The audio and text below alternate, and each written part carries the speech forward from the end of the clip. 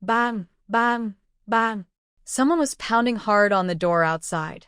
You lazy woman. Do you know what time it is? Stop hiding in there and get out to make breakfast. If you keep being so slow, I'll sell you off one of these days. The noise woke up the person inside the room. Shen Jinghua was never in a good mood when she first woke up. Half asleep, she reached out toward the bedside, grabbed something that felt like a cup, and without thinking, threw it toward the door where the noise came from. Clang. The enamel cup hit the door and fell to the floor. A woman's impatient voice followed. Be quiet. Stop making such a racket. It was finally her day off. No one was going to wake her up before she wanted to. She turned over, trying to go back to sleep, but the mattress felt strangely hard. It was uncomfortable, and her stomach was growling with hunger.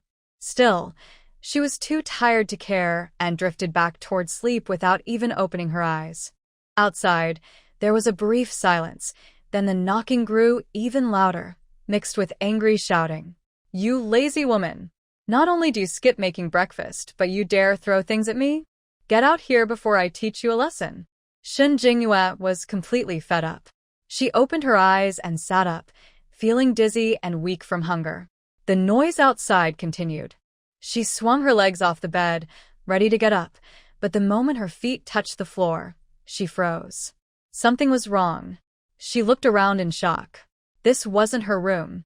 Where was her big wardrobe? Her cozy little sofa she'd spent so much money on? Her favorite desk? And her large, soft bed? Everything was gone. The room was completely different, bare and shabby.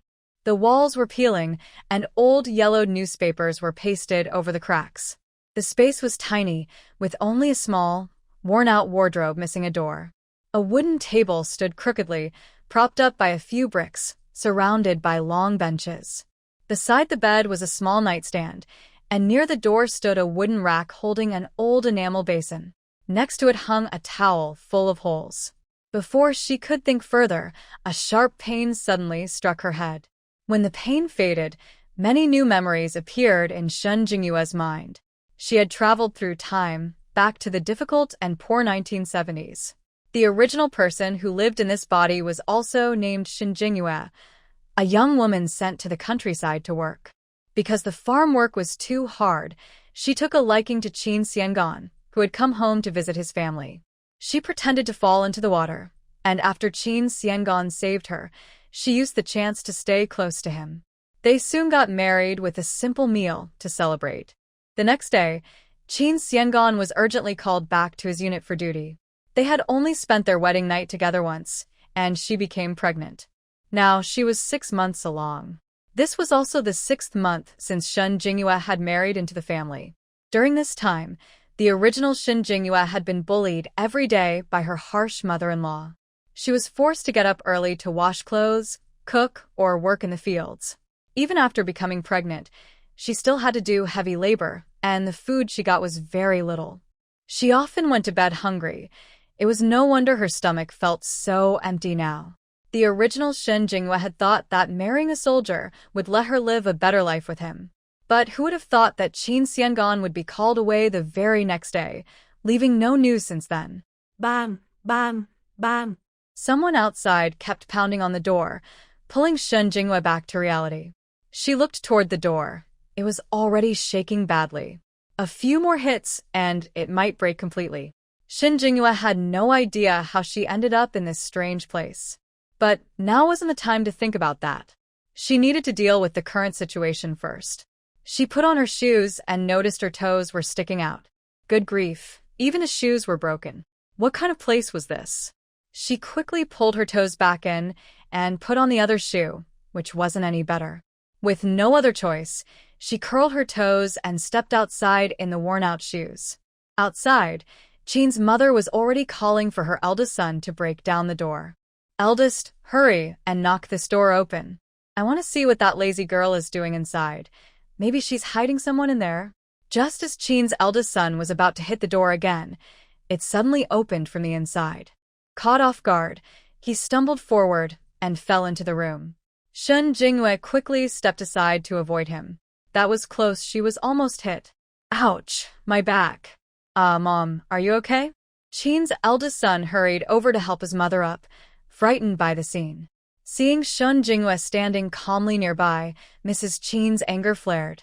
"You ungrateful girl! How dare you?" She raised her hand, ready to slap Shen Jinghua.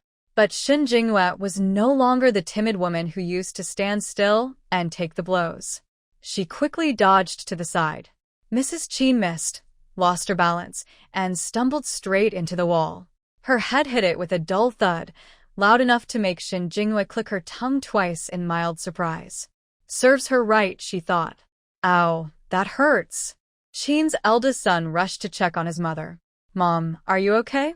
Mrs. Qin covered her aching forehead with one hand and pushed him aside with the other, pointing angrily at Shen Jinghua. "You dare to dodge me, you disrespectful girl. Hold her down for me, I'll teach her a lesson today," she shouted, rolling up her sleeves. Qin's eldest son, reeking of alcohol, looked at Shen Jinghua with a greedy, unpleasant expression. He staggered toward her, reaching out to grab her. The smell of alcohol and his disgusting look made Shen Jinghua feel sick. When he reached out again, she didn't hesitate. She kicked him hard. She completely forgot for a moment that she was pregnant. In her previous life, she had trained in Taekwondo and even earned a black belt. She wasn't afraid of people like them. She had used real strength in that kick. Her toes even poked through a hole in her worn shoes before she quickly pulled them back. Only after kicking did she suddenly remember she was carrying a child. Her hand instinctively went to her barely noticeable belly.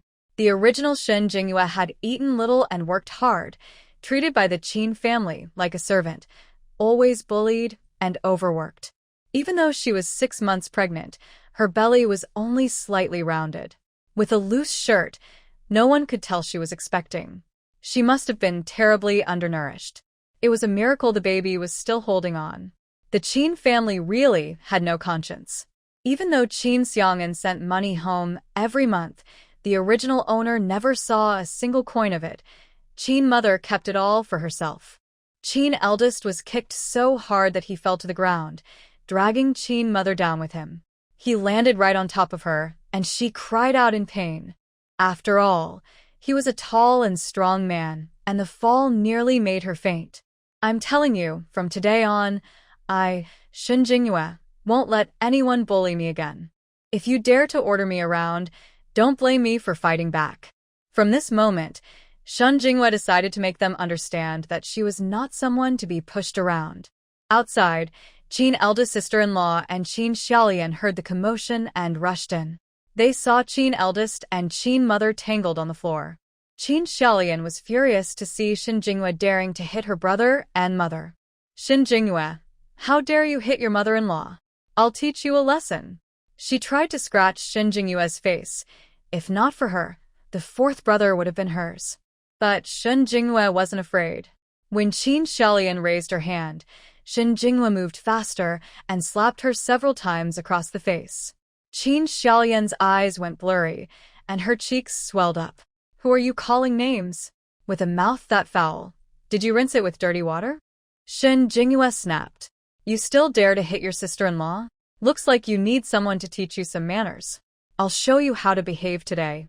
As she spoke, Shen Jinghua kept striking back, releasing all the anger the original owner had endured. There wasn't a single kind person in the Qin family. Since she married in, this sister-in-law had ordered her to wash clothes and even smelly socks. Whenever something went wrong, she took it out on her. She even took away the original owner's bedding, shoes, and clothes. Every slap Shen Jinghua gave now was for the original owner. The noise was so loud that the second and third brothers, as well as Qin father, came out to see what was happening. Even the neighbors next door, hearing the commotion, came out with their bowls to watch the scene unfold. "Fourth daughter-in-law, what are you doing? Stop right now." Father Qin became furious when he saw his daughter being slapped by the fourth daughter-in-law. Seeing that she still didn't stop, he quickly told the second and third sons to help. "What are you standing there for? Don't you see your sister is about to be beaten badly? Go pull them apart." Only then did the second and third sons react and hurry over. Shen Jinghua had vented her anger, but her hand was sore. When she saw the two brothers coming, She pushed Qin Xiaolian toward them. They weren't prepared at all, and ended up falling into a heap with her. Outside, people leaned over the wall, eating and watching the commotion, chatting noisily. Is that the fourth daughter-in-law? She looks like a completely different person. Exactly. She used to be so timid. Whatever the Qin family told her to do, she did it without a word. Now she's actually fighting back. Look at that Qin girl. Her face is all swollen. I wonder if anyone will still want to marry her. At least the fourth daughter-in-law finally stood up for herself. The Qin family has treated her terribly. She came here as a good educated youth, even pregnant, and look how they've worn her down. Her belly is still so small, I just hope the baby will be healthy. Well, she brought this on herself. Who told her to cling to Qin the Fourth? He's an officer with a bright future. She probably thought marrying him would give her a good life, but he left for the army the day after the wedding. Few people knew that Qin Xiaolian had been called back to the army for an urgent mission. It was confidential. Even the Qin family thought he didn't like her, so he left early and abandoned Shin Jingyue. Shin Jingyue ignored the gossip outside. At that moment, Father Qin pointed at her angrily and shouted, "Fourth daughter-in-law, what do you think you're doing? Are you trying to turn the house upside down?" Mother Qin, supported by the eldest daughter-in-law, glared at Shin Jingyue and shouted, "You dare hit my son and daughter? Let's see how I deal with you." She pushed aside the eldest daughter-in-law and rushed forward, trying to tear her apart. But Shin Jingyue grabbed her hand and, with a quick twist, there was a sharp crack. She had dislocated her arm. Mother Qin screamed in pain, her cry echoing through the entire Qin household. "You wicked woman! I'll make you pay for this." Her face twisted in agony. Mother Qin looked at Shin Jingyue with both fear and hatred. Everyone in the Qin family was stunned by what they saw. "What did you do, fourth daughter-in-law?" Father Qin was shocked to see his wife's arm bent at an odd angle. Not only him, everyone else, including the onlookers outside, was speechless at the sight of the usually quiet fourth daughter-in-law showing such strength. "Father," she twisted Mother's arm. The eldest son looked at his mother's limp arm and realized what had happened, his face pale with fear. When had the fourth daughter-in-law become so strong? She used to be timid and let everyone push her around. "What? Fourth daughter-in-law, are you out of your mind?" Father Qin shouted, his eyes wide in disbelief. "Yes, I am. You all drove me to it. Ever since I married into this family, you've treated me like a servant. You scolded and hit me, made me wash everyone's clothes in the river even when I was pregnant, and forced me to work in the fields. I've had enough." As she spoke, she looked around the room, then turned and walked straight to the kitchen. No one knew what she was going to do, but soon she came out holding a shining kitchen knife. Everyone froze in fear. The people outside, seeing the knife, quickly ran to call the team leader. If something terrible happened, the whole village would be in trouble. Father Qin and the others were so frightened that their legs went weak, trembling uncontrollably. "Fourth daughter-in-law, please, let's talk this out." "Don't use the knife," Father Qin stammered, his face pale and his voice shaking. The onlookers hurried to persuade her too. "Fourth daughter-in-law, don't do anything rash. Put the knife down and talk calmly. Yes, this knife is dangerous. You're still carrying a child. Even if you don't care about yourself, you should think about the baby. That's right, put the knife down. Don't hurt yourself." Everyone tried to persuade her, but Shin Jingyue wouldn't listen. She pointed the knife at the Qin family, her eyes full of anger, and said clearly, "I have only one request.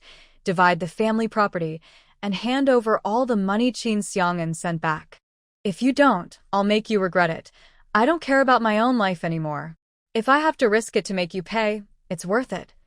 People say gentle ones fear the tough fear the reckless, and the reckless fear those who don't care about their lives. Shin Jingyue was exactly that kind of person. "That's the money my son sent me. Why should I give it to you? You still want to split the family? Keep dreaming." Mother Qin forgot about the pain in her hand and started shouting angrily. She didn't believe this young woman would really dare to hurt anyone. Shin Jingyue turned the knife toward her. "Fine, if you won't give me the money, then I'll risk everything today to make you pay for it. As she spoke, she started moving forward. Mother Qin saw that she was serious and screamed in fear. Just then, someone outside shouted, "The team leader is here. Make way." Soon, the village team leader, Qin Deju, and his wife, who was also the head of the women's committee, came over. When they saw the fourth daughter-in-law holding a kitchen knife, they were both shocked. In their eyes, this fourth daughter-in-law had always been quiet and hardworking. She often worked in the fields, washed clothes for the whole family, and never complained. What had the Qin family done to push such a gentle person to this point?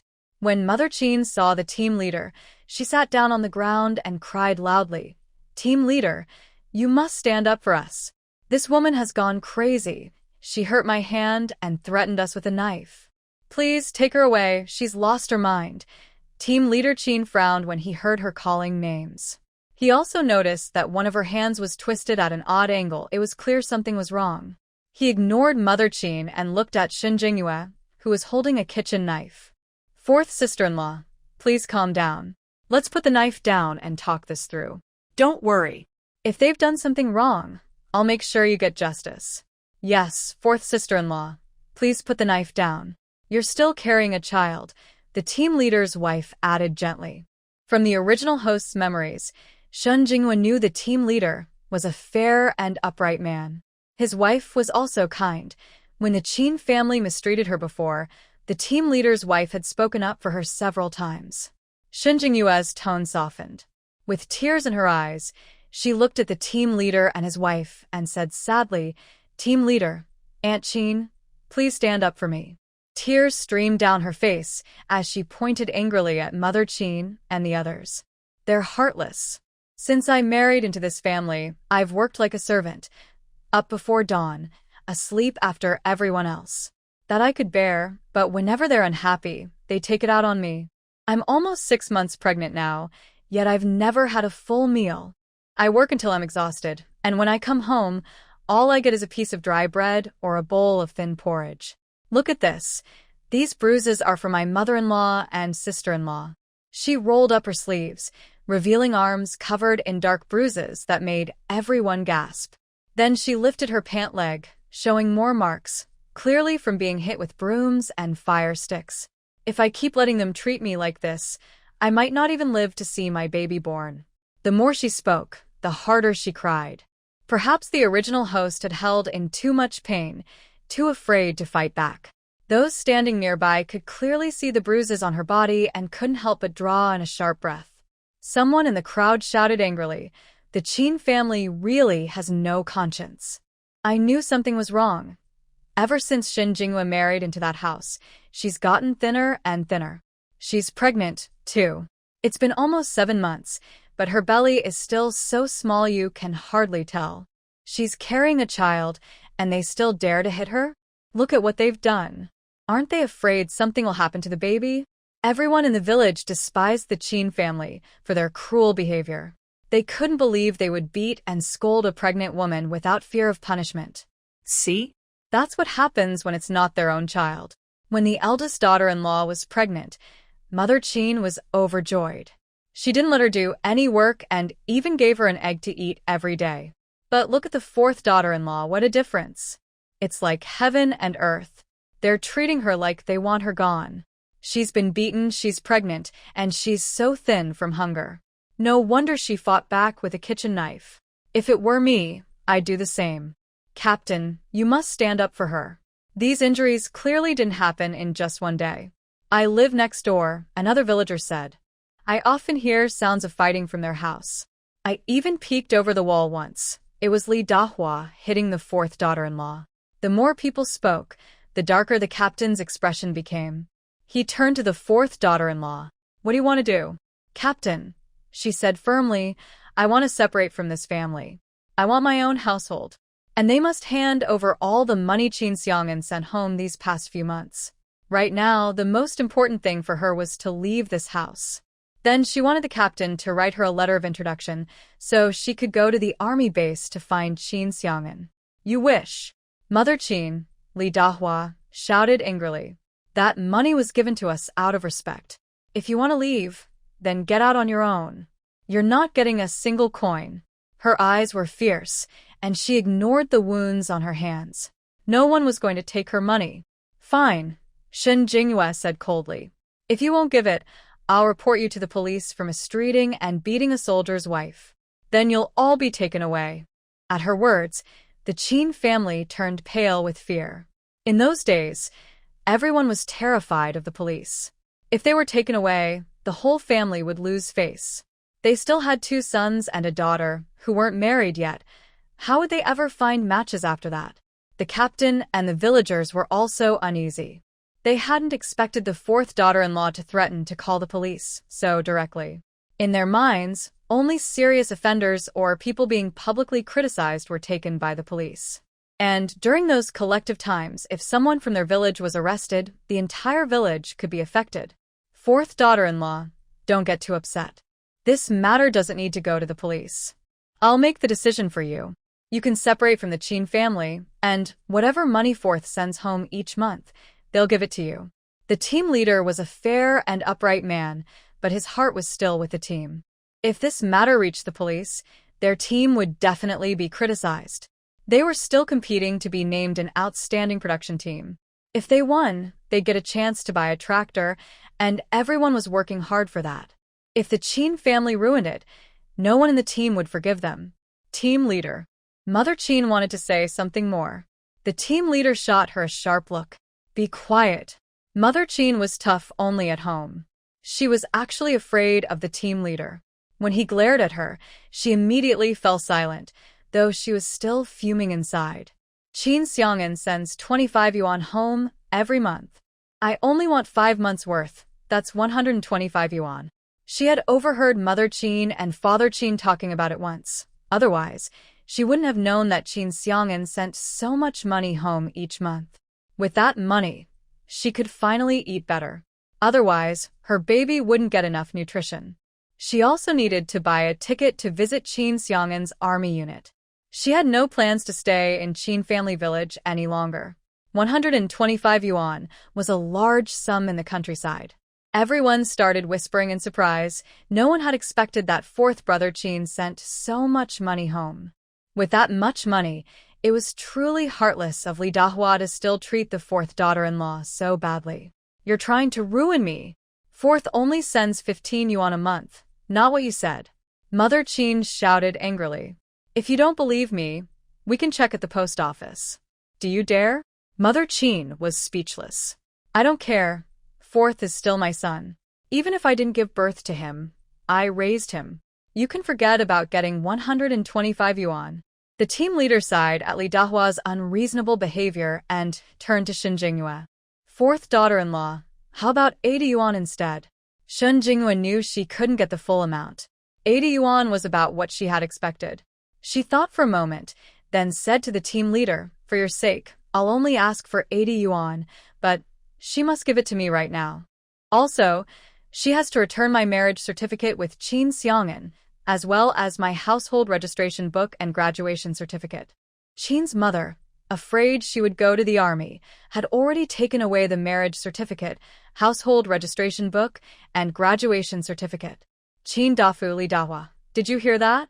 Go and get them right now. Qin Dafu thought 80 yuan was too much. He still had 2 sons who weren't married yet. He wanted to bargain, but one look from the team leader made him stop. Even Qin's mother, Li Dahua, who had wanted to argue, was silenced by the team leader's stern gaze. Besides, her hand hurt so much that she couldn't keep arguing. In the end, Qin Dafu went inside and brought out 80 yuan, the marriage certificate of Shin Jingyue and Qin Xiang'an, and Shin Jingyue's household registration book and graduation certificate. He hesitated, feeling heartbroken to hand over so much money. The team leader didn't care. He took the money and documents from Qin Dafu, counted the cash, checked the certificates, and, seeing no problem, handed everything to Shin Jingyue. Shin Jingyue counted the money again, looked over her documents carefully, and finally felt relieved. She thanked the team leader sincerely. Thank you, Captain. Keep the money safe, the team leader said. But since you're separating from the family, how do you plan to divide things? This house belongs to us, Qin's mother said quickly. She's the one who wants to leave, and already took so much money. Of course, she should move out. She had no intention of letting Shin Jinghua take anything else. Shin Jinghua didn't want their things anyway. She had what she needed and didn't want to argue further. Captain, I don't need any of their belongings, she said, but I want them to write a formal document stating that our branch of the family is now separate. That way, there would be no disputes in the future. If you don't take anything, where will you live? What will you eat and drink? The team leader asked, surprised. He thought she must be foolish to leave with nothing. I've decided to go with the child I'm carrying to join my husband in the army, she said. Qin Xiang'an's position allows family members to live with him. I'll go find him. But you're still pregnant, the team leader said with concern. Even if you want to go, you should wait until after the baby is born. What if something happens on the way? The captain's wife became worried when she heard that Shin Jinghua wanted to follow the army, especially since she was pregnant. It's fine. I'll take good care of myself, Shin Jinghua said firmly. Seeing that she had already made up her mind, the captain stopped trying to persuade her. All right, I can write the document for you. He asked someone to bring paper and pen, then wrote the separation agreement. It stated that from now on, 5 yuan would be given to Qin's parents every month. Qin's father was unhappy with a small amount, but when the captain gave him a stern look, he immediately fell silent. 2 copies of the agreement were made, signed, and stamped with fingerprints, officially marking the separation. After receiving her copy, Shin Jinghua asked the captain to write her a letter of introduction. She planned to leave that very day. So soon? You're leaving now? The captain asked in surprise. Captain, since I've already separated from the family, I've made up my mind. The captain sighed. All right, pack your things and come with me to the team office. I'll ask old Lu to take you to the county by ox cart so you can catch a bus. There was only a train station in the city, so she would have to take a bus from the county to the city before buying a train ticket. I might need to trouble you with one more thing, Captain. What is it? Without answering, Shin Jinghua walked straight toward Qin Xiaolian's room. Qin Xiaolian immediately guessed what she was up to. What are you doing? Her face was swollen from a previous beating, and she spoke unclearly as she tried to block Shin Jinghua's way. Shin Jinghua raised the kitchen knife in her hand, startling Qin Xiaolian so much that she fell to the ground. You, what are you doing? What do you want now? You've already got what you wanted. Are you trying to hurt someone? Qin's father hurried over. I'm not doing anything wrong. I just want to take back what belongs to me, Shin Jinghua said calmly. If any of you try to stop me, don't blame me for defending myself. She lifted the knife slightly, then went into Qin Xiaolian's room and gathered her own clothes and shoes. The clothes she was wearing were full of patches, almost like a beggar's. If Qin Xiaolian hadn't taken all her clothes before, she wouldn't have been dressed like this now. She went inside and searched around, gathering all her clothes and shoes. Then she packed them into the old leather suitcase she had used when she worked in the countryside as a young volunteer. For the bedding and other things she couldn't take, she cut them up with scissors so that Qin Xiaolian wouldn't get to keep them. When Qin Xiaolian saw her walking out with the suitcase she liked so much, her eyes were filled with anger. Captain, she's gone too far. Those things all belong to Xiaolian. Qin's mother hadn't expected her to take back the things Xiaolian had already claimed. Especially that suitcase. Xiaolian had always liked it and even said she would take it with her when she got married. If her hand weren't hurting so badly, and if that woman weren't holding a kitchen knife, Qin's mother would have tried to snatch the things back. The captain looked at Shin Jinghua, puzzled. Fourth daughter-in-law, what are you doing? Captain, these are all mine. This suitcase is the one I brought when I went to the countryside, and everything inside, my clothes and shoes, came with me back then. After I got married, Qin Xiaolian moved all my things into her room. She even said that since I married into this family, everything I own now belonged to them. But now that we've divided the household, I don't see any problem taking back what's mine. Shin Jinghua didn't plan to wear those things again since Qin Xiaolian had used them, but she didn't want to leave them behind either. The captain recognized the suitcase. It really was hers. He remembered that when the young volunteers went to the countryside, she was the only one carrying a leather suitcase. If it's yours, then there's no problem, he said. Why? That's mine. Qin Xiaolian cried angrily. Really? Should I ask the people who lived with me back then to confirm it? I stayed at the volunteer station for quite a while. Everyone remembers what I used to wear. That's not true. You gave those things to Xiaolian yourself, Qin's mother said without even blinking. As long as they insisted she had given them away, they thought she wouldn't be able to take them back. Is that so? Do you think I'm foolish enough to give away my good clothes and wear these patched-up ones instead? If you hadn't bullied me and taken my things, would I be dressed like this now? Qin Xiaolian glared at her with hatred, wishing she could make her disappear. I told you. When the fourth son's wife was a young educated worker, her clothes never had any patches. I once asked her about it, but she didn't dare say anything. Turns out, they took her things for themselves. Someone in the crowd said. When Qin Xiaolian wore Comrade Xie's clothes out before, I asked her about it. She said Comrade Shen gave them to her and looked so proud. So they were actually taken by force. The one speaking was the village secretary's daughter, who never got along with Qin Xiaolian. She was well-liked at home and couldn't stand Qin Xiaolian's behavior. Since those things belong to you, it's only right for you to take them back. Now that everything's settled, put down the kitchen knife and come with me to the brigade office. I'll write you a letter of introduction, the brigade leader said nervously, his eyes fixed on the knife in her hand. He was truly afraid she might lose her temper and do something rash. He hadn't expected Qin Dafeng's daughter to be so shameless, stealing from her sister-in-law. Once this spread, no one would dare marry their daughters into that family. Who would want to risk having their belongings taken by a sister-in-law? Because of this, the second and third sons would have a hard time finding wives. Even if they did, the women would likely be widows or older than them. As for Qin Xiaolian, no one from nearby villages would want to marry her either. With her reputation, no family would agree. In the end, her parents had no choice but to marry her off to a remote mountain village, but that's a story for later. Shen Jingyue didn't want to waste any more time. The sooner things were settled, the sooner she could leave. She put the kitchen knife back in the kitchen and followed the brigade leader out. When they stepped outside, there were still many onlookers. The brigade leader waved his hands and shouted, "All right, that's enough. Go on, everyone. Time for breakfast. Work starts soon."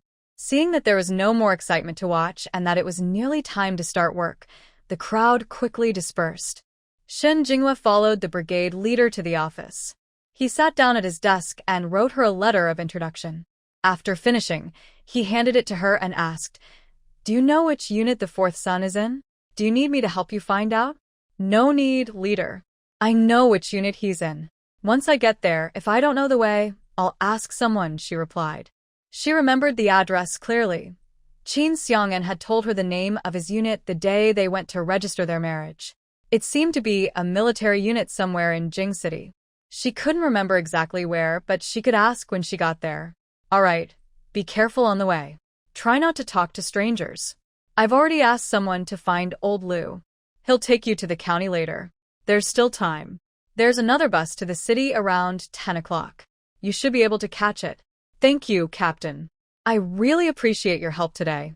Without you, I don't know if I could have left that house." She was truly grateful to the captain. "No need to thank me. This is what I should do as the captain. Let's go and see if old Lu has arrived." As they stepped outside, the captain's wife came over, holding a small bundle in her hands. It was a few corn buns. "Here, take these for the road," she said kindly. You look so thin. "When you get to the army base, ask your husband to take good care of you. You'll have your baby in 2 or 3 months, and you need to eat well, or it'll be hard later." "Andy, that's all right. I can buy something to eat when I get to the county." Take it. "It's nothing expensive," the captain said. The captain's wife tucked the buns into her arms. Just take them. "Old Lu is here already. Go on and be careful on the way." "Thank you, Captain, Auntie. All right, hurry along now." Shen Jinghua held the bundle of buns and walked toward the ox cart. Old Lu drove her to the station and then went back, as there was still plenty of work waiting for him in the village. On the way, Shen Jinghua finished all the buns. It was the first time in a while she had eaten until she was full. After getting off, she went straight to the ticket window. There weren't many people at the station, so after waiting a short while, She bought a ticket for the 10 o'clock bus. A big clock hung on the wall of the station hall, so people could check the time and not miss their buses. It was only 8 o'clock, 2 hours before departure. According to the original owner's memory, she knew the supply and marketing cooperative wasn't far from here. She wanted to buy some clothes and a bit of food, but then she suddenly remembered, during this time, you needed ration coupons to buy almost anything. Without them, you couldn't buy a thing. Shun Jinghua frowned. How could she have forgotten something so important? These days, buying things doesn't just take money, you also need ration tickets. Without them, you can't buy much at all. She patted her head. How silly of her. What was she going to do without tickets? She couldn't just go hungry. Shun Jinghua sighed helplessly. Luckily, she had already eaten. Once she got to the city, she would try to find a way to get some tickets. With no tickets, there was nothing she could buy, so she sat in the waiting hall, waiting for the bus. There was nothing to do, and just sitting there felt endless. She still couldn't figure out why she had traveled through time. She began to think back carefully about how it had happened. She hadn't done anything unusual. After finishing work at the traditional medicine clinic, she went straight home, ordered some food, ate, took a shower, and went to bed. Food delivery? Right, that was it. The only thing different that day was the meal she ordered. It was the same as usual, except that because of a promotion, they had included a small gift, a beautiful purple crystal bracelet. She thought it looked nice and tried it on for a while. Later, before taking a shower, she took it off and placed it on her bedside table. As she was falling asleep, she vaguely saw a flash of purple light. When she woke up, she was already here. Could her time travel have something to do with that bracelet? Just as she was thinking about it, she suddenly felt a weight on her wrist. She instinctively rolled up her sleeve and looked. The same purple crystal bracelet from last night had appeared on her wrist. Shun Jinghua stared in shock. She was sure her wrist had been bare, so the bracelet had just appeared out of nowhere. What on earth was going on? She remembered stories she had seen online about people gaining special powers after time travel. Could this bracelet be her special ability? The thought made her both excited and curious. But since there were people all around, she didn't dare to act rashly. She closed her eyes and focused on the thought of her clinic. Sure enough, the image of her familiar traditional medicine clinic appeared in her mind. Her heart raced with excitement. It was really her clinic. If it weren't for all the people nearby, Shun Jinghua would have screamed out loud. Inside, she was shouting with joy. Her traditional medicine clinic had somehow come along with her. If it weren't for the wrong location, Shun Jinghua would have really wanted to go inside and take a look. Fortunately, even without entering, she could still observe it through her spiritual sense. The clinic was opened by her master, a highly skilled practitioner of traditional Chinese medicine. Most of her medical knowledge came from studying under him.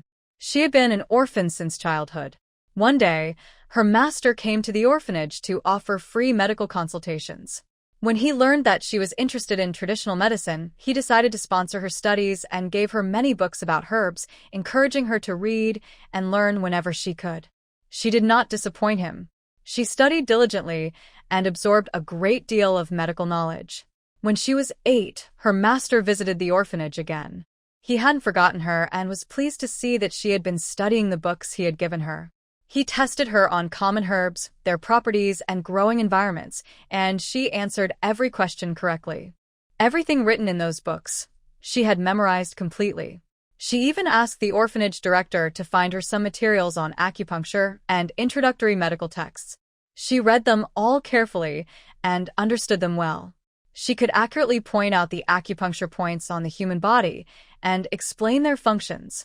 Seeing her talent, her master applied to adopt her. After that, she followed him closely, learning from him every day. She lived up to his expectations. At 18, she was admitted to the best university in the capital for both Chinese and Western medicine. Through hard work, she completed all her studies before the age of 25. During that time, she also trained and practiced with her master in several major hospitals for 2 to 3 years. When she used her spiritual sense to look inside the clinic, she found it identical to her master's original one. Even the herb garden had come along. The only difference was a small lake in the garden, something the original clinic didn't have. Thinking of the spiritual spring often mentioned in novels, she wondered if that little lake might be one. If it was, that would be wonderful. Her heart was filled with curiosity. If the timing were better, she would have gone in to take a look. After waiting for 2 hours, the bus finally arrived. There were quite a few people heading to the city, and the bus was nearly full. When the time came, it departed on schedule. The bus was crowded and noisy, filled with all kinds of smells. Shun Jinghua chose a window seat. After getting on the bus, she opened the window. When the bus started moving, the wind blew in, and the unpleasant smell in the bus faded a lot. It would take more than an hour to reach the city. Shun Jinghua closed her eyes to rest, but her mind entered her inner space. She went to check the herb field, wanting to see if she could touch the herbs. Unfortunately, her hand passed right through them. She couldn't touch them at all. It seemed that to really touch anything there, she would have to enter the space completely. She tried using her mind to pick a leaf from a herb and take it out. It worked. The leaf appeared in her hand, though it was a bit tiring. She placed the money she carried into the resting room inside her space. There was also a staff resting area behind the traditional medicine clinic. She had a small resting room there too, 1 bedroom, 1 living room, a kitchen, a bathroom, and a small balcony. When she worked at the clinic, she stayed there. It was well stocked with food and clothes. Since there was food, she didn't have to worry about meal tickets or going hungry. As for clothes, she remembered there were a few shirts in her space. Once she reached the city, she could find a quiet place to enter the space and change out of her torn clothes. After more than an hour, the bus finally arrived at the city station. After getting off, she asked for directions to the train station and then took a bus there. The train station was quite crowded. She found the ticket counter and waited in line. After about 10 minutes, it was her turn. She took out her introduction letter and handed it to the ticket clerk. "Hello, comrade. I'd like a sleeper ticket to Beijing for today." The clerk took the letter without expression. Hearing her ask for a sleeper ticket, the clerk looked up and noticed her patched clothes. Her tone turned unfriendly. "There are no sleeper tickets, only hard seat ones. And the train to Beijing today has already left. The next one is tomorrow morning at 8. Then she muttered under her breath, "Dressed like that, and still asking for a sleeper ticket? Does she even have the money?" Her voice wasn't very quiet, and since Shun Jinghua was standing right at the window, she clearly heard the words of disdain. Shun Jinghua was a little angry, but since she was there to buy a train ticket, she didn't want to make a scene. "Fine, then give me 1 hard seat ticket to the capital for tomorrow." The ticket seller handled it with clear impatience. 10 yuan. Shun Jinghua took out a small cloth pouch from her bag, which held only 20 yuan. She counted out 10 and handed it over. After checking the money, the ticket seller gave her the ticket and a letter of introduction. Shun Jinghua took them and said, "Comrade, since you're working for the public, you should take your job seriously. With that attitude, if you meet someone less patient, you'll be reported in no time." Without waiting for a reply, she turned and walked away, ignoring the seller's dark expression. The ticket seller was furious. She had worked there for years, and no one had ever dared to speak to her like that. She was so angry that her attitude toward the next customers became even worse. Maybe Shun Jinghua's words had really come true. Soon after, an elderly man wearing patched clothes came to buy a ticket, and the seller treated him rudely. The old man wasn't someone easy to deal with, and he actually held an important position. He was simply thrifty and didn't like to waste money on new clothes. But the seller mocked him, calling him a country bumpkin and saying people like him should stay in the countryside instead of coming to buy tickets. When she saw he was buying a ticket to the capital, she even sneered that he must be going to visit relatives just to take advantage of them. The old man, angered, told his assistant to call the station manager. He filed a complaint against the ticket seller and showed his identification. When the manager saw who he was, he didn't dare to cover for her and immediately dismissed the seller from her job. The seller was stunned. She never expected that the man she had looked down on was actually a high-ranking official. Her husband had used connections and spent a lot of money to get her that job. If she lost it, he would never forgive her. She tried to beg for mercy, promising to behave better, but the manager ignored her and had her taken away. She never imagined that her arrogance would cost her the very job she had relied on. Shen Jingyue didn't know any of this. At the moment, she planned to find a nearby guest house to stay in for the night. Since she had never been to the city before, she asked a woman for directions. "Excuse me, ma'am, do you know where I can find a guest house around here?" The woman looked her over, then pointed ahead. "Go straight, turn right at the first intersection, and you'll see one." Shen Jingyue looked ahead and saw the intersection not far away. "Thank you, ma'am," she said gratefully. "You're welcome," the woman replied and walked off.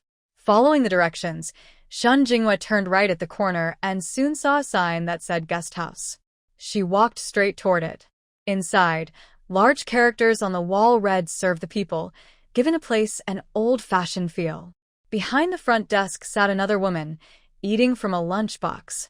When she saw someone come in, dressed rather simply, she didn't look down on her. Instead, she asked politely, "Comrade, who are you looking for?"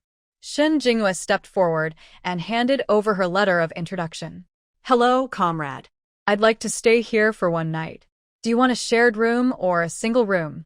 the woman asked, putting down her lunch and glancing at the letter. "A single room," Shen Jingyue replied. The woman looked up, a bit surprised. Judging by her clothes, she had expected her to choose the shared room. A single room costs 2 yuan a night. The shared room is 90 cents. "Are you sure you want the single?" "I'm sure." Thank you, comrade. She took out 2 yuan and handed it over. Seeing that she could pay, the woman said nothing more. She counted the money, then handed her a key. "Your room is on the second floor, number 207. The restroom and bath are at the end of the hallway. You'll need to buy your own food. We sell some here, but you'll need both money and ration tickets." "Comrade, if I don't have tickets, can I pay extra to buy food?" Shen Jingyue asked. She was thinking about the long train ride ahead to the capital. She couldn't go without food or water, so she needed to buy some dry food to take with her. But she didn't have any ration tickets, and even though she had some food stored away, it wasn't convenient to take it out here. If she could buy food without tickets by paying a bit more, that would be perfect. "You don't have any tickets?" the woman asked in surprise. Shen Jingyue felt a little embarrassed. She glanced around and quietly asked the older woman, "Big sister, do you have any tickets? I can trade with you." She knew that in this time period, things were strict and private trading was not allowed, so she said trade instead of buy.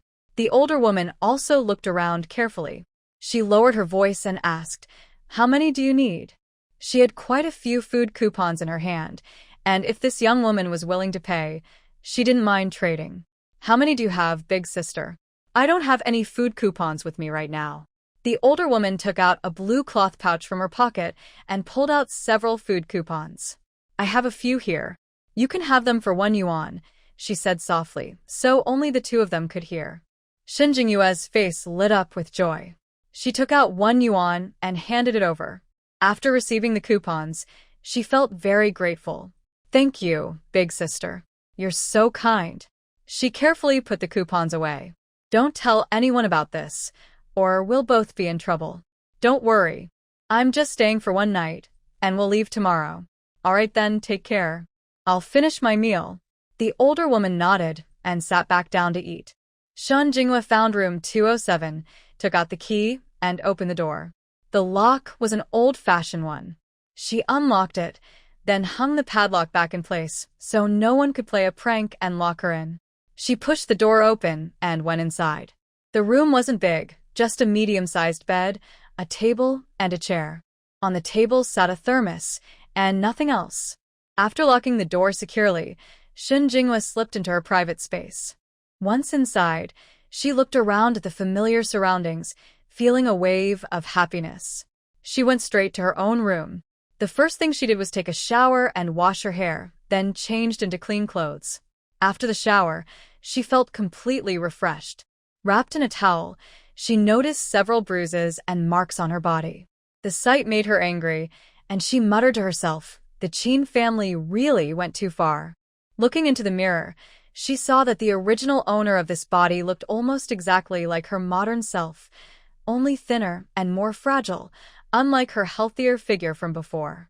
Her face was thin, and because of poor nutrition, her skin looked pale and yellowish. Since she often worked in the fields, her skin was a bit dark, with a tan line on her neck. Her body was fair and smooth, but her face and hands were darker and slightly rough. If she could take better care of her skin, she would be quite pretty. She needed to eat more nutritious food and take good care of her body. Her stomach was really too small. She decided to cook something nice later to nourish herself and make sure the baby in her belly grew healthy. She knew that if a baby didn't get enough nutrients before birth, it could lead to early delivery or poor brain development. She took out a moisturizing face mask and put it on. After drying her hair and finishing her skincare routine, she went to her room to find some clothes. She thought for a moment, then only took out a nightdress to wear.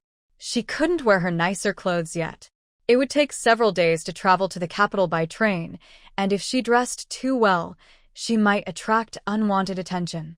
It was safer to wear her old, worn clothes for now. She could wash them later in the machine. After changing, she tossed her dirty clothes into the washer and went to the kitchen to cook. She was starving. There was a refrigerator, and it was full. She had stocked it earlier with vegetables, drinks, milk, and eggs. She usually cooked at home and only ordered food when she didn't feel like cooking. She took out 2 eggs and a fish from the freezer. The fish had been a gift from a coworker. She hadn't wanted to cook it before, so she froze it. Now it came in handy. Today, she wanted to make pickled fish soup and add 2 poached eggs. After starting the rice cooker, she began defrosting the fish, washing and chopping the pickled vegetables and marinating the fish slices with seasoning. Once everything was ready, she heated the pan, fried the fish head and bones until fragrant, then transferred them into a clay pot. Next, she stir-fried the pickled vegetables with green onions, ginger, and garlic. The aroma filled the kitchen, making her even hungrier. She tasted a bit of the pickled vegetables. They were so delicious that she couldn't help but smile. Then she added them to the clay pot, poured in hot water, and let it simmer. After the fish was cooked, she removed the bones and head, then added the fish slices and cracked in 2 eggs. When the rice was ready, the pickled fish soup was also done. That first night after arriving, she finally had a warm meal. Although she was very hungry, her body had been weak for a long time, so Shin Jinghua didn't dare to eat too much. After finishing 1 bowl, she put the rest of the pickled fish away, planning to eat it later and save some for breakfast the next morning. After eating, she went to the medicine field. The small lake that had suddenly appeared there caught her attention. She wanted to find out if it was a spiritual spring. When she reached the lake, she noticed a small spring beside it, with a thin stream of water constantly bubbling up. She took a small teacup and filled it with water from the spring. She brought it to her lips and took a small sip. The water didn't taste much different from regular water, just a bit sweeter. After finishing the cup, she went back to check if her clothes were clean. Once they were washed, she changed and prepared to go out. She didn't want to stay in the space for too long in case someone came by. When she returned, the washing machine had just finished. It had a drying function, so the clothes were ready to wear right away. She changed into the clean clothes and left the space. She had stayed inside for more than 2 hours, but it was still bright outside. Without a watch, she had no idea what time it was. Since the door was locked, she decided to go back into the space again. There wasn't much else to do anyway. The dorm inside the space had a computer, and she wanted to see if it worked. To her surprise, it did, which made her very happy. She spent the whole afternoon inside, even making some protective powder. Whether it would work or not, it was good to have it ready. When she checked the time, it was already 8 o'clock. She wasn't sure if time in the space passed the same as outside. When she stepped out to check, it was still bright. She was surprised. She had been inside for hours, yet it wasn't dark even though it was already 8. Could it be that time flowed differently inside the space? But without a watch, she had no way to find out. But one thing she was sure of, time in the space moved faster than outside. If that was true, it was great news. She quickly entered the space again, planning to take a nap. She didn't know how long she had slept when she suddenly heard loud knocking on the door. Shun Jinghua woke up, sat up right away, grabbed her suitcase, and stepped out of the space. When she looked out the window, it was already dark. The knocking continued, loud and urgent. She had no idea who was outside. She didn't open the door right away or make any sound. Instead, she stood quietly by the door and listened.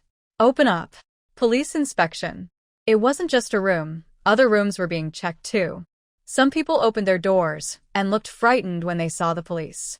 After confirming that it really was the police, Shun Jinghua opened her door. Two young officers stood outside in uniform. Confused, Shun Jinghua asked, "Officers, what's going on? We received a report that someone here might be involved in improper behavior between men and women. Please come out and cooperate with our investigation." Shun Jinghua agreed to cooperate. Everyone on the floor was asked to come out. Please show your introduction letters. If you're living together as a couple, show your marriage certificate as well. Standing with the others, Shun Jinghua handed over her introduction letter. After checking, the officers confirmed hers was fine and let her go. Two pairs of men and women were living together, but one marriage certificate turned out to be fake. Some of the officers were former soldiers, sharp-eyed and observant. They noticed the couple's nervous looks and hesitation when handing over the certificate. Sensing something was wrong, one officer took a closer look. At first glance, it looked real, but the stamp was fake. Without experience or comparison, it would have been easy to be fooled. This marriage certificate is fake. You're not really married.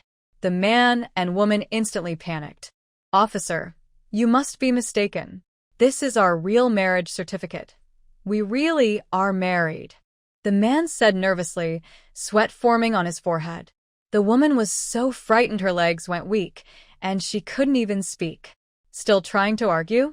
The seal on this marriage certificate is fake. If you were really married, how could the stamp be forged? Officers, take them back to the station for questioning. Wait, we really are married. Officer, you've misunderstood. This has nothing to do with me. He's the one who brought me here, and he's the one who got the fake certificate. I had nothing to do with it. The woman hadn't expected the police to show up. She was so frightened that she lost her composure and tried to push all the blame onto the man. If she got taken back and her husband found out, she'd be in serious trouble. You fool. Be quiet. The man was furious. He never imagined she could be so foolish. The officer sighed. Well, no need for questioning then. Take them away. Two officers came over, handcuffed them, and escorted them out. The others had no issues. The officer turned to them and said, "Sorry for the disturbance. Please continue resting." Then the team left with the suspects. Shun Jinghua sighed, thinking the inspection was really strict, but it had nothing to do with her. She went back to her room and locked the door. Knowing she could still hear knocking from inside her special space, she decided to rest there. After a short nap, she woke up hungry. She reheated the pickled fish she had made that afternoon and ate it. After eating, she checked on her herb field, then went back to sleep. She slept until morning. After waking up, she boiled a few eggs in her space to eat later on the train. When she came out, the sky was already turning light. Once it was fully bright, she checked out of the hotel and walked to the train station. When she arrived, it was already past 7. The train would leave in less than an hour, so she sat in the waiting hall. 10 minutes before departure, the train arrived. There were many passengers. Shun Jinghua held her belly protectively, carried her suitcase, and followed the crowd onto the train. She found her seat and sat down. Her seat was by the aisle, and the other seats were already taken. She placed her suitcase by her feet. Next to her sat a young woman with a child. Seeing that Shun Jinghua's clothes were even more worn than hers, she asked, "Sister, where are you headed?" Shun Jinghua glanced at the woman. Her accent was strong, and from her clothes, she seemed to be from the countryside. "Are you also traveling far with your child?" Instead of answering, Shun Jinghua asked her a question in return. No matter the situation, one must always stay cautious, especially with strangers. The woman, however, didn't think that much. Smiling, she said, "I'm taking my son to the northwest to find his father. He's been very busy, but now he finally got permission to apply for housing, so I'm bringing our son to join him." As she spoke, her face lit up with excitement. "What about you, little sister?" she asked. "I'm going to the capital to find my husband," Shen Jingyue replied. There was nothing to hide about that. "Oh, that's great. We're going the same way. We can look out for each other these next few days." The woman was very talkative and kept chatting with Shen Jingyue. During their conversation, Shen learned that this woman had a strong and fiery personality. She said her mother-in-law favored her husband's older brother's families. Since her own husband was away, her mother-in-law often bullied her, making her do all the chores like a servant. That wasn't the worst part. Her son was also treated unfairly. Once, her sister-in-law's child pushed her son down a slope, and he hurt his head badly. Luckily, someone found him in time and took him to the county hospital. Otherwise, who knew what might have happened? When she heard about it, she went straight home and confronted her sister-in-law, even giving her a good scolding. She said she could endure being mistreated herself, but no one was allowed to hurt her child. She didn't care what others said. If anyone bullied her son, she would make sure they regretted it. After that, she only did her own work and cooked just for herself and her son. If anyone wanted her to wash their clothes, she threw them into the manure pit. If they wanted her to cook for them, she let them go hungry. It wasn't her problem. She even asked someone to help her write a letter to her husband in the army. When he received it, he immediately applied for family housing and wrote back, asking her to bring their son to live with him. At first, her mother-in-law refused, but after she made a big scene at home, the old woman finally agreed. After hearing all this, Shen Jingyue couldn't help but admire the woman.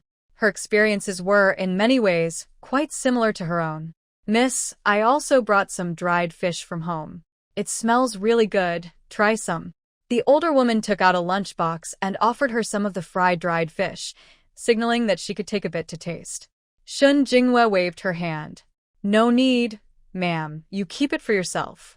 Don't be shy, my dried fish is delicious. Go on, have a taste." The woman thought Shen Jingyue was just being polite and pushed the lunchbox toward her again. "Really, it's fine. Thank you for your kindness, but I'm full. You should keep it for yourself. Miss, since she doesn't want any, give me a bit. I'd like to try it again." The older lady sitting across from them had been eyeing the dried fish for a while. She had tasted a little earlier. It was crispy and clearly fried in plenty of oil, very tasty. Now that she saw the woman offering it again, she wanted more. The woman quickly closed the lunchbox, put it back in her bag, and held her son close, turning to look out the window, ignoring the older lady. What a greedy person, she thought.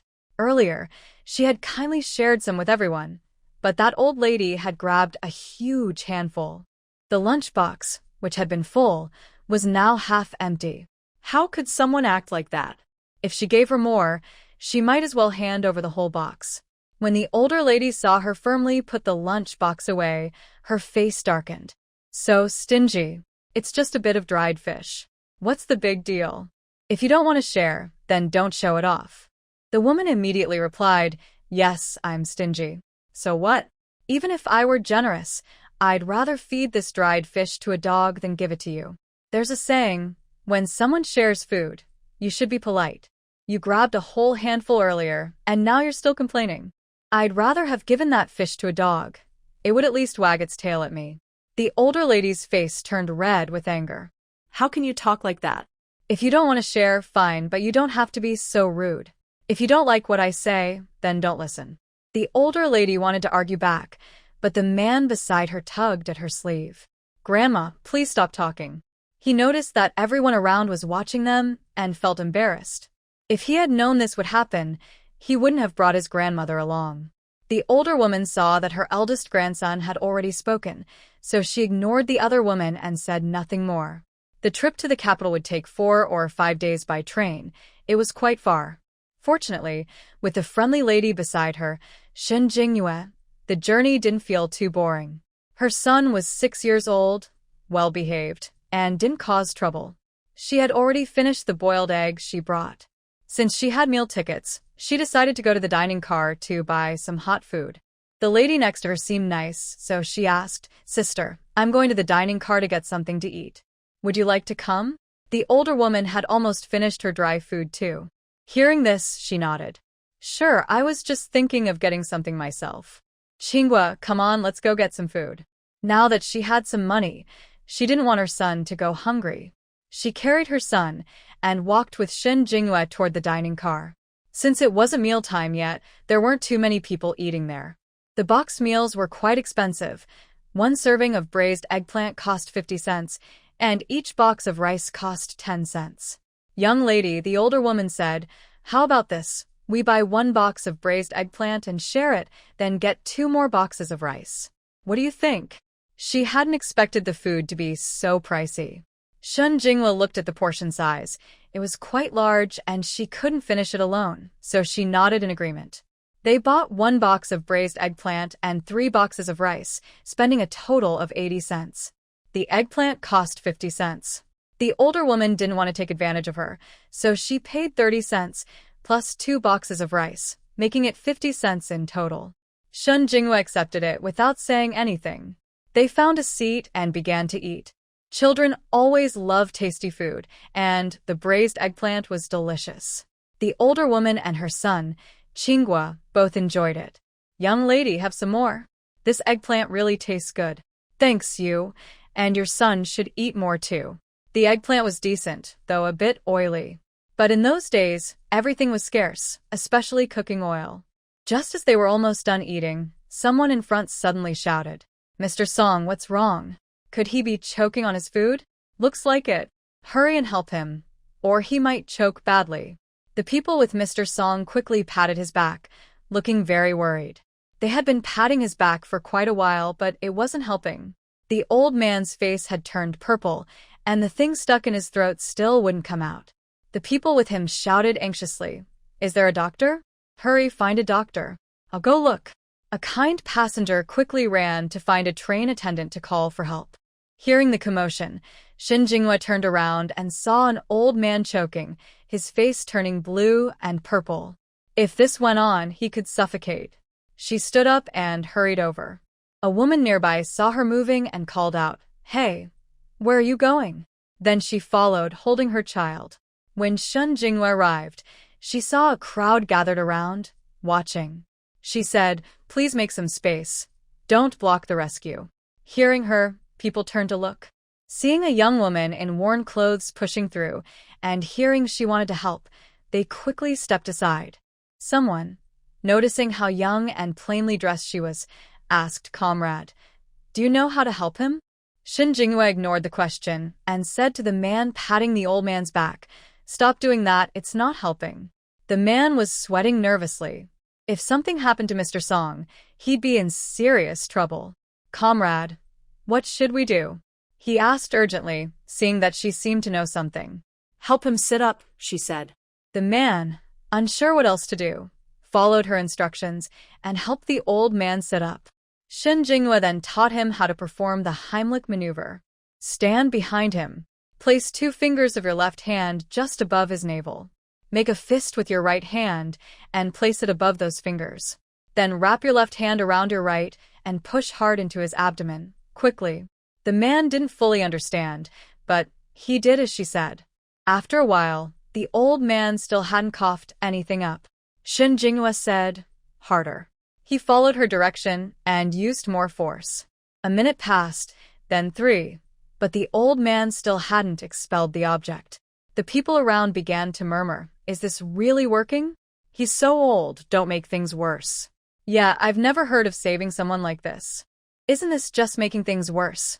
The people around didn't believe this method could really help the old man spit out what was stuck. The eldest sister stood in the crowd, worried about her younger sister, but she didn't dare to stop her. What if it actually worked? Just then, the train conductor arrived with a doctor. The doctor's here. The doctor's here. Hearing that, everyone quickly made way. The doctor's here. Let go of the old man, or you'll really hurt him. The man saw that the old man's face was turning pale and, hearing the doctor's words, was about to let go. Shen Jinghua noticed and said firmly, Keep going. If you stop now, he might not make it. You have to continue. The man didn't dare to stop and kept pressing on the old man's abdomen. When the doctor came in and saw them doing that, he quickly said, What are you doing? Let him go. You'll hurt him like this. When they didn't listen, the doctor was about to pull them apart. Just then, the old man suddenly coughed and spat out a peanut. Everyone finally breathed a sigh of relief. Shun Jinghua saw that the old man had spat it out and also let out a deep breath. All right, he's fine now. Stop, or you'll really tire him out, she quickly told the man to stop. The man, seeing the old man was safe, also sighed in relief. He helped the old man sit back down on the seat. Thank you, comrade.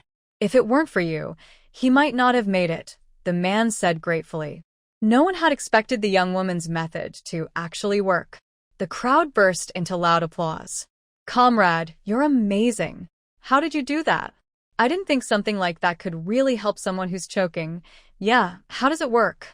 My neighbor's daughter once choked like that and didn't make it. I never thought this kind of method could save someone. People didn't understand what had just happened. They only saw the man pressing on the old man's body for a while before the peanut finally came out.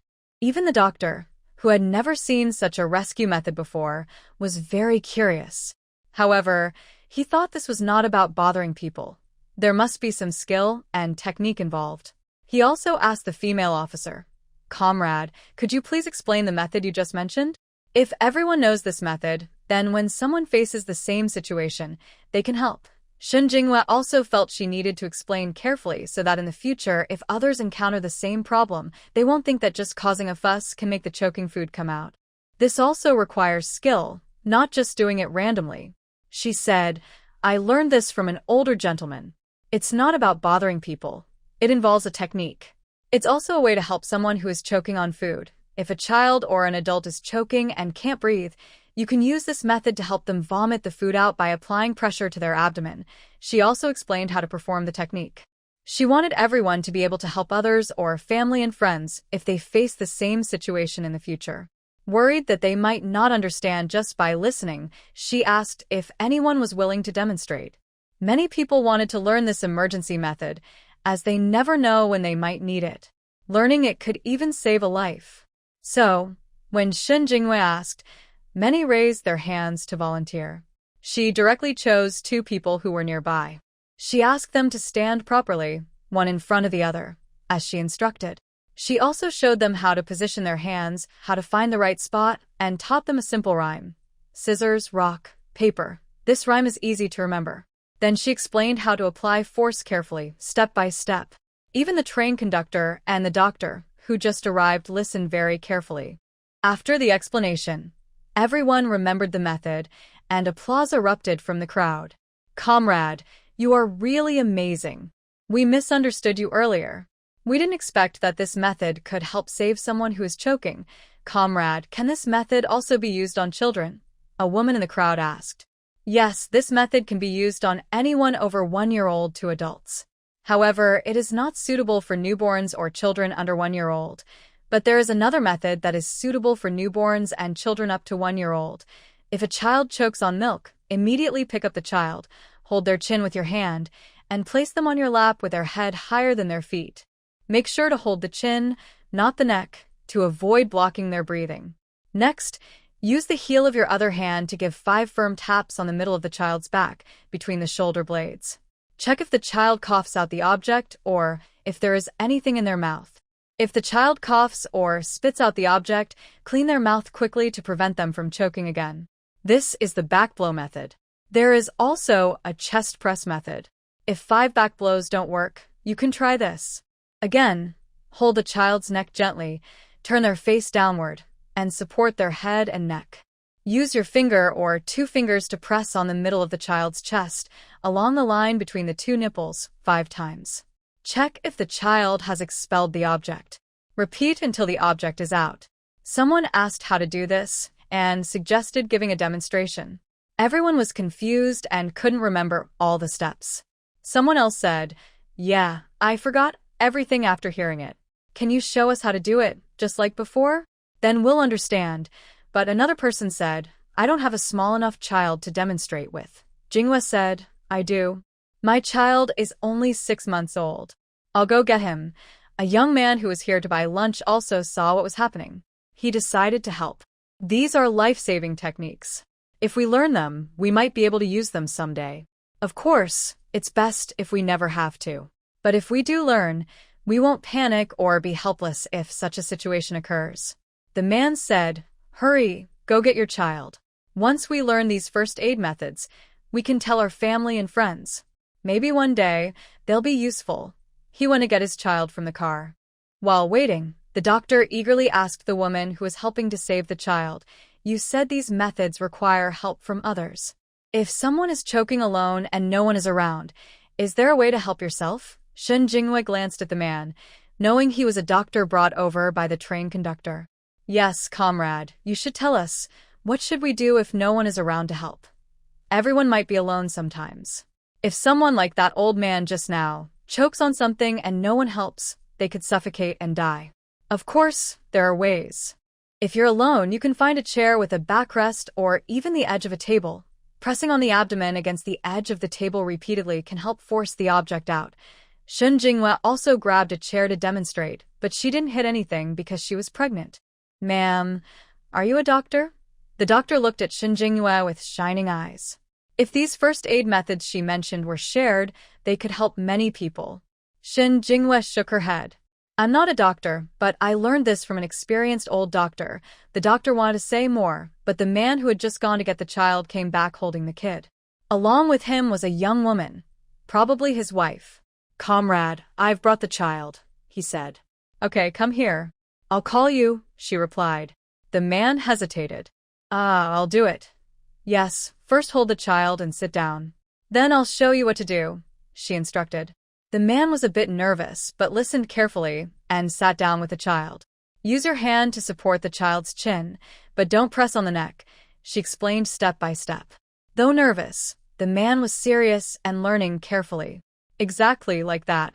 Now, gently turn the child over, face down with legs up." She helped him adjust the position. "Yes, just like that." The little child didn't understand what was happening. He thought his dad was playing with him. He didn't cry or fuss. His big black eyes kept looking around. His chubby legs kicked and flailed, and he smiled happily, drooling a little. The man was strong. His chubby son kicked and struggled, but he held him securely. She also used a handkerchief to wipe the drool from her still happily laughing son. Find the spot between the child's shoulder blades, then press firmly with the heel of your hand. If the child vomits, stop. If pressing multiple times doesn't work, then use the chest compression method I just explained. Shen Jinghua asked him to turn the child over and also taught him how to perform the chest compression. After finishing the instructions, everyone understood clearly. They couldn't help but admire this woman officer. "Does everyone understand now?" Shen Jinghua asked, worried that some might not have seen clearly. Yes, we understand. Comrade, you know so much. We will remember and tell our friends and family. This knowledge could save lives in critical moments." Everyone watched very carefully as she explained. Some even carried notebooks and took notes on the method. Seeing that everyone had learned, Shen Jinghua was about to leave when the man next to the old man approached her. "Comrade, please wait a moment." Seeing it was someone from the old man's group, Shen Jinghua asked, "Is there something else? Our old man wants to thank you. Thanks to your method, he was saved. If it weren't for her, old Song might have had a serious accident." Shen Jinghua looked at the old man, who seemed to have calmed down, and said, "No need. I just happened to see and helped a little." The old man came over and the man beside him quickly supported him. But the old man pushed him away and smiled warmly at Shen Jinghua, saying, "Thank you, ma'am, for your help. May I invite you to a meal as a token of gratitude?" "Thank you, but no need. I've already eaten." The old man looked a bit disappointed, then took out a pen and a small notebook from his chest. He wrote something on it and handed it to her. "This has my phone number and address.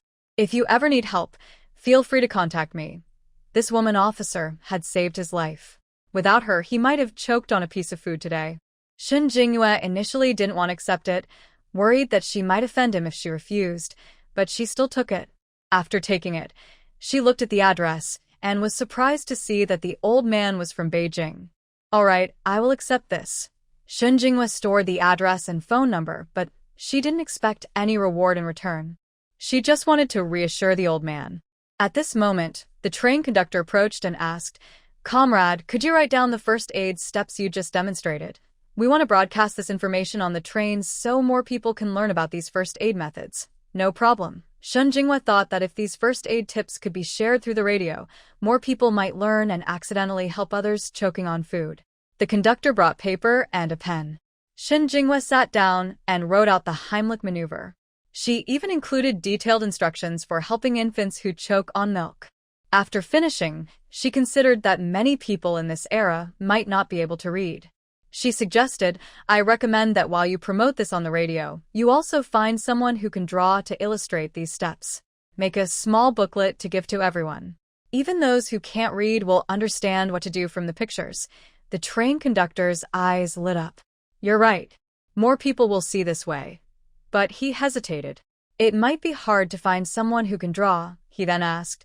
Comrade, can you draw? Realizing his question was silly, he looked at the woman's worn-out clothes, patched and tattered, and her shoes, which were also old.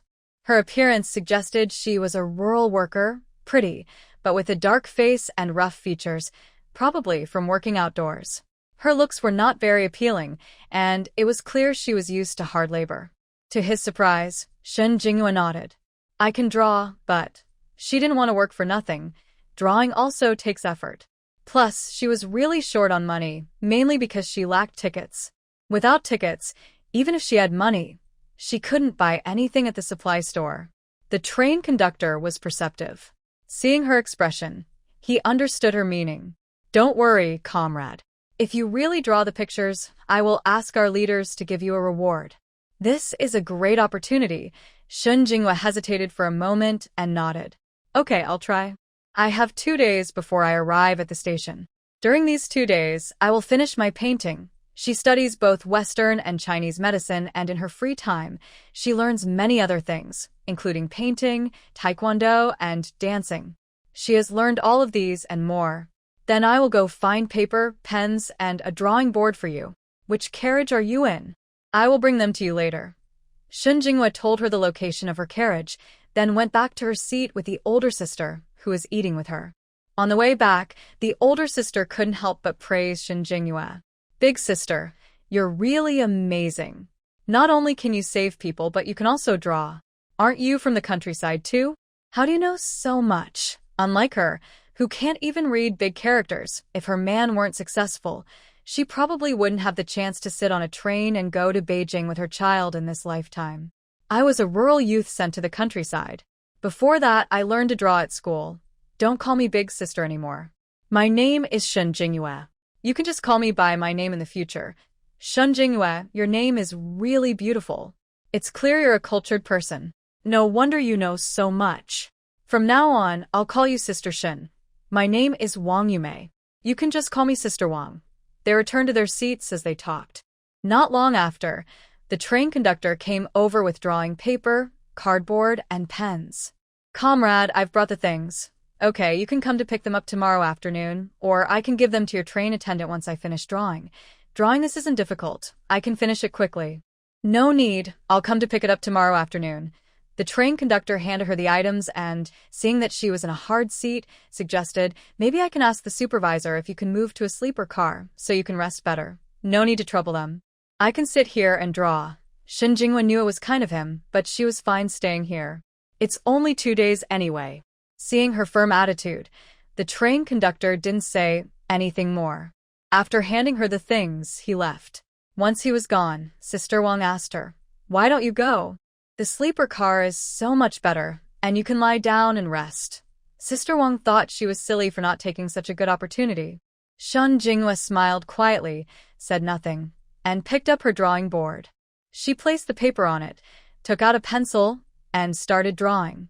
Big sister Wang held her son nearby, watching without disturbing her. Others nearby, seeing someone drawing, curiously leaned in to watch. Shun Jinghua continued her work confidently. She drew very well, and soon a small figure appeared on the paper. Everyone looked on in amazement, surprised that this woman was such a good artist. They wondered how someone from the countryside could draw so well. Young lady, what are you drawing? Someone asked curiously. Can't you see? It's just a person holding a child. Another person replied. I know it's a person, but why draw this? And why is the child's face turned downward? That's a bit strange. Big Sister Wang, seeing everyone's curiosity, recounted everything that had happened earlier in the carriage restaurant. Everyone listened in shock. Are you sure about what you said, young lady? An older woman asked curiously. Absolutely, I saw it with my own eyes. Shun's drawing was requested by the train conductor to help make a small booklet. Even if people can't read, they can understand it. That's unnecessary. Just take a photo. Wouldn't that be enough? Someone scoffed. Everyone has choked on food before. A quick sip of water and a tap on the back usually helps. Who says? Last year, a child in our hometown choked on candy. No matter how they tried, they couldn't get the candy out. The child's face turned purple, and he eventually died from choking. In our place, something similar happened. A baby just a few months old choked on milk. Sadly, he didn't make it. He was a boy, so it's really sad. Young lady, these drawings could really help if someone is choking. Big Sister Wang nodded. Yes, these are useful skills everyone should learn. Maybe they'll come in handy someday. What do you all think? Everyone agreed that Wang's words made sense. Now that she's finished, can she show us her drawings? This won't do.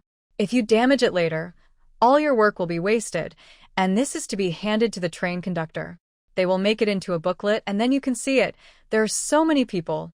Everyone just takes a quick look. The paper is so thin. What if it gets torn? Shinmei's drawings are so good. They must not be damaged.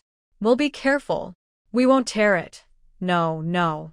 This kind of thing is unpredictable. If it gets torn, can you draw it again? Big Sister Wang strongly defends Shinmei's drawings.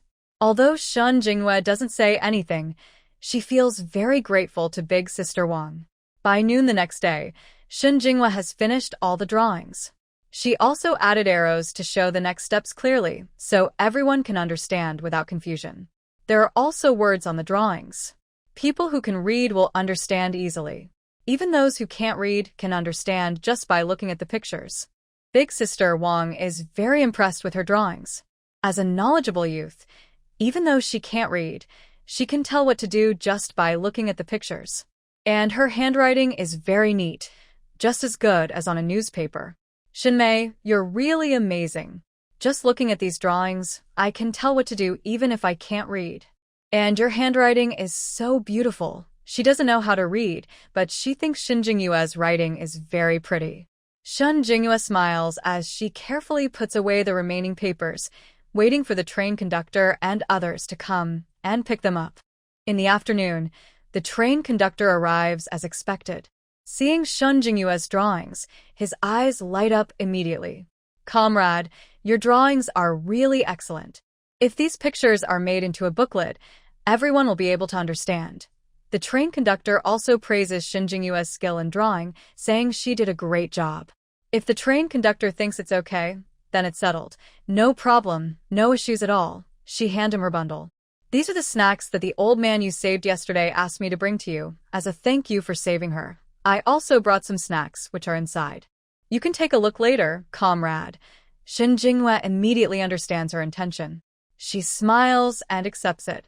Thank you, train conductor. By the way, comrade, we don't know your name. Could you tell us?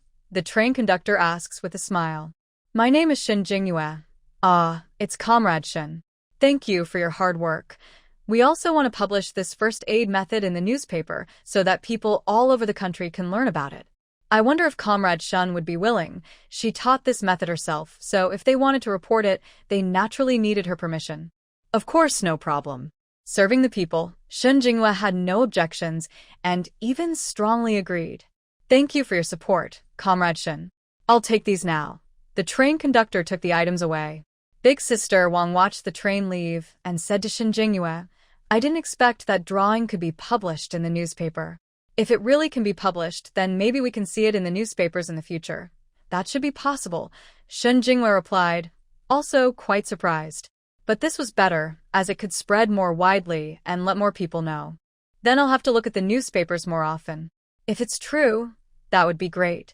The train traveled for 4 days and finally arrived in Beijing before noon on the 4th day. Big Sister Wang still had to sit on the train for 3 or 4 more days to reach the northwest. Seeing Shun Jinghua arrive, She felt a bit reluctant to part.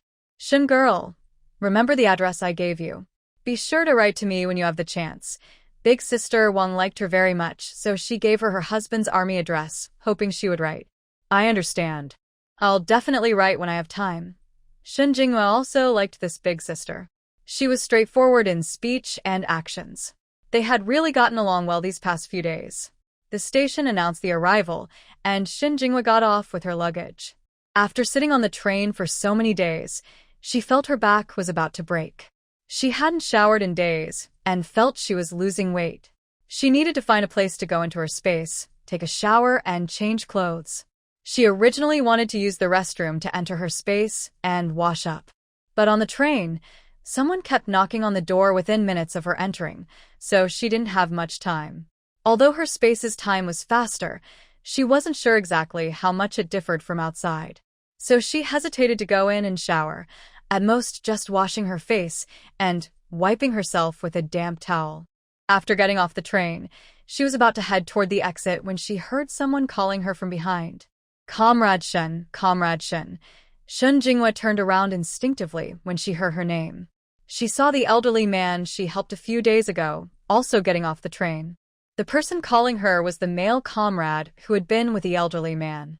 Shun Jinghua paused. Soon they approached her. Are you calling me? The male comrade replied, Yes, Comrade Shun. You're also coming to Jing City. Shun Jinghua said, Yes, I'm here to find my husband. The elderly man looked surprised. You're married? Yes, I have children, Shun Jinghua said, touching her small belly. Both the elderly man and the male comrade looked shocked as they stared at her not very obvious baby bump. So, Comrade Shun is pregnant. That's great. Where do you live? I have a car to pick you up, and I can send someone to take you, the elderly man offered. No, thank you. I don't know exactly where he is. I need to ask around. She couldn't even remember what the man looked like now. She only knew her husband's unit was somewhere in Jing City, but she didn't have more specific details in her memory. You don't know your husband's address? Doesn't he know you're coming? Didn't he come to pick you up? The elderly man frowned. What kind of man was he? His pregnant wife came all this way and he didn't come to meet her? Shun Jinghua knew the elderly man had misunderstood. She quickly explained, No, he's a soldier.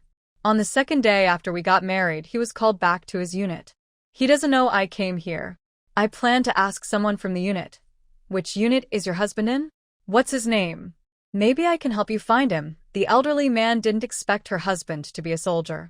Really? Can you help me find him? Shun Jinghua was surprised now. It seemed this elderly man was not an ordinary person. Otherwise, how could he say he would help her find him and actually do it? Of course. Tell me, which military district is your husband from? And what's his name? I don't know which military district he's from, but his name is Qin Xiang'an. He told me he's in a unit in Jing City. Shall Li call and check later? The elderly man instructed. The young man, Shao Li, immediately responded, Yes, let's go. We'll wait at the old train station entrance. Shao Li will call later to help you ask. Shun Jinghua was very grateful. She thought she would have to find someone herself, but now someone was already helping her check. She said, Thank you, sir. Let's go. They headed toward the exit. At the station entrance, Shao Li found the car that was there to pick them up with the old man, and then they entered the train station. The station has a phone, so he just made a call to ask. Soon Shao Li came out. Shun Jinghua looked at him eagerly. Shao Li hesitated for a moment and then said, Comrade Shun, sorry, there are several comrades named Qin Xiang'an in the army. I don't know how old your husband is or his rank. Shun Jinghua didn't expect this. She thought for a moment and took out her marriage certificate to check Qin Xiang'an's age. Fortunately, her marriage certificate had that information. Otherwise, it would be really awkward. She looked at the age, 24, and thought, This man is quite young, she told Shao Li. 24 years old. I don't know his rank. She wasn't sure if Qin Xiang'an had ever mentioned it. She didn't remember. But he did say she could go with the army. Shao Li frowned. Seeing his expression, the old man asked, What's wrong? Shao Li replied, There is no one named Qin Xiang'an in the army, as you said, Comrade Shun. I just asked. There are two people with the same name. One is over 30, a deputy regiment commander, and the other is a regiment commander. The other two are regular soldiers, all enlisted this year or last year. Shen Jingyue's eyes widened. That can't be. A few months ago, when I married him, she told me he was in a unit in Jing City. Could this man be lying to her? If he's not here, what should she do? The referral letter has a time limit. If she can't find a place to settle, she might be in trouble. She really didn't want to be sent back. Comrade Shun, don't worry. As long as your husband is in the army, we will definitely help you find him. Where is your hometown and where is your husband from? The old man asked. Shen Jinghua handed him the marriage certificate directly. The address is on there. The old man looked at it and then handed it to Shaoli. Shaoli, go ask again if there was anyone named Qin Xiang'an in the Sunyang Brigade, Ning'an County, Husher, from a place called Qin Family Village a few months ago. Lily looked at the address above, remembered it, then returned the marriage certificate to Comrade Shen and went to make a phone call. After about 10 minutes, Lily finally came out. Comrade Shen, I have news. The army does have Qin Xiang'an, and his age and address match. But he's not in Beijing. He's in a unit in the northwest. Shen Jinghua was shocked. Impossible. He said a few months ago that he was in a Beijing unit. How did he end up in the northwest? I asked about that. Last year, someone from their side came to Beijing for a few months to study, and Qin Xiang'an was among them. Later, he went on a mission, and after returning, he was transferred back. Shen Jinghua was speechless. Was this fate playing tricks on her? I wrote down the army's address. When the time comes, you can go there. Lily handed her the address he had just remembered. Shen Jinghua took the address and looked at it. It was indeed in the northwest. So, she would have to take a train to the northwest. Thank you, Comrade Lily. Thank you, old master. Today, I really appreciate your help. Otherwise, I wouldn't even know I was looking in the wrong place. Shen Jinghua felt a bit embarrassed about the mix-up. But she also knew she owed them a lot. Without their help, she might not have realized her mistake for a long time. Comrade Shen, you're pregnant now, and it's not good for you to travel around. How about this? You come back with me first, and I'll find you a place to stay. Tomorrow, I'll ask if there's a vehicle going to the northwest, and they can take you there. That way, it'll be faster, about 2 days. Traveling by train takes 3 days because the route is quite roundabout. And after getting off the train, there's still a long way to the army unit. Without a car, she'd have to wait, which is too troublesome for a pregnant woman. Would that cause you trouble? Shen Jinghua hesitated. If there was a car to take her directly to the unit, it would be much better than taking the train. No, it's fine. Let's go. I'll arrange a car for you tomorrow. Today, you can stay at the guest house. Thank you, old master. Shen Jinghua felt she was very lucky. She followed the old master into the car that came to pick him up, and now she was even more convinced that he was not an ordinary person. She can gather information from the army and also arrange for a car to take her to the northwest. This is not something an ordinary person can do. The old man took the car to a nearby guest house, arranged for Shen Jinghua, and then left. Shen Jinghua entered the room, locked the door, pulled the curtains, and went straight into the space. The first thing she did was wash her hair and take a shower. After a refreshing shower, she felt much more relaxed. She threw away her clothes and planned to change into her own. Fortunately, she had 2 basic shirts, a pair of black pants, and a black skirt. She just needed to buy new shoes. Since there was still time, she cooked some food and bought a pair of small leather shoes and red plastic slippers from the supply store outside. There were only blue and red options, but she thought she might need the red ones later, so she bought a pair. Thanks to the train conductor who brought over a bundle, she secretly looked inside.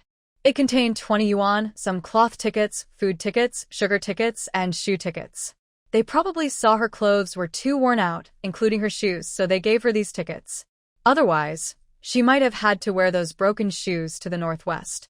She also bought some white rabbit candies before heading back. Early the next morning, someone knocked on the door. Shen Jinghua guessed it was the person the old man sent to pick her up. She quickly changed her clothes and shoes, opened the door, and sure enough, there was a young soldier in uniform and Shaoli standing outside. Shaoli almost didn't recognize Shen Jinghua, who had changed into new clothes. Today, she was wearing a white shirt on top, a black skirt below, and small leather shoes on her feet. Aside from some dirt on her face, she didn't look like a country girl at all. Xiaoli was stunned for a moment, then said, "Comrade Shen, this is Comrade Xiao Wang, who is driving to the northwest to deliver some things. You can ride with him, and he will take you to your husband's unit." "That's very kind of you. Please wait a moment, I'll get my things." Shen Jinghua went inside and carried her suitcase. "Let's go." "Older sister-in-law, I'll help you carry it." Xiao Wang took the suitcase from her. Shen Jinghua wanted to say she didn't need help, but he already took it, so she swallowed her words and said, "Thank you." 3 people went downstairs and left the room. Their car was parked near the guest house. It was a truck. There was also a man with them. "This is Xiao Cheng, and he's with you," Xiaoli said to Shen Jinghua. Shen Jinghua nodded at him. Xiao Cheng also grinned and greeted her. "Hello, sister-in-law." Shen Jinghua smiled at him, then took a small bottle of medicinal wine from her bag and handed it to Xiaoli. "Xiaoli, please help me give this medicinal wine to the old man. I noticed that his waist and legs don't seem to be in good shape. Rubbing this on might help ease his pain." Xiaoli looked surprised as he took the bottle. How did Comrade Shen notice this? The old man indeed had back and leg pains, which were leftover effects from his younger days when he fought in wars. Yesterday, he didn't mention any old health issues, and his walking posture looked normal. He didn't expect Comrade Shen to observe so carefully. "I saw him stretch his hand to rub his waist several times, and his 2 legs didn't walk the same way. It was clear one leg was uncomfortable. This medicinal wine was made by an old doctor using herbs. You can try giving it to the old man and see if it helps." "All right, I will bring this to him." "Thank you, Comrade Shen." Xiaoli wasn't sure if it would work, but it was a kind gesture, so he would take it back to the old man. "No need to thank me. I should be thanking you. I'll be on my way now." Shen Jinghua didn't want to delay too long, so she got into the car and sat in the back seat. The 2 men sat in the front. When they saw Shen Jinghua get in, Xiao Wang and Xiaoli told the driver and then drove away. During the journey of over 2 days, Shen Jinghua mostly slept, occasionally chatting with Xiao Wang and Xiao Cheng. From their conversations, Shen Jinghua learned they had been soldiers for over 2 years. Xiao Wang married his wife back home, but because their positions didn't qualify for accompanying the army, his wife stayed in their hometown. She only went back for a few days during leave. Now, his wife was pregnant, and in a few months, he would become a father. Shen Jinghua was happy for him. Xiao Wang was shy, but his happiness was obvious on his face, showing how much he was looking forward to it. Xiao Cheng and Xiao Wang are about the same age, but he hasn't gotten married yet. However, he's in his early 20s, and his family keeps urging him to find a marriage partner. They even said they arranged a blind date for him during his next holiday. His blind date is a primary school teacher. When Xiao Cheng talks about her, his ears turn red, which shows he's quite pleased with her. If he goes back and both are satisfied, they can decide to get married. Having someone to talk to makes time pass quickly. Xiao Wang and Xiao Cheng take turns driving. Besides eating, using the bathroom, and refueling, the car hasn't stopped. When they reach the northwest, the scenery is very different from what they saw in Beijing. There are vast, open lands, and the fields of wheat are wide and golden, shining brightly. There are plains and high mountains. The altitude here is quite high, and Shen Jinghua starts feeling a bit dizzy. "Older sister-in-law, are you okay? Do you want us to stop and rest?" Xiao Cheng, sitting in front, asks worriedly when he sees her looking uncomfortable. They heard that she is pregnant. People who haven't been to the northwest often find it hard to adjust. Some vomit, some get fevers or colds, some have trouble breathing, and in serious cases, it can be life-threatening. Since they are locals, they're used to the climate, but she isn't, so they are quite worried. "I've fine. Just slow down a bit, no need to stop," she says. She knows she is experiencing altitude sickness. "If you feel unwell, you must tell us right away," they remind her. Okay, she nods. If she feels worse, she will definitely speak up. She values her life. She takes a sip of water. The water is from a small lake in the space medicinal field. She found that drinking water from there helps reduce her symptoms. It would be great to have oxygen. The altitude sickness is caused by high elevation, low air pressure, and lack of oxygen. Breathing oxygen can help ease the symptoms. She directly asked Xiao Cheng, Xiao Cheng, do you sell oxygen tanks here? Sister-in-law, what do you need an oxygen tank for?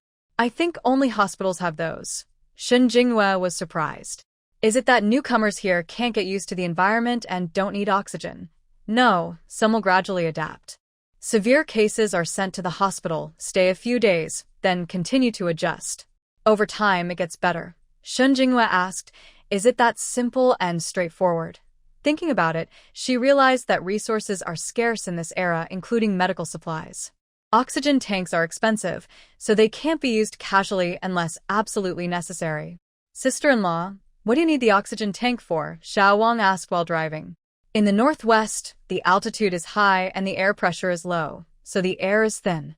Without enough oxygen, people can feel uncomfortable, difficulty breathing, chest tightness, vomiting, dizziness, colds, and fever.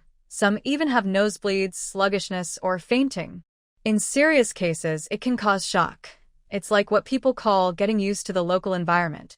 If someone who hasn't been here before suddenly arrives, their body might not adapt well, leading to these symptoms. This explanation was simple and easy to understand. Sister-in-law, Xiao Wang asked, how do you know so much? And what are altitude and air pressure? Why does lack of oxygen cause these problems? They were mostly rough men, some couldn't even read, only having learned a few words in the army. But understanding these things was really a bit too much for their brains. If I try to explain everything, it would be too complicated. Just think of it this way. There's less oxygen here. The oxygen we breathe in can't fully supply our bodies. For outsiders, it's very hard to get used to at first. No wonder. Locals think it's nothing, but outsiders often feel uncomfortable. The elders say it's getting used to the environment. After a while, it gets better. Xiao Cheng thought he understood, but still felt a little unsure. Then, sister-in-law, does breathing oxygen make these discomforts go away? Xiao Wang asked quickly. It can help ease the symptoms, but if you stay here long-term, you need to adapt. You can't rely on oxygen forever. You have to get used to the environment yourself.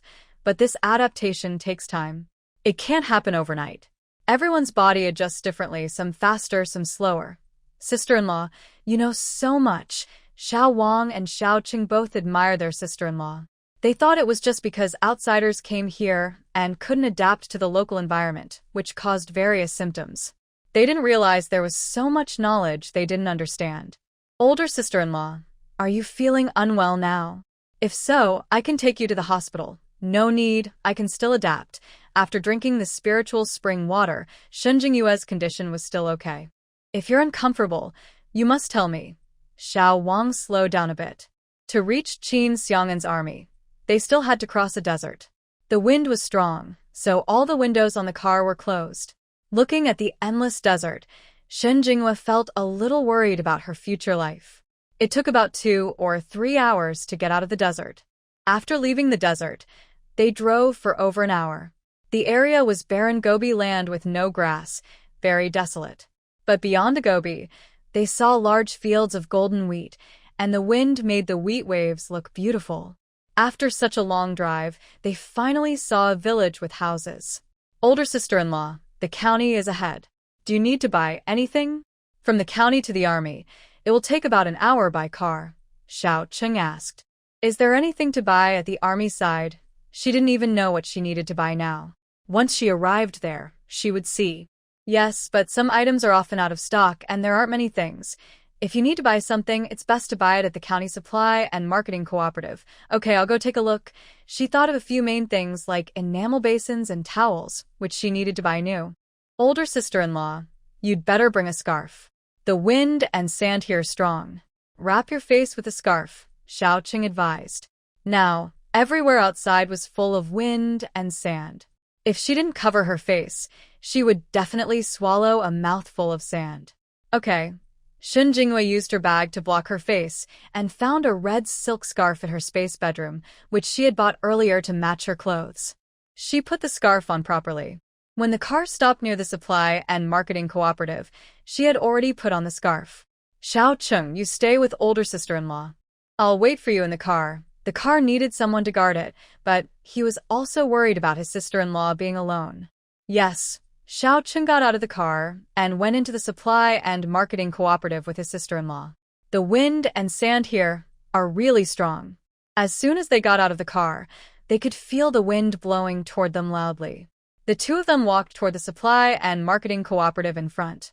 The houses here are all single-story buildings, and the supply store isn't very big. But there are quite a few things inside. She asked about some items that required tickets and others that didn't. Shun Jinghua picked out what she needed and bought it. She bought a porcelain basin, a towel, and also a jar of snow cream. It's quite dry here, so using this to wipe her hands feels good. Her space has skincare products and soap, all made from traditional herbs, which help with beauty and skin health.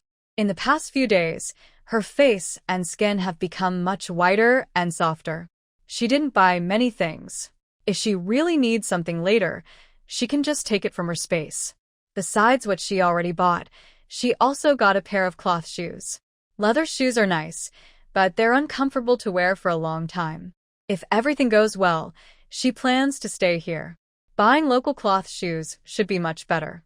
She also bought 2 packs of peach cookies, planning to give them to Xiao Wang and Xiao Cheng. After finishing her shopping, she paid 5 yuan in total. Xiao Cheng didn't have much to buy. Seeing his sister-in-law finish shopping, he helped carry her things, and they returned to the car. The car drove for over an hour and finally reached the entrance of the army base. Sister-in-law has arrived. Let's get out of the car. They got out of the car. When Shun Jinghua got out, she put down the peach cookies she just bought and also placed the note she had written earlier on top. If she handed it directly, they probably wouldn't accept it. At the army gate, a soldier on duty came over to check their IDs. After the check was clear, they returned the IDs. Seeing there was a woman with them, he asked, "What is this woman's role?" Xiao Wang quickly explained, "Comrade, this woman is the wife of Qin Xiang'an from your unit. She's here to follow the troops. We happened to pass by here, so we brought her along." The soldier looked at Shun Jinghua with surprise. "You say you're the wife of Deputy Regiment Commander Qin? My husband is called Qin Xiang'an. I don't know if he's a Deputy Regiment Commander. If it's Qin Xiang'an, then that's correct. Sister-in-law, do you have an introduction letter?" The soldier wouldn't just let her in based on her words. He still needed to check. "Yes, I have it." Shun Jinghua took out her introduction letter and her marriage certificate with Qin Xiang'an. The soldier looked at them and, seeing they were real, said to her, "Sister-in-law, please wait here for a moment while I verify this." Okay, the soldier went into the guard booth and made a phone call. After talking for a while, he came out with a much friendlier attitude. "Sister-in-law, you can go inside with me now. Someone will come later to arrange your accommodation." "Thank you." She turned to Xiao Wang and Xiao Cheng and said, "Comrade Xiao Wang and Xiao Cheng, thank you for your help these days. You've worked hard. It's no trouble. We're heading in the same direction anyway, then I'll go ahead. Hopefully, we'll meet again someday." After saying that, Shun Jinghua followed the soldier inside. Seeing she had quite a few belongings, the soldier helped carry some. When Xiao Wang and Xiao Cheng saw Shun Jinghua go inside, they got into the car and drove away. They were here to deliver some items, but they weren't at this location. They still had a long drive ahead. After driving for over an hour, Xiao Cheng looked back and saw 2 packages of peach cookies. Why are there still things here? Did sister-in-law Shun forget something? Hearing this, Xiao Wang quickly pulled the car over to the side. Xiao Cheng picked up the items from the back seat and saw the note attached. Fortunately, he had learned some characters after joining the army, or he wouldn't have understood what was written. It said, "This is a gift for comrades Xiao Wang and Xiao Cheng. Please accept it. Thank you for your help these days." They looked at each other after reading it. "What should we do?" Xiao Cheng asked Xiao Wang. "What can we do? The car has already gone far. We can't turn back now or the items won't arrive on time. Just keep it. When we see sister-in-law Shun again, we'll thank her properly." If they had noticed earlier, they wouldn't have taken it, but they had already driven so far. They needed to deliver the items on time and couldn't delay. Xiao Wang started the car again and continued forward. Meanwhile, Shun Jinghua was taken to a restroom. The soldier who brought her said, "Sister-in-law, sit here for a while. Someone will come later." He also poured her a glass of water. "Please drink some water and rest for a while. I will go out first." "Thank you."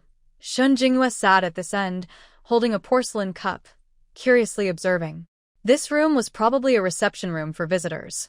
The room was not very big, with just 2 simple tables and a few chairs. About 10 minutes later, there was a knock on the door.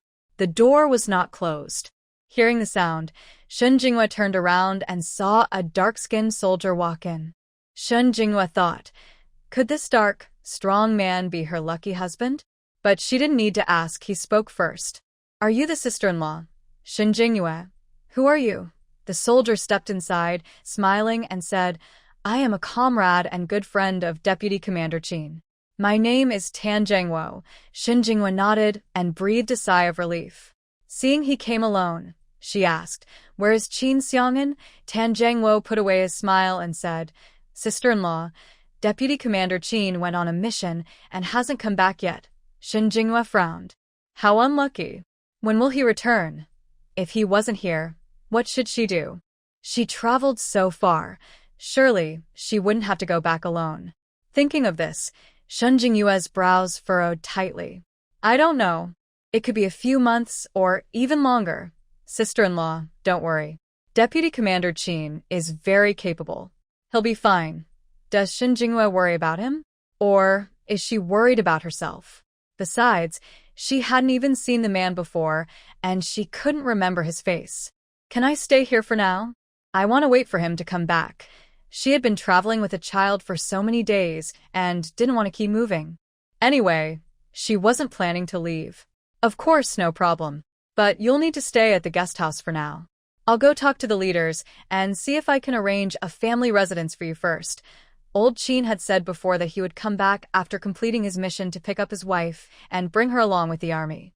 Now that his wife was here first, as his good brother, he naturally had to arrange a proper place for her.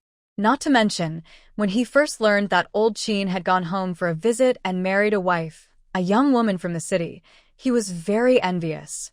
He also wanted to find a cultured city girl, but he couldn't find one and no one introduced him to anyone. People often look down on their low-ranking positions or find it hard to move with the troops, so they don't want to go. Unexpectedly, old Qin's wife traveled a long way by herself to join the troops. And she is very beautiful, very pretty. No wonder old Qin plans to bring her over once his mission is finished. If I had such a beautiful wife, I would want to see her every day. Thank you, Comrade Tan. You're welcome. Let's go, sister-in-law. I'll take you to the guest house. Tan Zhengwo helped carry her luggage and led her to the guest house. On the way, they met a few women from the family housing area. Seeing a young, pretty woman with Tan, they started gossiping. Comrade Tan, who is this woman with you? Is she your girlfriend? Tan quickly explained when he saw they misunderstood. Ladies, don't get the wrong idea. This is Deputy Commander Qin's wife. She's here to join the troops. Deputy Commander Qin isn't at the unit right now. I'm just helping to arrange things. Please don't spread rumors. Tan knew how powerful gossip from these women could be. If he didn't clarify now, the story would spread quickly through the housing area. Within a day, everyone in the unit would know. Old Qin would be furious if he found out. What? Deputy Commander Qin's wife. The women were shocked. Yes, ladies. I can't explain more now. My sister-in-law has traveled for days, and I need to help her rest at the guest house. After saying this, he continued walking ahead with her. After they had gone a little further, Tan said, Sister-in-law, don't mind them. They don't know the full story. Just explain it to them clearly. He was worried she might misunderstand. It's okay. I don't mind, she replied. Since she was new and they didn't know her, it was normal for them to misunderstand. Tan felt relieved after hearing her say that. After they left, the women started talking among themselves. That really is Deputy Commander Qin's wife. I heard she was from the countryside, but she looks so beautiful, like someone from the city. I heard that Vice Commander Qin's wife was a young, educated girl from the city. Young, educated girls are usually from the city, and it's normal for them to be pretty. I also didn't hear that Vice Commander Qin had a partner before. When he went to visit his relatives, he came back already married. There might be some hidden reason behind this. This was said by an auntie. Qin Xiang'an had caught her eye before, and she wanted him to be her son-in-law. Her daughter was very happy and said she wouldn't marry anyone else. She was waiting for Qin Xiang'an to return from studying in Beijing, so her husband could talk to him about marriage. But before she could say anything, Qin Xiang'an went home to visit relatives, came back married, and immediately reported the marriage to the army. She was so angry she didn't eat for several days. When her daughter heard about this after returning from school, she was furious and insisted on marrying Qin Xiang'an. She even went to find him, tried to throw herself into his arms, and said she wanted to marry him and asked him to divorce his wife. Qin Xiang'an looked very angry. He dodged her attempt to throw herself at him and pushed her to the ground. His face was very scary at that moment. Qin Xiang'an was very firm. He went to report to the leaders, accusing her daughter of breaking military marriage and trying to pull him into her schemes. In the end, her husband was severely warned and punished by the leaders. They said he lacked proper discipline, and his daughter was breaking military rules. If her husband hadn't known about this beforehand, he might have been punished even more. The next day, her husband sent her daughter back to their hometown. She was not allowed to return without his permission. So now, hearing that Qin Xiang'an's wife was coming with the army, even if she was a young educated girl from the countryside, she would have to do farm work there. She probably didn't look very good, but it wasn't what she thought. The wife was beautiful, had good manners, and although a bit thin, she looked like someone from the city. She didn't seem like a rural girl used to farm work. This made the Annie's face look very unhappy. Who knows? But Vice Commander Qin is really lucky. His wife is very pretty, though she's too thin. If she gained some weight, she'd be perfect, said the auntie. Yes, and her clothes are nice too. I should ask her how she makes them. I want to make one for my daughter, the auntie replied. Come on, with your daughter's figure, that would take a lot of fabric. Even if you make it, it won't look as good as hers. Plus, your daughter might ruin the clothes. Go away. Why are you talking like that? What's wrong with my daughter being a bit chubby? Being a bit chubby is lucky, like Deputy Commander Qin's wife just now. So thin, she doesn't look very nice. Holding her feels uncomfortable. Grandma. Oh, you're just saying that because you can't get grapes and call them sour. But Deputy Commander Qin's wife really is a bit thin. When Qin comes back, he should help her eat better. By the way, Ingzi, you need to watch your daughter closely. When Deputy Commander Qin's wife comes, don't let your daughter cause trouble. If it gets to the leaders, your husband might get into trouble too. Last time, you got a warning. If something happens again, you might even be demoted. Getting to the position of squad leader wasn't easy for Captain Fong. Qian Ingzi looked upset after hearing this. Grandma, what you're saying isn't right. My daughter knows she was wrong. She wouldn't do such things. You still need to keep an eye on her so she doesn't do anything that you'll regret later. Grandma, who had known them for many years and watched Xiaoying grow up, was just trying to help. If they didn't listen, it wasn't her problem. Meanwhile, Shen Jingwe was taken to the guest house by Tan Zhengwo. The guest house was made of single-story houses in a row. Tan Zhengwo helped her register and then took her to her room with the key. The room wasn't big, just a Kong bed, a table, and a chair. Sister-in-law, stay here for a few days. I'll try to see if I can get you a place in the family housing later. Thank you, it's really a big help. No trouble at all. Lao Qin and I are very close. He even saved me once. Now that you're here, just tell me if you need anything. Tan Zhengwo helped her settle her things, then said, Sister-in-law, the canteen is right in front of the guest house. If you're hungry, just go there to eat. He took some money and tickets from his pocket and handed them to her. Keep these. If you need anything, go buy it. Don't worry about money. No, I have my own money. I can't take yours. Take it, sister-in-law. You don't need to worry about this. When Lao Qin comes back, I'll ask him to get it back from me. He placed the money and tickets on the table. Now, rest well, sister-in-law. I'll go talk to the leaders about your situation. As soon as I hear anything, I'll come back and tell you. By the way, there is a bathhouse nearby, close to the cafeteria, along the same road. If you don't know where it is, you can ask someone. The local people here are very honest and simple. Also, the outhouse is in the last room. If you go straight ahead and walk to the end, you'll see it. Okay, thank you. I understand. After saying this, Tan Zhengwo left. Shen Jingwe looked at the living environment and almost felt overwhelmed. She was starting to hesitate. Fortunately, she still had some space to breathe.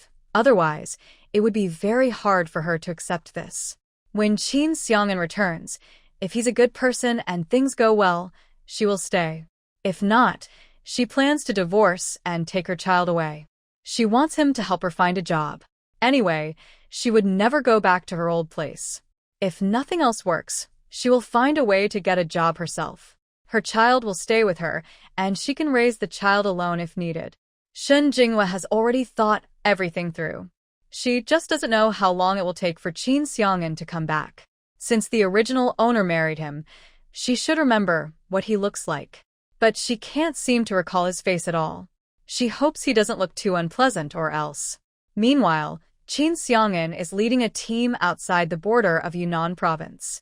They just connected with a group escorting scientific experts back from abroad. When they met, they were in a firefight with enemies tracking them. The fighting was intense. Fortunately, Qin Xiang'an arrived just in time. Without him, their ammunition would run out quickly, and they wouldn't last long. They were almost at the doorstep, but they could not be caught all at once.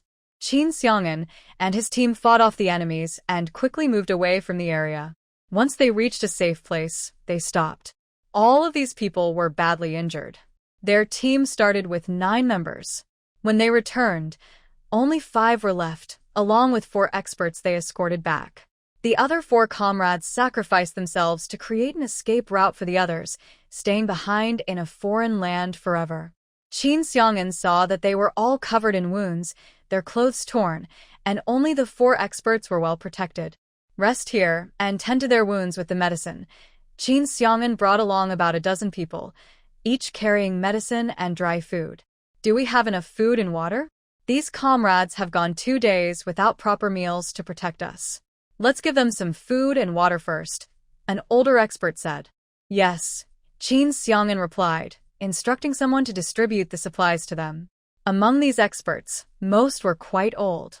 There was also a young girl, not very old, probably the child of one of the experts. Qin Xiang'an didn't ask many questions and also gave them some food. Their main task was to carefully escort these experts back to their country. During a rest break, Qin Xiang'an asked Lao Lu to send a message to their superiors, informing them that they had found the people. He was studying the map, planning their route for the next part of the journey. He was leading this team himself, and he needed to bring everyone back safely. They were still some distance from their country's border. If they took a direct route, they could reach it in about a day. Several other teams had been sent out from their side, each heading in different directions. Once they received the message, those teams would come to meet them. To avoid enemy ambushes, Qin Xiang'an decided to change their route. Lao Lu had just finished sending the message and came over. Seeing Qin Xiang'an studying the map, he also approached. Isn't the route already planned? The shortest route back would get us to the border faster, Lao Lu said. But I think that route might be unsafe. To be cautious, let's choose a different one, Qin Xiang'an replied. Lao Lu knew Qin Xiang'an was very careful. If he thought it was unsafe, then it probably was. He crouched down. Just as he did, another man, bandaged in several places, also crouched nearby. Qin Xiang'an looked at him and asked, "Why are you here instead of resting properly?" This man was Xiao Yuchen, the leader of the team escorting the experts. He had several gunshot wounds, but the bullets had been removed in time. Luckily, none of the injuries were fatal, but he had lost a lot of blood. Qin Xiang'an wanted him to rest more. From their appearance, it seemed none of them had rested much. No need. I'm here to discuss the route with you. This place isn't safe to stay long, Xiao Yuchen said. Qin Xiang'an nodded and didn't say anything further. The 3 of them then discussed the best route to take. After 10 minutes of discussion, they decided that although the road was a bit far, it was the safest route. Even if the enemy discovered them, they would have enough time to escape. Once confirmed, they began packing their things and preparing to leave. Everyone quickly packed up, except for the young female comrade, who was exhausted and couldn't help but say, "How long have we been resting? Now we have to go. We've been running for so long, I'm almost too tired to move. Xiao Yu, now's not the time to be stubborn. Get up quickly," the older expert told her, noticing her stubbornness.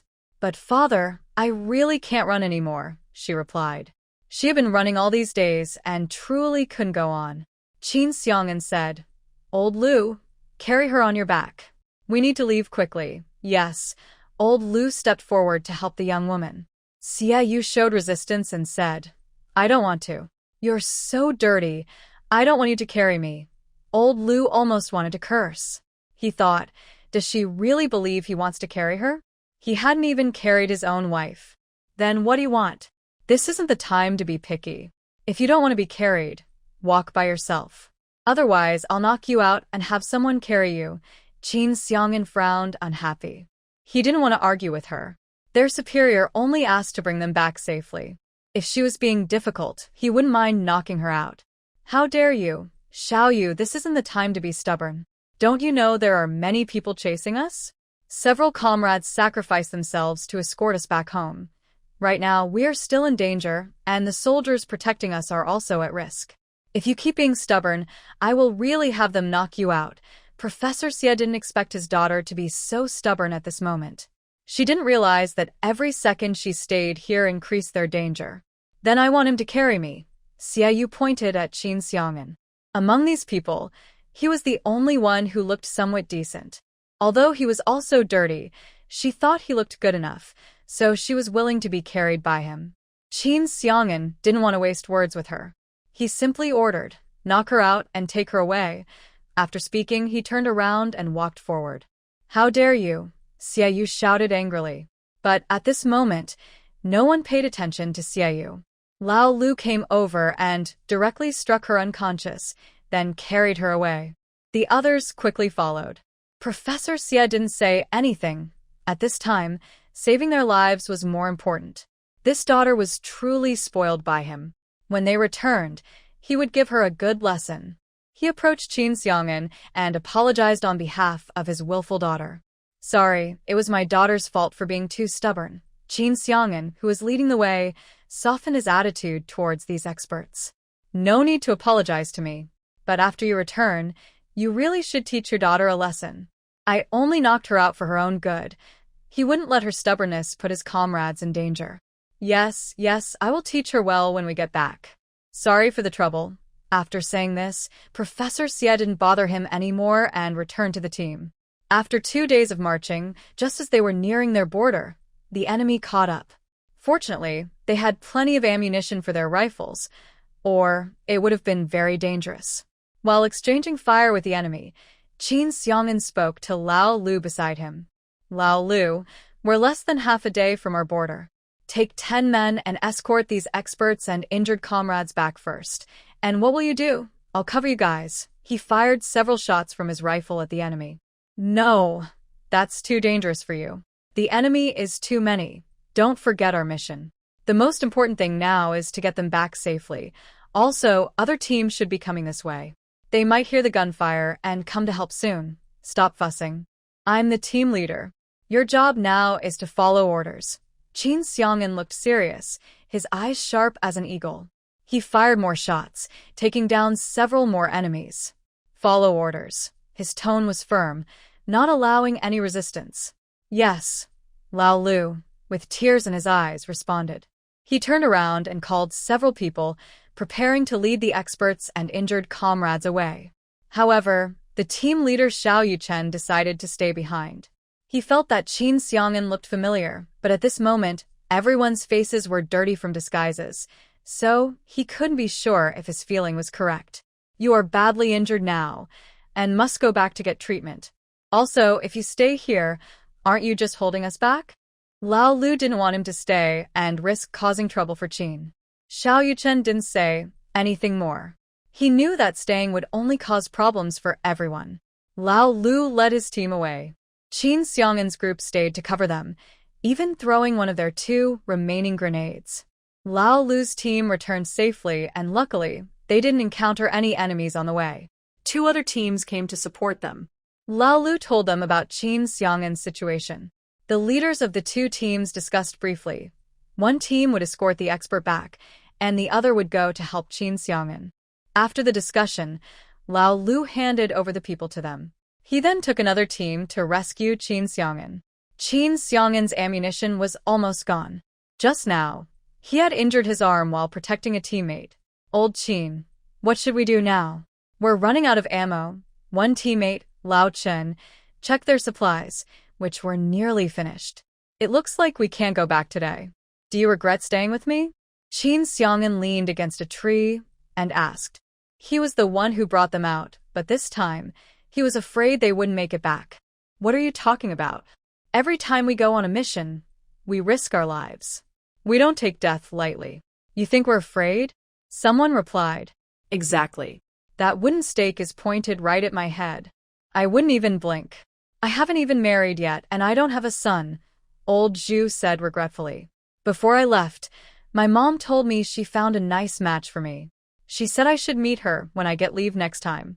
Looks like I really won't be going back this time. Old Fong also felt a bit sad. We all don't have wives. Only old Qin is lucky. He went home once and even got married, old Chen said, a little envious. At least old Qin had a wife. The rest of us are all single. But maybe that's for the best. If we die here, our wives and children won't have to worry about us. Qin Xiang'an listened to old Chen and remembered his wife from a few months ago. They got married the day before he was urgently called back to the army. His adoptive parents didn't know if they treated her well. He had planned to finish his mission and then report to the military office to get a family housing permit so she could join him. But now he was afraid he might not return. When they ran out of supplies and were surrounded by enemies, sounds of bang, bang, bang came from the side. The enemies didn't expect reinforcements, so they were caught off guard and scattered. Qin Xiang'an and the others heard the noise, quickly crouched down, and looked toward the source.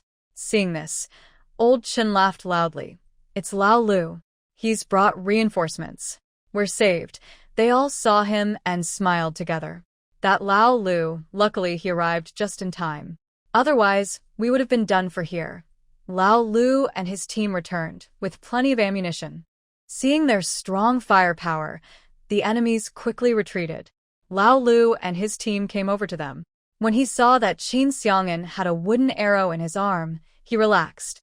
Good, Lao Lu. If you had come any later, we would have been finished, old Zhu said, punching him lightly. I just met them on the way. One team was escorting the experts and injured soldiers back, and I led another team here to rescue you. Luckily, I arrived just in time. Lao Lu felt relieved, thankful that everyone was safe. Captain, how's your arm? Lao Lu noticed Qin Xiang'an's injury. It's fine. I got a wooden arrow, but I just need to get the bullet out when I get back. Qin Xiang'an didn't think much of the injury. Such wounds during a mission were common. As long as his teammates were safe, it was okay. Let's go quickly, so those sneaky enemies don't come back with more people. Seeing they had many people, the enemies didn't dare to fight and had already run away. They had to leave quickly. Meanwhile, far away at the military family housing, Shin Jingyue knew nothing about what was happening. Tan Zhangwo had already told the leaders about Shin Jingyue.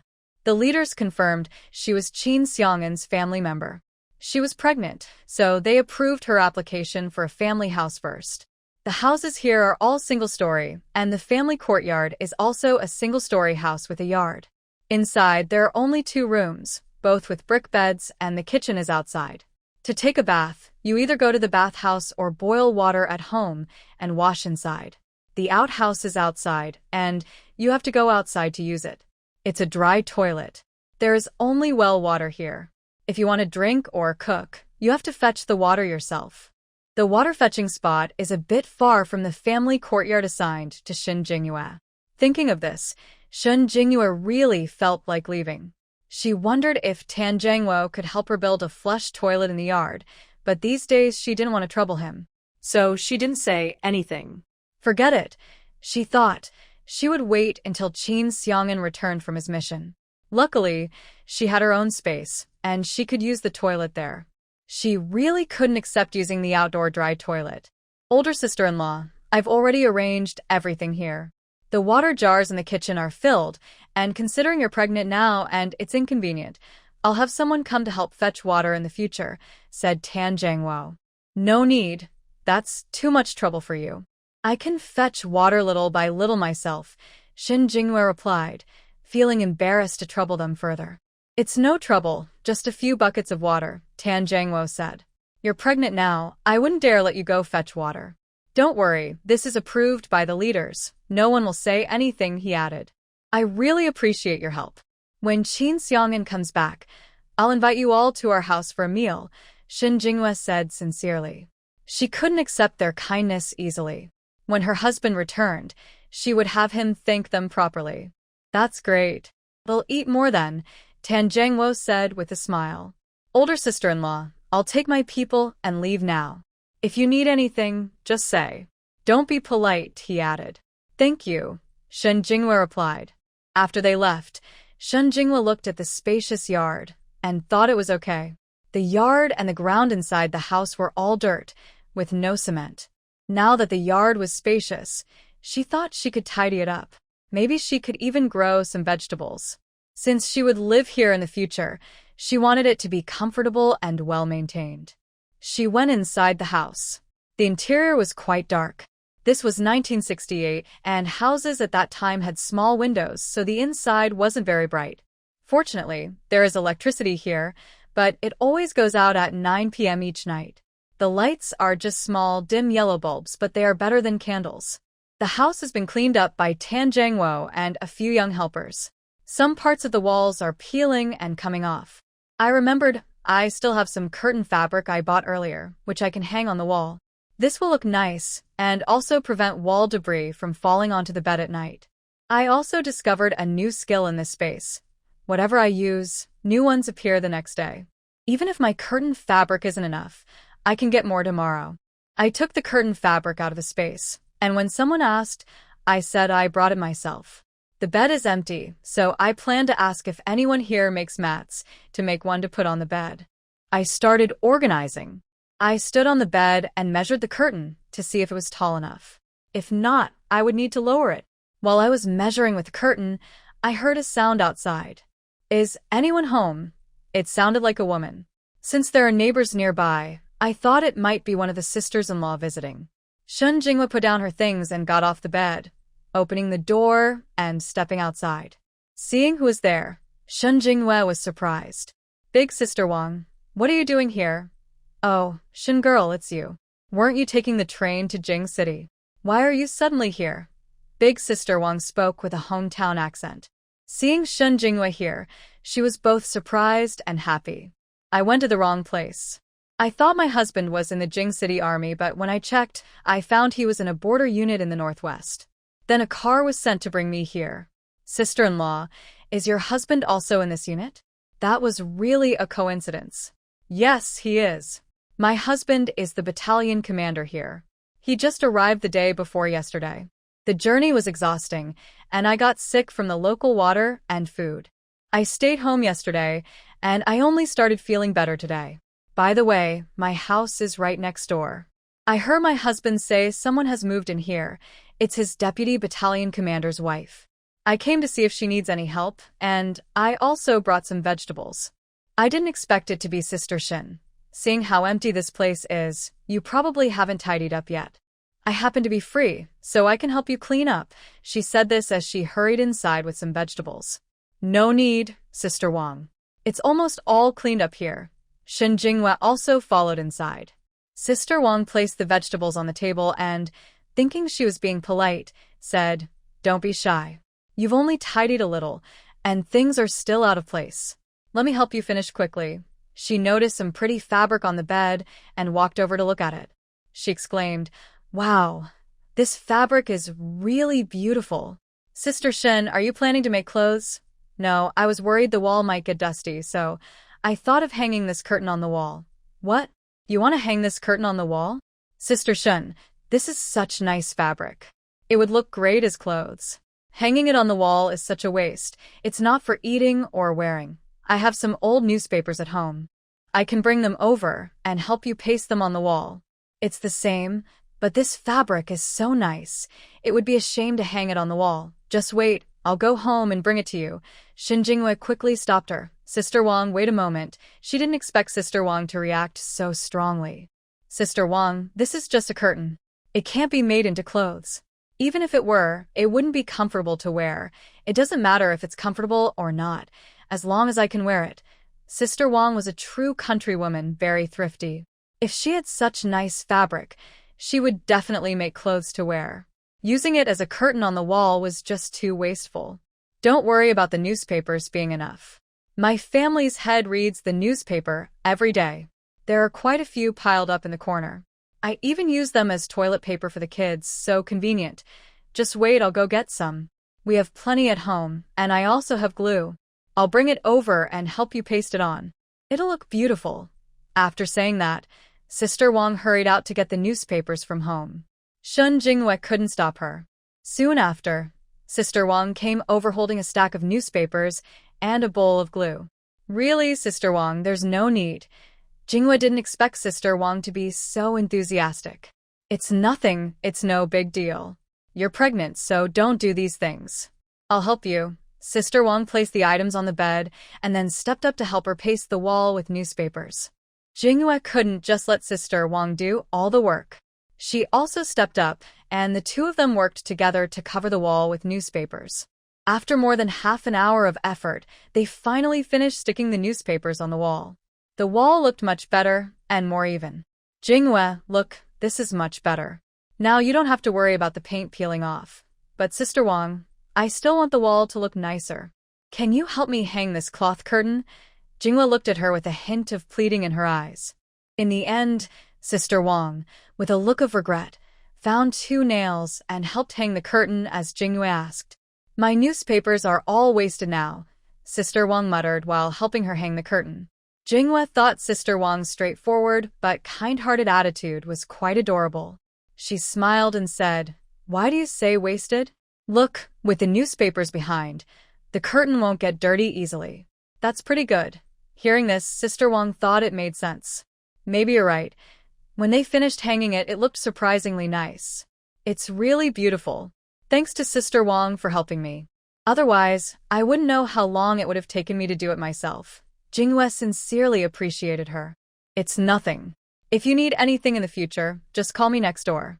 I promise I'll come right away to help, but you shouldn't do this all the time. If you have fabric left over from making clothes, you can save some for the children to wear later. Sister Wang was quite fond of the fabric, but felt it was a pity to waste it. I'll remember that. As for later, she thought she could decide then. Besides, the fabric for making curtains was quite stiff and not very comfortable to wear, so it wouldn't be suitable for clothing. Oh, Sister Wang, do you know if anyone here makes mats? I want to make 2 mats to put on the bed. There are 2 rooms here on the left and right. Since she wanted to make mats, it would be easier to do both at once. I honestly don't know about that. She has only been here for 2 days. However, I heard from my family head that there are few villages nearby. Sometimes, they exchange their household items for money. Because this place is too far from the county supply and marketing cooperative, it's not so strict here. The military families can exchange things with nearby villages if they need anything. My family had told me about this. I was thinking of going to check it out tomorrow. But it's still early now. Since you need to use this place tonight, why don't we go ask around? Good idea, let's go together. Shen Jingwei has been here for a few days. She initially stayed at the guest house, but has now moved here. She hasn't explored the surroundings yet. Shen Jingwei locked the door and left with Sister Wang. As they stepped outside, they met a woman. This woman lives next door to Sister Wang. Naturally, Sister Wang recognized her. Luda, are you coming back from the vegetable garden? Sister Wang saw her carrying a basket of vegetables and guessed what she was doing. Yes, Sister Wang. Where are you headed?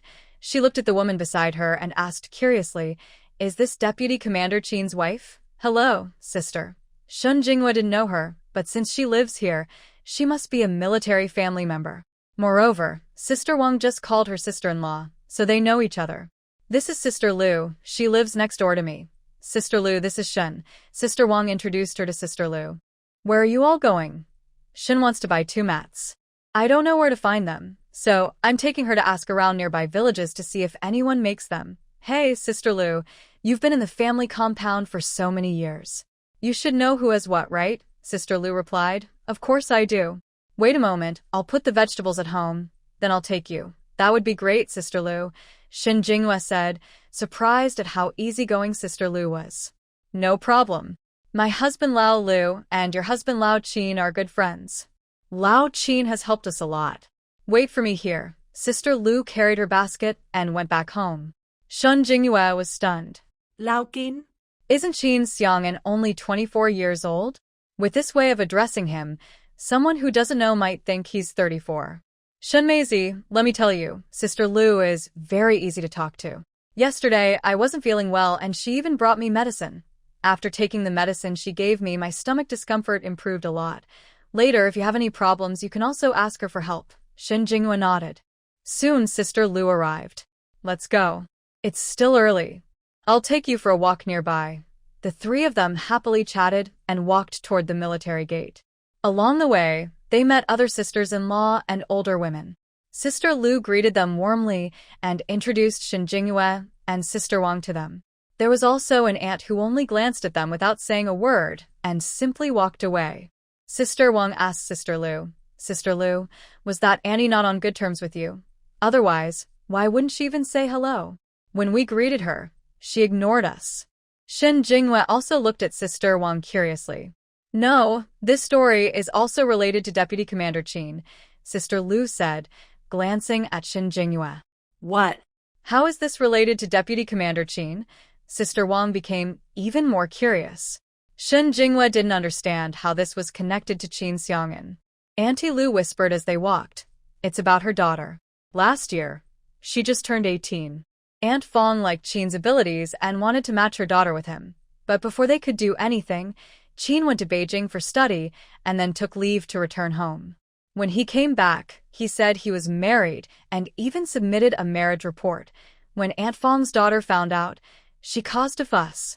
She even went to Qin and said she liked him and wanted to marry him, asking for a divorce. Hearing this, Sister Lu looked down on Aunt Fong Chui Ping, thinking she had no shame at all. What happened then? Sister Wang asked eagerly. Shin Jinghua listened carefully, surprised that Qin Xiang'an was quite popular among young girls. Later, Qin's expression darkened. He reported to the leaders that Aunt Fong's daughter was disrupting the military marriage, which also affected Captain Fong. He was reprimanded and faced disciplinary action. It will be hard for him to get promoted in the future. Oh, Deputy Commander Qin is really a good man. Unlike some men who get distracted by young, pretty girls, she nudged Shin Jinghua with her elbow. Miss Shin, you're really lucky. It seems Deputy Captain Qin treats you quite well. By the way, sister-in-law, how does Fong Cuiping look? Sister-in-law Lu replied, I think she's not as pretty as Miss Shin. But she's not at home now, or she would have known you came with the army. She might cause trouble. Big Sister Wang said, what does that have to do with Miss Shin? She doesn't even know her. If she likes Deputy Captain Qin, that's her own business. It has nothing to do with Miss Shin. That's true, but based on how she used to be, if she comes back, she might really try to cause trouble for Miss Shin. Worried that Shin Jinghua might get scared, she added, Miss Shin, don't be afraid. If she really dares to trouble you, just come to me. Shin Jinghua felt warm inside. Thank you, sister-in-law Lu. Don't worry, even if she comes to trouble me later, I'm not afraid. Now, Qin Xiang'an was her husband. As long as they weren't divorced, no one could break their relationship. That's not good. You're pregnant. If something happens, just shout loudly. We all live nearby. When you call, we can hear you. Big Sister Wang was worried. If someone pushed her, it could lead to big trouble. What? Miss Shun is pregnant. Sister-in-law Lu looked surprised at her not very obvious belly. Shin Jinghua's belly was really small, just a slight bump. People who didn't know might think she just gained weight, not that she was pregnant. Yes, I was pregnant on our wedding day. It's almost 7 months now, Shin Jinghua said a little shyly. Oh my, you're really lucky. Did old Qin find out? She didn't expect Shin Jinghua to be so fortunate. She got pregnant right after her wedding. When she married old Lu, she only found out a year later when she joined the army. Not yet. He left for the army the next day, and we haven't been in contact since. He came with the army this time to surprise him, but he was sent on a mission. Shin Jinghua made up a reason, but it wasn't entirely false. When old Qin finds out you're pregnant and about to give birth, he'll be very happy. The three of them laughed and left the army, heading to a nearby village to visit a farmer's home. During market days, each family would bring out their vegetables to exchange, along with woven bamboo baskets and mats. In a few days, when the market day comes again, I will bring you all there. It will be very lively. Luo's wife said this as she led them into a courtyard. The owner of this house is a carpenter. His family makes tables, chairs, mats, and bamboo baskets. Uncle Dodgy, I brought people to buy 2 mats. Do you still have any? A bearded man was working on a table when he heard the voice and looked up. Oh, the Luo family is here. You want mats? I happen to have a few finished ones. He spoke in simple Mandarin with a strong local accent. Let's take a look. My sister wants to buy some. Sure, follow me. The man led them inside and showed them the mats he had woven a few days ago. Look at these. They're sturdy. Take your pick.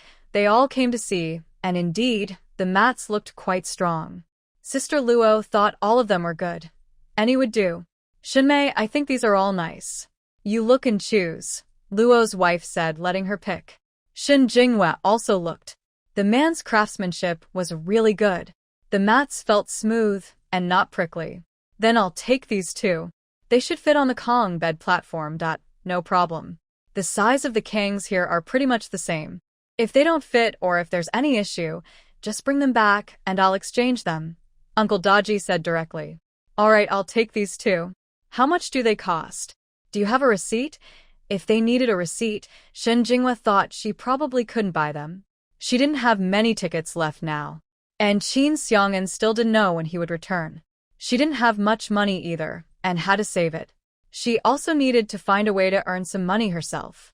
Relying only on her husband, she was afraid she'd be left with nothing.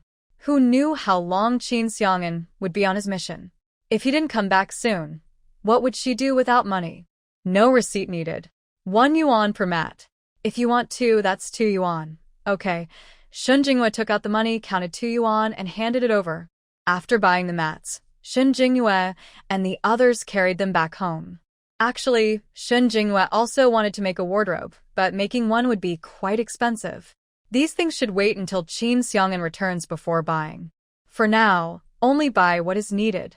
On the way back, there was a supply and marketing cooperative near the army, run by the army. They had many items, but because nearby villagers also came to buy, supplies were very limited. Shin Jinghua bought some pots, bowls, and essential items like oil, salt, soy sauce, and so on. Fortunately, when she arrived, there was still stock of these items. If she came a few days later, they might be sold out. She was quite happy with it. When Sister Lu visited for the first time, she saw a piece of floral cloth hanging on the wall of Shin Jinghua's bed. It looked quite nice. Miss Shin, why did you hang the cloth up? It looks pretty, she said. She said it looks good that way. I even pasted newspaper on it, but she still hung the cloth. Such a waste. Imagine how nice it would be to make clothes with it, Sister Wang said. Hearing Sister Lu ask about it, Sister Wang spoke up. Sister Lu smiled and said, It does look good, but Shun girl, don't you want to make clothes from this fabric? It's pretty, and clothes made from it would look nice too. This fabric is too stiff, and it's very thin and see-through. Making clothes from it wouldn't be comfortable. I prefer to keep my place nice and comfortable, Shun Jinghua replied. Sister-in-law, Sister Wang, don't criticize me, she said with a pleading gesture, making both women laugh. All right. This fabric is yours, and you're willing to hang it on the wall. What can we say? Sister Wang thought hanging it was a waste, but it was her own thing. She could do as she pleased. Everything is bought now. I have a vegetable garden at home. Since you just arrived here, if you need anything, come find me. I also grow plenty of vegetables. Feel free to come whenever you want to eat, Shin Jinghua said. It's almost noon. I need to go home and cook for the kids, or they'll start crying from hunger, she added. Then Sister Lu, you should go quickly. I don't have much to do here. I can handle the rest myself, Shin Jinghua said. After seeing off sister-in-law Wu, Sister Wang helped her tidy up and then went back to cook. Meanwhile, Qin Xiang'an and his team finally returned safely. As soon as they arrived, Qin Xiang'an was taken to the hospital for treatment. He was injured on his arm, but luckily no bones or tendons were damaged. As long as he heals well, it won't affect his future work with the wooden cannon. Next door to Qin Xiang'an lives Xiao Yuchen, who is more seriously hurt. He has several wooden cannon wounds on his arms and legs, and a few knife wounds on his abdomen. Fortunately, none of his injuries affected his bones or tendons. He needs to rest in bed properly, and it will take at least half a year for his injuries to fully heal. When the orderly came to deliver food, he asked, "Is Captain Qin Xiang'an also in this hospital?" "Yes, it seems he's right next door," the orderly replied, puzzled. "How serious are his injuries?" Xiao Yuchen continued to ask. "I heard he hurt his arm, but it's not serious. He should be discharged in a few days." "Why do you ask?" "It's nothing. Then you eat first. I'll come back later to tidy up." The orderly took out his meal and placed it on the bedside table before leaving. Next door, Qin Xiang'an was also eating. Old Lu came to visit him and brought some food. "Once your injuries heal, do you think we can go back?" He was already thinking about his wife and child. "Probably, if the leader has no other plans. If not, we'll take the team back." He also wanted to go back early to pick up his wife and bring her with the troops. The day after their wedding, he had to leave on an urgent mission, leaving her alone at Qin's house. He didn't know if the family might mistreat her. He wanted to return early so he could report and bring his wife back with him. Although his wife came unexpectedly, they were already married and registered, so they were legally husband and wife. He wouldn't just leave her at her parents' home without care. He knew from a young age that he wasn't Qin family's biological son. He was adopted by his grandfather. Growing up, he didn't feel much family love in that house. Only when his grandfather was alive did he feel some attachment. After his grandfather passed away, he had almost no connection to that family. At just 17 years old, he went straight to join the army. He served for 8 years and rarely had time to go home, except for a single leave last year. He occasionally sent money back because they raised him, and he couldn't be unkind to his family. This time, he didn't expect that returning home would save someone and that he would also gain a wife. He wondered how his wife had been doing at home these past few months, and whether the Qin family had been kind to her. After dinner, old Lu left because he had other matters to attend to, but he promised to bring food later in the evening. Qin Xiang'an went out for a walk to help digest his meal. As he passed by the neighboring hospital room, he instinctively looked inside and made eye contact with Xiao Yuchen, who was lying on the bed. The moment their eyes met, Qin Xiang'an stopped in surprise, both of them shocked to see each other. Not because of anything else, but because they looked very much alike. During a previous mission, their faces and clothes were dirty, and Xiao Yuchen had only felt familiar when he looked at Qin Xiang'an's features. Now, seeing each other, both looked surprised. "Are you Captain Qin? Can we talk for a moment?" Xiao Yuchen asked first. He was physically limited and would have gone over to talk if he could. Qin Xiang'an knew this was Xiao Yuchen, the leader of the team escorting the experts back to the country. He had heard of him when he studied in Beijing. Despite his young age, he was already a senior officer. He had been awarded several medals, and this time, successfully escorting the experts home was a significant achievement. Xiao Yuchen stepped inside. "Captain Qin." Qin Xiang'an saluted politely. "No need to be formal. Please have a seat and talk." Qin Xiang'an sat down on the chair. "May I ask where your family is from?" Captain Qin, fearing his question might be too abrupt, he added, "Actually, I have a younger brother who was taken away shortly after birth.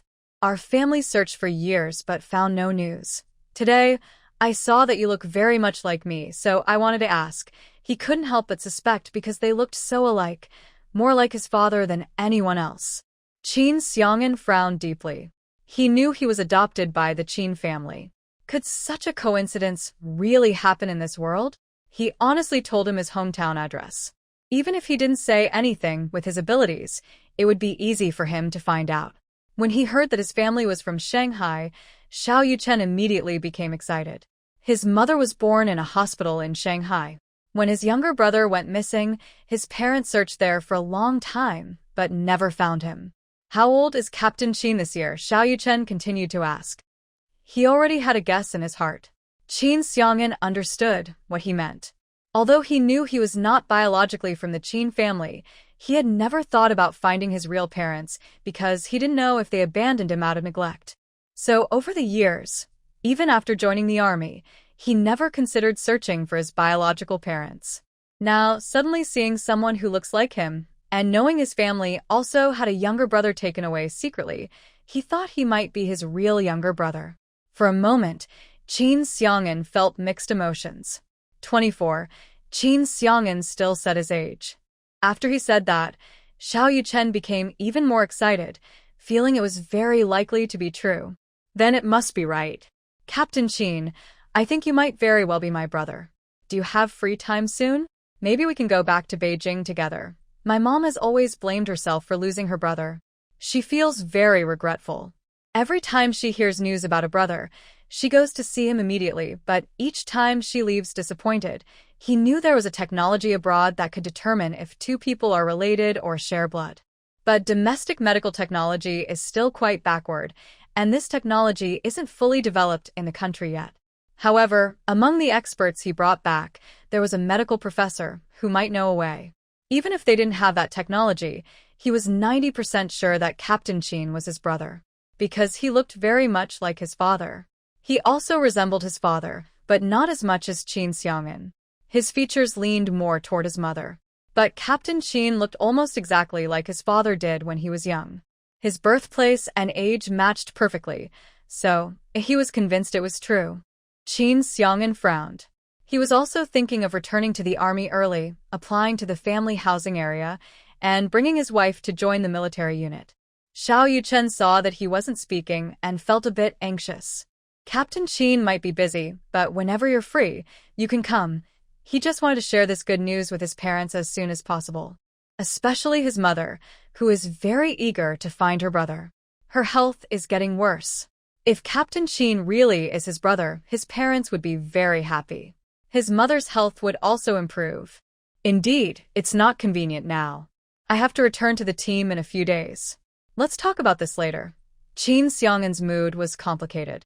His family made him see little hope for family ties, even making him not care much about his biological parents. He didn't care who his real parents were. Now, he just wanted to live his life well. Captain Xiao, rest well. I'll leave now if there's nothing else. Qin Xiang'an didn't want to stay any longer. He stood up and left. Xiao Yuchen was a bit worried, but he couldn't get off the bed easily to follow him. He sat on the hospital bed, feeling anxious for a while, then slowly calmed down. From Qin Captain's reaction just now, maybe he also knew he wasn't from that family. Otherwise, when he mentioned he might be his missing brother, he would have objected. But he didn't. That means he knew he was adopted or rescued, not their biological child. He looked very much like his father, and the first time he saw him, even though he didn't see his face clearly, he felt a strange familiarity and closeness. This feeling couldn't be faked. No, he needed to tell his father about this and see if he could think of a way. In the afternoon, when the orderly brought him food, he asked him to find a wheelchair because he wanted to make a call. The orderly didn't know what Captain Xiao was planning but thought it was important. He found a wheelchair and pushed him to the director's office. He needed to make a call, and only the director's office had a phone. The director knew Captain Xiao wanted to use the phone, so he immediately cleared the office for him. Since he was going out, he told him to make the call there. The orderly took Xiao Yuchen to the director's office, then left and closed the door, standing guard outside. Xiao Yuchen dialed a number. After the call was connected, he said, "Please transfer me to Commander Zhao's office in Beijing." After a moment, he heard his father's voice say, "Hello, who is this?" "Dad, it's me, the third son." Zhao's father recognized his son's voice and happily said, "Third son, you're back. How are you? Are you hurt?" He knew his son had gone on a secret mission, and it had been over a year since he returned. His mother was very worried. "I'm fine, just a small injury. I should be able to return to Beijing soon." "Dad, I called today because I have something to tell you." He then explained that Qin Xiang'an looked like him and shared his suspicions. However, he didn't mention Qin Xiang'an's identity. Phone calls are often monitored, especially calls to the military. He said he saw someone who looked like his father and thought that person might be his own younger brother. Zhao's father immediately asked, "Are you sure about what you said?" "I'm just suspicious, not certain." I only told you, Dad. "Please don't tell Mom yet so she doesn't get too excited." "I understand. When will you come back? Can you bring that person with you?"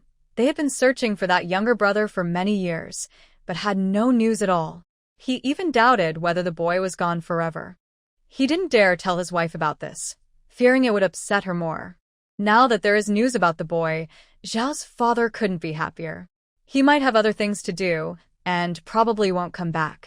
I called you to ask if you could go to Beijing Hospital to inquire about paternity tests or any way to confirm their relationship. Since his father was a commander, he could ask someone faster than he could.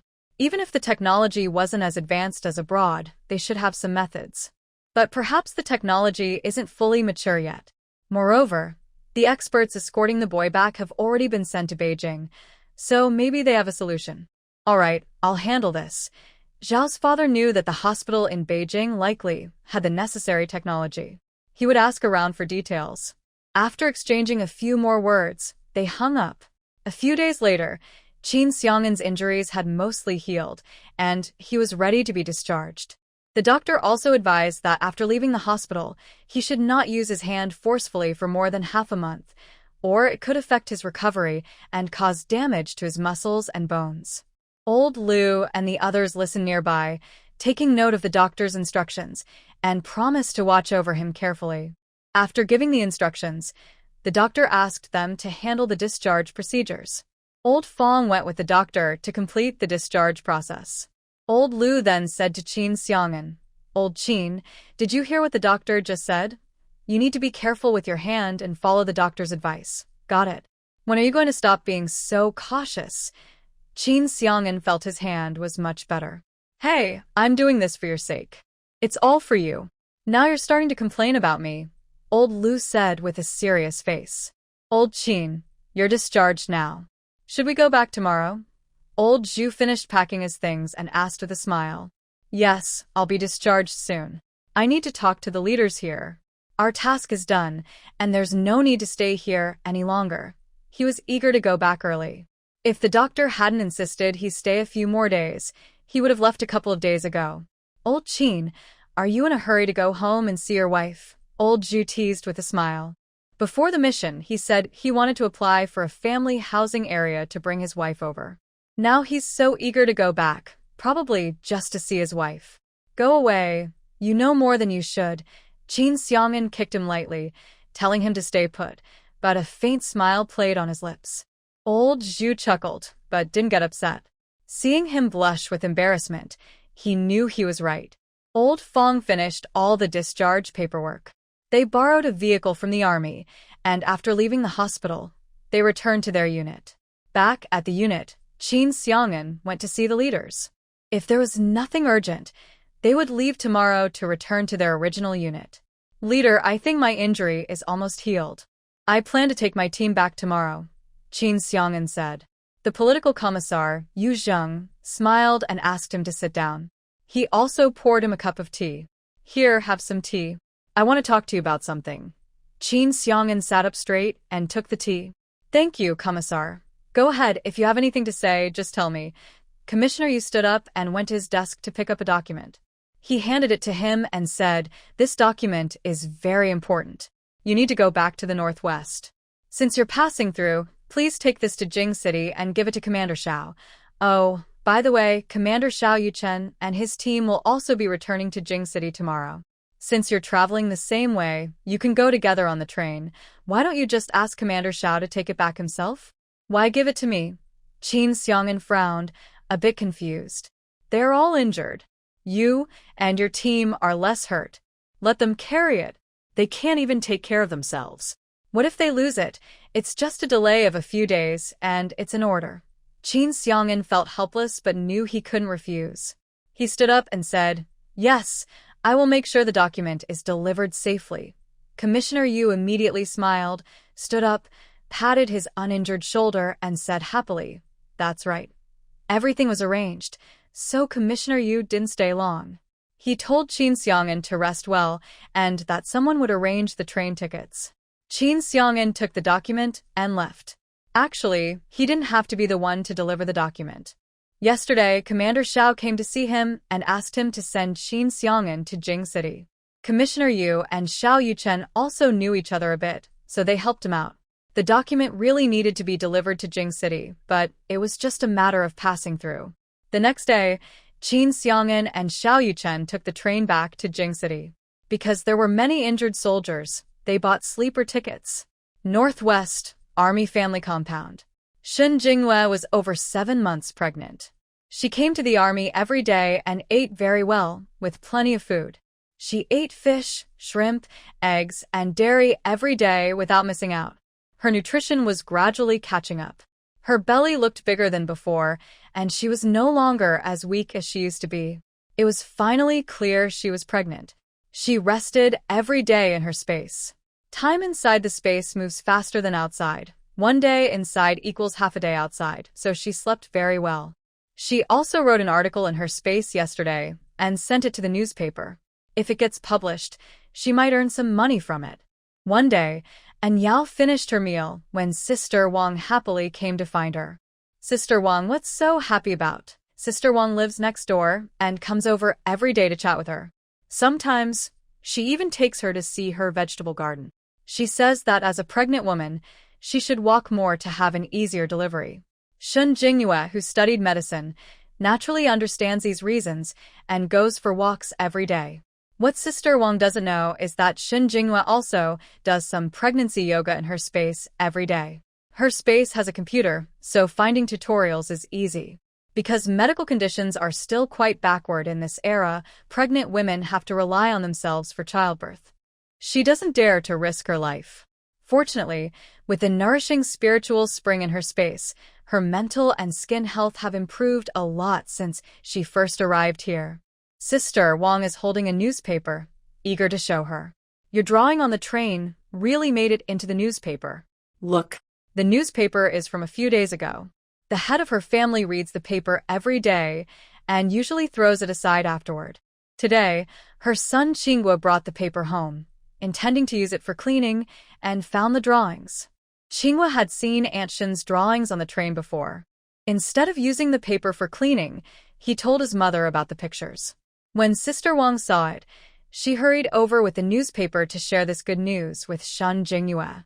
Although she couldn't read the words, she recognized the drawings. They were exactly the same as those Shin Mei had drawn on the train. She had thought the conductor was just joking, but it turned out the drawings really made it into the newspaper.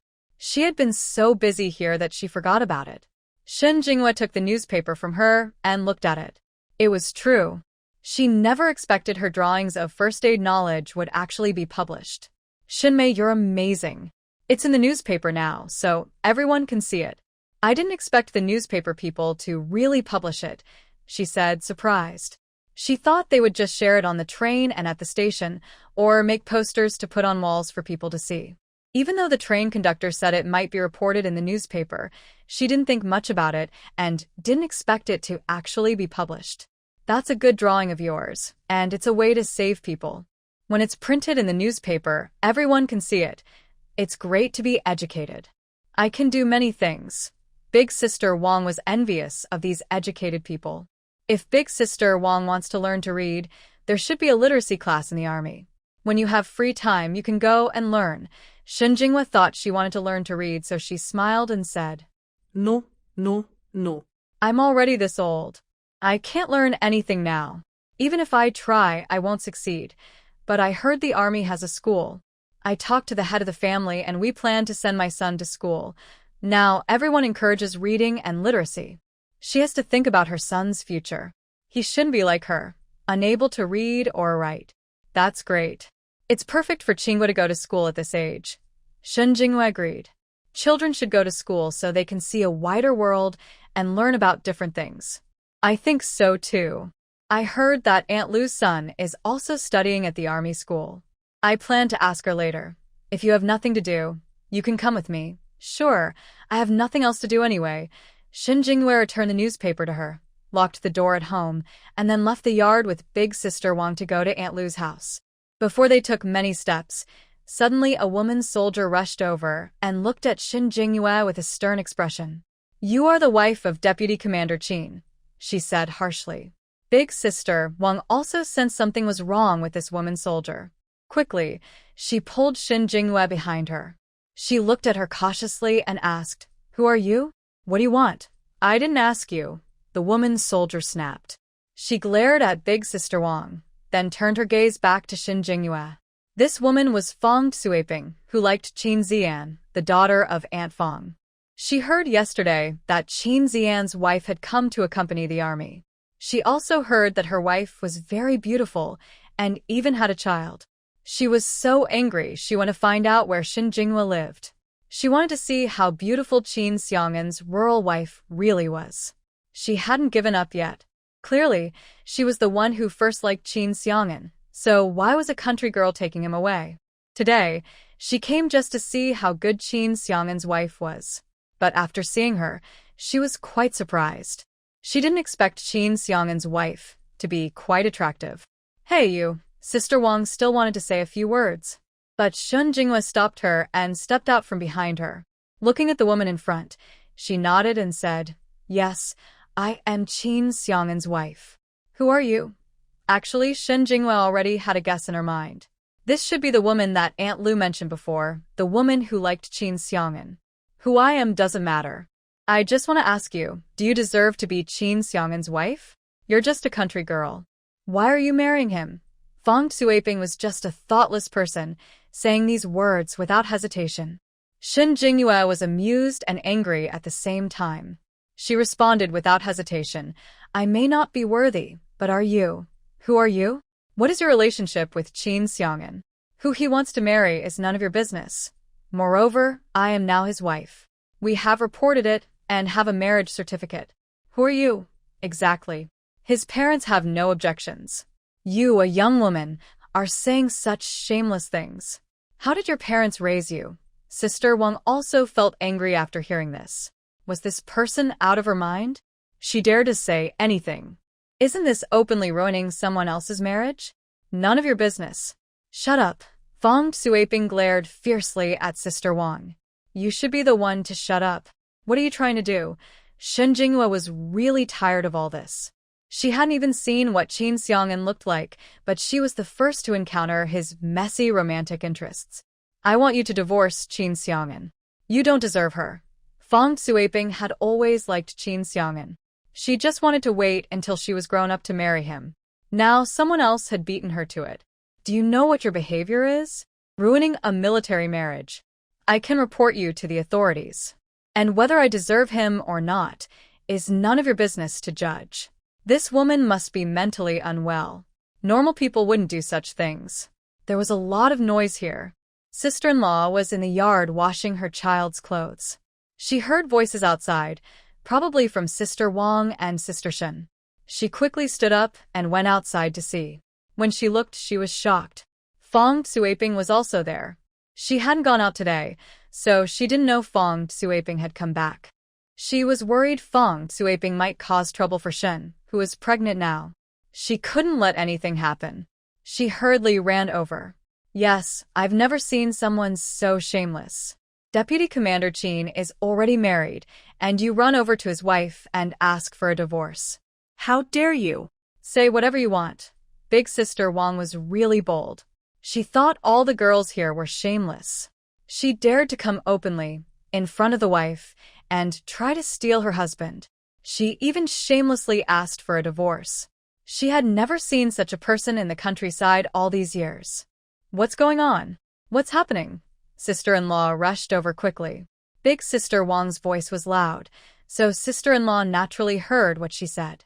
She thought to herself, Feng Xueping really doesn't learn her lesson. Her father was already reprimanded because of her, and now she caused trouble again. Big Sister-in-law Lu, you came just in time. This woman, I don't even know who she is, ran over to block our way and said Shen and Deputy Commander Qin should divorce. She also said Shen isn't good enough for Deputy Commander Qin, acting like she's the one who's right. She has a pockmarked face, her skin is dark, small eyes, and she's not even half as pretty as Shen. I've never seen such a shameless person, Wang Dijie said, hands on her hips. Sister-in-law Lu looked at Feng Xueping, her face not looking happy. Feng Xueping, what are you trying to do? This is the army. You haven't learned your lesson from last time, have you? Maybe I should take you to see the political officer. Feng Xueping felt embarrassed by what Wang Dijie said. She glared fiercely at Shen Jingyue, said nothing, and ran away. Wang Dijie saw her run off and couldn't help but curse. Why are you running? If you're brave, go talk to the political officer. Bah, breaking up a family, how shameless. When everyone was gone, Wang Dejie turned to sister-in-law Lu and asked, "Sister-in-law Lu, was that girl just now Fong Xueping's daughter?" Earlier, Aunt Lu had mentioned her, and when she heard the girl was Fong Xueping, she guessed it. Aunt Lu sighed. It's her. Her parents sent her away before, and I don't know when she will come back. Miss Shen, don't worry. We'll go find the political officer now and ask him to talk to Captain Fong about this. She thought that after some time away, Fong Xueping would come back and realize her mistakes and behave honestly. But she didn't expect Fong Xueping to be so hopelessly foolish, completely beyond help. Shun Jinghua didn't object. She could see that the person hadn't given up, and she didn't want to deal with these messy problems later. Aunt Lu took them to the political officer's office and told him everything about Fong Xueping coming to see Miss Shen today and what was said, word for word. Political Officer Li, this matter needs Captain Fong to take good care of his daughter. It's really upsetting. Miss Shen is now pregnant, and Deputy Captain Qin isn't here. If something happens, what should we do? The political officer looked unhappy after hearing this. Don't worry. I'll have Captain Fong come over soon and talk to her. He'll take good care of Fong Xueping. We really need to keep her in check. She boldly went to Miss Shen and said she wasn't good enough for Deputy Captain Qin and even suggested divorce. I've never seen such a thing in my life. Miss Shen is much better. Her paintings have even been published in newspapers, and she's pretty too. That pockmarked face and dark coal eyes of hers are not enough to say she isn't suitable. Big Sister Wang kept talking, her mouth running non-stop. Seeing Big Sister Wang talk so much, Shen Jinghua quickly pulled her aside. Aunt Lu and Political Officer Li, hearing Big Sister Wang, couldn't help but become curious. Political Officer Li asked Big Sister Wang, "Sister-in-law Li, what do you mean just now? What kind of painting did Deputy Captain Qin's wife have in the newspaper?" Aunt Lu was also very curious. "It's that painting from a few days ago in the newspaper, the one about first aid knowledge." She then took out the newspaper she was holding and pointed at it for them to see. "See, this is it. Miss Shen and I met on the train here. We were eating in the dining car when an old man choked on his food. Miss Shen used the method I just mentioned to help him. At that time, everyone thought the old man was about to pass out. Luckily, he spat out the peanuts in his mouth and he was fine." Commissioner Li picked up the newspaper and looked at it. He had read it a few days ago and studied it carefully. If this method really works, it would be a great thing. He was surprised to learn that the idea was actually thought up by Deputy Team Leader Qin's wife. "Deputy Team Leader Qin's wife, do you know medical skills? I learned a little from an old doctor before." Shen Jinghua thought that in a couple of years, she would have to work after having children. Knowing she had some medical skills might help her find a job later. Young Sister Shen is amazing. She drew this picture, and we never thought it would be published in the newspaper. Would you be interested in working at the health clinic? Their military family housing area has a health clinic, but the district hospital is a bit far from here. Conditions here are not very good, and few doctors want to work in this area. Many of the women here can't read or write, so the health clinic has always been short of staff. When Qin Xiang'an announced his marriage, he said his wife was a rural youth sent to the countryside and had finished high school. Now that they know she has some medical skills, it seems she could do well at the health clinic. Big Sister Wang and Sister Lu both looked surprised, and their eyes lit up immediately. Seeing that Shen was still silent, they hurriedly said, "Shen, you should agree quickly. This is a good opportunity." "Yes, Shen, the health clinic is just nearby, not far from the family housing." It's such a good job. Shen Jinghua didn't expect such a good thing to happen to her. She was a little unsure. Commissioner Li trusts me so much. Is he worried I might just talk and not really know anything? Is it so easy to recruit people? Commissioner Li was amused by her words and laughed out loud. "No need to worry. You think the health clinic is that easy to get into? I recommended you, but if you don't have some skills, it won't work. Basic skills like giving injections and reading are most important, along with exams. They test some basic medical knowledge." He heard she knew some medical skills, and since there was a shortage of staff, he thought of recommending her. If she passes the exam, the clinic will have another doctor. If not, it's okay. Nothing will be affected. I believe in you. Since you know first aid, it shows you have some ability. Try your best when you have time. Just say I sent you. I will also send someone to talk to them. If you don't pass, it's okay. Thank you, Commissar Lee. I will do my best. Shun Jinghua was confident she could pass the exam. Unexpectedly, coming here also gave her a job, which made her quite happy. All right, I'll have someone talk to them later. You can go tomorrow. After saying that, Commissar Lee told them to go back. He would handle Fong Chui Ping's matter. When they left, Commissar Lee called for Captain Fong. On the way home, Sister Wang couldn't help but say, Shin, I didn't expect you to know medicine. You're really impressive. Our health clinic is always short of staff.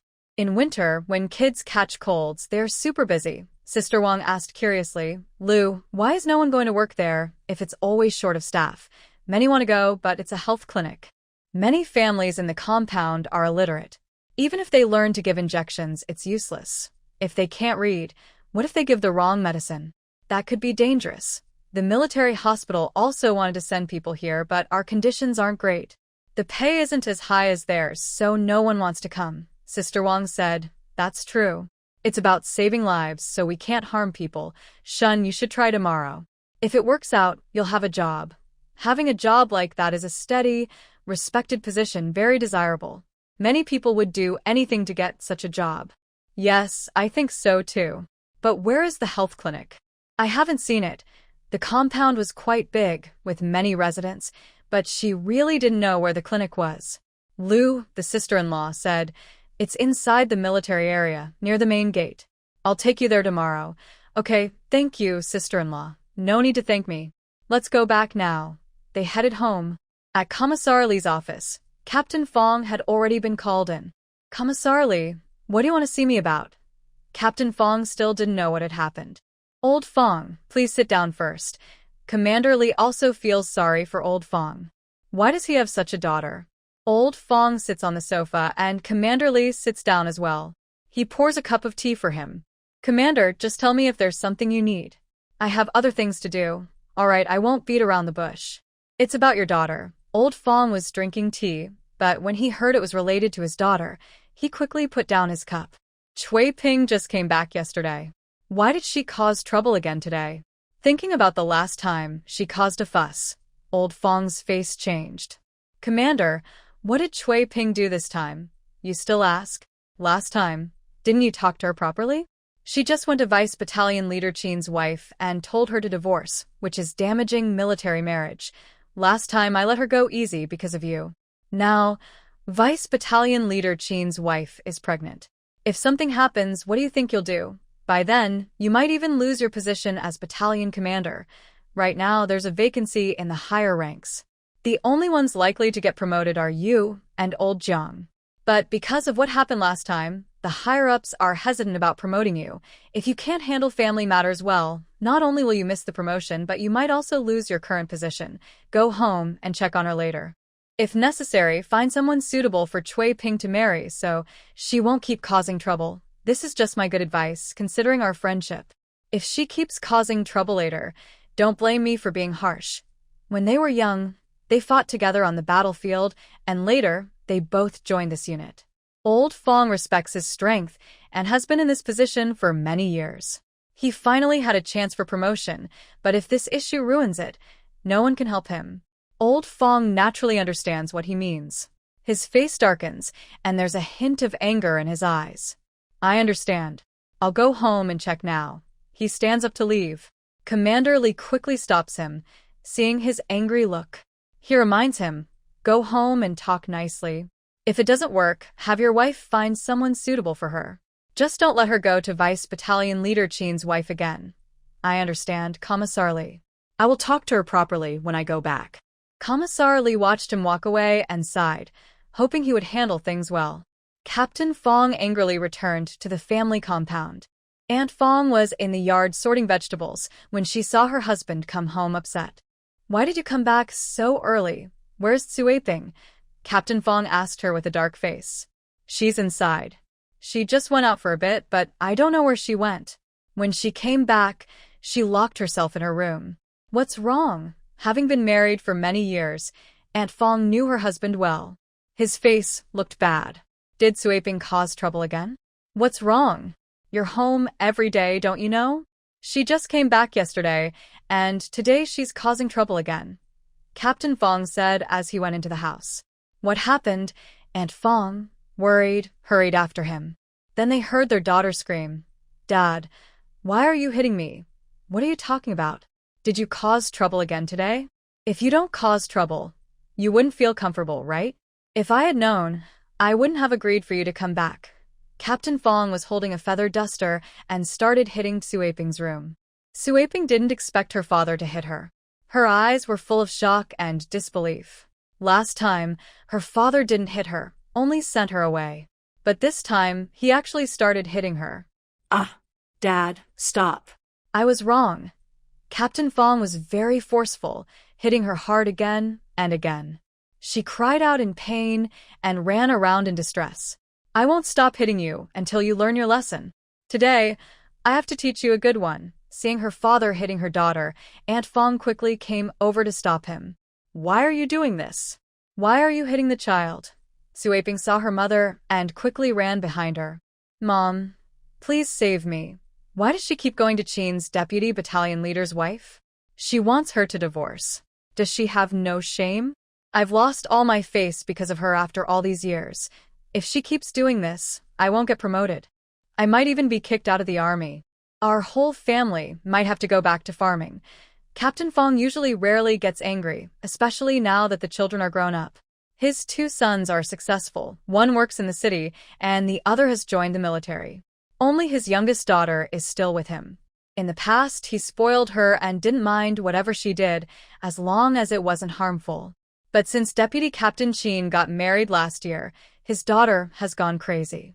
She even went to Chin's wife and told her to divorce. He sent her back to her hometown for a while, thinking she would have figured things out by now. But on the very next day after returning, she went to Chin's wife again and said such things. Aunt Fong didn't seem to know about this yet. She turned around and asked her daughter, "Did you really go to see Deputy Captain Chin's wife?" Fong Chuiping looked away nervously. Aunt Fong looked at her and became a little upset. "What did you go there for? I told you yesterday, but you didn't listen." She was so angry she almost lost her temper. Big Brother Chin was the first one I liked. Why should a country girl like her come and take him? Fong Chuiping held her head high, still feeling unfair. "You dare to say that? Just wait, I'll beat you." Captain Fong saw she had no regret and got even angrier. He grabbed a feather duster, ready to hit her, but Aunt Fong stopped him just in time. "Stop hitting her. Let's talk nicely." Look at her. Do you think she's willing to listen? There's a vacancy at work now. If nothing unexpected happens, I might get promoted.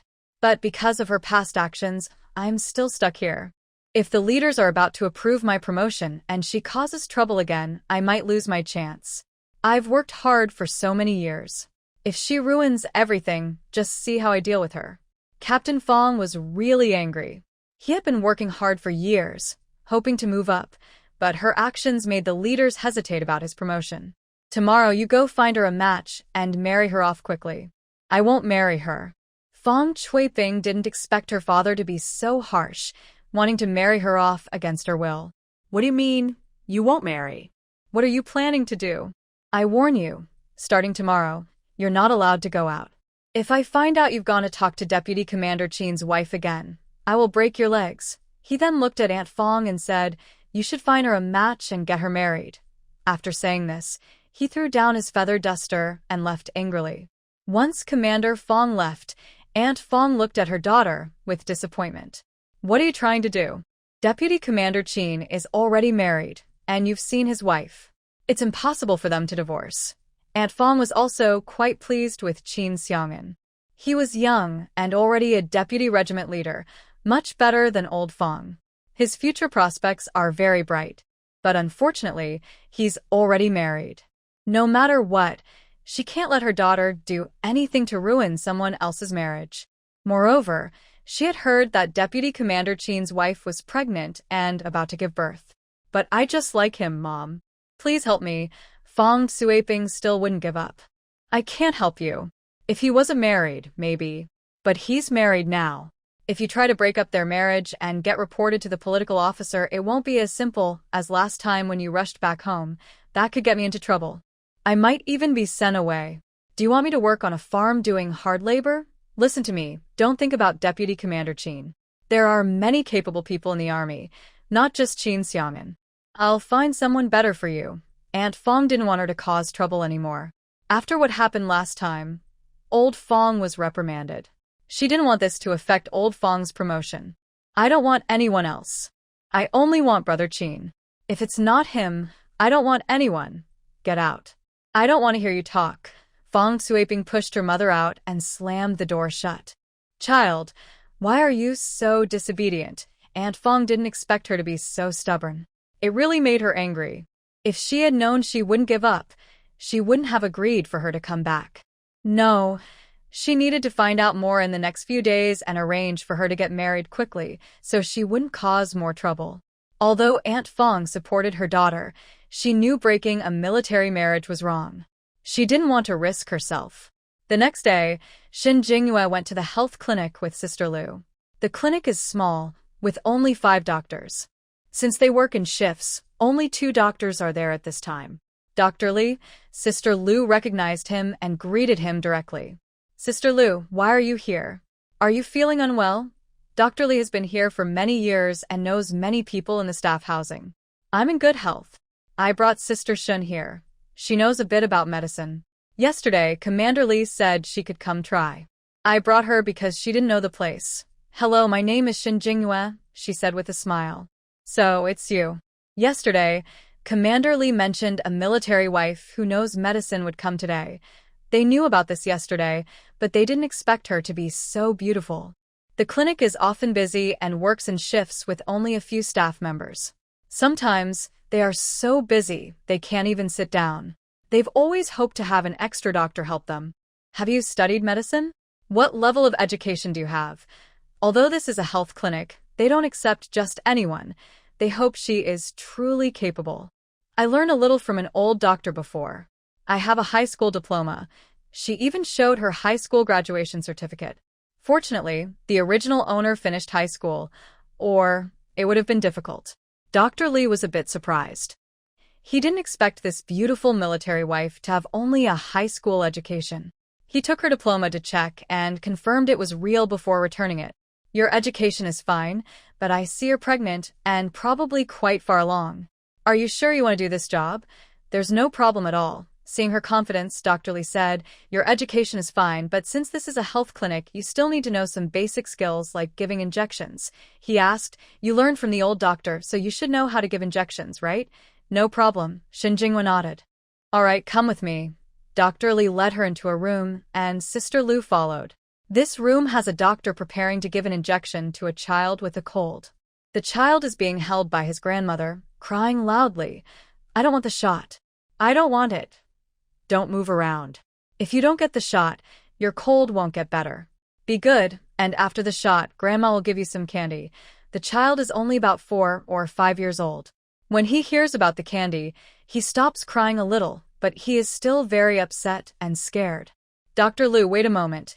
Dr. Lu is a young female doctor, probably in her early 20s. What's wrong? Dr. Li? Dr. Lu looks at her with confusion. We have a new doctor here. Let her try. A new doctor?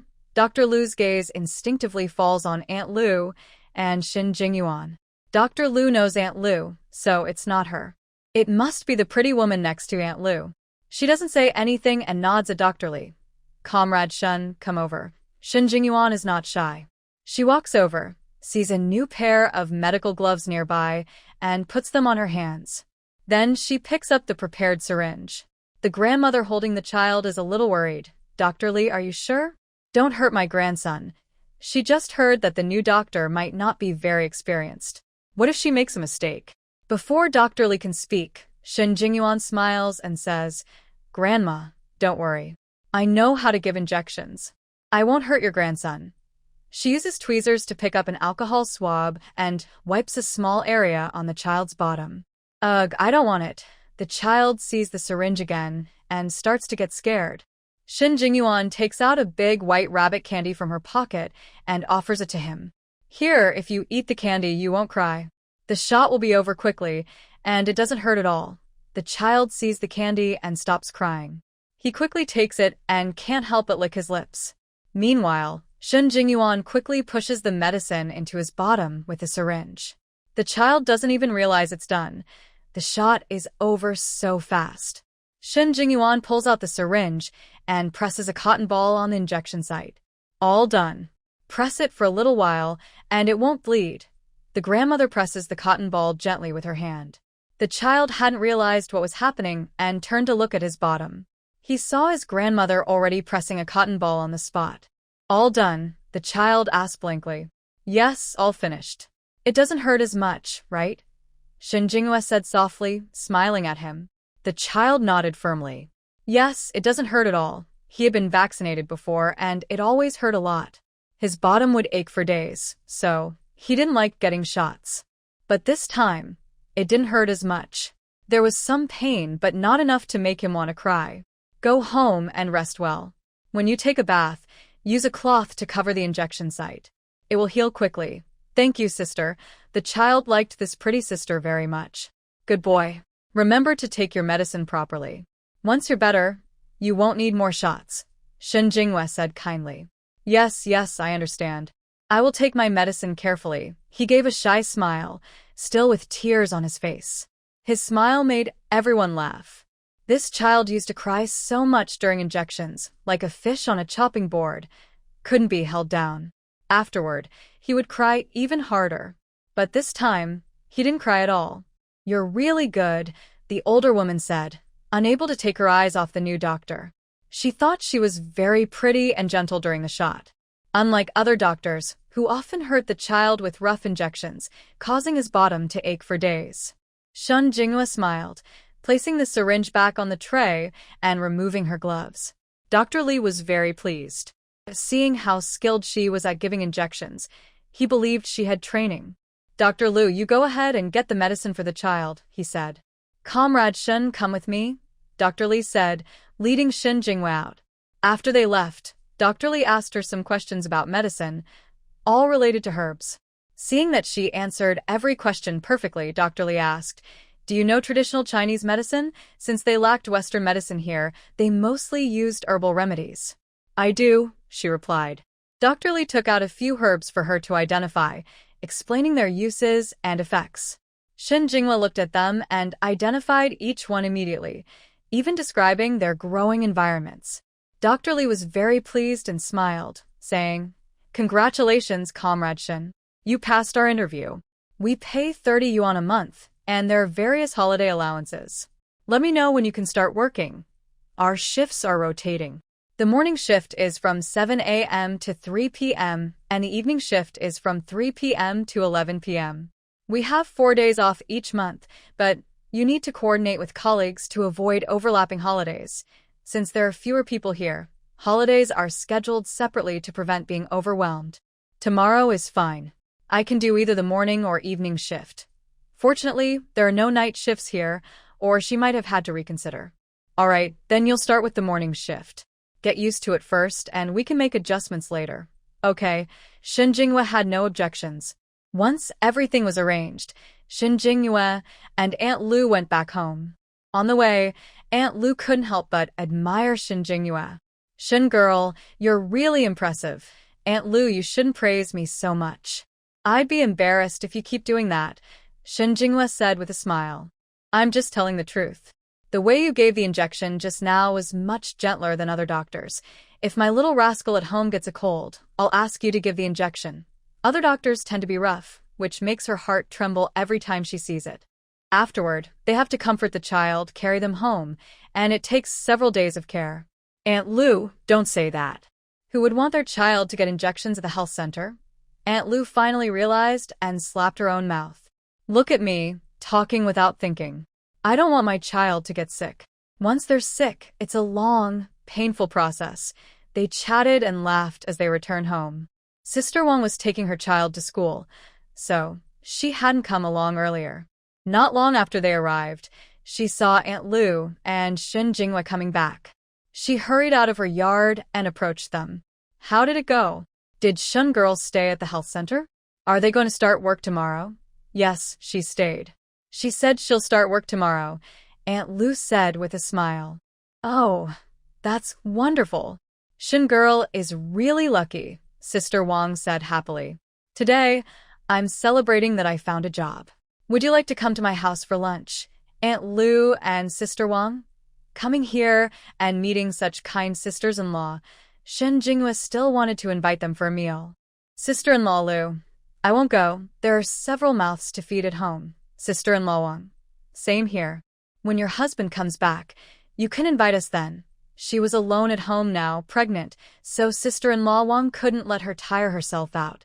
All right, then we'll wait for Qin Xiang'an to return. When he does, we'll have a lively meal at our place and invite all of you. Many people here had helped her a lot, including Comrade Tan Zhengwo, who brought people over every day to help fetch water. She was truly grateful. Okay, when the time comes, we won't hold back. After chatting for a while, everyone went back to their own homes. The next morning, Shen Jinghua had breakfast and slowly headed to the health clinic. Everyone in the compound had heard about her going to the clinic yesterday. Many were envious.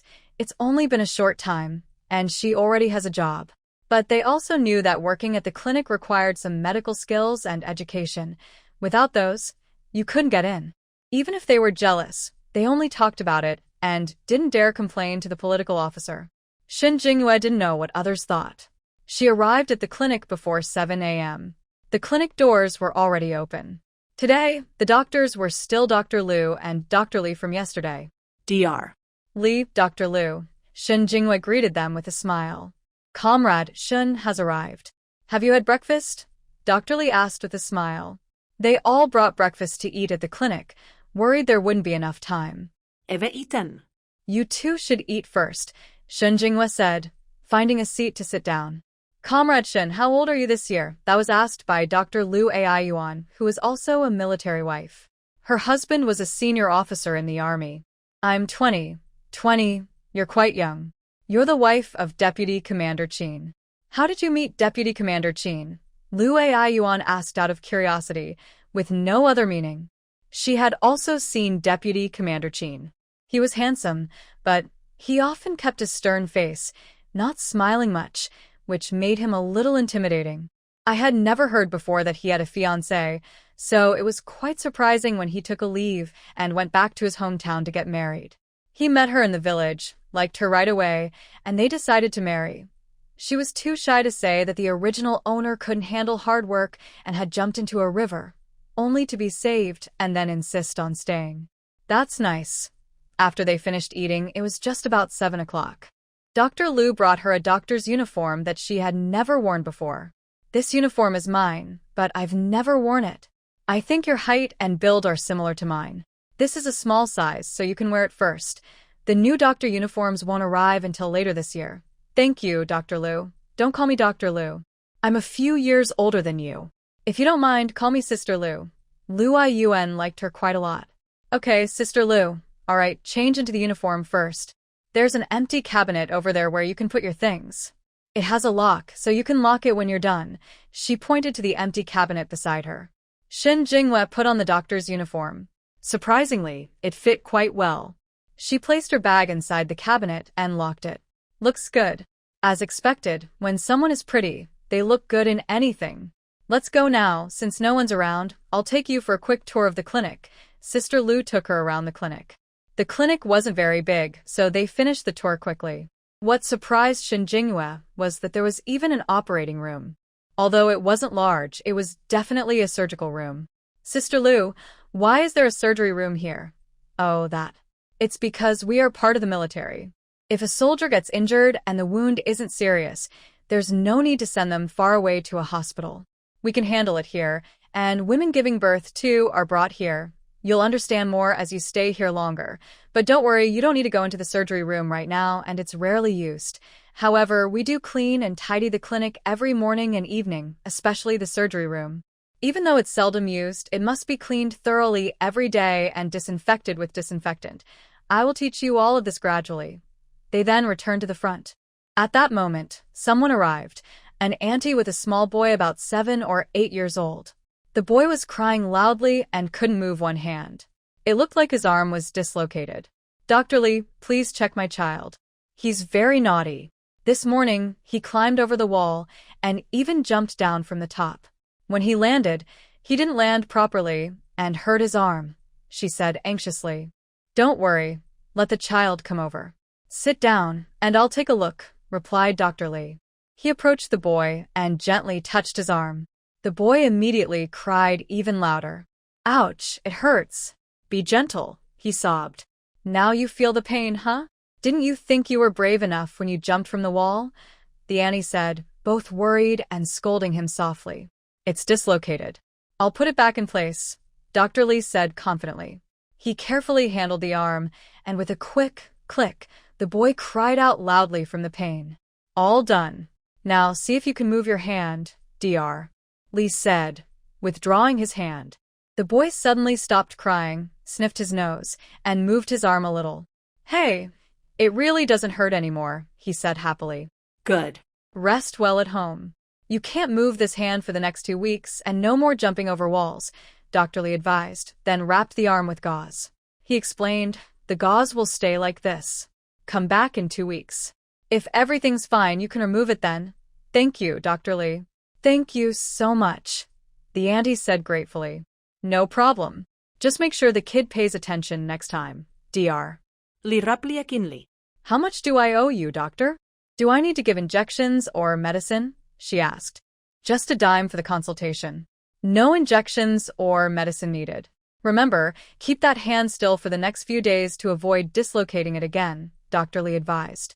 Okay, I will watch over him carefully, she promised. The auntie paid, and then left with the boy. Seeing Shin Jingyue and the others return, Dr. Lee said to Shin Jingyue, Comrade Shin, just stay with me for the next couple of days. I'll take care of you. Once you're familiar with everything, you can come by yourself. Okay, Dr. Lee, she replied. Dr. Liu saw that Dr. Lee had everything arranged and had no objections. Dr. Lee was the director of their health clinic. When she first came here, she was brought in by Dr. Lee. Then I'll go handle my work now, Dr. Liu said, heading off to do her tasks.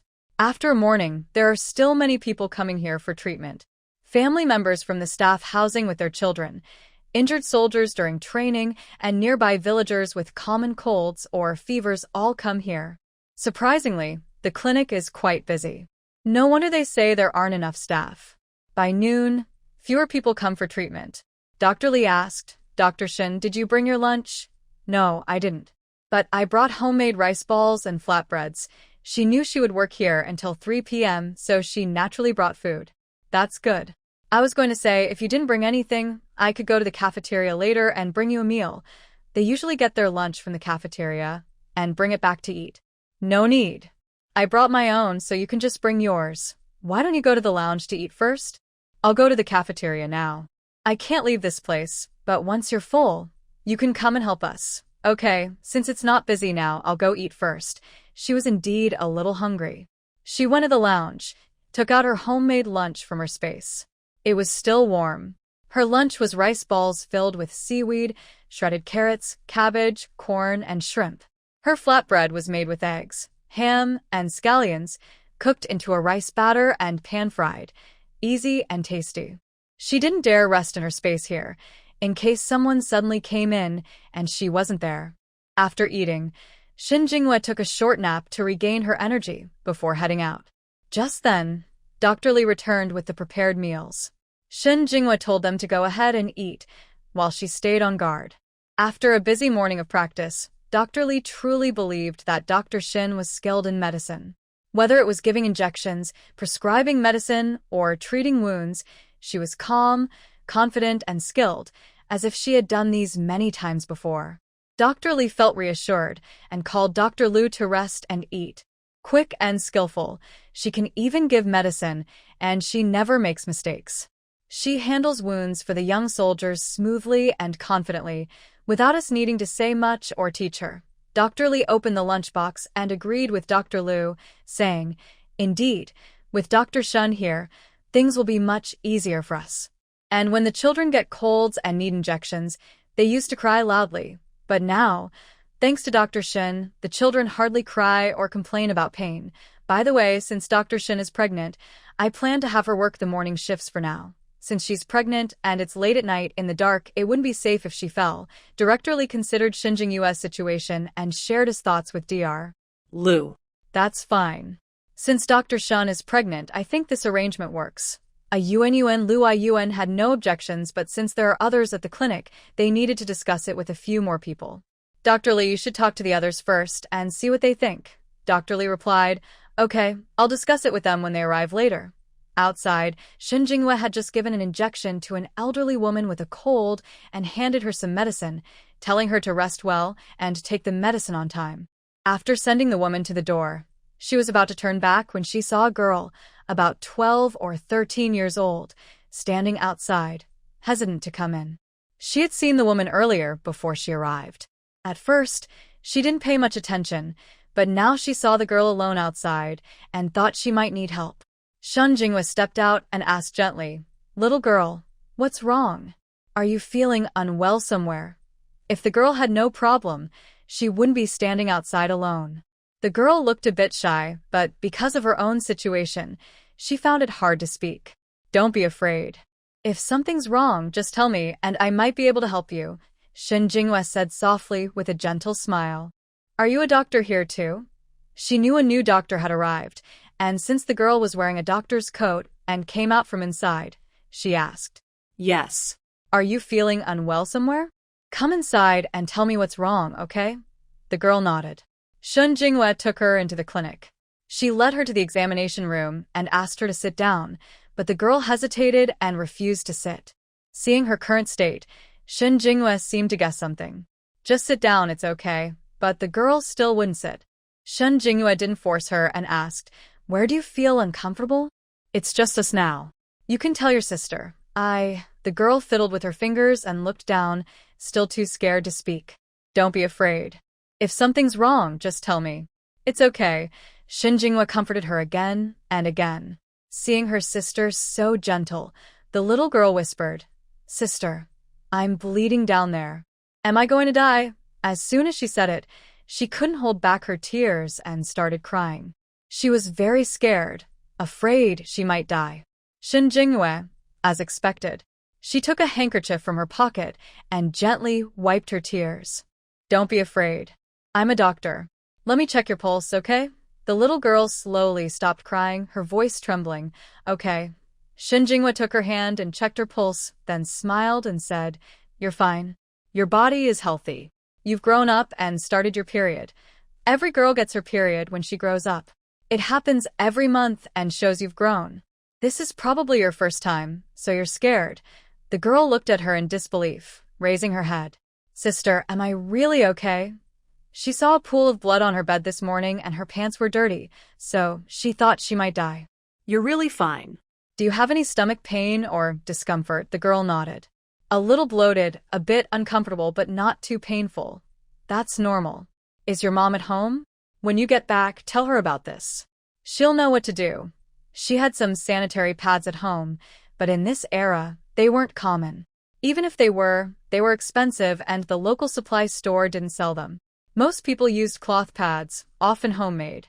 She didn't have any herself, so she could only tell her to go home and ask her mom.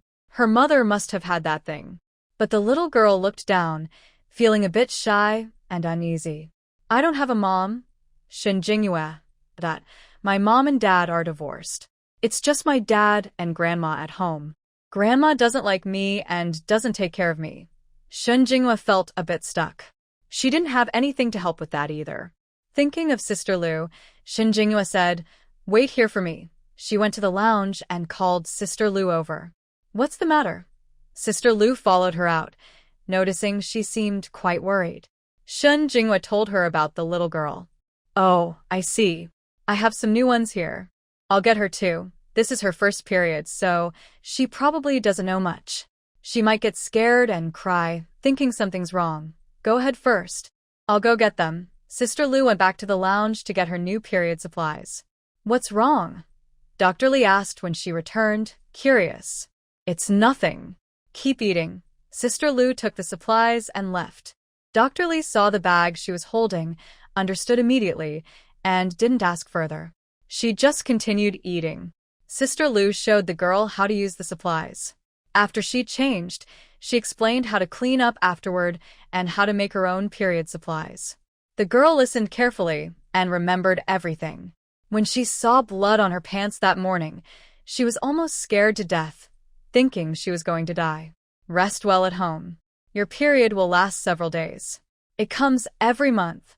Usually it lasts 6 or 7 days, but 4 or 5 days without it is normal. Don't worry about these things, okay? And after you go home, try not to eat spicy or irritating foods and avoid cold drinks. If your stomach hurts, you can boil some water with red sugar to help soothe it, Sister Lu carefully advised. Got it. All right, there's nothing else. You can go back now. How much does this cost? The girl thought about the supplies she had just received. It was clearly new, so it probably wasn't cheap. But she didn't have any money. It's free. I'm giving this to you. Thank you, Dr. Lu. You're welcome. Now go back quickly. The little girl thanked Shen Jingyue again, then ran off with the things Dr. Lu had just given her. After the girl left, Shen Jingyue asked, Sister Lu, judging by your reaction just now, this isn't the first time something like this has happened, right? Yes, many young girls don't understand these things when they first start. Some even think they're going to die. They come secretly, but when they see male doctors, they get scared and don't dare to come in. They only feel safe when a female doctor is here. Just now, I prepared those menstrual supplies myself and left them here for them. Don't their mothers talk to them about these things? Shen Jingyue asked curiously. Oh, who would talk about this kind of thing? But I think it's very important. Kids should learn about these things early, so they won't be scared or panicked when they experience them. If their mothers don't tell them, why should outsiders have to explain? Anyway, don't think too much about it.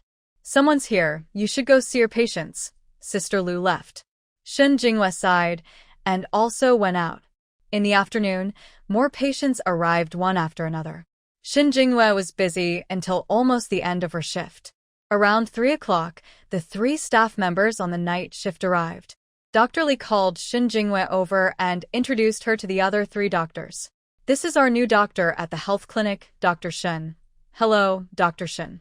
These 3 are also doctors here. This is Dr. Xueping, this is Dr. Yu Weiming, and this is Dr. Kong Zhenkong. Here, only Dr. Kong and Dr. Lu are about your age. The others are a bit older. Hello, Shen Jingyue nodded and smiled at them. Wow, Dr. Shen looks really pretty. Deputy Team Leader Qin is lucky, Dr. Xue said with admiration.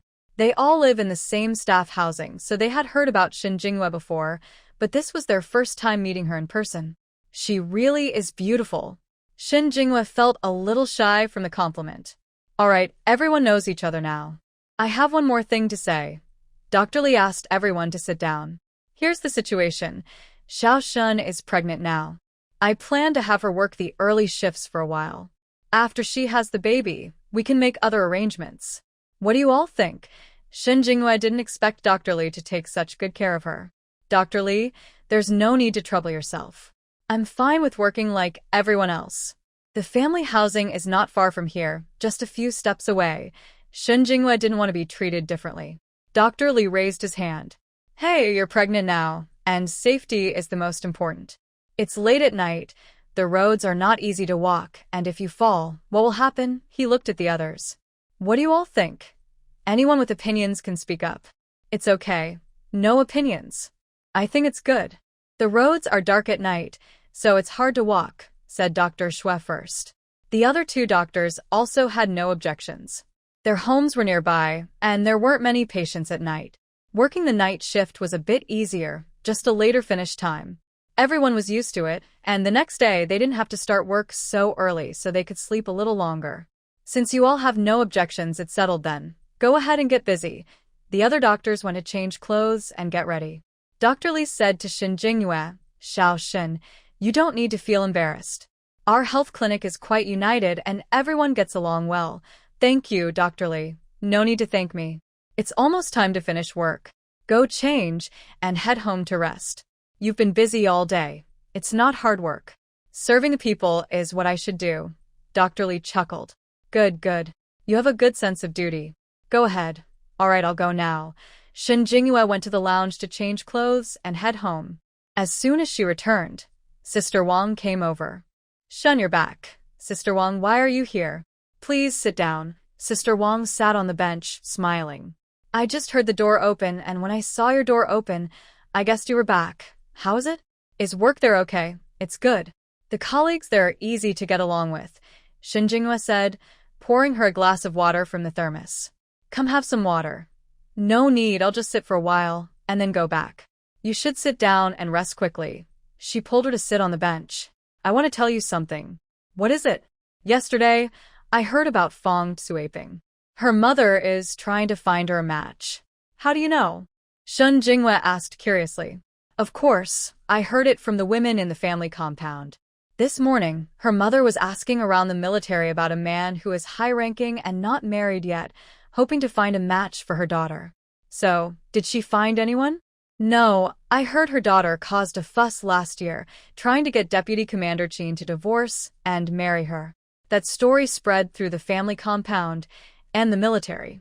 Now, the unmarried officers with higher ranks don't pay attention to her. I think she deserves it. She shouldn't be so eager to marry someone who's already married. I'm telling you this to remind you to be careful. You have a child now. If you meet her or her mother, try to avoid them. Big sister Wang told her this because she wanted her to be cautious. Yesterday, Fong Suaping looked like she wanted to eat her up with her eyes. Big sister Wang was always worried about her. Don't worry, big sister Wang. I'll be careful. That's good. I'll go back now. I need to go to the market to buy vegetables later. You've been busy all this time, so rest well. Big sister Wang got up and left. Shen Jinghua also felt a bit tired. She closed the door and went inside to rest.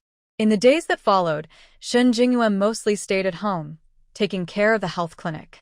Sometimes, she and big sister Wang went to the market to buy vegetables. Life was pretty comfortable. As for her husband Qin Xiang'an, whom she had never met, she had completely forgotten about him. Meanwhile, in Beijing, Qin Xiang'an had already done a paternity test with Commander Zhao's father, and the results came out today. He had planned to leave after delivering the documents 2 weeks ago, but Xiao Yuqing stopped him, insisting he take the paternity test with Zhao's father. When he saw Zhao's father's face, he was sure Xiao Yuqing was right. He was probably the brother who had been stolen from him, because Zhao's father looked just like him, like they were carved from the same mold. Later, they took the test and were ordered to stay here for over half a month. If he didn't want to see the results himself, he would have left long ago. Xiao Yuchen's injuries were almost healed, and he was the one who went to get the results. Qin Xiang'an was sitting quietly in Zhao's father's office, waiting. Neither of them spoke. They just sat quietly. Soon, Xiao Yuchen returned. He was very excited, sure that his guess was right, that Qin Xiang'an was his younger brother who had been taken away. Dad, the results are out. Xiao Yuchen rushed in holding the results. Zhao's father stood up nervously and looked at him. What did the results say? Qin Xiang'an also stood up. Seeing how excited Xiao Yuchen was, Qin Xiang'an already guessed the outcome. Sure enough, in the next second, Xiao Yuchen said excitedly, Dad, it's the fourth brother.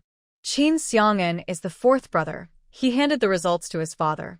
When Zhao's father saw the report, tears welled up in his eyes. Although he had already suspected that Qin Xiang'an was his son, seeing the results now, his eyes filled with tears. He turned around and looked at Qin Xiang'an. Qin Xiang'an showed no particular emotion. Even knowing they were family, the years of missing family love and the difficult days he had spent in the Qin family made him lose hope for family ties. Child, you've been wronged all these years. Zhao's father had been busy lately. Before the paternity test results came out, he had already asked around about Qin Xiang'an's foster parents. Life was hard, and his foster parents hadn't been kind to him either. He went into the army at 17, and through his hard work, earned many military honors, eventually reaching the rank of deputy regiment commander. The hardships and dangers he faced were clear. Yuchen, make a call and bring your second sister back. Later, we'll go home and tell your mother and grandfather this good news. They will be very happy if they find out. Also, call your eldest brother and tell him the good news. Okay, I'll do it now. Xiao Yuchen quickly went to make the call. In the family courtyard, the old man was reading today's newspaper. Seeing Zhang Ma go out and buy so many vegetables, he asked, Zhang Ma, what are you buying so many vegetables for? Yuchen called and said that Commander Xiao will bring people back today, so I was told to prepare some good dishes. Are guests coming? Old Master Xiao asked in surprise. I'm not sure about that. she replied. Then go ahead and get busy, he said. Mother Zhang carried a basket of vegetables into the kitchen. Just then, Xie Yun, who had just come down from upstairs, heard Mother Zhang's words. After coming down, she asked, Dad, who is coming to our house today? I don't know.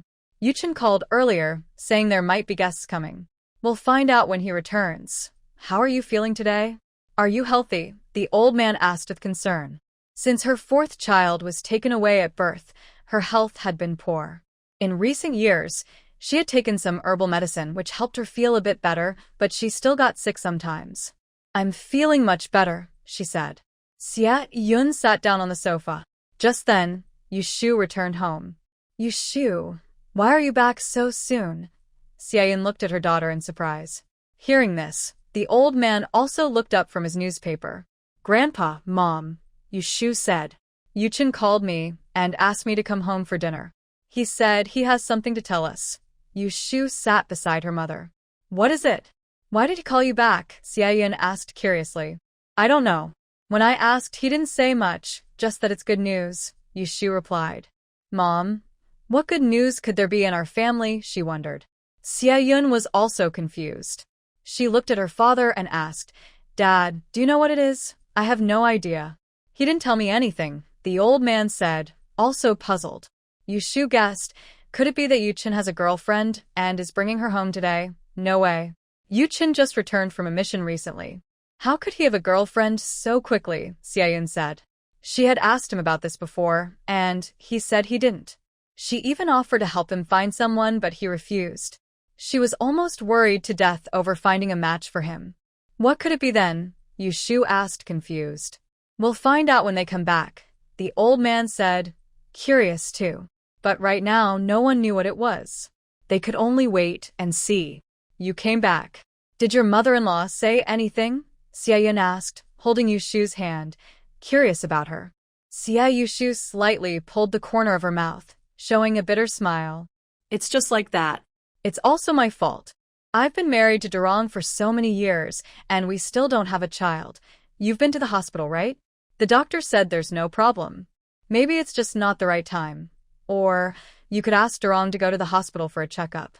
Having children is a matter for both of you. What if there's an issue with him?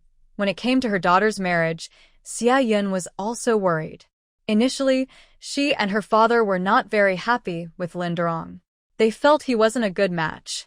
But her daughter liked him, and now, unlike before, everyone supports free marriage choices. In the end, Xie Yun and Zhao's father reluctantly agreed to their marriage. However, more than 3 years later, they still had no children, and Xie Yun was worried about her daughter. Moreover, her mother-in-law was not easy to get along with. She kept mentioning the issue of not having children. If her daughter wasn't willing, she would have wanted them to divorce. He also went for a checkup. They said there's no problem. Maybe it's just not the right time. Xie Yushu didn't want to talk about her own issues and worried her mother, so she changed the subject. Mom, I heard recently that the eldest sister-in-law had another son. Is that true? When talking about her eldest son, Xie Yun finally showed a smile. Yes, it's true. I was planning to visit and take care of your eldest sister-in-law during her postpartum period, but my brother and sister-in-law didn't want me to go. They said the journey by boat is far and they were worried I couldn't handle it. However, I sent a lot of things over.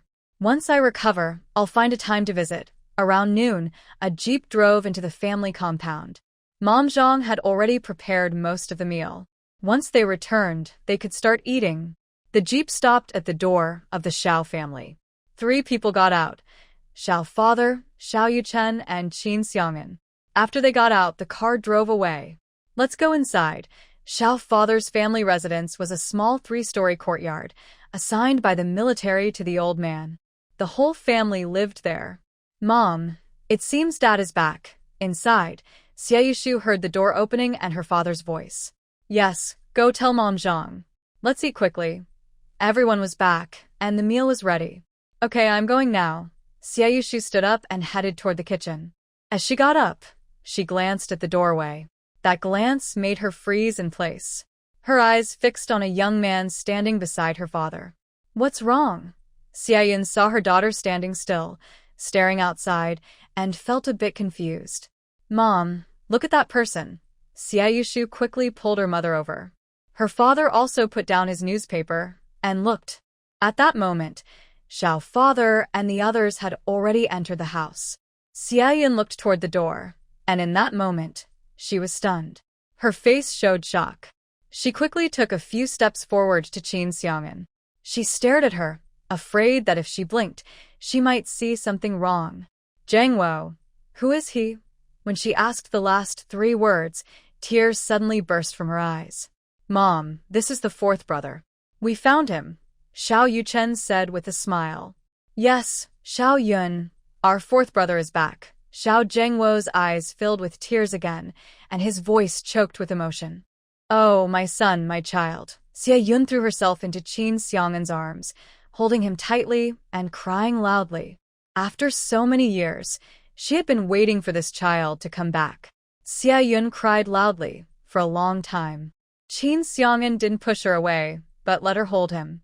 Hearing her crying, perhaps because of family feelings, Qin Xiang'an also felt a bit sad inside. He reached out and hugged her gently, patting this tearful mother softly. All right. It's good that your son is back. Don't cry anymore. Xiao's father came over to comfort his wife. Xia Yun gradually stopped crying. She looked up at her son, who looked exactly like her husband when he was young, feeling very happy inside. Come here, Xiang'an. Let me introduce you. This is your mother. She's been hoping every day to find you, and this is your grandfather. This is your second sister. Xiao's father introduced everyone present. Getting him back is the most important thing. This kid looks just like a Xiao family member, just like you when you were young. The old man also had tears in his eyes. This youngest grandson was taken away before he was even seen by anyone when he was born. Although the person who took him was found and received the proper punishment, the little grandson had been missing for many years. Now, he has finally been found.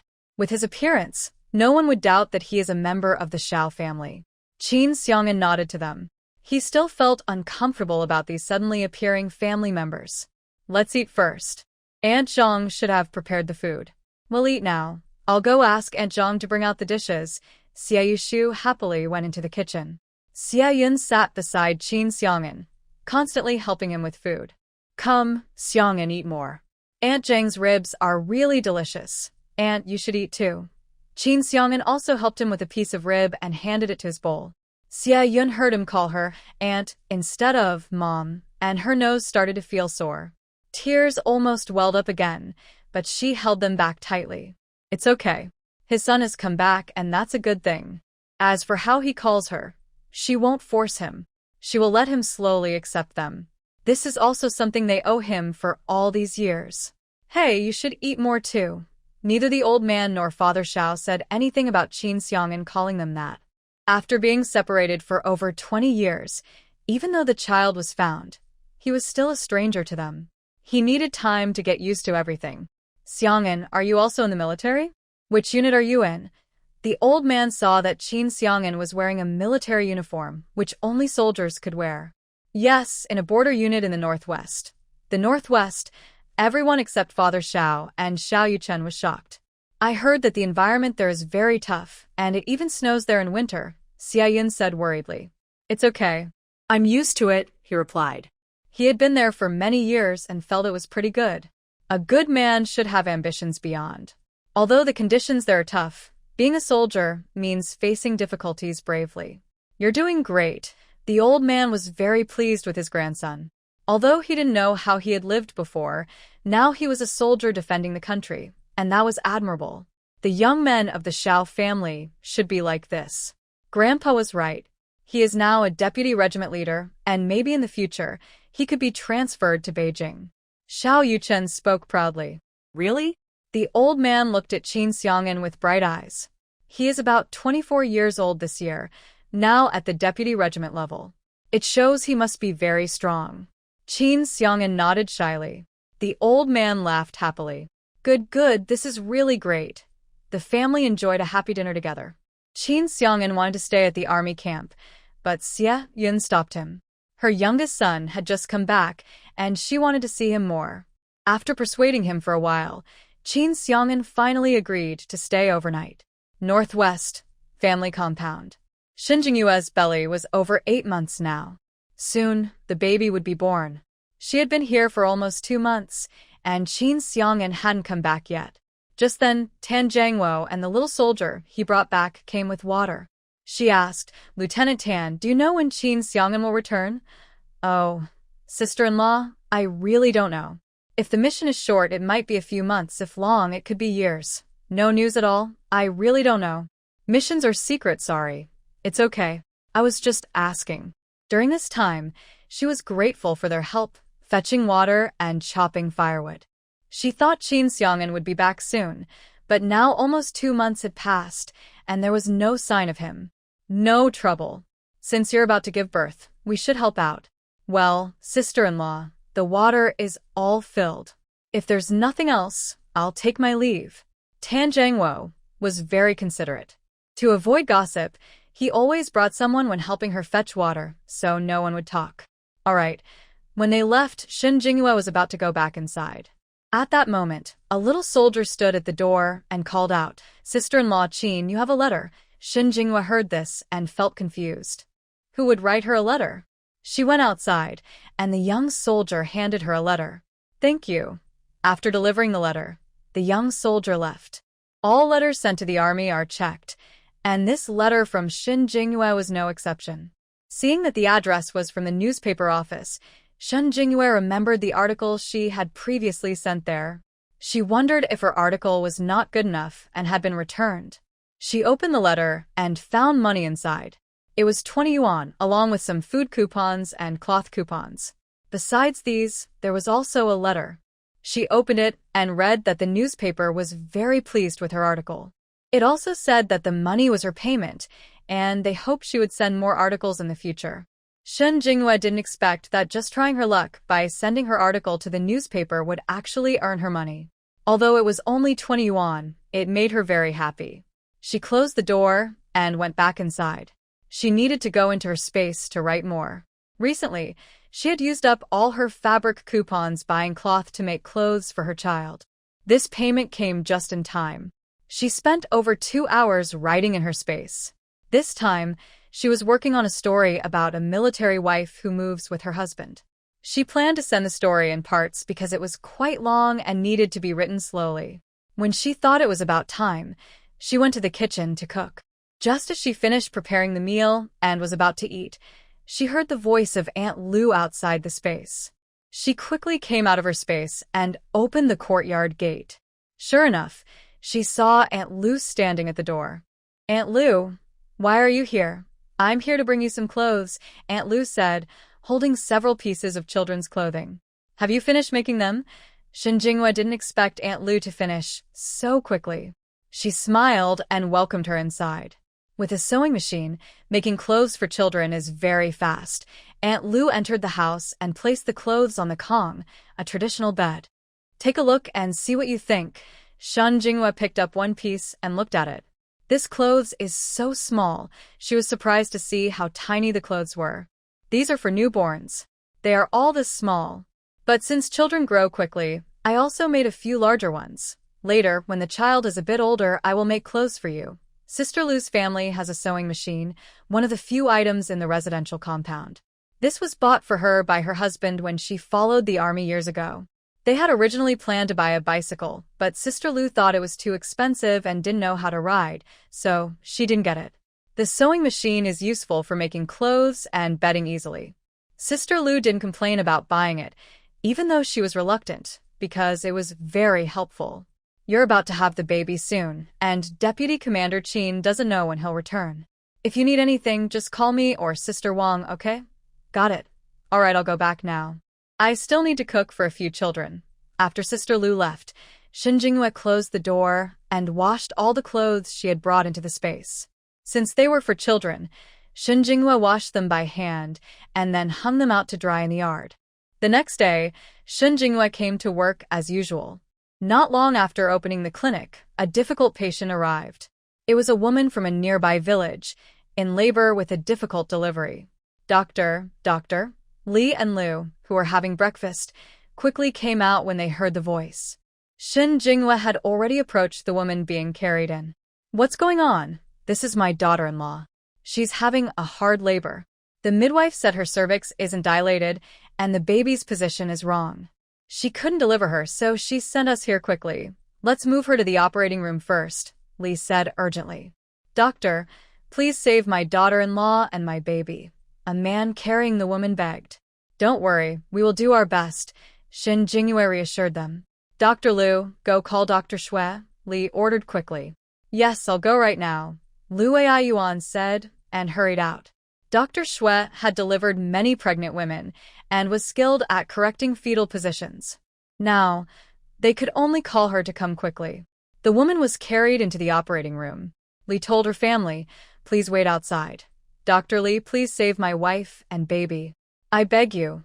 The man's husband begged Dr. Lee, holding his hand. We will do our best. Please go outside so we don't waste time. The family members were pushed out of the operating room. Dr. Lee closed the door and approached, seeing Shin Jingyue already examining the patient. Dr. Shin, are you experienced with childbirth cases? Dr. Lee was a bit surprised. I know some. The mother's condition is very bad now. The amniotic fluid is almost gone, and her cervix is opening very slowly. If it continues like this, both mother and baby will be in danger. Shin Jingyue finished her examination and checked the mother's pulse, which was not very good. Doctor, you must save my baby, save my baby. The mother was very weak but heard the doctor's words. She endured her pain and weakly spoke. Don't talk now, save your strength. I don't know much about this. We need to wait for Dr. Shui to come. She usually helps deliver babies. Dr. Lee, also a man, didn't know much about childbirth either. But the mother's condition is very dangerous now. I suggest a cesarean section. Shin Jingyue had worked in obstetrics before and knew some about it. A cesarean? Dr. Lee was shocked to hear those words. But we don't have anyone here who can perform that kind of surgery. He only knew minor trauma surgeries. A cesarean is not a small operation, and no one here is qualified. Only the city hospital dares to do such surgery. Shin Jingyue was also in a difficult spot. She had assisted with cesareans before but had never performed one herself. She didn't dare risk the mother's life. At that moment, the operating room door opened, and Dr. Liu and Dr. Shui entered. How is the mother? Dr. Shui asked as she approached. Shin Jingyue immediately said, I just examined her. Her cervix isn't fully open yet, the baby is in a transverse position, and there's not much amniotic fluid left. Dr. Shui checked herself and confirmed what Shin Jingyue said. She was surprised that Shin Jingyue knew so much about this. Indeed, the mother's condition was dangerous now. The baby could be turned, but her cervix was opening too slowly, and the amniotic fluid was almost gone. Continuing like this, both mother and baby would be at risk.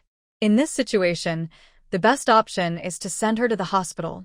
A cesarean would be the best choice. The hospital is too far away, and I'm worried the baby might not make it in time. How about I try something? I am a traditional Chinese medicine practitioner. I can give her acupuncture and prepare some labor-inducing herbal tea for her to drink. Maybe it will help her dilate faster. Shin Jingyue suggested that this was the only option left now. There's no time to get her to the hospital. Can you do acupuncture? Dr. Shui asked, surprised. Yes, Shin Jingyue nodded seriously. But we don't have silver needles here, Dr. Shui frowned. I have some in my bag in the lounge. I'll go get them. Dr. Shui knew she wasn't joking about this, so he told Dr. Lee, Dr. Lee, please prepare the herbal tea for labor induction. Dr. Lee is a man and can't help much here now, so he went to boil the herbal tea. Okay, I'll go now, Dr. Lee said, and left. Shin Jingyue also went to get her silver needles and brought a porcelain cup filled with some spring water from the space to give to the pregnant woman. Maybe this water will help her. She also took some food to help the woman regain strength. After a moment, Shin Jingyue returned with the silver needles, a porcelain cup, and the pancakes she made in the morning. Seeing the laboring woman's face turn pale from pain, she asked Dr.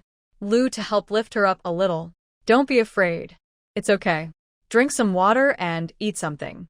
That way, you'll have the strength to deliver the baby later. The woman trusted them now and did exactly as they said. Shin Jingyue handed her the porcelain cup. The woman took a sip. The clear, sweet water soothed her dry throat and made her feel more alert. She drank several more sips until the cup was empty, then handed it back. Maybe it was her imagination, but she felt a little stronger and her stomach didn't hurt as much. Shun Jinghua took the cup and handed her a pancake. Eat this to regain your strength. The pancake smelled very good. The woman was indeed hungry, so she quickly took a bite. It was made from white flour, with eggs, shrimp, and green onions, very fragrant and delicious. Soon, the woman finished both pancakes. She thought to herself, "This is the best pancake I've ever had." After finishing these, Dr. Li's labor-inducing medicine was also prepared and delivered. Once the pregnant woman drank the medicine, Shun Jinghua gave her an injection, and Dr. Shui went to check. Soon, Dr. Shui's excited voice was heard. "It's open. I'll help you move the baby's position first. It might hurt a bit. Please bear with it." The pregnant woman nodded, enduring the pain. Dr. Shui skillfully adjusted the baby's position with smooth movements. The woman cried out in pain, and the baby's position was corrected. "Good, the position is fixed now. I'll check you again." It wasn't time to deliver yet, but it was close. Surprisingly, acupuncture really worked, and Dr. Shui admired Shun Jinghua. After about 10 minutes, the cervix finally fully opened. "All right, now breathe with me and push." Dr. Shui repeatedly instructed her on how to breathe and push. After about half an hour, the baby was born. Fortunately, the baby wasn't very big, or it would have been more difficult. Come out, come out. Push a little more," Dr. Shui said happily when she saw the baby. "Ah," the pregnant woman shouted loudly, and the baby was finally born. Dr. Shui picked up the baby, cleaned her up, and gently patted her little bottom, but the baby didn't make a sound. "Oh no, the baby has been holding her breath for too long." Shun Jinghua quickly came over. "Give me the baby," Shun Jinghua said, taking the baby from Dr. Shui. She skillfully cleared the baby's mouth and nose and started emergency rescue. 1 minute, 3 minutes passed, but the baby still showed no response. Dr. Shui finally let out a sigh of relief, feeling almost unable to believe it. She had delivered similar babies before, but only a few had been saved, especially when the mother had been in labor for so long that it was very hard to save the child. However, Shun Jinghua succeeded, and the baby really survived. "The baby is fine now," Dr. Liu said unexpectedly, quickly informing the mother. The mother heard this and cried happily, Thank you all." Shun Jinghua wrapped the baby carefully and brought her to the mother. Smiling, she said, "Congratulations, it's a beautiful little girl. Thank you so much." The mother replied gratefully, not caring that the baby was a girl. "I'll take the baby out to show her father and grandmother. You can rest for a while." The mother nodded. Dr. Shui and Dr. Liu were still finishing up their work, making sure everything was ready before they could move the mother out. Shun Jinghua carried the baby out. "Congratulations, it's a beautiful little girl." "Thank you, doctor. Thank you," the father said gratefully, carefully taking the baby. His mother also looked very thankful. She looked at the baby and then asked the doctor, "Doctor, how is my daughter-in-law?" "Yes, doctor, how is my daughter-in-law?" "Is she okay?" "She's fine. She'll be out soon. Don't worry." Thank you. Shun Jinghua handed the baby to them and then went inside. The mother still needed to stay here for observation. If everything was fine, she could go home later to rest and recover. After finishing their work, Shun Jinghua, being pregnant herself, was quite tired and was resting in the lounge. Dr. Shui and Dr. Liu also came over to rest. Dr. Shui praised Shun Jinghua. "Xiao Shun, you're really amazing. How come you know acupuncture? I've never heard you mention it before," Dr. Shui said. Dr. Liu added, "Yes, with such a patient, we usually wouldn't dare to take the case, afraid something might go wrong. But with you here, both mother and baby are safe. You're truly impressive. I learned acupuncture from an experienced doctor, but I hadn't used it before," Shun Jinghua replied. She wasn't someone who liked to show off. This time it was an emergency, so she used acupuncture. Dr. Liu nodded. "That's very impressive. You successfully delivered the baby this time and you played a big role." Dr. Shui, Xiao Xin, have you thought about getting a medical license? They only work at a small health clinic which has few requirements. They mainly treat minor illnesses, so there aren't many strict rules. However, having a medical license would be helpful for promotions or transferring to other places in the future. She thought that since Xiao Shan is skilled in medicine, it would be good for her to get a license. This would definitely help her later on. Shen Jingyuan, I've thought about it, but right now I'm pregnant. I can only consider it after I have the baby. Also, Sister Lu, Dr. Xue, I might be giving birth soon. After the baby is born, I'll be busy taking care of him, so I probably won't have time to come to the clinic. Shen Jingyuan felt a bit embarrassed. She had only worked here for a short time. Once the baby is born, she will need to focus on caring for him. She will have to put work aside for now. Dr. Xue, that's okay. We've already discussed it. After you have the baby, you can take good care of him. As for work here, you can come back whenever you're ready. Thank you so much. Honestly, I really enjoy working here. She genuinely liked the atmosphere at the clinic, but she also needed to take care of her child. Work and children, her child is more important. If someone could help take care of the baby, she wouldn't feel so conflicted. Dr. Xue, no problem. When the child grows up, you can come back anytime. The pregnant woman stayed here until the afternoon. After confirming she was fine, they allowed her family to take her home. Both the pregnant woman and her family were very grateful. Without their help, the baby might not have survived. She thought about bringing some gifts back later to thank everyone properly. Shen Jingyuan finished her shift and headed home. Just as she arrived, Sister Wang pushed a small cart over to see her. Shun, you're off work. I brought you a small cart made by Uncle Daji. This small cart was made by Uncle Daji a while ago when Shen Jingyuan asked him for help. It was quite complicated to make, and it cost her 5 yuan. Sister Wang, why are you the one bringing it? Shen Jingyuan looked happily at the finished small cart. When Uncle Daji brought it, you just happened to be away. I was at home and saw him, so I asked him to leave it at my house. Sister Shen, what are you going to do with this stroller? Once the baby is born, I can use this small stroller to take him out to get some sun, and it can also serve as a crib. Isn't that great? I don't want to carry or hold the baby when I go out later. That would be so tiring. Having the stroller makes things much easier. Carrying the baby on your back is fine, but buying this stroller seems like a waste of money. Big Sister Wang thinks Sister Shen still doesn't know how to manage money well. How long can this stroller be used for the baby? Saving that money would be better. Jingyuan Shen didn't say anything. She knew Big Sister Wang was worried about money again. Alright, I won't say more. By the way, when will Deputy Captain Qin come back? You're about to give birth, and no one will be there to help if you go into labor. She asked her head of the family, but they said they didn't know. So she had to ask Sister Shun if she knew. Jingyuan Shen shook her head. I don't know either. I asked around, but they said they don't know. Big Sister Wang sighed. Then I'll come and help you for a few days after you give birth. New mothers are very weak, and this is your first time, so you probably don't have much experience. Jingyuan Shen didn't dare to let Big Sister Wang take care of her. She said, no need, Big Sister Wang. This is my decision. You think you're fine now, but after the baby is born, you'll realize how tiring it is without help. Women need to rest properly after giving birth. That was Sister Shen's way of showing kindness. She treated her like a sister, so she said these things. Otherwise, she wouldn't bother to interfere. Xia Yun was determined to recover her health. Once she felt better, she planned to go to the northwest to find her son. She felt she owed him so much over the years. She just wanted to make it up to him. Watching the train slowly leave, Xia Yun felt sad. She wished she could run after it and go with her son. Xiao Yuchen helped his mother and said, Mom, don't be sad. When you're feeling better, I will take you to see your second brother. Okay, she replied. Let's go home. Xiao father's voice came as he saw the train leave. Let's go, Mom, Xiao Yuchen said, helping her toward the station entrance.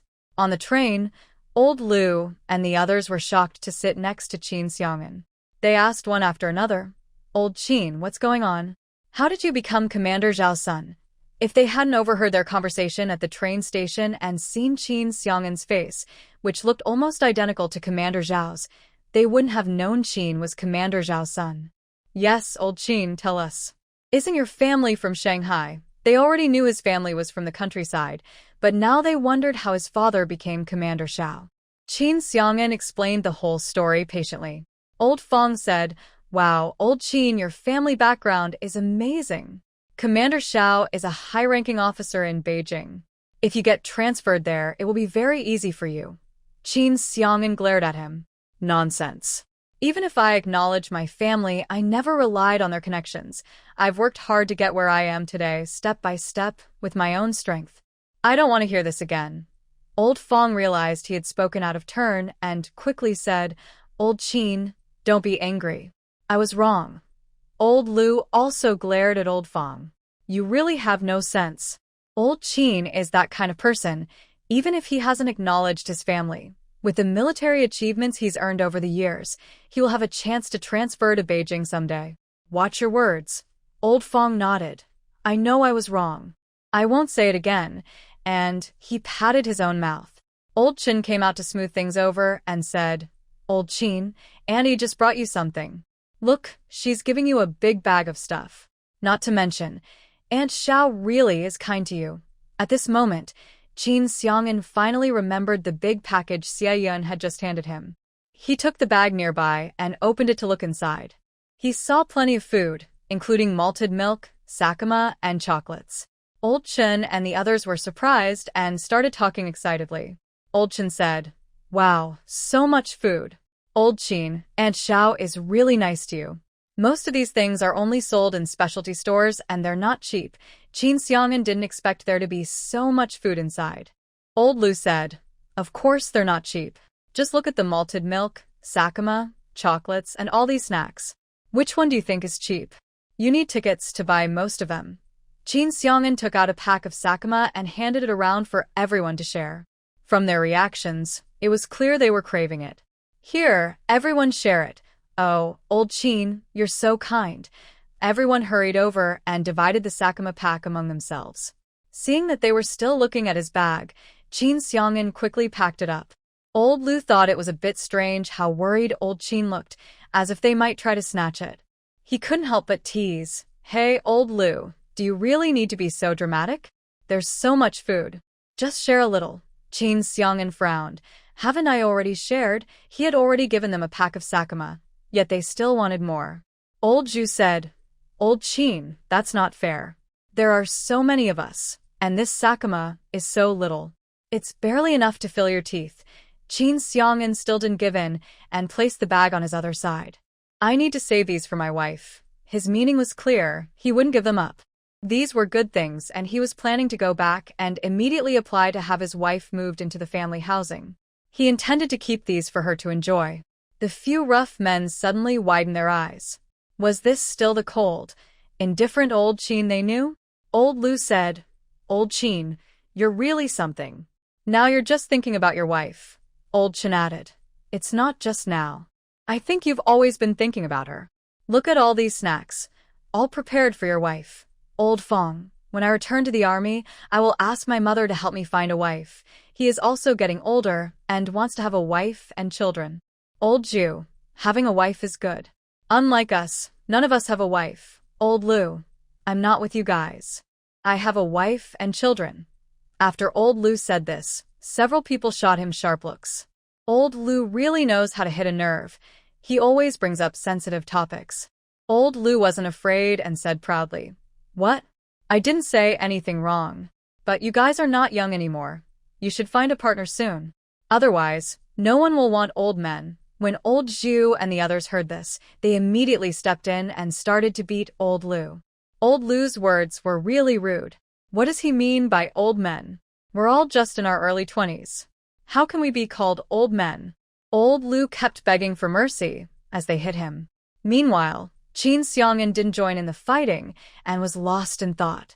He had married and left home the day after the wedding. Several months had passed, and he didn't know how she was doing at home. Northwest, family courtyard. Shun Jinghua fell at work and went into labor, bleeding as well. Her sister-in-law passing by saw her and quickly called for help, sending her to the clinic. Dr. Shui examined her and knew she was about to give birth. This incident was also related to Fong Tsuaping. The reason was that in the morning, on her way to work, Fong Xueping suddenly ran out from the side and forcefully pushed Shin Jinghua down. It was around 6 o'clock, and the street was not crowded, so no one saw her being pushed. Although Fong Xueping had her face covered with a scarf at the time, Shin Jinghua recognized her. Fong Xueping pushed her and then ran away, thinking that covering her face with a scarf would hide her identity. Shin Jinghua was heavily pregnant, and after being pushed, her stomach started to hurt immediately, and she bled.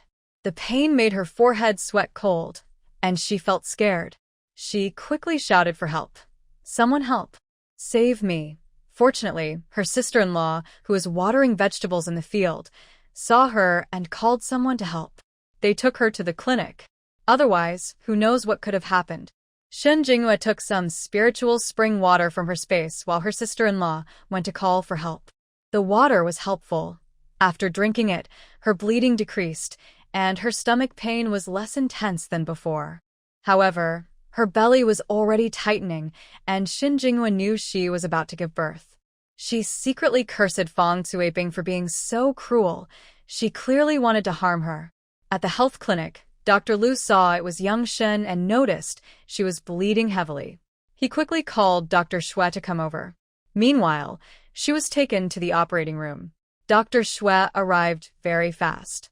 After examining Shin Jinghua, he said the bleeding wasn't too bad, the water hadn't broken, and her cervix was opening. She just needed to deliver the baby. He also checked her belly and confirmed the baby's position was correct. "Young Shin, don't be nervous. The baby is in the right position, and you're close to your due date. This isn't premature labor. Rest up, and when it's time to push, I'll show you how." Shin Jinghua felt a bit calmer now. "How could you fall like that?" Dr. Xue was surprised when he heard about the fall. It was very dangerous for her to fall so close to giving birth. Shin Jinghua looked upset and said, "Dr. Xue, I didn't fall by myself. Someone deliberately pushed me." She explained that she was walking on the road, not walking too fast because she was pregnant, so she left early. She never expected someone to suddenly run out and push her down. What? Who would do such a thing? How could they be so cruel to push a pregnant woman? Dr. Xue was shocked. Dr. Liu also didn't expect Shin Jinghua was pushed. He hurried over.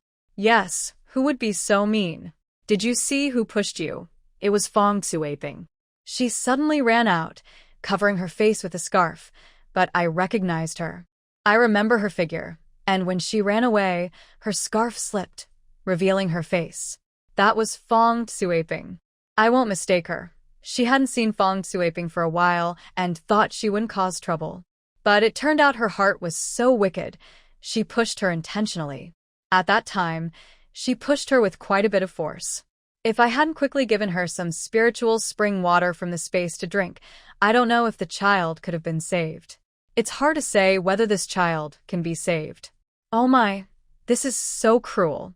Dr. Liu and the others live in the staff housing, so they naturally knew about Fong Xueping's situation. At that time, she went to Deputy Team Leader Qin and caused a big fuss about divorce. It was a very noisy incident. Because of this, Team Leader Fong even sent her back to her hometown. But just 2 months after she was brought back, something like this happened. How cruel can someone be? This is why she pushed a pregnant woman. If this is true, we can't let her go. It's just too cruel. Little Liu, go talk to Dr. Li and tell him to inform the political commissar about this, Dr. Xue said to Liu Aiyuan. Okay, I'll go right now. Liu immediately left the delivery room. At this moment, Sister Liu and Sister Wang heard the news and rushed over, just as Liu came out of the delivery room. They hurriedly asked, "Dr. Liu, how is Sister Shin? Is she okay?" They were about to go watering the vegetables when they heard a sister say that Dr. Shen had fallen and was about to give birth. When they heard this, they quickly came over. She was pushed and fell, which triggered labor. She's about to give birth, Dr. Liu explained, knowing them. Sister Liu had also come here with Xiaoshen before. What? Someone pushed her? She didn't fall by herself? Sister Wang exclaimed. Sister Liu also heard this and quickly asked Dr. Liu, "Dr. Liu, what exactly happened?" "I thought Sister Shin just fell, but now it seems she was pushed?" Xiaoshen said it herself. The person pushed her down and ran away, covering her face with a headscarf, probably afraid she'd be recognized. Dr. Lu was also very angry at this point. Pushing a pregnant woman. This person is truly heartless. It's obvious they wanted to kill her. Who pushed her? How could someone be so cruel? Don't they know this could be deadly? Sister Wang's face changed. When she first heard the news, she thought Sister Shen had fallen accidentally, but it turned out someone deliberately pushed her. Who else could it be? It's Fong Xueping, the one who likes Deputy Team Leader Qin. Two sisters-in-law, I won't talk to you anymore. I need to tell Dr. Li about this so he can inform the political officer of the unit. Dr. Lu quickly left. How could Fong Xueping be so unkind? No, I have to find her, Sister Wang said angrily, turning to go outside. Sister Lu stopped her in time. What are you going to do? Shunmei is still inside giving birth. Besides, we don't have the right to say anything about this. Didn't Dr. Lu just go to tell Dr. Li about it? Dr. Li will tell the political officer. Once he knows, he definitely won't let Fong Xueping get away with it. We should wait here until Shunmei safely gives birth, Sister Wang asked. When do you think Deputy Commander Qin will come back? If Deputy Commander Qin were here, Fong Xueping wouldn't dare do such a thing. Fong Xueping was so bold because she saw that Shunmei had no man around her. Sister Lu also sighed. She didn't know much about this. Her husband, Lao Lu, went with Deputy Commander Qin several months ago, and they still haven't returned. She didn't know what had happened to them. At this moment, Tan Zhengwo heard the news and hurried over. Brother-in-law Wang, Sister Lu, how is Sister Qin? He heard that on her way to work, Sister Qin fell and was about to give birth. Hearing this, he rushed over. No one knew when Lao Qin would return. His wife was about to give birth now. What if something went wrong? Commander Tan, why are you here? Sister Wang and Sister Lu looked at him in surprise. I heard that Sister Qin fell and is about to give birth, so I came to check. How is Sister Qin? She's still inside. She hasn't given birth yet, Sister Lu replied. What's going on? How could Sister Qin fall? Tan Zhengwo asked. It's all because of Fong Xueping, that unkind, untrustworthy woman. Shunmei said it was her who ran out and pushed her down. After pushing her, she ran away. She's clearly trying to hurt her. What? Tan Zhengwo's face changed. Sister Wang, is all of this true? Of course it is. Dr. Lu just came out and said it. Shunmei told him herself. She failed to ruin her marriage, and now she wants to harm Sister Shun and her child. She truly has a cruel heart. I think her soul is dark. You all stay here to take care of Sister Qin. I will go find the political officer to report this matter. This is very important, especially since Sister Qin is the wife of Deputy Commander Qin. He has earned many military honors, but in the end, his wife came here to stay with the troops, and just before giving birth, she was secretly harmed. This must be made right, and the person who harmed her, Fong Xueping, must be punished severely. At the family courtyard, Fong Xueping ran back inside, looking panicked. After she returned, she locked her door directly. Aunt Fong was in the kitchen washing dishes. When she heard the noise, she came out. Seeing that Fong Xueping's door was closed, she went over. Xueping, you're back. Come out quickly for breakfast. I left some in the pot for you. I'm not hungry. I don't want to eat, came Fong Xueping's trembling voice from inside. But Aunt Fong didn't notice anything unusual. When she heard she wasn't hungry or willing to eat, she frowned. I've left breakfast in the pot. If you want to eat, go get it yourself. Aunt Fong went back to the kitchen, washed the dishes, then carried her basket of vegetables, planning to go to the market. Today is market day. Maybe she can buy some meat to bring back. Before leaving, she told Fong Xueping's room. Seeing no response, she didn't mind and left with her basket. Inside the room, Fong Xueping sat curled up on the kong, a traditional bed, trembling with fear and panic. She had gone out to the toilet when she suddenly saw Shin Jingyue, heavily pregnant, walking towards the clinic. In a moment of impulse, she thought about how she had just gotten a decent job here and was pregnant with Brother Qin's child. Her jealousy reached its peak. She wondered if she died, Brother Qin might marry her. This thought filled her mind completely, leading to what happened next. But when she pushed her down and saw the blood beneath her, she regretted it. She had been running all the way back, and now she deeply regretted her actions. If she really died, would others find out she pushed her? What would she do then? Fong Xueping was terrified to the point of death. Commissioner Lee heard that Deputy Regiment Leader Qin's wife had fallen and was about to give birth, so he sent her to the health clinic. He was about to go check on her when he received a call from Dr. Lee. At first, he thought something had happened to Xiaoshen, but after listening, his face changed. He immediately hung up and dialed another number. When the call connected, he said, "Transfer to Commander Fong's office." After a moment, Commander Fong's voice came through. "Hello, who is this?"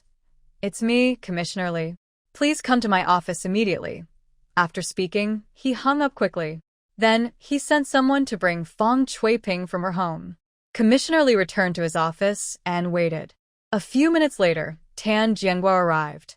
"Commissioner, I have something to talk to you about." Tan Jianguo looked serious. Seeing this, Commissioner Lee asked, "You came about Deputy Regiment Leader Qin's wife, right?" "Commissioner, you already know."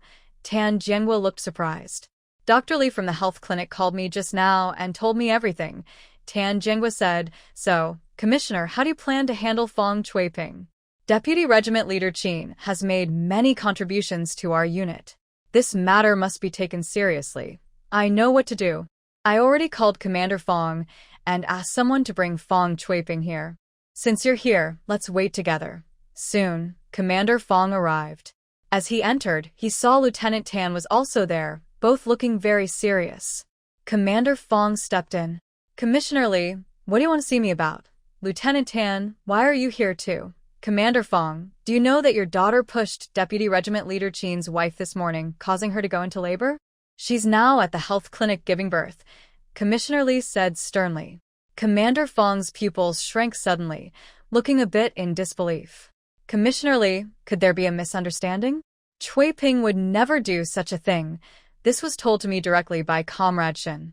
She was wearing a headscarf over her face, and she looked so suspicious that no one could recognize her.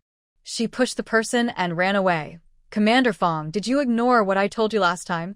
Commissioner Lee was also very angry. He had already warned him once before, but he didn't expect him to handle this matter properly. Now, such things are happening again.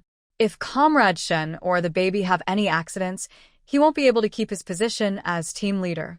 And when Qin Xiang'an returns, knowing his temper, he definitely won't forgive Fong Xueping.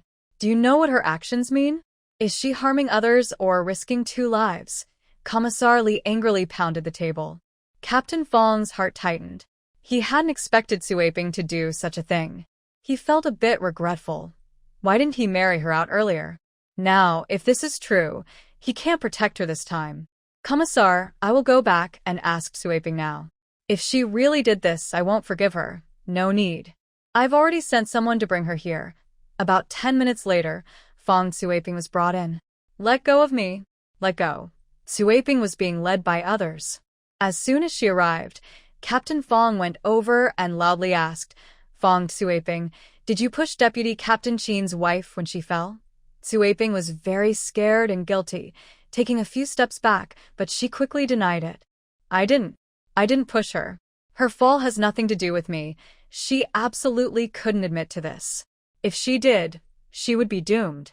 But although she denied it, her fearful face and obvious guilt showed she was lying. Everyone present wasn't stupid. Her guilty look made it clear to all. This matter was definitely her doing. Shen Jingyue didn't know what was happening outside. Her belly was getting more painful, and her contractions were more frequent. At this time, there was no pain relief injection available. She could only control her breathing to lessen the pain from the contractions.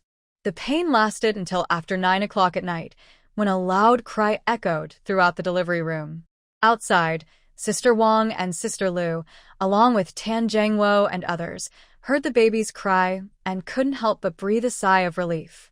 Seeing Dr. Lu come out, Sister Wang quickly asked, "Dr. Lu, how is Xinmei? Is she okay?" Dr. Lu took off his mask and smiled. "She's fine. Mother and baby are safe." Mother and baby? Everyone's face lit up with happiness. "So, Xinmei gave birth to a son," Aunt Lu happily said. "Yes, it's a boy." Although he's not fat, he's small and lively. Is the sister okay? When will he be out? Tan Zhengwo asked. Still a little while. Dr. Shui is still inside. I just came out to tell you this so you won't worry. Inside the delivery room, Dr. Shui carried the clean baby over. She placed the baby next to Shin Jinghua. Look, it's a boy.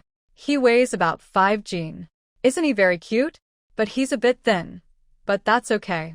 Just feed him more milk, and soon he'll grow up healthy and chubby. Shin Jinghua turned her head to look at her newborn son. Seeing his little face, she knew all babies looked like that at first, but she still said unkindly, "He's ugly." What are you saying? All babies look like that when they're born. They'll look better in a few days. Dr. Shui scolded her gently. Hearing her say that about her child, she felt a bit helpless and a little angry. No mother should say such things about her own child. It seemed the baby understood her words and thought she was calling him ugly. Immediately, she started crying loudly. Look, see? You said he was upset, and now he's crying, Dr. Shui said. He's probably hungry. He's so small, he can't understand much now. That's true. Let me check if you have enough milk. Half an hour later, the baby, full and satisfied, was curled up next to his mother, deep in sleep. Shin Jinghua slowly walked out of the delivery room. Yes, she walked out herself. Aunt Wang and her sister-in-law quickly came over to help her. Why did you get up so soon after giving birth? Are you okay, sister-in-law? Tan Zhengwo also came over. Shin Jinghua looked at him with some surprise. Captain Tan is here too. We've been here all along. We felt relieved when we saw you had a safe delivery, Aunt Lu said. All right, rest in the hospital for night. When you feel better tomorrow, you can go home, Dr. Shui said. Yes. You should rest now. Don't stand for too long. Aunt Wang helped her walk to the ward. There are only 2 rooms in this ward. Back in the ward, Shin Jinghua lay down, with her baby beside her. It's so late now, you all should go home. I can manage alone. Today has been quite troublesome. It's so late now, I don't feel right making them stay here with me. No, that's not okay. I will stay here with you tonight. You just had a baby, and no one else is here. How can you take care of the baby alone? Sister Wang said. Yes, let Sister Wang stay with you. I also cooked chicken soup at home. I'll go get it for you in a moment, Sister Lu added. Thank you, sisters. You're so kind to me, Shin Jinghua said gratefully and warmly. Luckily, I have them. Sister Wang, you stay here with her. I'll go back and bring the chicken soup. Okay, go ahead. During the day, Shin Jinghua gave Sister Wang the house key so she could help get the things needed for the baby. She always packed the baby's clothes and diapers in a small bundle, ready to use. She was worried about giving birth suddenly. If she left things in the space, it would be hard for her to take them out quickly. So she packed the small clothes and diapers and placed them on the bed at home. When Sister Wang went back at noon to get things, she saw everything and didn't need to pack anything. She just took the small bundle and left. Sister Lu went back home, and only then did Shin Jinghua remember what happened that morning. But before she could ask, Sister Wang told her first. Oh, Shin, the girl Fong Suaping you mentioned has been sent to a farm for reform. Commissar Li said she won't come back for at least 10 years. Tan Zhengwo also added. That's right, sister-in-law. Commissar Li reported this to the higher-ups. They take it seriously and sent Fong Suaping to the farm. Captain Fong was also demoted for poor discipline. In a few days, she'll be transferred to another unit, so you don't need to worry about her anymore. That's really a lucky break for her, Sister Wang said, still feeling a bit upset about how it was handled. Tan Zhengwo then said, Sister Wang, you're thinking too simply. The farm is very tough. Someone like Fong Suaping will only suffer there, and she'll have endless farm work to do. Plus, Captain Fong has cut ties with her. The punishment isn't light at all. Hearing this, Sister Wang thought about the people from their hometown who had been sent down to the countryside. She felt it wasn't so bad after all. Their place is considered better. I have heard about the farm before, and it is indeed very hard there. Shin Jinghua did not lie. Fong Suaping's fate is deserved. Fortunately, the child is fine. Otherwise, no matter what, she wouldn't let her go easily. Now that she has ended up like this, it can only be said she brought it on herself. Lieutenant Tan, you can go back now. Thank you for your help today, Shin Jinghua said. It's not convenient for a man to stay here, especially since he has a busy day tomorrow with training. Shun Jinghua also doesn't want to disturb his rest. Yes, Lieutenant Tan, you should go home now. I'll stay here with her. Tan Zhengwo saw he couldn't help much here, so he said, all right, I'll go back first. I'll come again when I have free time tomorrow. Not long after Tan Zhengwo left, Aunt Lu came over with food and chicken soup. Since there are several children at home, Aunt Lu waited until Shun Jinghua finished eating before taking her lunchbox and leaving. Big sister Wang stayed with Shun Jinghua, but Shun Jinghua felt a bit embarrassed to have her sit all the time. She asked her to rest in the lounge, where there was a folding bed. It was comfortable to lie down and rest. The folding bed was there for tired people to rest, but it was rarely used. Now, it was just the right time to use it. The next day at noon, under the bright sun, Shun Jinghua carried her baby and walked home from the clinic. Everyone in the family compound heard about what happened yesterday. They didn't expect Feng Suiping's malicious intent, pushing a woman about to give birth. It was clearly meant to harm her. Only Deputy Commander Qin's wife was lucky. She had a safe delivery and even gave birth to a son. Some people in the compound who didn't have sons were very jealous. On the way back, people she knew greeted her and congratulated her on having a son. Shun Jinghua was wrapped tightly in thick clothes brought by Aunt Lu. She felt almost too hot walking this way. She didn't want to wear so many clothes. It was sunny outside and she didn't need that many. The road wasn't far, so it was unnecessary to wear so much. But Aunt Lu and big sister Wang disagreed. They said that a woman who just gave birth shouldn't be exposed to the wind, or she would suffer later. Shun Jinghua had no choice but to wear thicker clothes. When she got home, she felt sweaty all over. Early in the morning, Sister Lu had come to her house to boil hot water. Now, seeing her sweat, she smiled and said, lie down comfortably on the Kong, heated bed.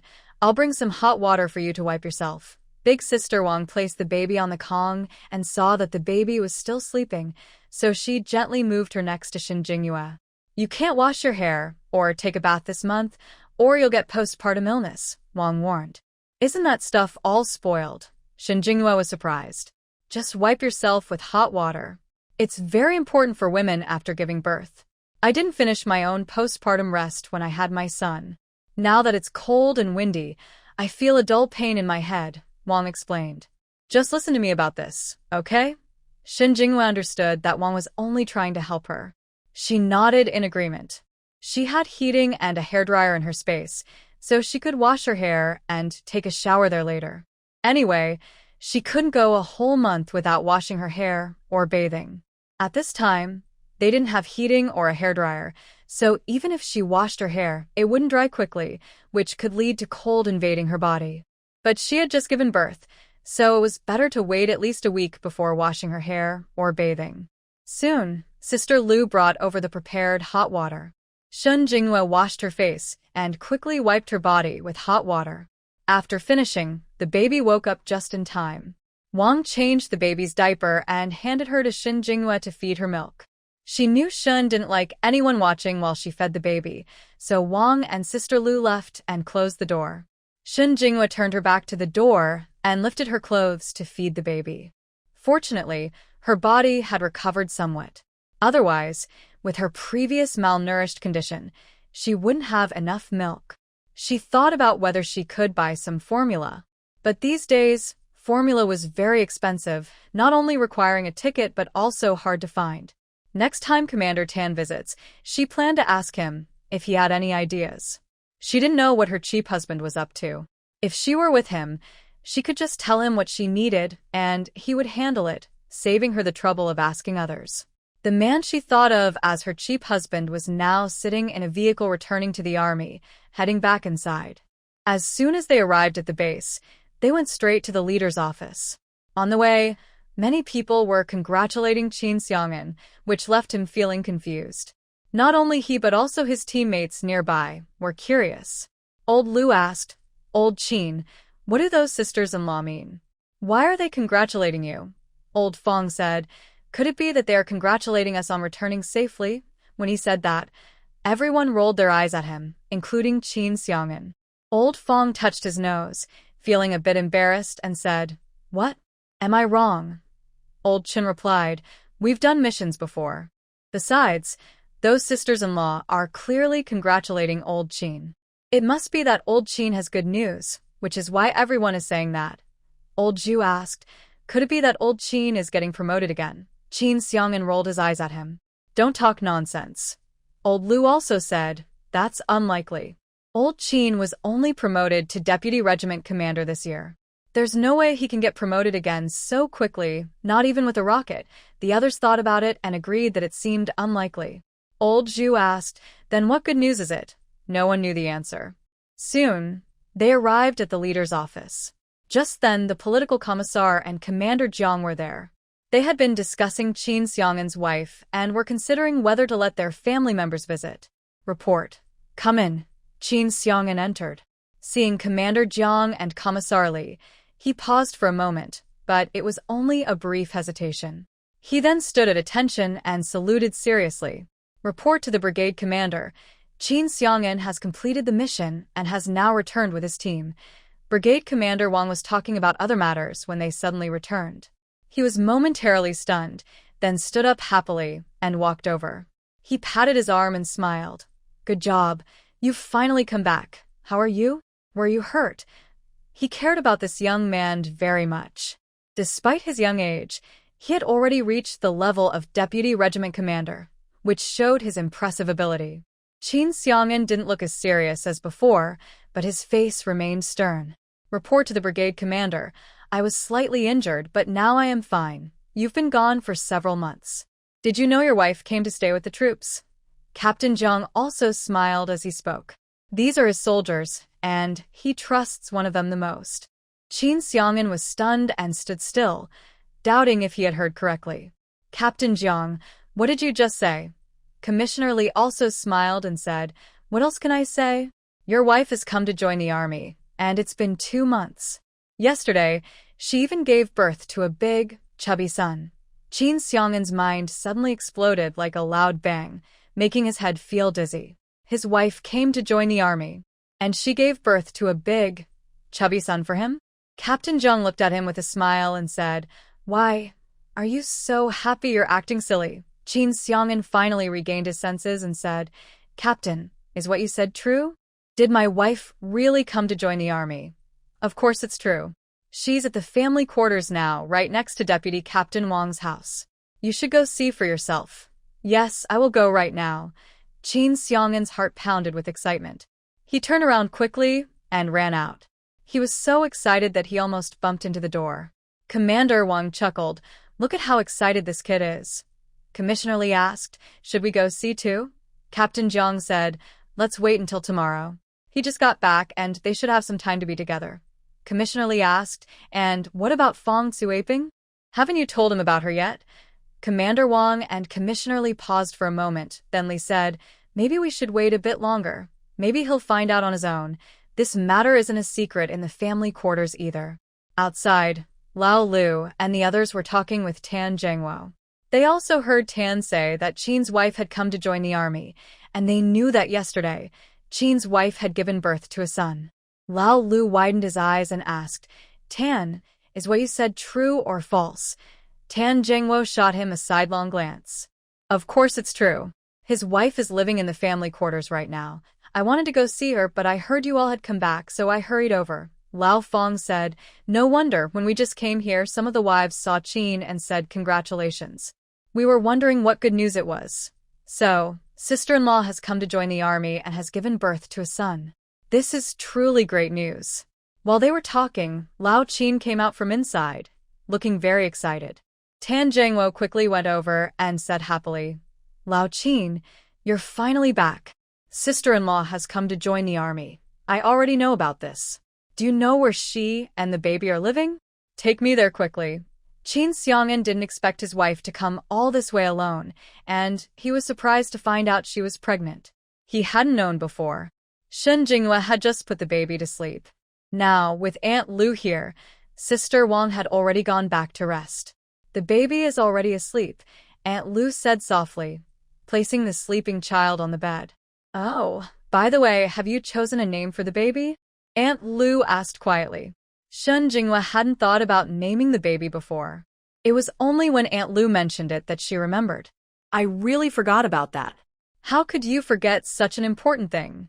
Aunt Lu said, feeling a bit surprised. Shun Jinghua smiled shyly. She said, let me think about it first. The baby's name is very important. I need to pick a nice one. Names are very important. You should think carefully, Aunt Lu agreed. Suddenly, there was a knocking sound outside. Both women looked toward the door. Aunt Lu looked a bit puzzled. Who could be coming at this time? I'll go see. She got up, opened the door, and stepped outside. Soon, they heard Aunt Lu's happy voice. Then, she saw a young, handsome man in military uniform carrying a big bag walk in. The man was tall and straight, like a pine tree. His dark eyes were sharp like an eagle, and his handsome face carried a serious look. But if you looked closely, you could see he was a little excited. You. Shin Jinghua wanted to ask who he was. But then she saw him put down his bundle on the table and say, Wife, I'm back. She was stunned. Wife. He is Qin Xiang'an? He's back. Aunt Lu also came in smiling. Seeing Shun Jinghua standing there stunned, she said with a smile, Shun girl, you look so happy you're silly. Shun Jinghua was caught off guard by sister-in-law Lu's teasing, and she suddenly felt a bit shy. At the same time, she was secretly happy. She didn't expect her cheap husband to be quite good-looking. If they got along well, their marriage might still work out. Yes, Shun Jinghua is a person who cares about looks, especially if the man is handsome and strong-looking. That's her type. Her cheap husband just happened to match her ideal. Also, his voice just now was very deep and pleasant to hear. He even called her wife just now. You two are happily reunited, so I won't bother you. Enjoy your time together, sister-in-law Lu said with a smile as she left. She also pushed the old man outside, who was leaning at the door, stretching his neck to see what his sister-in-law looked like. She even closed the door carefully behind her. Why are you pushing us, wife?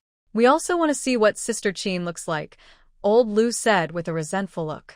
Sister-in-law Lu, with her hands on her hips, said annoyed, What are you looking at? The young couple finally got together, so don't cause trouble. Besides, she's Deputy Captain Qin's wife. I'm right here, so what? I'm not good enough for you to look at. Old Fong and the others couldn't help but turn around and cover their mouths to hide their laughter. Old Lu's face turned red from what his wife said, but since his skin was dark, it wasn't very obvious. This woman, she's jealous. She just wanted to see her sister-in-law, and she's already jealous. Seeing Old Fong and the others still laughing, he kicked them. Why are you laughing? Didn't you hear what your sister-in-law just said? Hurry up and leave. These guys didn't even have wives, yet they were laughing so happily. Old Fong and the others knew they wouldn't see the new sister-in-law today, so they just smiled and said to her, Sister-in-law will go now. Sister-in-law Lu was quite kind to them. All right, you just got back. Go home and rest well. Tomorrow, I'll cook some good food, and you all can come over to eat. These were old Lu's good friends, and sister-in-law Lu usually took good care of them. When they heard there would be delicious food, Old Fong and the others' eyes lit up. Thank you, sister-in-law. We'll go now. They didn't stay long and pulled Tang Zhengwo along as they left. Although I haven't seen my sister-in-law, Tan Zhengwo knows about it. They need to ask carefully what has happened during this time and when my sister-in-law arrived. Inside the house, Shen Jinghua and Qin Xiang'an looked at each other in silence for a while. You, dear wife, they spoke at the same time. Shen Jinghua glanced at him and then looked away. Go ahead and tell me. Qin Xiang'an scratched his head, feeling a bit shy. He felt that his wife looked even more beautiful now, as if she had become fairer. He cleared his throat and asked, When did you arrive, dear wife? He had planned to return to the army and apply for a family residence. He wanted to bring his wife back to live with him and follow the military life, but when he returned, he heard that his wife had already come and had a son. He didn't say anything at first, but once he did, Shen Jinghua got angry. What do you think? You left right after we got married. I was pregnant, living in that house, unable to sleep or eat well, working hard every day to take care of the whole family. If I hadn't left, I don't even know if my son could have been born. Hearing this, Qin Xiang'an frowned and asked nervously, Did they bully you? He thought that sending money home every month and his wife staying at home wouldn't cause any trouble, but he didn't expect them to bully his wife. More than that, they even hit me. Whenever they were unhappy, they took it out on me. I am just the punching bag of the family. Anyone can vent their anger on me. Look, I still have scars on my hands and legs. She rolled up her sleeves and pant legs to show him. Now, her scars had faded a lot, but they were still visible. These scars looked like they were caused by being beaten with objects. Qin Xiangan's face instantly turned very grim. Dear wife, I'm sorry. I didn't know you suffered so much at home. He felt guilty and responsible. What Shen Jingyue wanted was his attitude. If he found out that his wife had endured so much hardship at home and remained indifferent, it would be better to leave early. I have already separated from them. Anyway, I won't go back to that place again. Shen Jingyue spoke first to make her stance clear. No need to go back. I plan to return from this mission, apply for a family residence, and then come back to pick you up to join the army. From now on, you will stay with me here. If you don't want to go home, then we won't. Seeing the injuries on his wife, Qin Xiangan knew that Qin family members must have treated her badly. Otherwise, she wouldn't be alone, unfamiliar with the place and pregnant, running here by herself. Shen Jingyue felt a bit more satisfied. Just then, the baby woke up and started crying loudly. Shen Jingyue also smelled a bad odor, indicating the baby had soiled himself. She frowned. Her eyes fell on her son, and she said, "The baby is pooped. Come help me change his diaper." Qin Xiangan was stunned and didn't react immediately. He looked at his wife blankly. I change it. You're the father. Don't you take care of your own child? Shen Jingyue glared at him. Was this man still a big macho man? Does he think only women take care of children? Qin Xiangan finally realized that the baby on the bed was his son. Okay, I'll do it. He walked over to the bed, looking at the small baby, who was only slightly bigger than his palm. For a moment, he didn't know what to do. Wife, how do I do this? I don't know how, Qin Xiangan said helplessly. Seeing a handsome man looking helplessly at her, Shen Jingyue's heart felt like it was hit by something. She paused for a moment and then showed him how to change the baby's diaper. Learn from this. From now on, changing your son's diaper is your job. This son also belongs to him. He can't just do nothing and leave everything to others. Qin Xiangan looked seriously, then poured some hot water and used a porcelain basin for the baby to wash his bottom. After changing the diaper, Shen Jingyue told him to throw it out. She wouldn't wash it herself. There are no disposable diapers here, which is really inconvenient. Qin Xiangan looked at the used diaper curiously and asked, "Can I wash it and reuse it?" Shen Jingyue shot him a glance. Then you wash it. I won't. Qin Xiangan picked up the used diaper without hesitation. I'll go wash it. Wait, use this soap to wash it. She pointed to a bar of soap on the shelf next to a porcelain basin. Qin Xiangan naturally listened to his wife and took the soap to go outside. Shen Jingyue also stretched her neck to look outside. When she saw him really washing the child's soiled diaper, she smiled. It's okay. There is still life in him. Qin Xiangan quickly finished washing his son's diaper. When he came back in, he saw his wife comforting the child to sleep. Want me to hold him? Qin Xiangan looked at his son in her arms, a little hopeful. Shen Jingyue naturally wouldn't refuse. After all, he is the child's father. Come here. Qin Xiangan walked over. When he was about to sit down, Shen Jingyue saw his clothes. She hurriedly said, "Wait a moment. Go take a shower and change your clothes. You just came back and you haven't changed yet. Children have weak resistance. You should take a shower and change your clothes before holding the child." Qin Xiangan then remembered he hadn't changed his clothes. I forgot. I'll go take a shower now, but my clothes are at the dorm. I'll go get them first. He said this while looking at his wife. He wasn't sure if his wife would be willing for him to come live with her. Shen Jingyue didn't think much and nodded. Okay, go quickly. Qin Xiangan smiled and turned to leave. At the military dormitory, Qin Xiangan's room was a double room. When he arrived, Old Fong and the others heard the noise and came over. Old Qin, why are you back at the dorm? Aren't you supposed to live in the family quarters? Old Fong. Could it be that your wife kicked you out? Old Fong, don't talk nonsense. I'm just here to pack my things. I'll move to the family quarters today. Qin Xiangan's words carried a hint of pride. He was now a husband and father. How could he still live in this dorm like them? Old Chen. Wow. Old Qin, you're impressive. Old Fong. Old Qin, when will we get to meet your wife? I haven't even seen her face before you left. Qin Xiang'an, while packing, said, not now. Your wife is resting after giving birth. We'll introduce her after she recovers. Old Zhu. By the way, Lao Qin, do you know why sister-in-law's baby was born yesterday? Qin Xiang'an paused his actions and looked at old Zhu. Frowning, he asked, what do you mean? Isn't a baby usually born when it's time? Old Zhu and the others looked at each other. This was something Lao Ten told them when they returned. Honestly, when they heard it, they also thought that Fong Xueping was really mean. Speak up. What's really going on? Qin Xiang'an has a sharp sense, and from their expressions, he knew there was more he didn't know. Old Fong. Lao Ten said that sister-in-law was pushed down by someone, which caused her to go into early labor. Qin Xiang'an's face changed. Who did it? His voice was full of anger. Old Fong and the others knew Lao Qin was truly upset. Old Chen. It was said to be Fong Xueping, but she has already been sent to the farm. She won't come back for at least 10 years. Also, Captain Fong's daughter was involved, and he was demoted. He'll be transferred soon. Qin Xiang'an threw away what he was holding and was about to leave. Old Fong and the others hurriedly stopped him and pulled him back. What are you going to do? Of course, I want to get justice for my wife, Old Fong. The matter has already been settled. Fong Xueping has been sent away, and Captain Fong was demoted. There's no point in going to the leaders now. Old Chen. Lao Qin, don't get too upset. Both your wife and the baby are fine. Fong Xueping has also received her punishment, and I heard that Captain Fong has cut ties with his daughter. Even if you go to the leaders, this matter is already decided.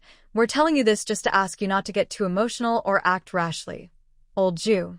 Yes, Lao Qin, Fong Xueping has learned her lesson. Remember, those sent to the farm have to do very hard work. Fong Xueping has definitely been punished. Qin Xiang'an broke free from their hands and continued packing his things. Old Fong and the others looked at each other, but didn't say anything more. After packing his things, Qin Xiang'an left a set of clothes and went to the bathhouse. At this time, there was no hot water in the bathhouse, but luckily, the weather was hot, so even without hot water, it wasn't cold. After taking a shower and changing into clean clothes, I shaved my beard before carrying my packed belongings back to the family courtyard. When I returned, Sister Wang was just inside, chatting with Shen Jingyue. She had come over because she heard that Shen's husband had returned. But she arrived a bit late. Qin Xiang'an had just left to get some things from the military dormitory. Hearing some movement outside, Sister Wang asked, could it be your husband coming back? Shen Jingyue wasn't sure. Sister Wang stood up and went outside. She saw a tall man carrying some things walking in. Although Sister Wang had never met Qin Xiang'an, she had heard her husband say he was very handsome. Otherwise, Fong Xueping wouldn't be so eager to divorce her husband and marry Qin Xiang'an. Oh, is that Vice Captain Qin? Why are you carrying so much? Let me help you. Sister Wang went over and took some of Qin Xiang'an's things. Qin Xiang'an didn't know her and asked curiously, who are you? Sister Wang suddenly remembered that Qin Xiang'an didn't know her yet and explained, I live next door. My husband is Li Dazhuang. Qin Xiang'an remembered and said, oh, so you're sisterly. I can carry these myself, Qin Xiang'an said, feeling a bit shy about letting someone help. No problem. These aren't heavy, Sister Wang said, directly carrying his things into the house. Qin Xiang'an had no choice but to follow with his belongings. He didn't have many things, just a few sets of clothes, some daily necessities, and toiletries. Thank you, Sister Li. No need to thank me. I'm just glad you're back. With you here, Shen's wife can rest properly during her confinement. I won't bother you anymore. I'll go back first and come by another day. Sister Wang was genuinely happy for Shen's wife. Now that her husband was back, she wouldn't have to work so hard. Take care, Sister Wang, Shen Jingyue said. All right, I'm leaving now. As Sister Wang left, only Shen Jingyue and her peacefully sleeping little baby remained in the house. You brought back only a few things? Why so little? Shen Jingyue looked at the small box, a bucket, a porcelain basin, and some toiletries she was carrying. Qin Xiang'an touched his nose and said, I don't have many things. Is the child asleep? Qin Xiang'an saw that the child was sleeping. Yes, you just came back. Are you hungry? There isn't much food at home. Maybe you can go to the cafeteria to get something to eat. Have you eaten? I can get more later.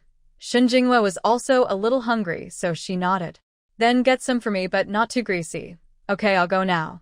Qin Xiang'an left again but came back shortly after. Shen Jinghua looked at the man returning and asked confusedly, What's wrong? I forgot to bring the lunchbox. Qin Xiang'an found a lunchbox in his bucket, but he only had one. He asked her, Do we have any other lunchboxes at home? There are 2 in the kitchen. Then I'll go get them. Qin Xiang'an went out again. Half an hour later, Qin Xiang'an returned with the cooked food. Since there weren't enough lunchboxes, he bought 2 more from the cafeteria. Honey, I brought the food back. Shen Jinghua quickly moved her newly made bed table to the middle. Put it here so we can eat. This table was specially made for this bed, just for eating and writing comfortably. Qin Xiang'an didn't say anything and took the lunchboxes. Why are there 2 more lunchboxes? I bought them at the cafeteria. I also saw some dumplings, so I got a box. Qin Xiang'an opened the lunchbox, and the delicious smell wafted out. Meat, steamed buns, and dumplings. I want to eat dumplings. Shen Jinghua usually cooked and ate in her space. There were no dumplings in her space, so she had never eaten them here.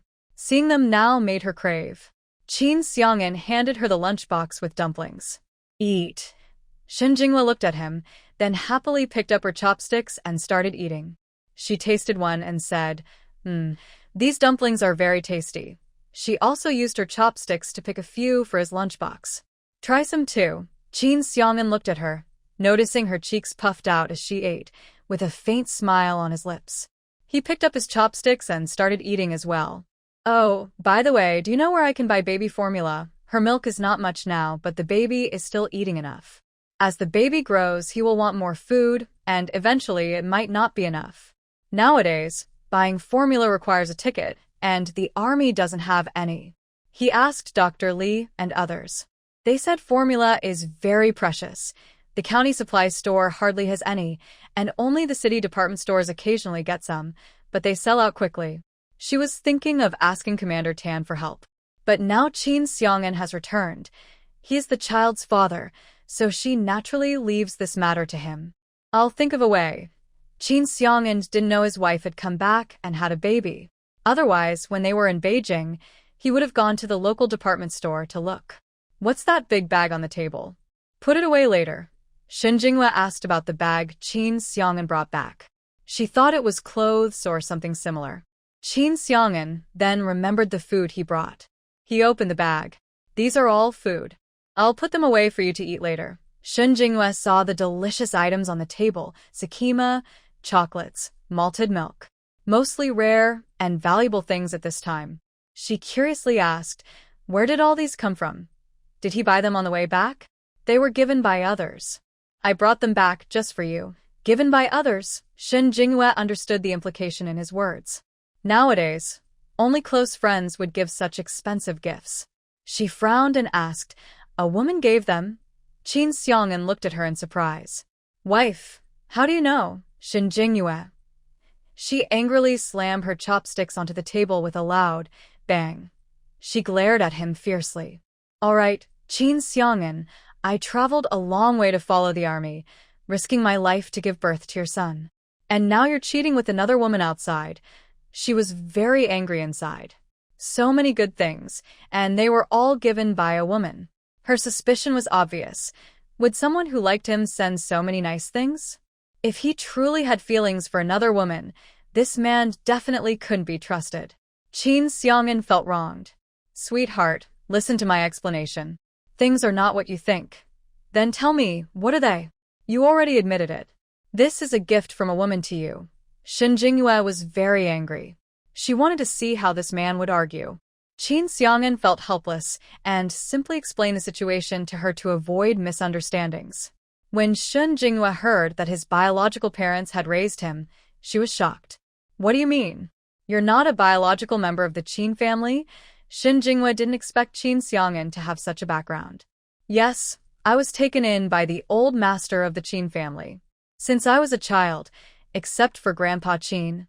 Others didn't treat me well. So, I joined the army when I grew up.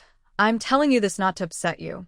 I haven't looked for other women outside, and I won't in the future. You don't need to be jealous, my wife. Shin Jingyue's eyes widened. Who's jealous? Hurry up and eat your food. Seeing her angry face, Qin Xiang'an found her quite cute. This wife was much better than when they first got married. All right, I'll put these things away. When you're ready to eat, just do so. Qin Xiang'an happily packed the bag again. Wife, where should I put this? He looked around. Besides the table, there didn't seem to be anywhere else to put things. Shen Jinghua also looked around. There really wasn't a good place to put it. She said, just leave it on the table for now. Tomorrow, when you have time, buy a box to store it. Okay. Qin Xiang'an tied up the bag and came back to eat. After dinner, it was dark outside. Qin Xiang'an went to wash the lunchbox. After washing it, he returned to the room and saw his wife feeding the baby. Shen Jinghua was startled. How did you get in? She quickly turned around, holding the baby. Qin Xiang'an also hurriedly turned away, feeling embarrassed when he remembered what he had just seen. His ears turned red. Sorry, I didn't know you were feeding the baby. I'll go outside now. Qin Xiang'an quickly opened the door and stepped out a little nervous, almost tripping over the threshold. Standing in the yard, I kept thinking about what I just saw. My ears felt hot like they might bleed, and I also felt a little warm inside. He went to the kitchen, scooped some water, and splashed it on his face a few times. Only then did the heat in his body start to cool down a bit. Inside, Shen Jingyue's face was also red. Thinking about how she looked just now, with her clothes not properly on, she thought he wouldn't come back so soon. She decided to feed the baby first, but since Qin Xiang'an was her husband, she felt like it wasn't a big deal. Still, she couldn't shake the feeling that it was a little awkward. Qin Xiang'an stood outside for more than 10 minutes. Shin Jinghua had finished feeding the baby and had also lulled him to sleep. She looked toward the door, hearing some sounds, and called out, Qin Xiang'an. Hearing her voice, he quickly went to the door. Wife, what's wrong? I want to brush my teeth and wash my face. Usually, she did these things in her space, but now that Qin Xiang'an was back, she couldn't go into her space anymore. Fortunately, she had some toiletries outside. I'll go boil some water for you, he said. Qin Xiang'an went to the kitchen. About 10 minutes later, he came back with her basin. He knocked on the door before coming in. Thinking about what just happened, Qin Xiang'an didn't dare to look up at her. He took the basin and left. Shin Jingyue was amused by his shy look. She also felt a little embarrassed at first, but seeing him more shy than herself made her feel better. She didn't expect Qin Xiang'an, who looked a bit stern outside, to be quite innocent and pure inside. Soon, Qin Xiang'an brought the basin of water. Shen Jinghua got up, brushed her teeth at the door, and washed her face. Qin Xiang'an then took the basin away. She took out her skincare products and started applying them. All her skincare products were safe ingredients, made by herself. After finishing, Shin Jinghua felt a little tired and began to make the bed. Qin Xiang'an poured out the water and came back with the basin. Seeing his wife making the bed, he thought about what just happened and said, Tonight, maybe I should sleep next door. Shin Jinghua paused her bed-making, looked up at him in disbelief, and asked, Are you going to sleep in a different bed from me? No, I was just worried about disturbing your rest. You just don't want to take care of the kids and want to leave them to me. Shin Jinghua angrily threw off the blanket in her hand. She was glad she had helped him make the bed, but she didn't expect that after just one day, this man would revert to his old ways. Thinking about sleeping separately and leaving her to take care of the children alone, he was truly a bad husband. Qin Xiang'an saw that his wife was angry and quickly said, Wife, I didn't mean that. I don't dislike taking care of the kids. I thought you didn't want us to sleep in the same room. If you don't mind, I can sleep here tonight. Of course I want to take care of the children. Wife, please don't be angry. He softly comforted her. Suit yourself. Sleep as you like. You can make your own bed. She waved away the blanket and lay down in her own spot. Qin Xiang'an saw that his wife was still upset, but she didn't seem to oppose him staying here, so he let out a small breath of relief. Just as he was about to close the door, her voice came from inside. If you're going to sleep here, you need to take a shower. No shower, no bed. Wife, I just finished my shower, Chin Seong-in said helplessly. Then you just went out and even went to the cafeteria to get food. All right, I'll go shower again, Chin Seong-in said, surprised at how much she cared about cleanliness. He found a new set of clothes, this time shorts and a tank top. He usually wore this set to sleep. He took the clothes and went to the bathroom in the yard to shower. Shin Jinghwa sat up and looked outside. Seeing that he was quite obedient, her anger mostly subsided. Soon, Chin Seong-in finished his shower and came back. Seeing him in a tank top and shorts, Shin Jinghwa was stunned. His figure was really good, with smooth muscle lines on his arms, not exaggerated but very fit.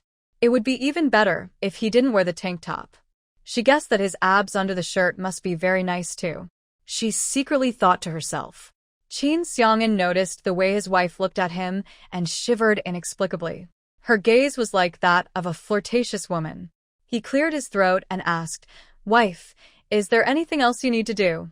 Shin Jinghwa snapped out of her thoughts and quickly retracted her admiring gaze. She thought about how she had just been staring and felt like giving herself a punch. You still need to brush your teeth. In the future, you should brush twice a day. You also need to use toothpaste. There's a new one. She pointed to the toothpaste she just placed on the table. Chin Seong-in saw it too. There was no such thing on the table before, so he thought she just put it there. Okay, I'll go brush my teeth. Chin Seong-in took the toothpaste, his toothbrush, and his cup and went out. He came back a few minutes later. Honey, do you have anything else? No, that's all. Come up now. She didn't help him tidy up the bed again. Since he wanted to sleep separately earlier, she let him do it himself. She placed the child between them. Chin Seong-in closed the door tightly and got onto the bed. He arranged the quilt himself. Since the weather is hot now, there's no need for a thick quilt. A sheet and a light blanket are enough. Honey, do you want me to turn off the light? It's not time to turn off the lights yet, but he saw that his wife looked tired. If he didn't turn off the light, it might be hard for her to fall asleep because of the brightness. Yes, please turn off the light. Last night, she hardly slept. The child kept waking up to find milk or had a diaper change, which made her very tired. She needs to sleep early today. Chin Seong-in got off the bed and turned off the light. The lights here are operated by pulling a string. After turning off the light, Chin Seong-in lay back down on the bed. As soon as he lay down, a faint smell of milk filled his nose. He turned his head to look at the sleeping child in the middle and his wife beside him, feeling a warm glow in his heart.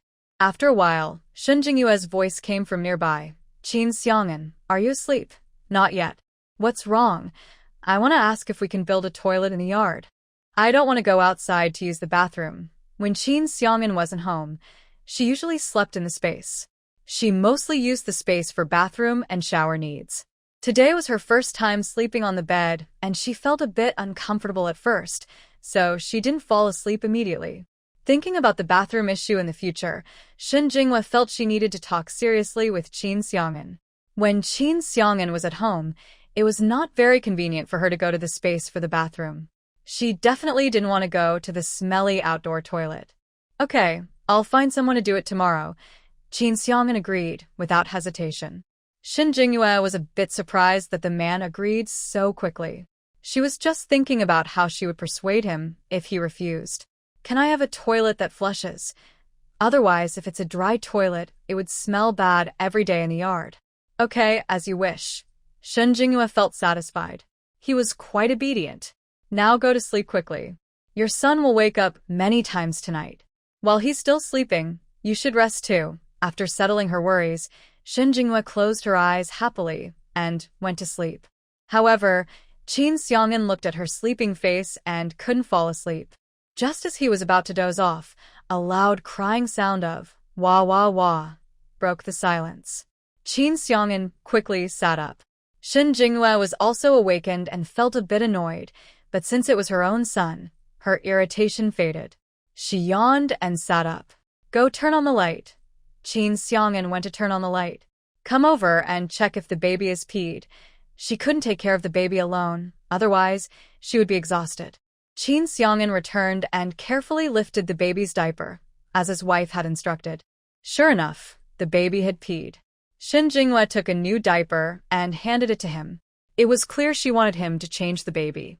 Qin Xiang'an took out the soiled diaper and was about to place it on the Kong, heated bed when he heard his wife say, "Put it in that plain enamel basin and wash it tomorrow." He placed the diaper in the basin and then changed the baby's diaper again. Even after changing, the baby kept crying and moving his mouth, which told Shen Jinghua he was hungry. "I'll feed him some milk." "Turn around," Shen Jinghua said as she picked up the baby. She initially thought of asking him to go outside, but since he was the father and they were both sleeping together, she didn't say anything. Hearing her words, Qin Xiang'an's ears turned red again, and he quickly turned away. Shen Jinghua also turned her back to him, feeding the baby without peeking. After finishing the milk, the baby continued to sleep. Shen Jinghua put him down, then let Qin Xiang'an turn off the light. After turning off the light, the two of them went back to sleep. That night, the baby cried several times. Shen Jinghua fed the baby twice, but mostly Qin Xiang'an took care of him. In the morning, Qin Xiang'an got up to wash up. Seeing that his wife and child were still sleeping, he moved quietly and didn't make much noise. After washing, he saw that his wife and child hadn't woken up, so he washed the baby's diaper. Then, he took his lunchbox to the cafeteria to get food. When he returned with breakfast, Shen Jinghua was also awake. She wasn't awakened naturally, but was disturbed by the baby's crying. The baby woke up hungry and had a diaper leak.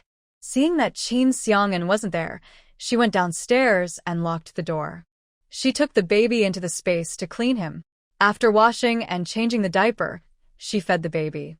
Just after feeding him, Shen Jinghua came out of the space, unlocked the door latch, and soon Qin Xiang'an returned. He brought back breakfast. He thought his wife hadn't woken up because everything inside was quiet. When he came in, he saw his wife already awake, holding the sleeping baby in her arms. "Wife, you're awake. I brought breakfast." "Yes." "Help me get some water to wash my face." Shen Jinghua didn't hesitate to ask him to do chores. Also, the baby just had a diaper leak again. "Later, you can wash the diaper." Qin Xiang'an looked at the basin with the baby's used diaper at the door. He said, "I smelled something when I just came in." "Okay." Qin Xiang'an first took the basin with the diaper outside. Then he went to boil water for his wife to wash her face, filling a kettle so she wouldn't run out of water when needed. After washing, Shen Jinghua applied some skincare products to her face before starting her breakfast. Today's breakfast was steamed buns, eggs, flatbread, and pickles. Shen Jinghua ate one steamed bun and one egg, giving the rest to Qin Xiang'an. "Why did you eat so little?" "There's still an egg left." The egg was specially made for her by the kitchen staff. He handed her the remaining egg as well. "I'm full. You can eat this egg. Then I'll save some for you to eat at noon. Since you're still postpartum, eating eggs will give you more nutrition. Now that the weather is hot, if you keep it for noon, it might spoil. Just eat it now." Qin Xiang'an thought that the weather was indeed a bit hot. "All right, I'll go see if any of the neighbors have eggs later. I'll exchange some and bring them back. If you want to eat, I'll cook for you." "Can you cook?" Shen Jinghua asked curiously. Qin Xiang'an nodded while eating. "Yes, I can cook a little. The taste is okay. I'll make some for you later." He had been a cook during previous missions, so cooking was natural for him. "Then I'll look forward to it. But I can only eat light food, less oil and salt." "Okay." Qin Xiang'an remembered that. After eating, Qin Xiang'an washed the diapers that the baby had used last night and this morning. He told his wife and then went out. They had just returned and had a couple of days off. Qin Xiang'an also asked the leader for a few more days of leave. Since his wife had just given birth, he needed to stay at home to take care of her. The leader thought there was nothing urgent, so he agreed. Regarding Fong Xueping's situation, Qin Xiang'an also talked to the leader, hoping Fong Xueping could stay at the farm for a few more years. She had damaged a military marriage and pushed down a military family member who was pregnant. That was no different from murder. 10 years was too lenient for her. The leader also felt that this was unfair to Qin Xiang'an, so he agreed. He would mention it to the others and add 5 more years for Fong Xueping. That would be 15 years. Whether Fong Xueping could adapt or survive, there was not his concern. "Commander, I have one more thing," Qin Xiang'an said. "What's the matter?" the commander asked. "I want to build a toilet in the yard of the family compound." The commander looked at him strangely. "Build a toilet in the yard? Don't you think that's smelly?" Qin Xiang'an coughed lightly. "Commander, you misunderstood. I mean a flush toilet." The commander touched his nose and realized he had misunderstood. "All right, if you want to build it, go ahead." "Is it your wife's idea?" he asked. Since he came back and immediately wanted to build a toilet, it was obvious it was her idea. Qin Xiang'an did not want others to misunderstand his wife, so he said, "No, I was just thinking that having a toilet in the yard would be more convenient." Commander Wang looked at him with an understanding expression. This Qin Xiang'an, now that he has a wife, is really different. He always considers his wife in everything. "Then go ahead. Is there something else?" Commander Wang asked. "What else? I want to buy some milk powder." "Do you think you can help me get some?" Commander Wang hesitated. "Your wife isn't breastfeeding, so why do you need to buy milk powder?" Nowadays, most children are fed their mother's milk, and milk powder is rarely bought. It's expensive, requires a receipt, and is hard to find. Even if my wife is breastfeeding, it's hard work. The child will grow up eventually, and she can't keep feeding him forever, Qin Xiang'an said confidently. Commander Wang was taken aback by his words. "You really care a lot about your wife." "All right, I'll try to find some. But since milk powder is hard to get, I might only be able to buy 1 or 2 bags. I'll give you the money later." "No other business, Commander. You should keep busy." "I'll go now." Qin Xiang'an quickly left after speaking. "That kid, he just runs off after talking. He's really not polite at all." Commander Wang chuckled softly and muttered a few words before turning back to his desk with his hands behind his back to continue working. Qin Xiang'an went to the dormitory to find Lao Fong and the others. They had a couple of days off, so he asked them to help build the toilet. Lao Fong and the others were still asleep when Qin Xiang'an woke them up. "Old Qin, we finally have 2 days off." "What are you doing?" Old Qin yawned, squinting as if he hadn't fully woken up. "Yeah, your wife is still resting after giving birth. There's no need to bother her," Qin Xiang'an said. "Everyone, wake up. I came to ask for your help. After we finish this, I'll treat you to some good food." Hearing that, they started to get a bit more energetic. "What do you need help with?" Half an hour later, Qin Xiang'an took them to a nearby farmer's house where bricks were being made to help move bricks. Old Qin widened his eyes and said, "No, Lao Qin, you called us up just to move bricks." Old Fong asked, "What do you need so many bricks for?" Qin Xiang'an replied, "I plan to build a toilet in the yard." Old Lu was also brought over by Qin Xiang'an. When he heard this, he stopped his brick-moving hands. "What's that?" "Lao Qin, you're building a toilet in the yard. Aren't you worried about the smell?" Qin Xiang'an rolled his eyes at him. "I'm making a flushing toilet, not a dry toilet." Old Ju asked, "Lao Qin, why are you building a toilet? Can't you just go outside?" Old Fong said, "Lao Qin, is your wife the one asking you to do this?" Not wanting to be misunderstood, Qin Xiang'an explained, "No, she's not feeling well after giving birth, so she can't go out. I thought I'd build a toilet in the yard for her, which will also be convenient." Old Qin teased, "Oh, having a wife really changes things. You came back yesterday and are already busy building a toilet." Qin Xiang'an was moving bricks onto the cart they brought and urged, "Stop talking, hurry up. We need to finish the toilet in the next couple of days." Old Lu, carrying a pile of bricks, was a bit unhappy. "Lao Qin, you're really something. We finally have 2 days to rest, and you've arranged everything," Qin Xiang'an said, "because you're my good brothers. If I don't ask you, who else?" He wasn't embarrassed at all. Usually, he hadn't asked for their help, only this time. "Once we finish, I'll treat you to a meal. Hurry up, don't dawdle." They all obediently moved bricks onto the carts. They brought 2 carts, filling them before heading back. After bringing the bricks back, they still needed to dig a septic tank. Qin Xiang'an decided to place the septic tank behind the yard, on the side near the mountain, where there was an empty spot suitable for digging. Shen Jinghua inside the house also heard the noise.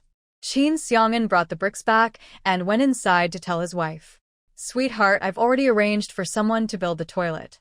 It might be a bit noisy these days. It's okay. How long will it take to finish?" Shen Jinghua still wanted to go to the toilet sooner. At least 2 days. We also need to dig a septic tank at the back. Alright, there is tea on the table. You can take it and brew some for everyone. This tea was found by Shin Jinghua from the space. Since she asked someone to help, she couldn't just serve plain water. Qin Xiang'an then noticed there was indeed a package on the table, wrapped in oil paper. The tea was originally stored in an iron box, but she couldn't take out the box, so she wrapped some tea in oil paper instead. Qin Xiang'an took the tea and left. Sister Wang had just come back from the vegetable garden when she heard noise and talking from the next door. In this family compound, everyone could have a small vegetable plot. Sister Wang had already planted some greens in her plot and picked them several times to eat. She put her tools back in her yard and then went to the neighbor's yard. As soon as she entered, she saw several grown men wearing tank tops working in the corner of the yard. Seeing Qin Xiang'an there, she curiously asked, "Deputy Team Leader Qin, what are you all doing?" Qin Xiang'an saw her and quickly put down what she was doing and came over. "Sister-in-law, why are you here? I see there are many people here. What are you doing?" There were bricks too. "Are you building something?" "We're building a toilet." "A toilet?" Sister Wang was surprised. She looked at the busy area and asked doubtfully, "Isn't that just a simple outdoor toilet? Building it inside the yard, won't it smell?" It's understandable she asked this, as most of the toilets here are dry toilets. Only in the city are there flush toilets, and some places still don't have flush toilets. Sister Wang, coming from the countryside, was used to outhouses and had never seen a flushing toilet. Qin Xiang'an smiled and explained, "It's not just an outhouse.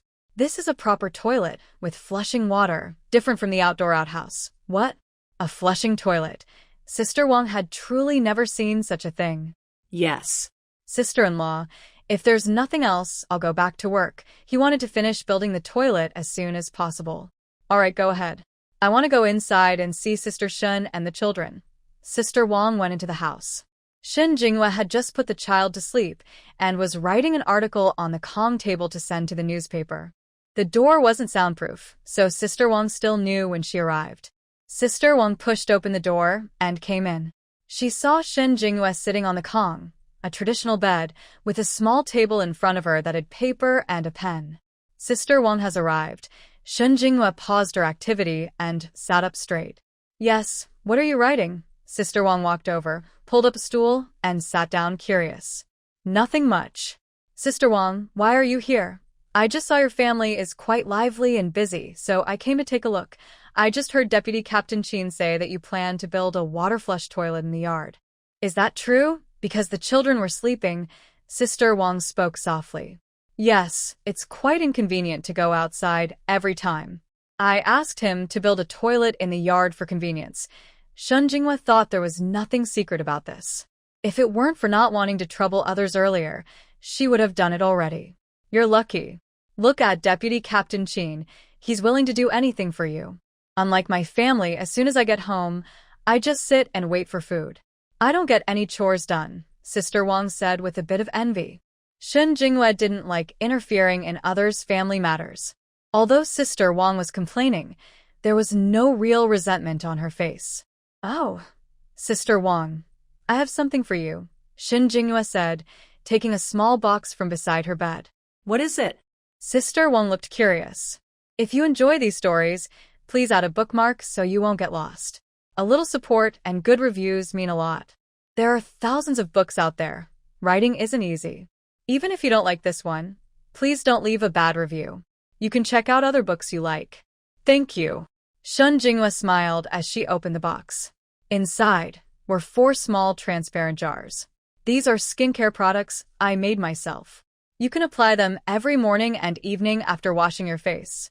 They can improve your skin and make it look fair and tender. You and Aunt Lu have helped me a lot. I made these especially to give to you." Shin Jinghua took out 2 jars and handed them to her. A few days ago, she had already prepared this. She planned to give it to them when she had free time, but she forgot about it because she was busy with the baby. Today, she just took it out of her space and coincidentally, Sister Wang came over. She handed it directly to her. "Wait a moment, take it back with you. Before bed tonight, wash your face and apply this. If you keep using it, I promise your skin will become fair, soft, and smooth in a month. All of this was specially made in her space, using the space's spiritual spring water, which really works well. She also uses it herself. Even after having the baby, her skin remains very good, fair, soft, smooth, with no spots. Really? Sister Wang looked surprised as she picked up a small jar to examine it. Of course. Look at my face. Isn't it much fairer than when you saw me on the train? Shen Jinghua showed her face. Sister Wang looked carefully and indeed saw the difference. I noticed your face was a bit whiter before, but I didn't know it was because of this. If applying this really makes skin as white as yours, I'll try it too, Sister Wang said happily. Every woman loves to be beautiful. Sister Wang was no exception. Try it at home. You don't need much each time, about the size of a soybean is enough. Remember to wash your hands and face before applying, and you can also put some on your neck. Got it, I'll remember. Shun girl, you're really amazing to be able to make this kind of thing. Sister Wang admired Shen Jinghua deeply. Try it at home. If it works well, I'll make more for you next time. And also, please take these 2 jars to Sister Lu and tell her how to use them. Shen Jinghua took out the other 2 boxes. All right, I'll take them to her when I go back. Sister Wang was eager to try this product, so she stayed for a while before leaving. She also took the 2 bottles for Sister Lu to her home. After Sister Wang left, Shen Jinghua continued working on her writing. Actually, she had already finished writing the novel on her computer in her space. If only she could print it out here, since they don't have printing supplies at the moment, she would prefer to print it directly to save herself the trouble of writing by hand. This story is neither long nor short. Its inspiration comes from Sister Wang, who previously told her about her family and the hardships she faced at her in-laws' house. She is a military wife because her husband is in the army and they often see each other only once a year. At her in-laws' house, her mother-in-law takes the allowance sent by her husband and makes her work like an old ox, with poor food and bad living conditions. She is also bullied by her mother-in-law and her son. The 2 of them have never had a good day in that house. Later, her son was almost harmed by her in-laws, nearly losing his life. The military wife was furious and fought back against those who bullied her family. She also found out the army's phone number, contacted her husband, and told him what was happening at home. Her husband was very angry when he heard this. He immediately told his wife to bring their son and come to join him in the army. Without hesitation, the military wife packed her things, took her son, and went to her husband's military base. She also cut all ties with her in-laws. They moved into the family housing on the base, even though life there was still poor. Maybe being with her husband and not fighting with her in-laws was enough for her. Even if they ate simple food, as long as they were a family and everything was in order, she was happy. She had only finished half of her work when her child started crying. She quickly changed her child's diaper and then held the child to sleep for a while. Qin Xiang'an and his team worked all day. They finally finished digging the septic tank and repaired the toilet in the yard. They planned to finish the toilet the next day. 5 or 6 of them worked hard, including Qin Xiang'an, who wanted to finish early. Besides eating and taking care of themselves, they hardly rested all day. As it got dark, Qin Xiang'an told everyone to go back and rest. He also gave them money and meal tickets so they could go to the canteen and have a good meal. Qin Xiang'an went inside and asked his wife, "Wife, are you hungry? I'll go to the canteen and bring back some food. Yes, later you can boil some hot water. Use the mugwort leaves on the table to boil water. Then let it cool down in a basin for the baby to wash. In the past 2 days, she only wiped the baby lightly.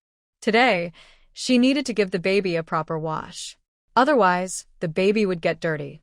"Why do we need to use mugwort leaves to wash?" Qin Xiang'an asked curiously, not knowing much about these things. "It can prevent heat rashes, and since it's summer, it can also help keep away mosquitoes and bugs. Okay, I'll go now." Qin Xiang'an followed his wife's instructions. He used firewood to boil water and added dried mugwort leaves, then went to the cafeteria to get food. When he returned, the hot water was almost ready. Qin Xiang'an poured the mugwort water into a porcelain basin to help it cool faster. His wife wanted a light meal, so he asked the cafeteria cook to prepare something special for her. These days, they were busy building a toilet, so there was no time to buy vegetables or cook. He just asked the cafeteria to help, which was a matter of paying a little extra. Today, there was also carp fish soup. Chin Seong-in didn't know much about these things. His wife wanted to eat it, so he asked the cook's wife to help prepare it. However, the fish soup was a bit fishy. Shun Jinghua drank a bowl, and the rest was given to Chin Seong-in. The soup made by the cafeteria cook wasn't as good as his wife's. It had little flavor and was quite fishy, so he couldn't really drink it. Drink what's left. It doesn't have much taste, but you can add some salt. There's still so much. Do you want to drink more? He saw her just finish a bowl. No, it's a bit fishy and tasteless. I can't drink it. Next time, don't have the cafeteria make it. It's not very good. After drinking that bowl, she felt a bit nauseous. Next time, I'll make it for you. I promise it will taste better. Chin Seong-in didn't insist further. He simply brought over the remaining fish soup. Shun Jinghua was surprised. Really? Then I'll look forward to it. Chin Seong-in looked at her and smiled. Really? You should eat now. Didn't you say these dumplings are very tasty? He placed the dumplings in front of her. These were made especially because Chin Seong-in knew she liked them. He asked the cook's wife to prepare them separately. The dumplings were made with plain flour. Usually, cafeterias rarely make dumplings, and if they do, there are very few. If you come late, they're gone. Chin Seong-in ate all the remaining fish soup himself. He didn't add salt or oil. The fish soup without seasoning didn't taste very good. But he drank it all without frowning. After eating and washing the lunchbox, Chin Seong-in carried the cooled mugwort water into the room. He also brought in a bucket, worried that the water might be too cold for the baby. It was almost dark outside now, and the lights in the room were on. Shun Jinghua had already prepared the clothes she planned to change the baby into. She tested the water temperature earlier. The water in the enamel basin was just right, neither too hot nor too cold. This basin is too small. I'll ask Sister Lu if she wants to go to the county supply store and help me buy a bigger bath basin. Okay, I'll ask Sister Lu tomorrow. Go get a small stool. You can help wash the child. Chin Seong-in nodded and was about to get the stool when he heard his wife's last words. He asked, Honey, am I supposed to wash the child? Of course. You're the father, so you should help bathe the child. Besides, I'm resting after giving birth. Bending over all the time will hurt my back. I don't want to have back pain later. She looked at him with a look that said, Are you really the father? Do you care about your son? Do you care about your wife? Chin Seong-in sighed. I don't mind helping. I just haven't done it before, so I'm not very good at it. And the child was so small that he didn't know how to wash him properly. I don't know either. It's my first time being a mother, but we have to learn. After washing a few times, we'll get better. Chin Seong-in. That fine, everything my wife said makes sense. So, the two new parents carefully bathed their child for the first time. During the process, Shun Jinghua told him to be gentle and hold the child's head carefully so he wouldn't drop him. The baby might have been uncomfortable, and he started crying loudly. After finishing the bath, Chin Seong-in's clothes were wet, and there was a large wet patch on the floor. He felt that bathing the child was more tiring than running with a team outside. Finally, the difficult bath was over. Shun Jinghua wrapped the baby in a towel and carried him to the Kong bed, dried his body, and then helped him put on his little clothes. Chin Seong-in took the used bath water outside to pour it out, then came back to clean the floor.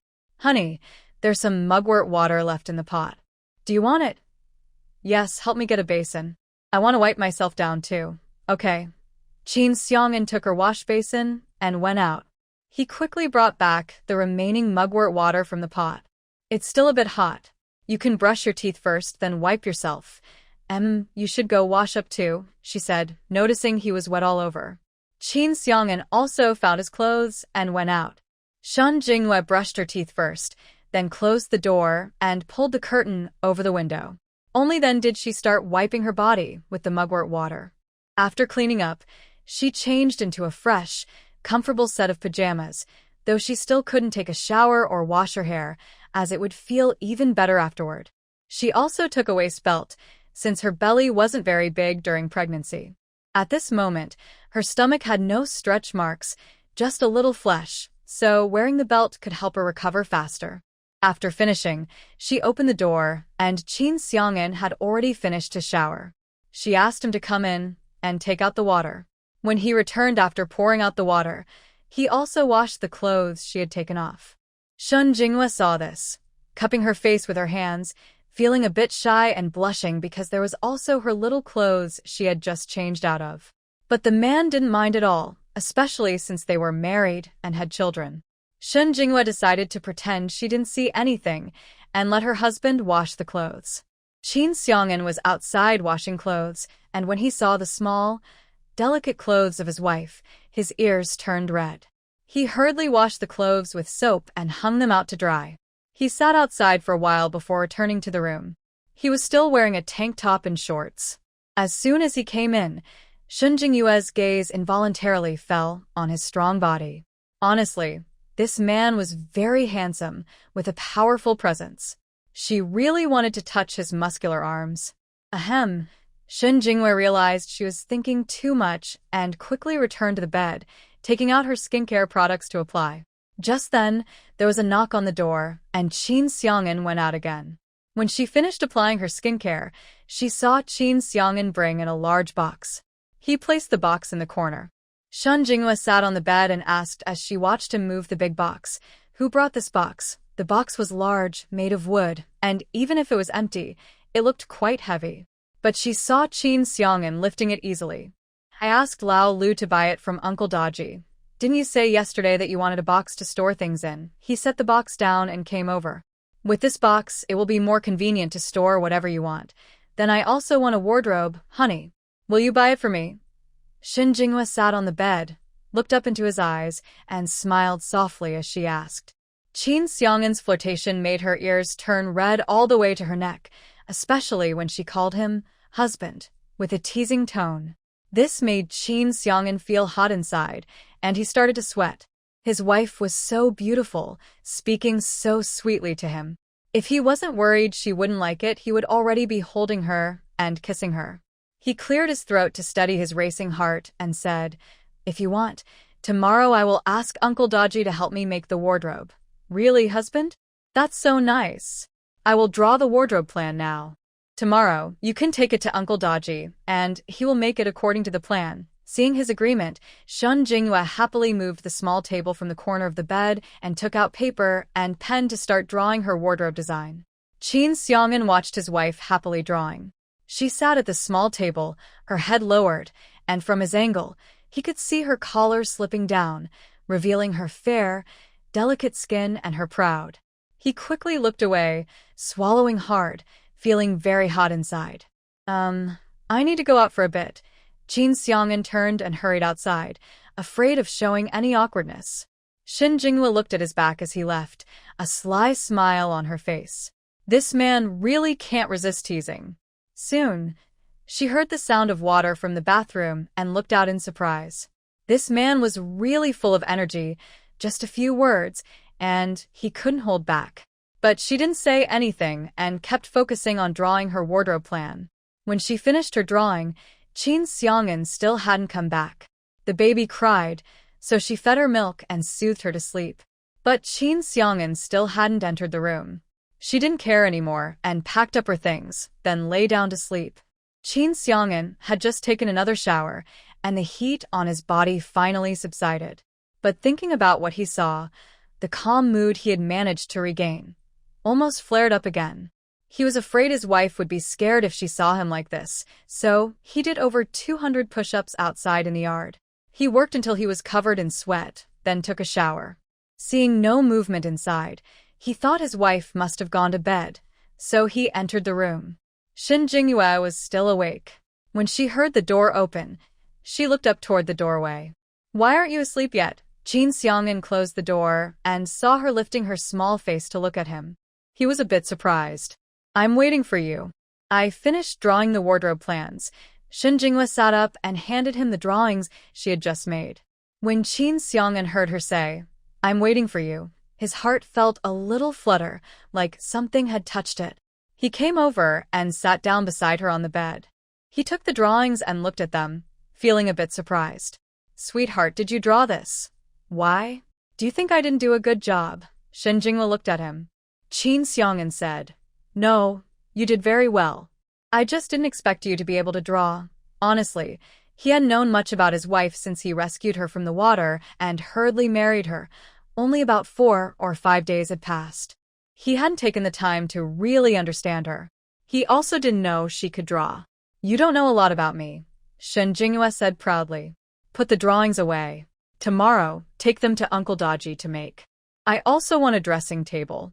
I drew a plan for that too. You can ask Uncle Daji to make both. Okay, I'll take them to Uncle Daji tomorrow." Qin Xiang'an put the drawings away, then turned off the lamp and lay down on the bed. At Lao Lu's house, after Lao Lu finished his bath and entered the room, he saw his wife sitting on the bed, applying something to her face. He was wearing a tank top and big shorts and walked over. "Wife, what are you putting on your face?" As he got closer, he smelled a nice fragrance. It was quite pleasant. This was sent by Sister Shin from Sister Wang. She said it's for the face. If you use it regularly, your skin will become white, tender, and smooth. Lao Lu rubbed some on his neck, then put the bottle away after finishing. "Really? Does this stuff actually work?" Lao Lu glared at him. "Of course it works. Haven't you seen Sister Shen's face? It's white and smooth. She uses this and her skin looks great. Let me see." Surprisingly, it smells quite nice, Lao Lu said as he moved to hug his wife, puckering his lips to kiss her. Big sister-in-law turned her face away with a look of disgust. "What are you doing? The kids are still in the next room. They haven't gone to sleep yet. Doesn't matter. Just keep your voice down," Lao Lu said as he hugged her and laid down on the quilted bed. "Oh no, not tonight. After what we did last night, I don't want to do it again tonight," she replied firmly, pushing him away. Then she sat up. Lao Lu looked frustrated as he sat up too. "Wife, what's wrong? Today, it seems like you're upset with everything about me." She didn't leave him any hot water, so he had to wash with cold water. He thought to himself, I haven't done anything to upset her. Maybe it's because I was too rough last night, but she seemed to enjoy it then. "What do you think?" Big sister-in-law shot him a sharp look. Lao Lu was still confused. He scratched his head. "Wife, what's really wrong? Just tell me. I'm not a mind reader. How am I supposed to know what you're thinking?" She suddenly grabbed his waist and squeezed hard. Lao Lu gasped in pain. Ouch.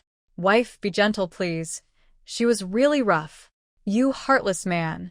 When Deputy Commander Qin came back, he was thinking about building a toilet for his wife. "And you come back and act like a big boss, expecting me to serve you." Big sister-in-law was furious and squeezed his waist even harder. In the past, she might not have minded so much, but now she had comparisons. She compared him to others in the family compound and thought Lao Lu was pretty good to her. But now, after seeing Deputy Commander Qin build a toilet for Xinmei, she realized the difference. When Qin Deputy Commander returned, he was building a toilet in his yard. She saw him early in the morning washing diapers for his child through an open door. But Lao Lu, as soon as he came back, wanted her to serve him, doing laundry and cooking, all her chores. "All right, wife, I know I was wrong. Don't squeeze me anymore." Lao Lu quickly took her hand away. "So, you also want to build a toilet? Well, once old Qin finishes his, I'll build one in our yard too. What do you think?" There is no doubt that he was pinched hard on his other side of the waist. "Ow, wife. Why are you pinching me again?" Old Lu looked at her with displeasure. "This woman, she is too rough." Deputy Commander Qin used bricks to build the toilet, which costs a lot of money. Building a toilet costs at least 10 or 20 yuan, and his monthly salary is only a few dozen yuan. Old Lu looked at her gloomily. "Didn't you say yourself that I wanted to build it? You said no, and just now you said I don't know how to care for people." He got annoyed, scratching his head. "This woman is really hard to deal with. I can say I don't want to, but you can't ignore my opinion. How long have I been in this army? Have you ever asked me about this? Just by looking at you, I can tell you don't care about me. Tonight, you still want to hold your mother. Dream on." Sister-in-law Lu was so angry she kicked him, pushing him back a bit, then threw his broken pillow and quilt aside. She wrapped herself in the quilt, lying down with her back to him, and went to sleep. Old Lu's eyebrows furrowed so tightly they could kill a mosquito. What kind of nonsense is this? It's truly unreasonable, no justice, no logic. Old Lu knew he wouldn't get to see his wife tonight, So he lay down in frustration and went to sleep. The next day, Chin Seong-in went to Uncle Daji's house to ask for help making a wardrobe and a dressing table. Uncle Daji was very interested when he saw the drawings he brought and happily agreed. But making a wardrobe and dressing table takes time. The fastest they could be finished is in half a month. Chin Seong-in agreed, paid a deposit, and told him to finish and deliver them to his home before leaving. Old Chin, now that he has a wife and children, he's a different person. He's become very caring.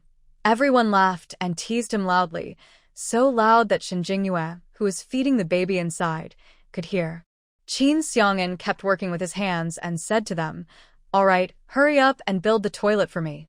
The rest of the supplies just arrived. Let's finish the toilet today. Okay, you keep washing the diapers. We're going to do other things," Old Fong said as he pulled someone away. But Lao Lu was still standing there. Chin Seong-in noticed someone was still around and looked up, meeting Lao Lu's sad-looking face. Chin Seong-in frowned and asked, "Lao Lu, what are you doing? What's with that look?" Lao Lu stared at him for a moment, but didn't say anything. He turned and went to do his own work. Chin Seong-in thought, strange. He looked down and kept washing the baby's diapers. Today, they worked all day and finally finished building the toilet by sunset. Shin Jingyue was happy too. Now, the problem of going to the bathroom was solved. Because they only had a few days of holiday, after it ended, Chin Seong-in would have to go back to work. But early in the morning, he went shopping for groceries and even packed breakfast for his wife from the dining hall, specially prepared by the cook's wife. However, he would come back at noon to cook lunch. In the morning, he also fetched water and washed the baby's diapers. Now it was almost time for him to leave for work. Chin Seong-in came in and said to his wife, "Wife, I'm going to work now. Wait for me to come back at noon to cook. Okay? You go ahead and do your things." Chin Seong-in put on his hat and left for work. Seeing him leave, she thought about how tired he must be after working so hard all morning. But this man never complained. Whatever she asked him to do these past 2 days, he did without hesitation. He saw what needed to be done and did it without a single complaint. Her good impression of him grew even more. Thinking that she had nothing to do at noon, she decided to cook herself. He was also quite tired, and it wasn't fair to leave all the work to him. Since this man was good and handsome, and such men were hard to find, Shin Jingyue wanted to continue this marriage. Of course, she wouldn't give him all the chores. So, when Chin Seong-in came back at noon, he saw that his wife had already prepared all the dishes. Jingyue Shin did not cook in the kitchen because she was not used to it. She usually prepared her meals in the spacious kitchen. However, the ingredients were all bought by Chin Seong-in. There was meat, shredded potatoes, greens, and pancakes she made herself, which could be rolled with the vegetables. Her own portion was still dumplings she made herself. They were mild in flavor, but tasted good. There was also red date steamed cake. She steamed 2 portions. "You're back. Perfect timing. Wash your hands and come eat," she said. She guessed he would be home around this time, so she brought out the prepared dishes from the space. The space also has a preservation function. The cooked food stays warm and fresh, so it doesn't go bad or get cold, no matter when you eat it. When Chin Seong-in returned, he saw the table was already full of food and looked at her in surprise. "Wife, did you make all this?" "Yes, why? Are you worried I can't cook well?" "No, I didn't mean that. I said I would cook when I got back. How come you did it yourself?" Chin Seong-in came home early after work, worried that his wife might be hungry. He didn't expect her to prepare everything herself. "I was just thinking you've been so busy these days, and today you have to work again. Coming home and cooking would be too tiring for you. I was free and had nothing to do, so I made it myself," she replied. Hearing that his wife was worried about him being too tired, Chin Seong-in felt as sweet as honey in his heart. But he still said, "Next time, wait for me to come back and cook. Taking care of the kids is already tiring enough. Let me handle these things." He had heard from the sisters-in-law in the family compound that new mothers should rest well during the postpartum period. If they don't rest properly, they might develop health issues later. "All right, I'll listen to you, husband," Jingyue Shin said with a smile. Hearing the word husband, Qin Xiangan's ears turned red again, and he couldn't help but blush. He quickly handed her the milk powder in his hand. Here, this is milk powder for the baby. There's only one bag now. Use it first. I'll ask someone this afternoon if we can buy more. Oh, you're so wonderful, husband, she said happily. Jinghua Shen happily took the bag of milk powder. Seeing only the milk powder, she forgot to give the baby bottle. By the way, I also need to buy a baby bottle. Just having formula isn't enough. The baby needs a bottle to drink from. You can't just use a bowl to feed him 1 spoon at a time. Okay, I'll ask about it later. If they have 1, I'll have someone buy 2 more. Yes, go wash your hands quickly or the food will get cold. Shen Jinghua put the formula away. Qin Xiangan also finished washing his hands and came in. Try my cooking and see how it tastes, Shen Jinghua said as she rolled a pancake and handed it to him. Qin Xiangan took it. You should eat too. They ate together. After a few bites, Shen Jinghua asked, how does it taste? Qin Xiangan nodded. Very good. You're a great cook. Shen Jinghua was happy to hear what she wanted. Then she heard Qin Xiangan say, in the future, I'll cook when I come back. You should rest more now since you're still in confinement.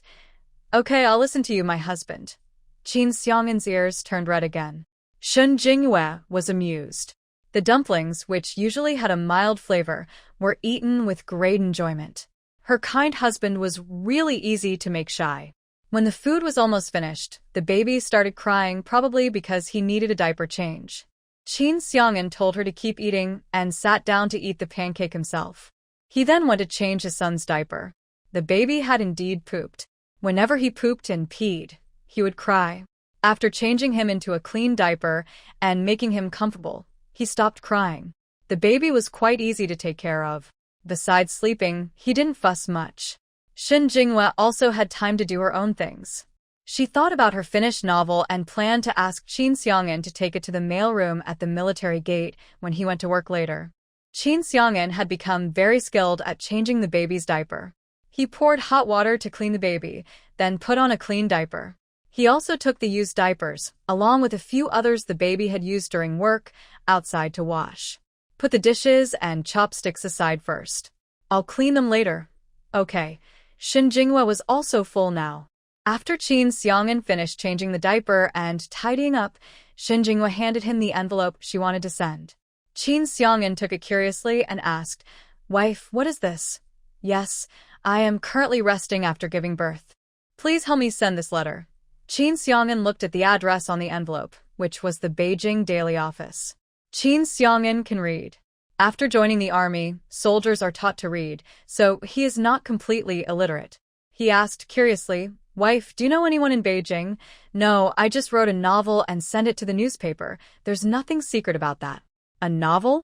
You can write that too, wife. Qin Xiangan was surprised. He didn't expect his wife to be so talented. Of course, there are many things you don't know. I'll let you learn more about them later. She looked at the letter in his hand and said, I've been writing this for a long time. Don't lose it. Okay, I'll send the letter when I go to work later. Qin Xiangan immediately put the letter into his pocket.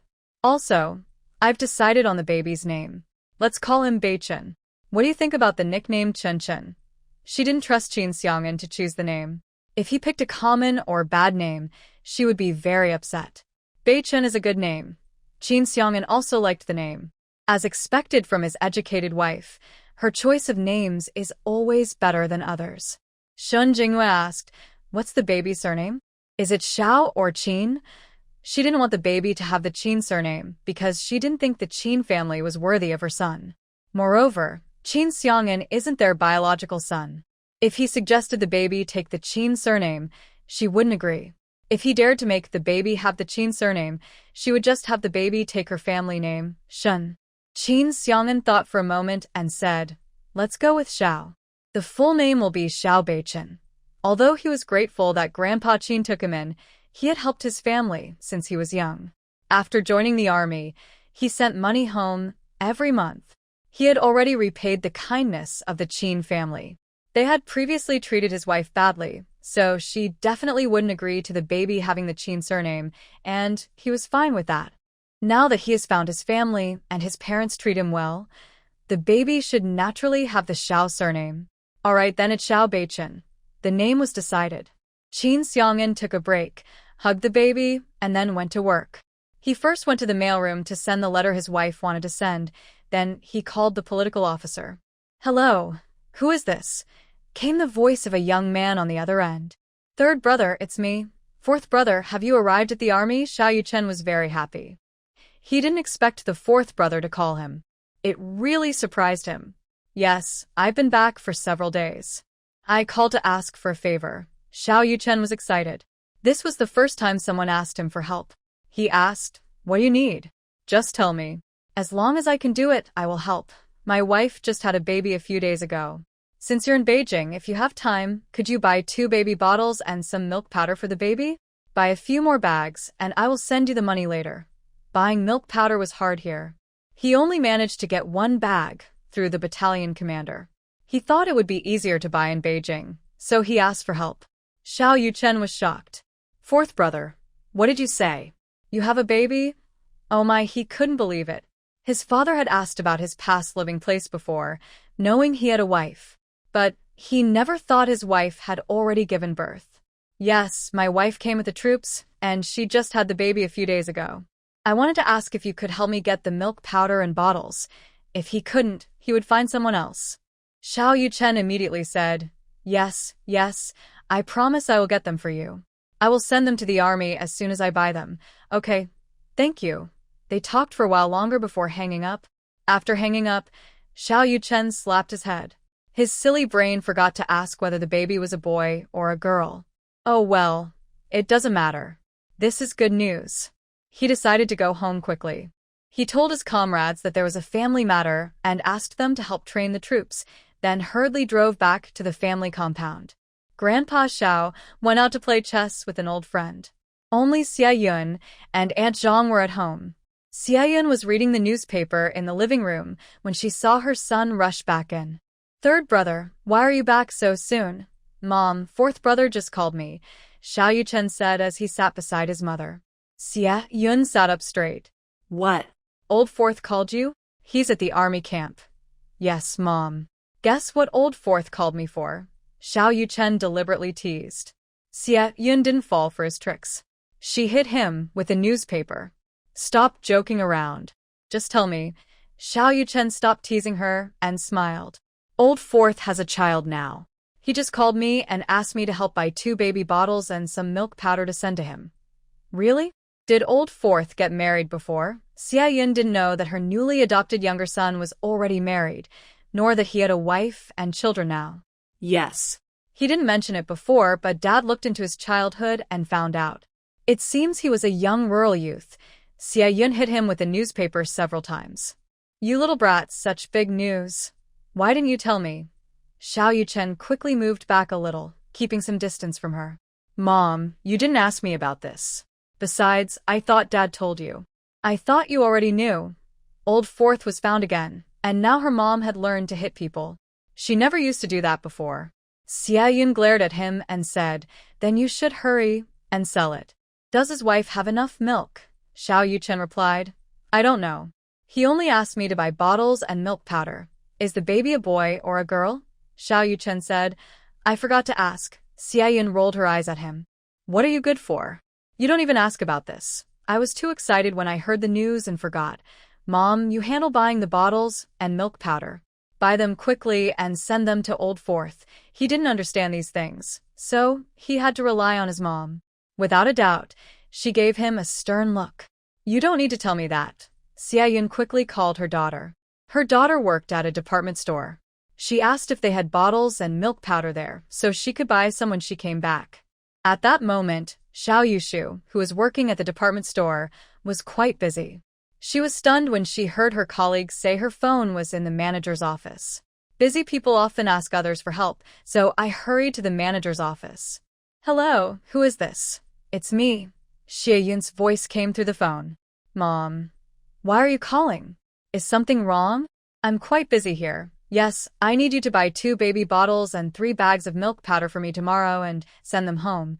Yushu wanted to ask why she needed so much milk powder and bottles, but she heard someone calling her outside. She quickly agreed. Okay, Mom. I'll buy some and bring them back tomorrow. I can't talk now. The department store is very busy. I'll hang up. After saying that, Yushu hurriedly left. Today was market day, and many people came to the department store to shop, especially since there were sales of imperfect fabrics without coupons. People wanting to buy fabric were lining up outside. 2 employees were on leave, so the store was almost overwhelmed with customers. By noon the next day, Yushu returned home carrying the milk powder and bottles she bought. Xiao Yuqin handed the task over to his mother and went back to the army. Yushu came home after work, just as Zhang Ma had finished preparing the meal. Yushu is back. How was it? Did you buy everything? Xian just came out of the kitchen and saw her daughter returning, so she asked quickly. Mom, Grandpa. Yushu also called out to her grandfather sitting on the sofa. The old man nodded. He had heard yesterday that his grandson's wife had given birth, and he was very happy. Yes, I bought the things. Mom, why did you ask me to buy so much milk powder? Could it be for sending to the older brothers? But didn't you send some over recently? Yesterday, she was very busy at work and only the important things were mentioned. Her mom just asked her to buy a few bags of milk powder and 2 bottles to bring back. No, this is for your 4th brother. Xian quickly took the items from her hands. Inside, there were indeed 3 bags of milk powder and bottles, and she was very happy. What? 4th brother got married. Xian was surprised. Yes, I just found out yesterday. It's all because of your older brother and your dad. They knew for a long time but never told me, Xian said with some blame in her tone. Mom, does this mean my 4th brother's wife just had a baby? Of course, isn't that obvious? Otherwise, why would I ask you to buy this? It was actually your 4th brother who called the older brother yesterday, asking him to help buy some baby bottles and formula. Otherwise, I wouldn't even know that the 4th brother has children. What kind of person did the 4th brother marry? Could she be a country girl? After hearing this, Xia Yushu frowned. She heard that the 4th brother had a bright future. He was already a deputy regiment at a young age, and his future looked very promising. If he married a village woman who couldn't even read or write, it would be a burden for him. Xia Yushu didn't look down on anyone. She just felt sorry for her 4th brother. No, she heard that he married a young woman from the countryside who was a knowledgeable youth sent down from the city. She wasn't exactly sure about the details. Xia Yushu breathed a sigh of relief. At least she wasn't married to someone who couldn't read at all. You're back. Stay and have dinner. Mother Zhang has already prepared the food. Okay, Xia Yushu stayed to eat. After dinner, Xia Yun returned the money and tickets for the formula and bottles to Yushu. Yushu didn't refuse. After eating, Yushu went to work. When she returned in the afternoon, her mother-in-law, Lin, looked at her with a strange expression. Didn't come home for lunch? Where did you go? Lin asked, her tone full of suspicion and not very friendly. She had been married into their family for several years, and they still had no children. The neighbors often mocked her behind her back. Yushu frowned, feeling annoyed by her mother-in-law's tone. I went back to my parents' house. Every time she came home late or didn't come back, her mother-in-law would ask and then scold her. Yushu was really tired of it. She was about to go inside, but Lin blocked her way. Why did you go to your parents' house? I heard your family found your younger brother. Is that true? Yushu didn't expect her mother-in-law to know about this. Thinking there was no point hiding it, she nodded. Yes, I also heard he's now a military officer. Yushu didn't understand why her mother-in-law was asking these questions. Why do you ask? My sister-in-law is not young anymore. The neighborhood is now encouraging young people to go to the countryside for work. You know that your sister-in-law has been spoiled since she was young. She can't possibly go to the countryside to suffer. Since your second brother has come back and he's an officer, you should talk to him and introduce your sister-in-law to him. Or, if that's not convenient, give me the address of the military unit, and Xiao Chun can go there herself. Mother Lin's tone didn't sound like she was asking. It was more like giving an order. The people in the Xiao family are all good-looking. The oldest and third children are both handsome, so the youngest must be no different. Originally, she wanted to arrange a marriage between Xiao Chao and her third son, but her third son didn't like Xiao Chao at all. She still remembers a few years ago when she took her daughter to visit her third son while he was at home, but he didn't even look at Xiao Chao and just left. Xiao Chao went to find him, expressed her feelings, and brought him food. But he took the food she made and fed it to the dogs. She was so angry when she found out about this that she almost caused trouble at the Xiao house, but she didn't dare. In the end, she could only take her anger out on Xiao Yushu, her daughter-in-law. But Xiao Yushu wasn't someone easy to bully. She usually didn't bother arguing with her mother-in-law. However, if her mother-in-law dared to hit her, Xiao Yushu wouldn't just stand there and take it. She learned military exercises with her older brother and second brother under their grandfather's guidance. Although not very skilled, it was more than enough to deal with someone like Mother Lin. So, even if Mother Lin didn't like her, she only spoke behind her back. She wouldn't dare do anything to her in action. Hearing Mother Lin's shameless words, Xiao Yushu's face almost couldn't keep its composure. With Xiao Chao's lazy and gluttonous attitude, she had already been annoyed last time when Mother Lin tried to match her with her third brother. Now she even dared to think about her fourth brother. No, my fourth brother is already married and has children. Don't even think about it. If she weren't her mother-in-law, Xiao Yushu would have cursed her out. She's just a toad wanting to eat swan meat. She wondered how she ever fell for someone like Lin Derong and married into such a family. Mother Lin's eyes widened in disbelief, thinking she was just making excuses because she didn't want to agree. Are you lying to me? Xiao Yushu was also annoyed. Why would I lie to you? If you want to find someone for your younger sister-in-law, go look elsewhere. With Lin Xiaochun's appearance, she still thought she could cause trouble for their family? She had no shame. After speaking, she bypassed Lin's mother and went inside. Lin's mother watched her go in, feeling very angry. Why did she get married? At this moment, Lin Xiaochun also came out of her room. She had overheard everything her mother and sister-in-law said. She quickly approached, with a round face showing a look of grievance. Honestly, it was quite striking. Mom, what should I do? She actually liked her sister-in-law's third younger brother more. He was good-looking and a squad leader. If she married him, she would become the squad leader's wife. But earlier, she had gone to see Xiao Yuchen. He was really terrible. She told him how she felt, but he pointed at her nose and called her a frog dreaming of a swan. He even fed her specially made food to the dog. She had never cooked before, but he treated her feelings so badly. What made her angriest was that she fed her food to the dog. The dog sniffed it and ran away. Xiao Yuchen loudly complained that even the dog wouldn't eat her cooking. He said the smell scared the dog away and accused her of trying to poison him. He said very mean things, showing no understanding that she was a woman. In the end, she was so angry she ran away, crying for days at home. A few days ago, she heard that her sister-in-law's missing younger son, who was also an officer, had been found. She set her sights on him, thinking her mother should talk to her sister-in-law and introduce her to her fourth brother. But she didn't expect that they were already married and had children. Thinking about how recently the streets had been going door to door talking about moving to the countryside, she became very scared. She didn't want to go to the countryside. She didn't want to suffer there. Good girl, don't be angry. Mom is thinking of a way. I will find you a good match. Lin's mother loved her precious daughter very much. Seeing her so upset, her heart almost broke. I don't want that kind of ordinary person. I want someone good-looking. And I don't want to go to the countryside. Xiao Xiaochun's face was inherited from her mother. Her mother had a big, round face. Her brother looked like their father, quite handsome. If she also inherited her father's looks, I wouldn't have such a hard time finding a partner. Okay, Mom will help you find someone. I won't let you go to the countryside. She thought that if she couldn't find someone, she would let Xiao Yushu give up her job for Xiao Chun. Anyway, Xiao Chun must not go to the countryside. Li Mu's mother didn't know Lin's mother's plans, or she would definitely cause trouble. Xiaoyun went out to buy some fabric and quickly embroidered several small bibs for her grandson or granddaughter.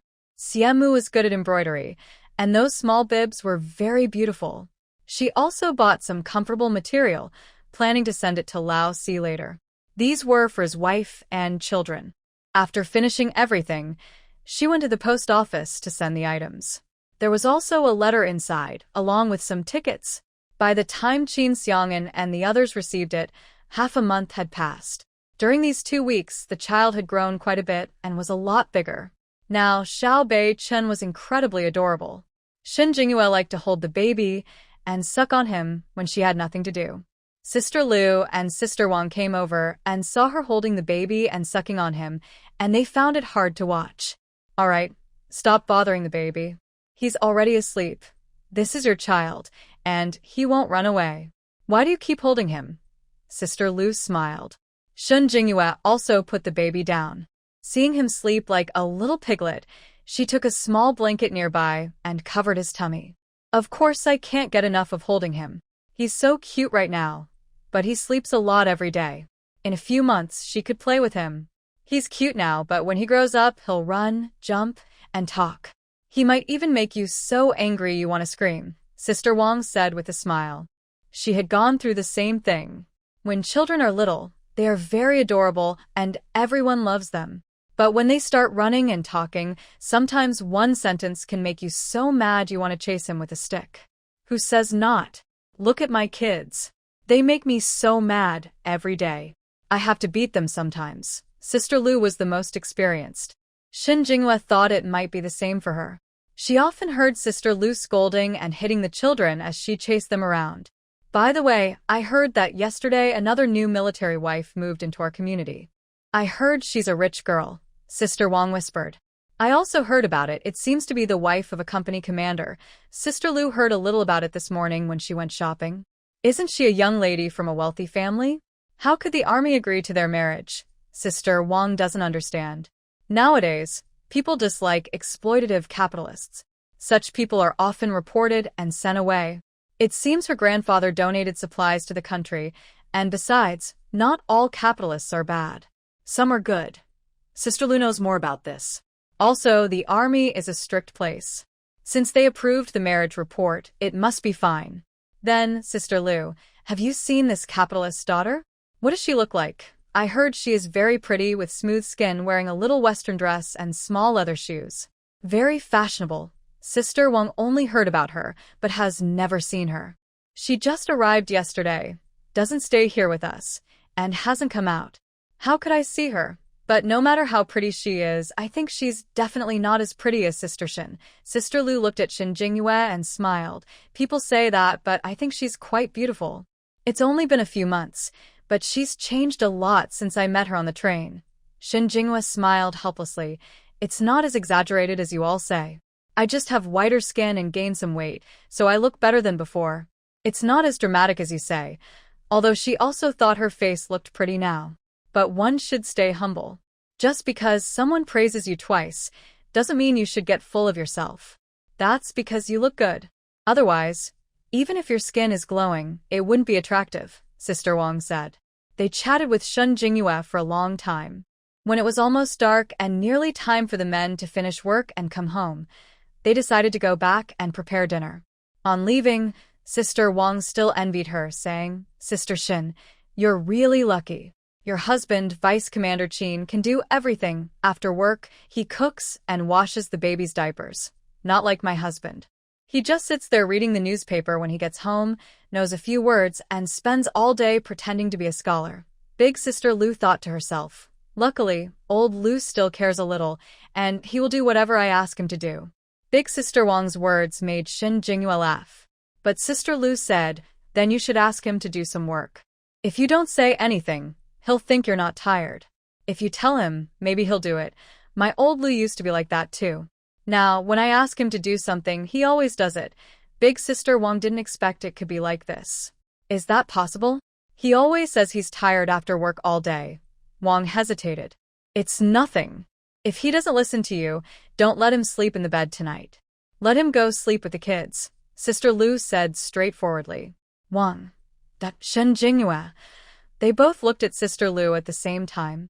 Sister Lu saw them staring at her and didn't realize what she said was wrong. What's wrong? Isn't what I said right? At home, she often used this trick to make old Lu obedient. Big Sister Wang looked curious and asked Sister Lu, do you often use this trick on your husband? Does it work well? Sister Lu cleared her throat. It's okay. At least it makes him listen. Wang. Then I'll try it when I go back.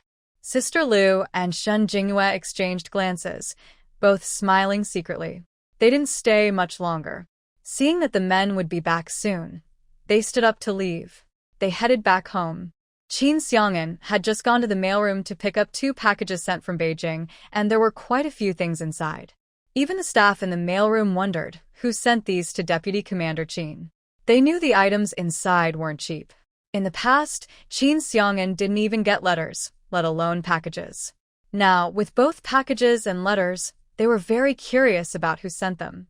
Qin Xiang'an ignored their curiosity, picked up his things, and left. Just a short distance from his house, he met 2 sisters-in-law coming out of their home. Big Sister Wang and Sister Lu greeted him. "Oh, Deputy Commander Qin is back." "Hello, sisters-in-law." Qin Xiang'an also saw that they had just come out of his house. "All right, go back quickly. Sister Shun will be starving soon," Sister Lu teased with a smile before heading back to cook. Sister Wang also hurriedly left.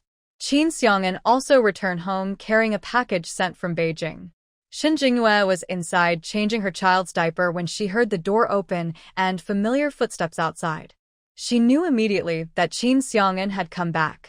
Sure enough, the next moment, Qin Xiang'an's voice rang out. "Wife, I'm back." Then he pushed the door open and came in. By this time, Shen Jingyue had already finished changing the child's diaper. She turned around and saw Qin Xiang'an carrying 2 large packages. She asked suspiciously, "What are you holding?" "It's from Beijing. I asked them to help me buy baby formula and bottles." Hearing that it was baby bottles and formula, Shen Jingyue got off the bed and came over. Qin Xiang'an placed the packages on the table. Shen Jingyue opened the packages and saw bottles, several bags of formula, and 2 bags of malted milk powder. She opened another bundle, which contained some cotton cloth and pretty fabrics in light yellow and red colors. There were also a few small clothes for the baby, of different sizes, and several tiny bibs embroidered with little tigers. So cute and lovely. "These little bibs are really nice. Could your mother have made them herself? These items weren't sold at the supply store. If you wanted them, you had to make them yourself. And the embroidery was very well done, clearly made by someone skilled in embroidery." Qin Xiang'an wasn't sure. He had just called Xiao Yuqing to help him get 2 bottles and some formula. He didn't expect there would be so many things at home. "Look, there's also a letter here. It feels quite thick. You should read it." Shen Jingyue handed him the letter. Qin Xiang'an took it and opened it. These items were probably all prepared by Xiao Mu, who mentioned which were for the child and which were for his wife. She also said she would come to visit them after some time. She gave them some money and tickets, saying they were for the baby and his wife. Qin Xiang'an showed the letter to his wife. After reading it, Shen Jingyue smiled and said, "It looks like your mother treats you very well. Are you coming? Will you be angry?" Qin Xiang'an asked worriedly. Shen Jingyue looked into his dark eyes and asked back, "Why would I be angry? As long as you're not like Qin's mother, someone who is kind to you, kind to me, and kind to the child, I won't be angry. Besides, you said she's your biological mother. Even though you just met recently, the blood ties and her kindness to you are undeniable, aren't they? Don't worry, I am not that unreasonable." Qin Xiang'an stepped forward and pulled her into his arms softly, saying, "Wife, you're so good." Caught off guard, Shen Jingyue was suddenly pulled into his embrace and felt a bit dazed. She didn't understand why he suddenly lost his mind and hugged her so suddenly. This was their first time hugging like this, and surprisingly, it felt pretty nice. Listening to his steady heartbeat and feeling his unique scent, Shen Jingyue's face started to feel warm for no clear reason. Although they had been sleeping in the same bed for over half a month, they had always kept a distance because of the child. No hand-holding or hugging had ever happened before. When Qin Xiang'an suddenly came over and hugged her, she felt a little uncomfortable. "Hey, let me go," Shen Jingyue said, trying to get out of his arms. "No, wife, let me hold you for a little longer, okay?" Qin Xiang'an now looked like a spoiled puppy, no longer the serious, distant man he usually was. Shen Jingyue felt helpless and could only let him hold her. But after a while, he got addicted to the hug and refused to let go. Just as Shen Jingyue was about to speak, Xiao Beichen on the bed started crying. "The baby is crying. Can you let go now?" Shen Jingyue patted his arm. Qin Xiang'an still didn't want to stop. He was finally able to hold his wife, and the little boy's crying came at the worst time. Reluctantly, he released his hold on her. Qin Xiong'an saw this scene and felt so angry that he wanted to go over and give his child a firm spanking. Shen Jingyue was amused by Qin Xiong'an's resentful expression. "All right, it's getting late. You should go wash the child's diaper and then cook dinner." "I'm hungry." When Qin Xiong'an heard his wife say she was hungry, he didn't dare delay any longer. He took the diaper he changed this afternoon and went to wash it. Meanwhile, Sister Wang returned home, and her husband also came back. Thinking about what Sister Lu said today, she said to her husband, "Laoli, come help me light the stove." Li Dazhuang picked up his newspaper and looked at it without raising his head. "You ask our son to help you. Can't you see I'm reading the paper?" Sister Wang was a bit angry when she saw this.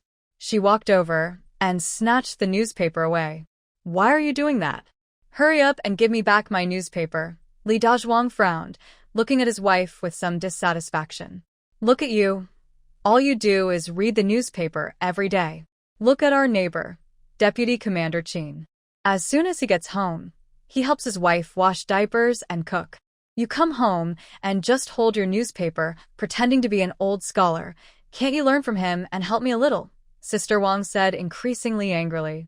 Without comparison, it was fine, but now that she saw the difference, she found her husband more and more annoying. That's because his wife is resting after giving birth. And a grown man washing diapers? If that got out, people would laugh at him. Captain Li didn't expect that Deputy Commander Qin really did wash diapers for his child every day. Isn't that something women usually do? He had been training outside all day. When he got home, he thought he could relax. That's because he's caring for his wife. If I were in her place, I doubt you'd help wash the diapers either. She knew what kind of man her husband was. Right now, she just wanted to change his attitude. Isn't that something women are supposed to do?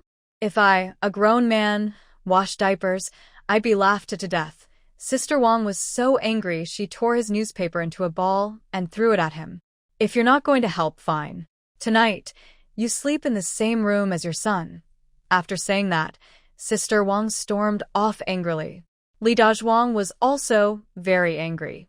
He shouted after her back, "You wife, are you in a bad mood?" He looked at the crumpled newspaper with concern, carefully unfolded it, smoothed out all the creases, and then sat back with a fake, relaxed posture, crossing his legs to read again. He didn't take seriously what his wife just said about him sleeping with their son tonight. He still believed he was the head of the house. After dinner, Sister Wang told her son to wash the dishes. The son was quite obedient and took the dishes to wash them himself. During this time, Sister Wang didn't say a word to Li Dazhuang.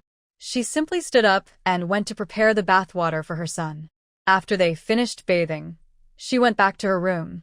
As for Li Dazhuang, Sister Wang usually also prepared bathwater for him, but today he refused to help light the fire and even scolded her, saying these chores were her responsibility. Fine, she decided to teach him a lesson. She wanted to make him help prepare the bathwater, to teach him a lesson. Li Dazhuang went to the bathroom, but there was nothing in it. No towels, no water. He frowned. What's going on? Where's the water? Where are my clothes? His son, Li Qinghua, had just come out of his grandparents' room, holding Li Dazhuang's clothes and pillow. Hearing his father, Li Qinghua said, "Dad, Mom said you should prepare your own things. And these are your clothes." He handed his father the clothes. "Mom also said you'll sleep with me tonight," he added, then took his father's pillow and went back to his own room. Li Dazhuang was left standing alone in the yard, feeling like he had been kicked out. He gritted his teeth in anger. What on earth was that woman thinking? He took the clothes and went to the kitchen to fetch bathwater. But when he opened the kettle, it was empty, no water, not even steam. Poor Li Dazhuang. In the end, Li Dazhuang took a cold shower. After washing, he planned to go back inside. He didn't believe that woman would really kick him out. But when he reached the door and tried to push it open, he pushed once, but it didn't open. He pushed again, still no luck. That's when he realized she was serious. She really had kicked him out. Fuming, Li Dazhuang pounded on the door and shouted, "Open up, Wang Yume. What are you doing? Open the door now." In response, There was a sharp sound as the lights in the room suddenly went out. Angry, Li Dazhuang spun around with his hands on his hips and pointed inside the room, saying, "You really are something, Wang Yumei. You've gone too far." But Sister Wang ignored him completely. In the end, Li Dazhuang went to sleep in his son's room. Meanwhile, Li Dazhuang was left feeling lonely and upset after being chased out by his wife. On Qin Xiang'an's side, he was quite happy. He finally moved the boundary between him and his wife, little Xiao Beichen, to the other side of the bed. He moved his son to his side and secretly glanced at his wife. Seeing she didn't say anything, he felt secretly pleased. Shen Jinghua finished her skincare routine and came over. She had seen all of Qin Xiang'an's little actions just now, but she didn't say anything. Instead, she thought Qin Xiang'an's small gestures looked a bit childish, like a kid sneaking honey. If he wanted to put the child in the corner to sleep, he just needed to say so. She hadn't said he couldn't. "Wife, should I turn off the light?" Shen Jinghua was already lying on the bed, ready to sleep. "Yes, go ahead and turn it off." Qin Xiang'an went over and turned off the light. Without Xiao Beichen's boundary between them, they were now sleeping very close together. Qin Xiang'an turned his head to look at his wife and slowly moved his hand toward her. Before his hand could reach her, a soft little hand grabbed his. Qin Xiang'an froze completely. Their eyes met in the darkness. "Wife, if you want to hold my hand, just do it openly. Why sneak around?" "I didn't say you can't." Qin Xiang'an's ears instantly turned red, and he instinctively wanted to pull his hand back. But Shen Jinghua immediately hugged his waist. At that moment, Shen Jinghua thought to herself that his waist looked really good. She not only hugged but also started to touch. She secretly sighed. "Wow, those abs are really firm." Qin Xiang'an felt his whole body heat up, especially in a certain area that was about to stir if he continued. But his wife was still resting after her confinement, so he couldn't let himself go. He quickly grabbed her small hand that was still teasing around. "Sweetheart, stop touching," he said in a husky voice. If he kept going, he might really lose control. "Why?" "You're my husband. What's wrong with a few touches?" "You were the one who wanted to hold my hand just now," she replied. Shen Jinghua didn't realize how tempting her actions were. She really liked Qin Xiang'an's abs. In her past life, she had been single for over 20 years. Now that she had crossed over and finally had such a handsome, fit husband, she couldn't help but feel excited. She hadn't made a move before because she wanted to see if this man was reliable. So far, he seemed responsible and obedient. He did whatever she asked without complaints. To her, he was the perfect husband. As for the future, that was too far ahead. She believed life was short, so she should enjoy the present. Seeing his wife start to touch him again, Qin Xiang'an didn't hesitate. He rolled over and pressed her down. Before Shen Jinghua could react, he leaned in and kissed her with urgency and possessiveness. She was momentarily stunned, but then wrapped her arms around his neck and responded. Qin Xiang'an had never kissed anyone before, so his kiss was clumsy. He accidentally bit her lips a few times, making her wince. His hands also started to become restless. When she couldn't take it anymore, she pushed him away. "Stop kissing me. My lips are about to bleed," she said with a look of complaint. The moonlight outside shone through the small window. Qin Xiang'an, who had excellent eyesight, saw her distressed expression and couldn't help but lower his head to kiss her again. Before she could react, he rolled over, got off the bed, and went out the door. Soon, there was the sound of water outside. Shen Jinghua covered her face, realizing she had provoked him too much.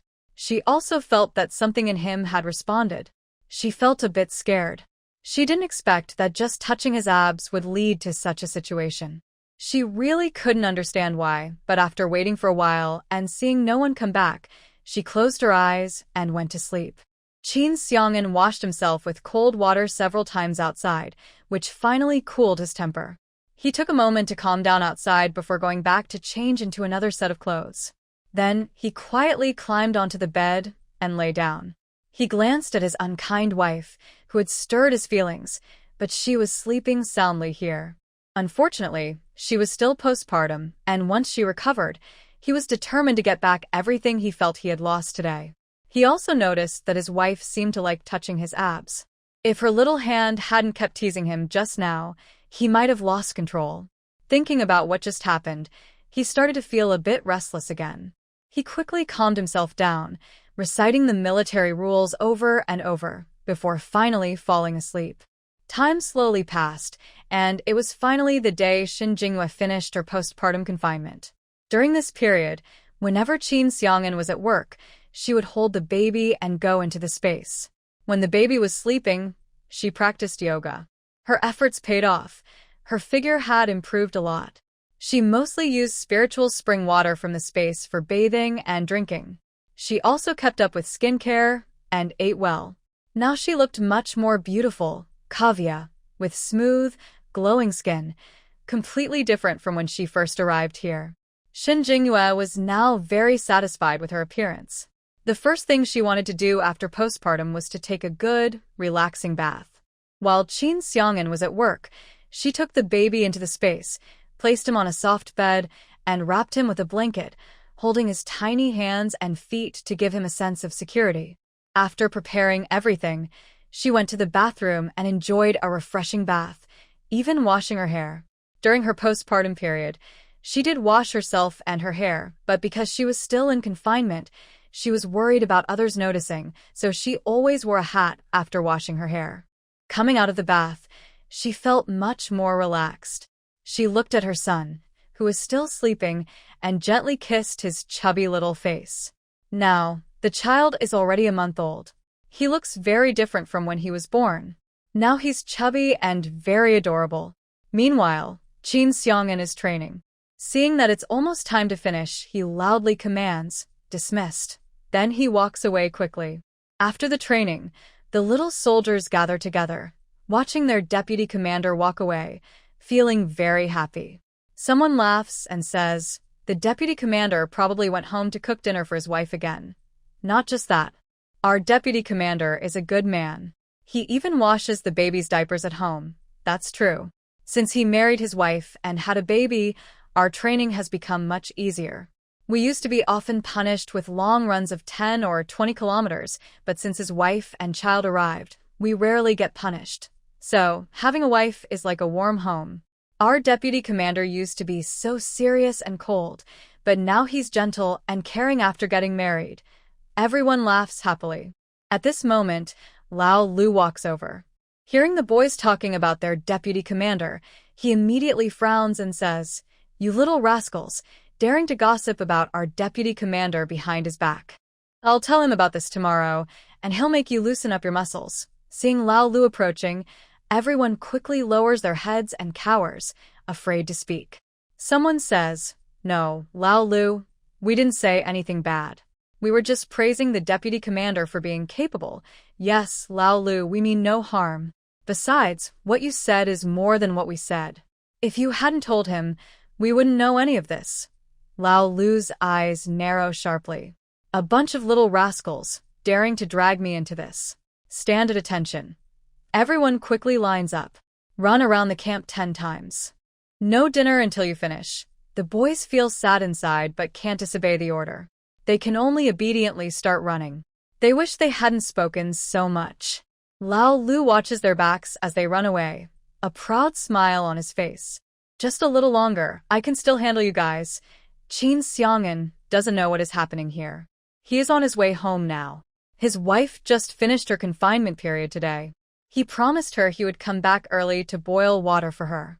When returning to the family compound, many older women and sisters-in-law saw him and smiled, saying, "Oh, Deputy Commander Qin is in such a hurry to go home and wash the baby's diapers again." Qin Xiang'an smiled and didn't feel embarrassed about washing his son's diapers. So he confidently replied, "Yes, today my wife just finished her confinement period, and I need to go home and boil water for her." After saying that, he hurriedly left. Those women and sisters-in-law were talking about how lucky Deputy Commander Qin's wife was. They didn't expect Qin Xiang'an to be so good to his wife. Washing diapers for the baby and boiling water and cooking for his wife made some of the sisters-in-law in the family compound feel very jealous. They thought to themselves, why haven't they found such a good man? Still, Deputy Commander Chin's wife is lucky. Her confinement period is like that of a goddess. That's right. When I was in confinement, I not only had to take care of the baby but also get up early to cook for the whole family, wash everyone's clothes, and work in the fields. Everyone has gone through the same. Only Qin Xiang'an's wife can live so comfortably. Who says? Recently, that capitalist lady is also living quite well. Yesterday, I saw her sitting alone in the yard listening to the radio and drinking what I think is coffee. I live right next door, and her husband, Captain Zhong, does all the chores at home. She doesn't do anything, no laundry, no cooking.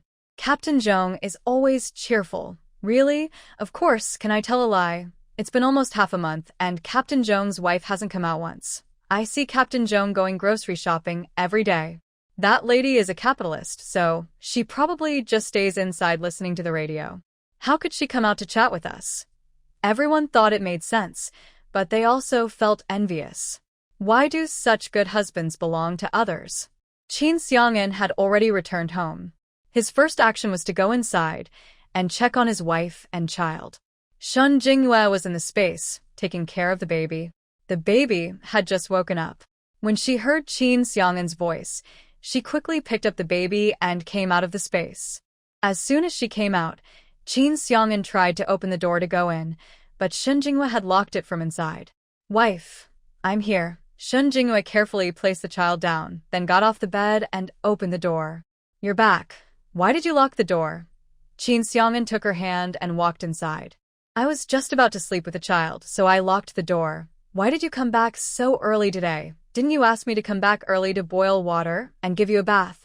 As she spoke, she saw her wife change into a new outfit, her hair no longer covered with a hat, looking fresh and clean. Did I wash up? Shun Jingyue felt a little shy. She had only mentioned it last night, not expecting him to remember so well. I really couldn't hold it anymore. When you went to work, I boiled water and washed myself. Then I'll cook dinner for you. Boil some water again and wash the child's diapers. Her wife liked to keep clean, and she always took a bath before bed. Even if she washed in the morning, she would definitely wash again at night. Shun Jingyue tiptoed, hugged his neck, kissed him, and smiled. Hubby, you're so good. Qin Xiang'an blushed at her affectionate gesture, but felt happy inside. Stay with the child for now. I'll go to the kitchen to cook. Qin Xiang'an asked her to rest well and went out to the kitchen. After about half an hour, the meal was ready. Just as they were eating, there was a knock on the door. Who is it?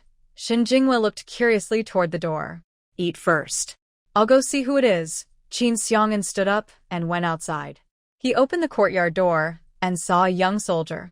The soldier saluted him. Vice Commander. Hello. Is there something you need? I have a letter for your wife and 2 for you. The soldier handed Qin Xiang'an 3 letters. Thanks a lot. The soldier handed over the letters and left. Qin Xiang'an closed the door, took the 3 letters, and went back inside. Who came? Shun Jingyue asked as he entered. Someone delivered letters. Your letter is here. Qin Xiang'an handed her letter. Shun Jingyue took her letter and saw that Qin Xiang'an still had 2 more. She asked, why are there 2 more letters? Qin Xiang'an also handed her those 2 letters. Shun Jingyue was surprised. She took a look and confirmed they were both sent from her hometown. Could they be from your foster parents? Several months had passed. If they wanted to complain or report something, they would have written earlier. Why send the letters only now? I don't know, but they probably are from them, she replied. Why are there 2 letters sent at the same time? Shall we open and see? Qin Xiang'an was also curious. Shun Jingyue opened one letter and started reading the paper inside. Sure enough, the letter was written by Qin's father and mother. Looking at the messy handwriting, it was obviously written by Qin's 3rd brother, who was educated at home. Look, they're scolding me and asking for money. They even sent your 5th sister over, asking you to find her a husband, Shun Jingyue said, handing the letter to him. Qin Xiang'an took it and read it. His face immediately darkened when he saw the content. You don't need to worry about this. But the letter says that your fifth sister and your foster mother are already on their way here. I tell you, if they come to our house, I will take the children and leave. Qin Xiaolian had bullied the original owner many times when she was at Qin's house. Now she dared to come again. She wouldn't let them into this home. It won't happen. If they come, I'll just let them stay at a guest house and send them back. The letter said they would arrive in a few days. Since the letter had already arrived, they would probably be here in a day or two. Even if she called and told them not to come, it wouldn't help. They were already on the way. Hopefully, it turns out as you say. She didn't like them. Thinking about how they had mocked the original owner with their ugly words, Shen Jinghua hated the idea of letting them get away with it. She took out the other letter and opened it. It was quite thick, and she thought it was also from the Qin family. But to her surprise, there was even a letter inside this one. In less than a year, her kind father remarried to a widow with a child. As soon as the widow entered the house, her happy life with her sister came to an end. Her stepmother pretended to be kind in front of others, but was different behind their backs. She was very nice to them in public, and neighbors praised her. Even her father thought she was a good stepmother. But behind their backs, when her father was not around, the woman left all the housework to her and her sister. When her father returned, the chores were handed over to the daughter of the stepmother. Her father even said that she and her sister were not as good as the stepmother's daughter. Whenever she tried to explain, the stepmother would change the subject or threaten her secretly or openly. She said that if she was not obedient, she would sell her and her sister. Although the rural placement was originally meant for her stepmother's daughter, the stepmother threatened that if she didn't go, she would marry her off. The original girl was naturally timid, and she knew that if she was married off, she wouldn't find a good family. In the end, her father personally told her she had to go to the countryside.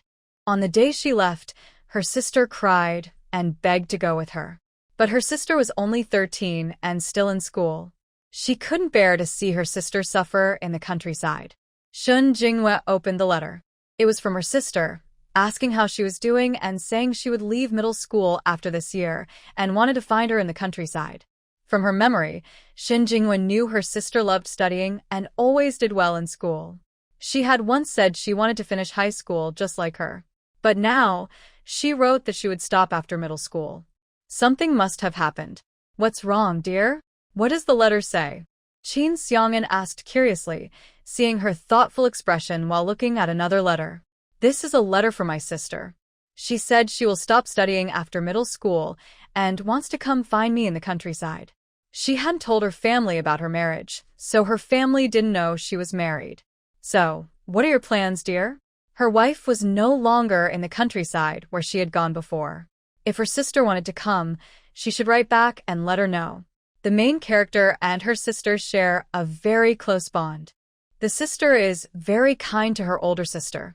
Whenever they find something tasty, they think of each other and secretly share it in a quiet place. I plan to visit home sometime. My dad remarried when I was 9. His new wife is two-faced, nice in front of people, but different behind their backs.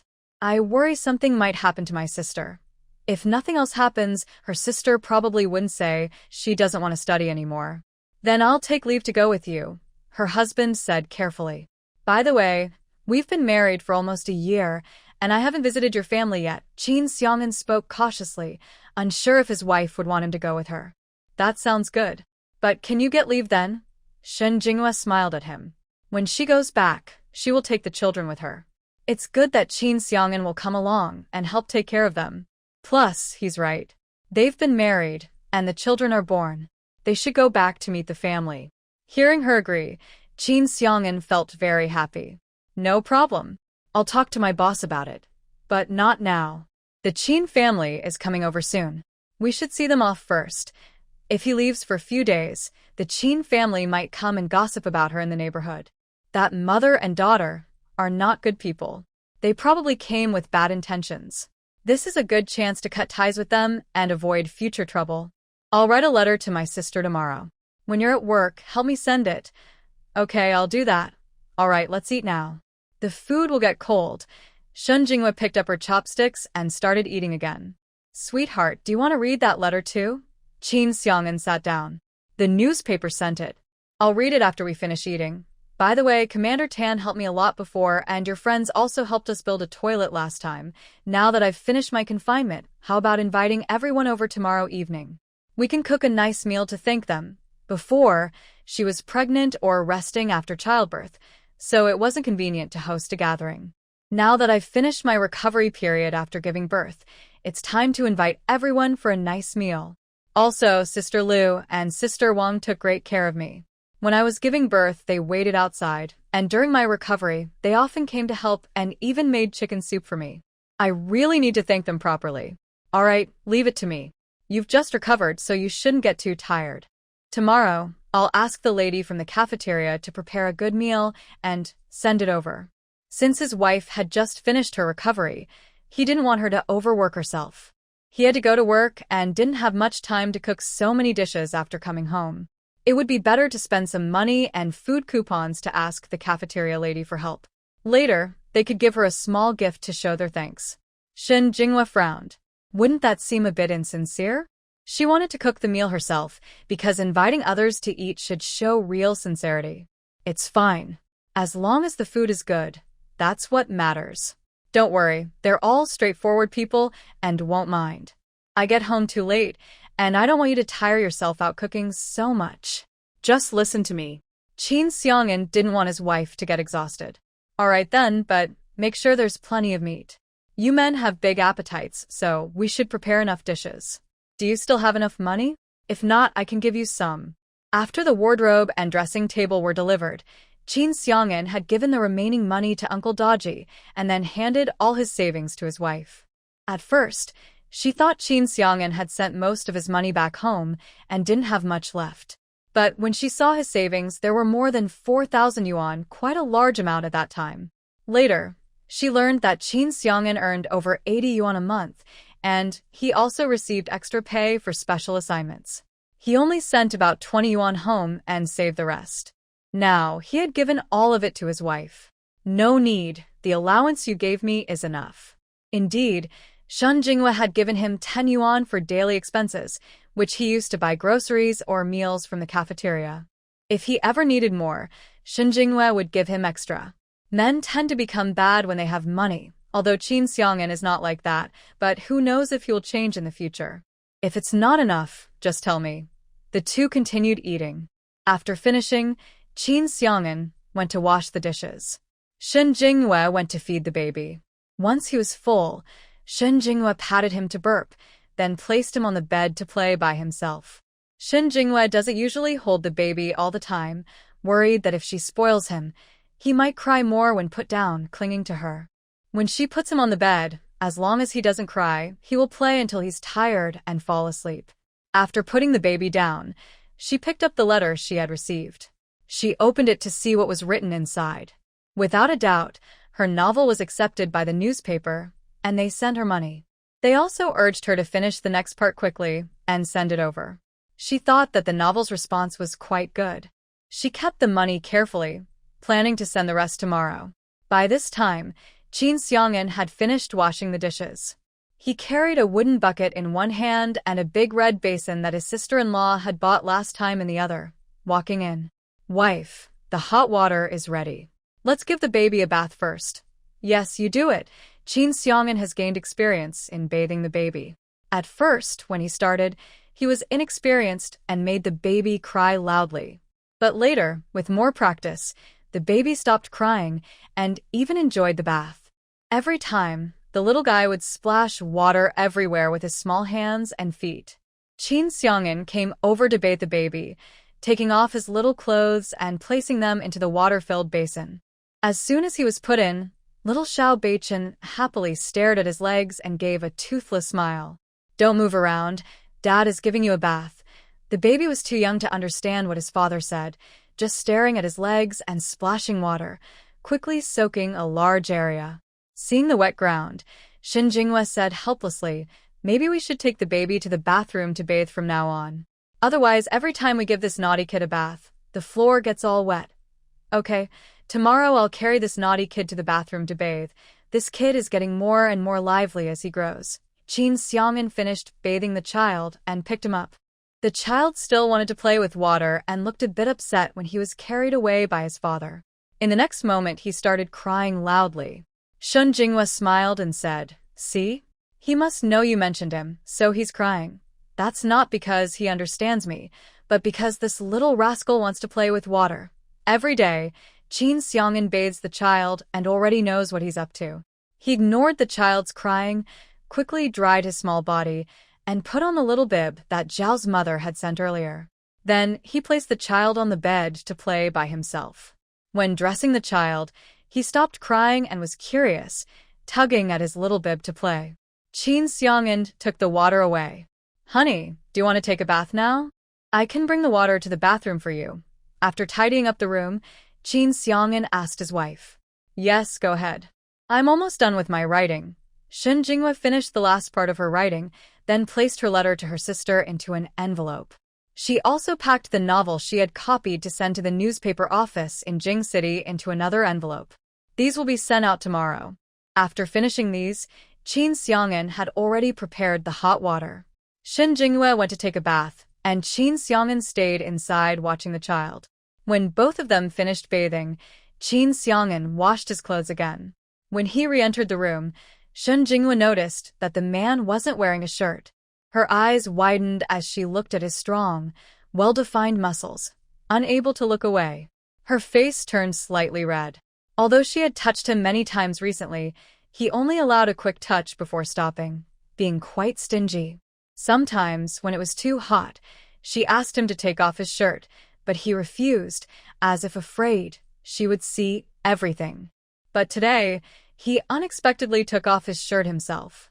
It seemed he had finally opened up. She cleared her throat softly, still staring at him. "Why aren't you wearing a shirt?"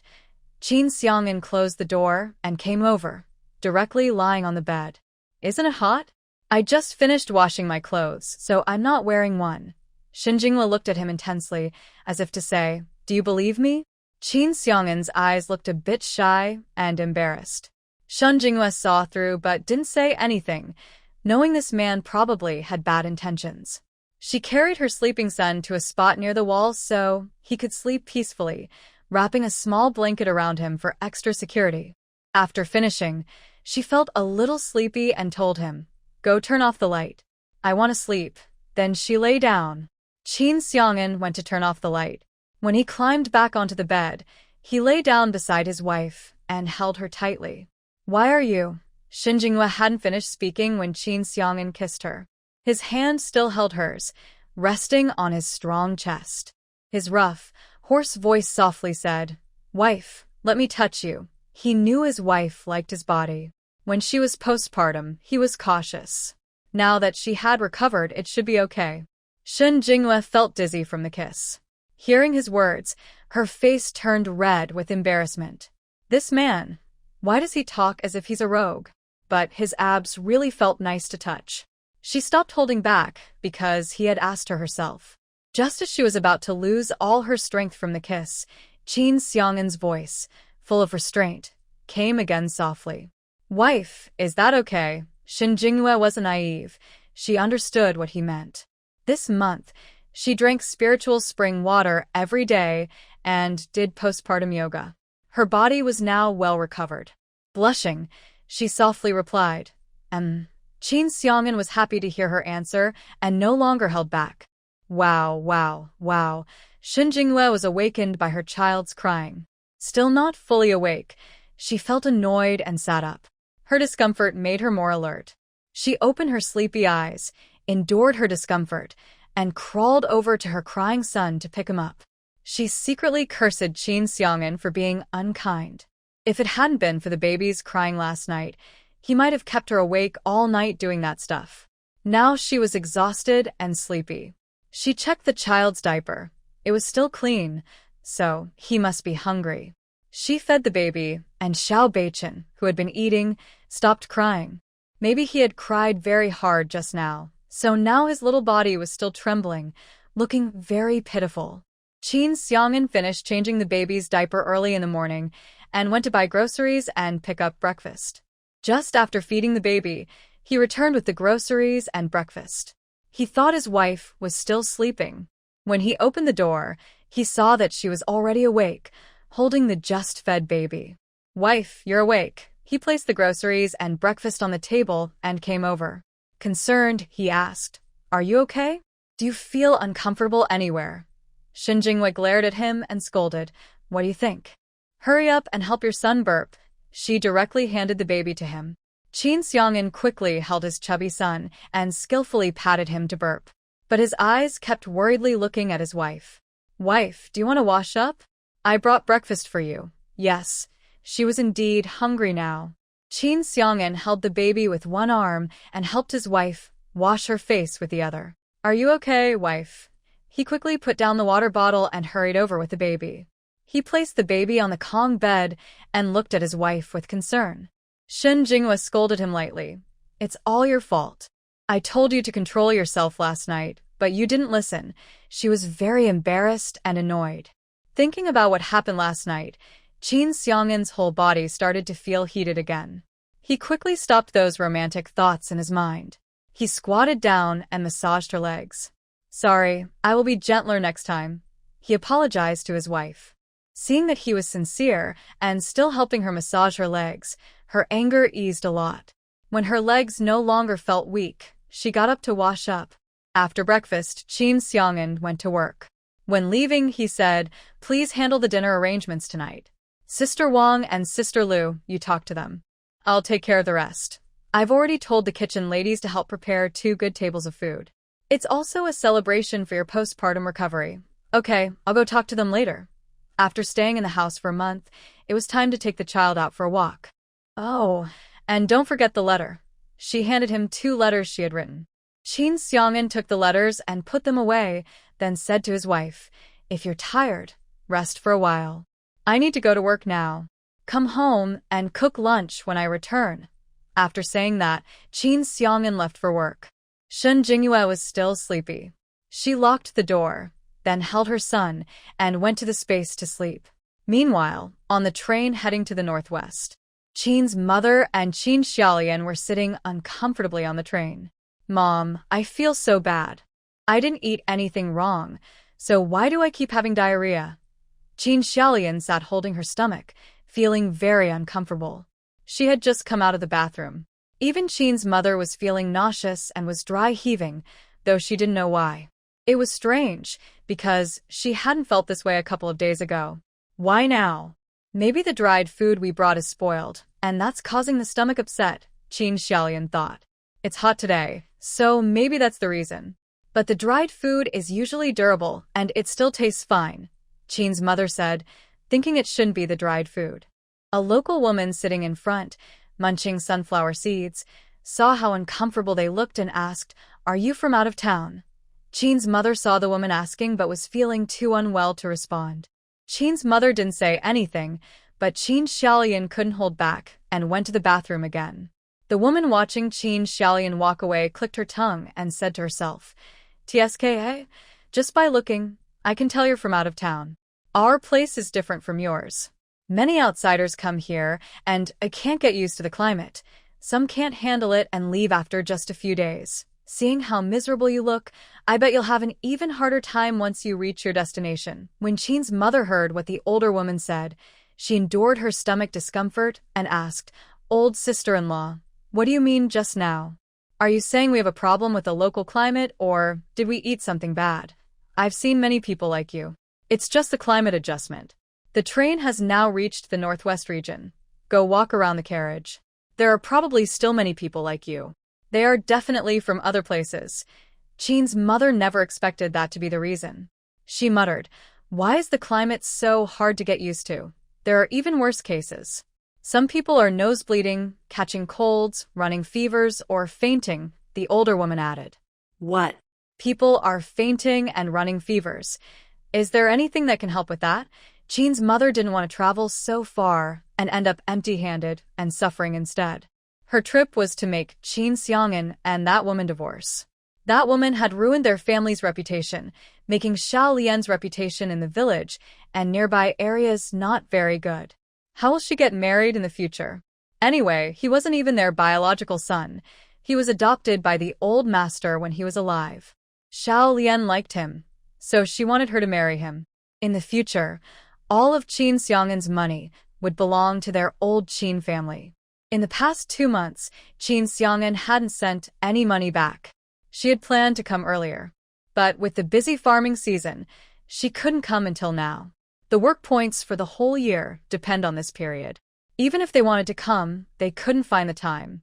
Just buying the train ticket made her heart ache. She had never taken a train before and never thought train tickets could be so expensive. When she arrived at Qin Xiang'an's unit, she would make him pay for the train ticket. There really isn't anything that can help. If you're feeling very uncomfortable, wait until you get off the train and go to the hospital to see a doctor and get some medicine. Some people get used to it after a while, and it gets better. Others can't adapt and will go back. She didn't believe she couldn't adapt anymore, but she was sure she wouldn't go back. Shen Jinghua didn't know about Qin's mother's plan. At this moment, she was already resting in the space. After changing the baby's diaper and feeding him milk, she carried the baby out of the space. Since it was still early, and she had just finished her confinement, she decided to take the baby outside for a walk. Shen Jinghua placed the baby in the small stroller she had used before. Because the sun was very bright outside, she added a small canopy over the stroller to protect the baby from the sun's glare. These were things he had asked Qin Xiang'an to set up when he had free time. They were easy to take apart and put back together. Once everything was ready, she pushed the stroller outside. This was little Xiao Bei Chen's first time outside. His eyes were curious and kept looking around everywhere. Passing by Sister Wang's house, she saw her washing clothes in the yard. She pushed the stroller inside. "Hello, Sister Wang.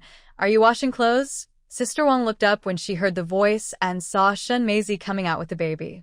"Oh, Shen Meizi, you finished your confinement?" "Yes, nothing much to do, so I brought the baby out for a walk. Also, to thank Sister Wang for always helping me before, we're inviting you to dinner tonight. Please come and bring the baby too, so we can all have a good time." "Sure, I'll definitely come." Sister Wang happily agreed without hesitation. Thinking of something, she dried her hands and smiled, saying, "By the way, Shen Meizi, about the face-washing products you gave me earlier, do you still have some?" "Yes, I do." "Have you finished those 2 bottles? Those 2 bottles should last about half a year." Sister Wang wouldn't have finished them all in just a month. "No way, I'm still using 1 bottle. Look, my face has become much whiter, and my skin has improved a lot. Even the spots on my face have faded. Actually, a few days ago, some sisters-in-law saw my skin looking better and asked what I used. I told them it was what you gave me. They also said they wanted some, but don't worry, they won't ask for it for free. They will pay when the time comes." She spoke softly at the end, only loud enough for the 2 of them to hear. "This face cream is really effective." Her face has changed a lot, and the other sisters-in-law noticed her transformation and also wanted to try the same face cream. Women love beauty. Whether it's skincare or clothing, as long as they have enough money, they don't want to feel wronged or uncomfortable. Moreover, now they can secretly make small items to exchange for money or goods, as long as they don't sell them on the black market. No one would bother them about it. That's why she told Shen Meizi about this. Since she started using that face cream, her husband said she looked fairer and more beautiful a few days ago. She even thought about buying a couple of extra bottles from Shen Meizi to keep. Although Shen Meizi said she could take some when she finished using her own, she didn't want to always rely on others' things. The product works so well, and making it must be difficult. She felt shy about asking for more. If Shen Meizi could secretly sell this, she would buy a few bottles herself. "I only have a few bottles myself, not many." She originally made this to give to Aunt Wang and Sister Lu as a thank you for their kindness. The remaining bottles were for her own use. She never thought about using it to make money. Then you can make more. There are so many sisters in the family compound. They would all want some. Let me think about it first. I'll talk to Aunt Wang later. Okay, take your time and think it over. Aunt Wang didn't rush her. After staying a while at Aunt Wang's place, Shen Jingyuan saw she still had a lot of clothes to wash, so she didn't want to bother her further. She then went to Sister Lu's house. Unfortunately, Sister Lu wasn't home, and the door was locked. She had no choice but to take her child for a walk inside the family compound. The other sisters-in-law saw her and gathered around. "Wow, Shen comrade has finished her confinement. A young sister-in-law approached, seeing Xiao Beichin, the little boy lying in the stroller, staring at her with big, round eyes. She found it adorable. Sister-in-law, we're going to the fields to pick vegetables. Shin Jingyuan had seen her before, but forgot which family she belonged to. Seeing her carrying a basket filled with fresh green vegetables, she guessed that this sister-in-law had just come back from the fields. Yes, I just picked some vegetables for lunch. Look at this kid, so chubby and healthy. He really looks like your deputy Captain Qin. This child is really adorable, very fair and charming. Is that so? I didn't quite notice. Shin Jinghua truly couldn't see much resemblance to Qin Xiang'an. Maybe because the child is still very young and hasn't fully grown. Perhaps because she sees him often, so she doesn't think much of it. Really looks similar. By the way, how did you get this stroller? I see you pushing the child around without needing to carry him. It's so convenient and easy. She had heard that during her postpartum period, Qin Deputy Commander took care of the baby's diapers, laundry, and cooking. She was very envious. She never expected that Qin Deputy Commander, who always kept a serious face, would be so caring after getting married. This was made by Uncle Daji, a carpenter from a nearby village. I thought I could use it to push the baby around without having to carry him all the time. The child is much chubbier than when he was born. Holding him for a long time makes her arms sore, not to mention constantly holding the child. I see. Well, I must say this stroller is really well made. Thinking of something else, she looked around. Seeing no one nearby, she hesitated and asked, "By the way, Comrade Shin, I heard Sister Wang say she received 2 bottles of face cream from you, and she said you made them yourself. Do you still have some? Can I buy them from you with money?" Sister Wang's face had become much better, and her skin felt smoother. She also cared about her appearance and wanted her face to look better. Shin Jinghua didn't expect her sister-in-law to want some. She smiled and said, "Those are homemade, and I don't have many. Next time, when I make more, I'll tell you. All right, then I'll wait for good news. I live just up ahead. My husband is Deputy Captain Qian. Okay, I'll definitely let Sister Qian know when I finish making some. Then I'll wait for your good news. I won't bother you and the baby. I'll go home and cook." Sister Qian happily carried her basket of vegetables and left. Shin Jinghua took a walk with the child. When she returned, Aunt Rhode had just come back. She told her about coming over for dinner tonight, and then left. In the evening, Qin Xiang'an finished work and prepared to go home. Old Lu and the others had already told them in the morning about coming over for dinner tonight. Taking this opportunity, he first went to the dining hall to bring back some food. Just after leaving the office, he ran into Commissar Li. "Hey, kid, are you about to finish work?" Commissar Li looked at him and asked. Qin Xiang'an nodded. "Commissar, did you come here to see me about something? Here's a document. Take a look. Tomorrow, follow the instructions on it," Commissar Li said, handing him the paper. Qin Xiang'an took it and glanced at it. It was related to training. Got it. Qin Xiang'an put the document back in his office. After giving him the instructions, Commissar Li was about to leave. Then he saw Captain Liu and a few others approaching. Old Liu. "Oh, Commissar Li, what are you doing here? Why are you all here? Looking for Deputy Captain Qin?" Old Fong. "Yes, Qin is treating us to dinner tonight. His wife just finished her confinement period." Commissar Li. "Good. That little rascal, he didn't even tell me about this." Hearing the noise, Qin Xiang'an and others came out. Seeing Old Lu and Tan Jiangwo and the others, he asked, "Why are you all here?" Old Lu. "You said you wanted to treat us to dinner, right? We don't have much to do now, so we came to find you and go back together." Seeing everyone had arrived, Qin Xiang'an didn't say anything more. He looked at Commissar Li and said, "Commissar Li, why don't you come along too?" Commissar Li, seeing that the kid still had some conscience, replied, "All right, I'll join in the fun." So, everyone headed to the family compound. Meanwhile, Shin Jinghua was in the yard playing with the children. Sister Wang and Sister Liu, knowing she was hosting dinner tonight, came early to help. When they arrived, they saw Shin Mei sitting in the yard, soothing the children, while the kitchen hadn't been started yet. Shin Jinghua saw them and smiled, saying, "Sister Wang, Sister Liu, you came so early." Sister Wang asked with some confusion, "Shin Mei, Weren't you planning to invite us for dinner? Sister Lu, and I came to help. No need. The food is already prepared. The dishes are being made by the cafeteria. Qin Xiang'an will bring them back when he returns. It was supposed to be a meal for you, so there's no need for you to help. Shun Jinghua didn't expect them to come so early just to help. Oh, how do you go to the cafeteria to cook? So many people. If the cafeteria cooks, it will cost a lot of money. Aunt Lu didn't expect her two children to be so wasteful with money. Big sister Wang also said, yes, if you're worried about being too busy, isn't there us? If the cafeteria cooks, it will cost a lot of money and tickets. Big sister Wang also looked sad. If it were her, she definitely wouldn't be willing. Shun Jinghua smiled and said, when I invite people to eat, I want to choose good food. You help me a lot in daily life, so I can't just invite you without returning the favor. Besides, inviting people to eat isn't something that happens often. Don't talk about me. Aunt Lu said, we can't do this in the future. Life should be careful with money. You have children now, and there will be many expenses later. You need to save. Shun Jinghua nodded repeatedly, knowing they said this for her own good. Then Sister Wang and Aunt Lu, you can stay. It's about this time Qin Xiang'an and the others should be back soon. Okay, I'll go to the kitchen and wash the dishes.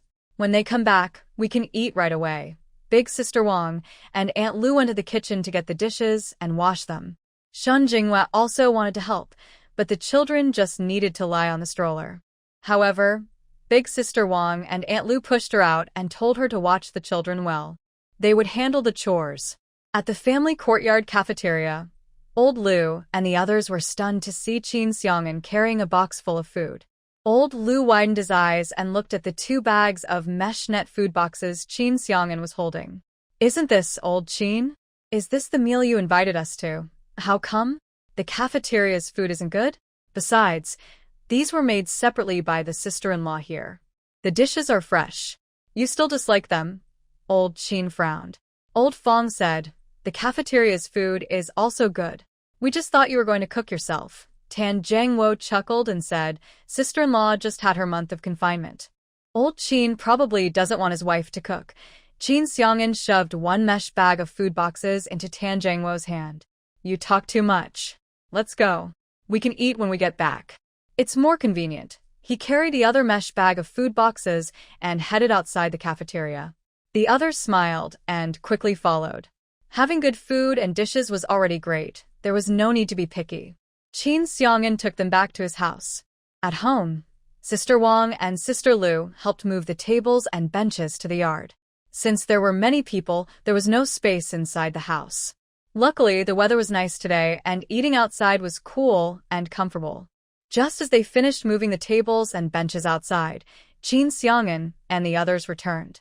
Wife, I'm back, Qin Xiang'an said when he saw that they had already moved the tables and benches outside. He placed the food box on the table and saw that both sisters-in-law were there, so he knew they had come to help.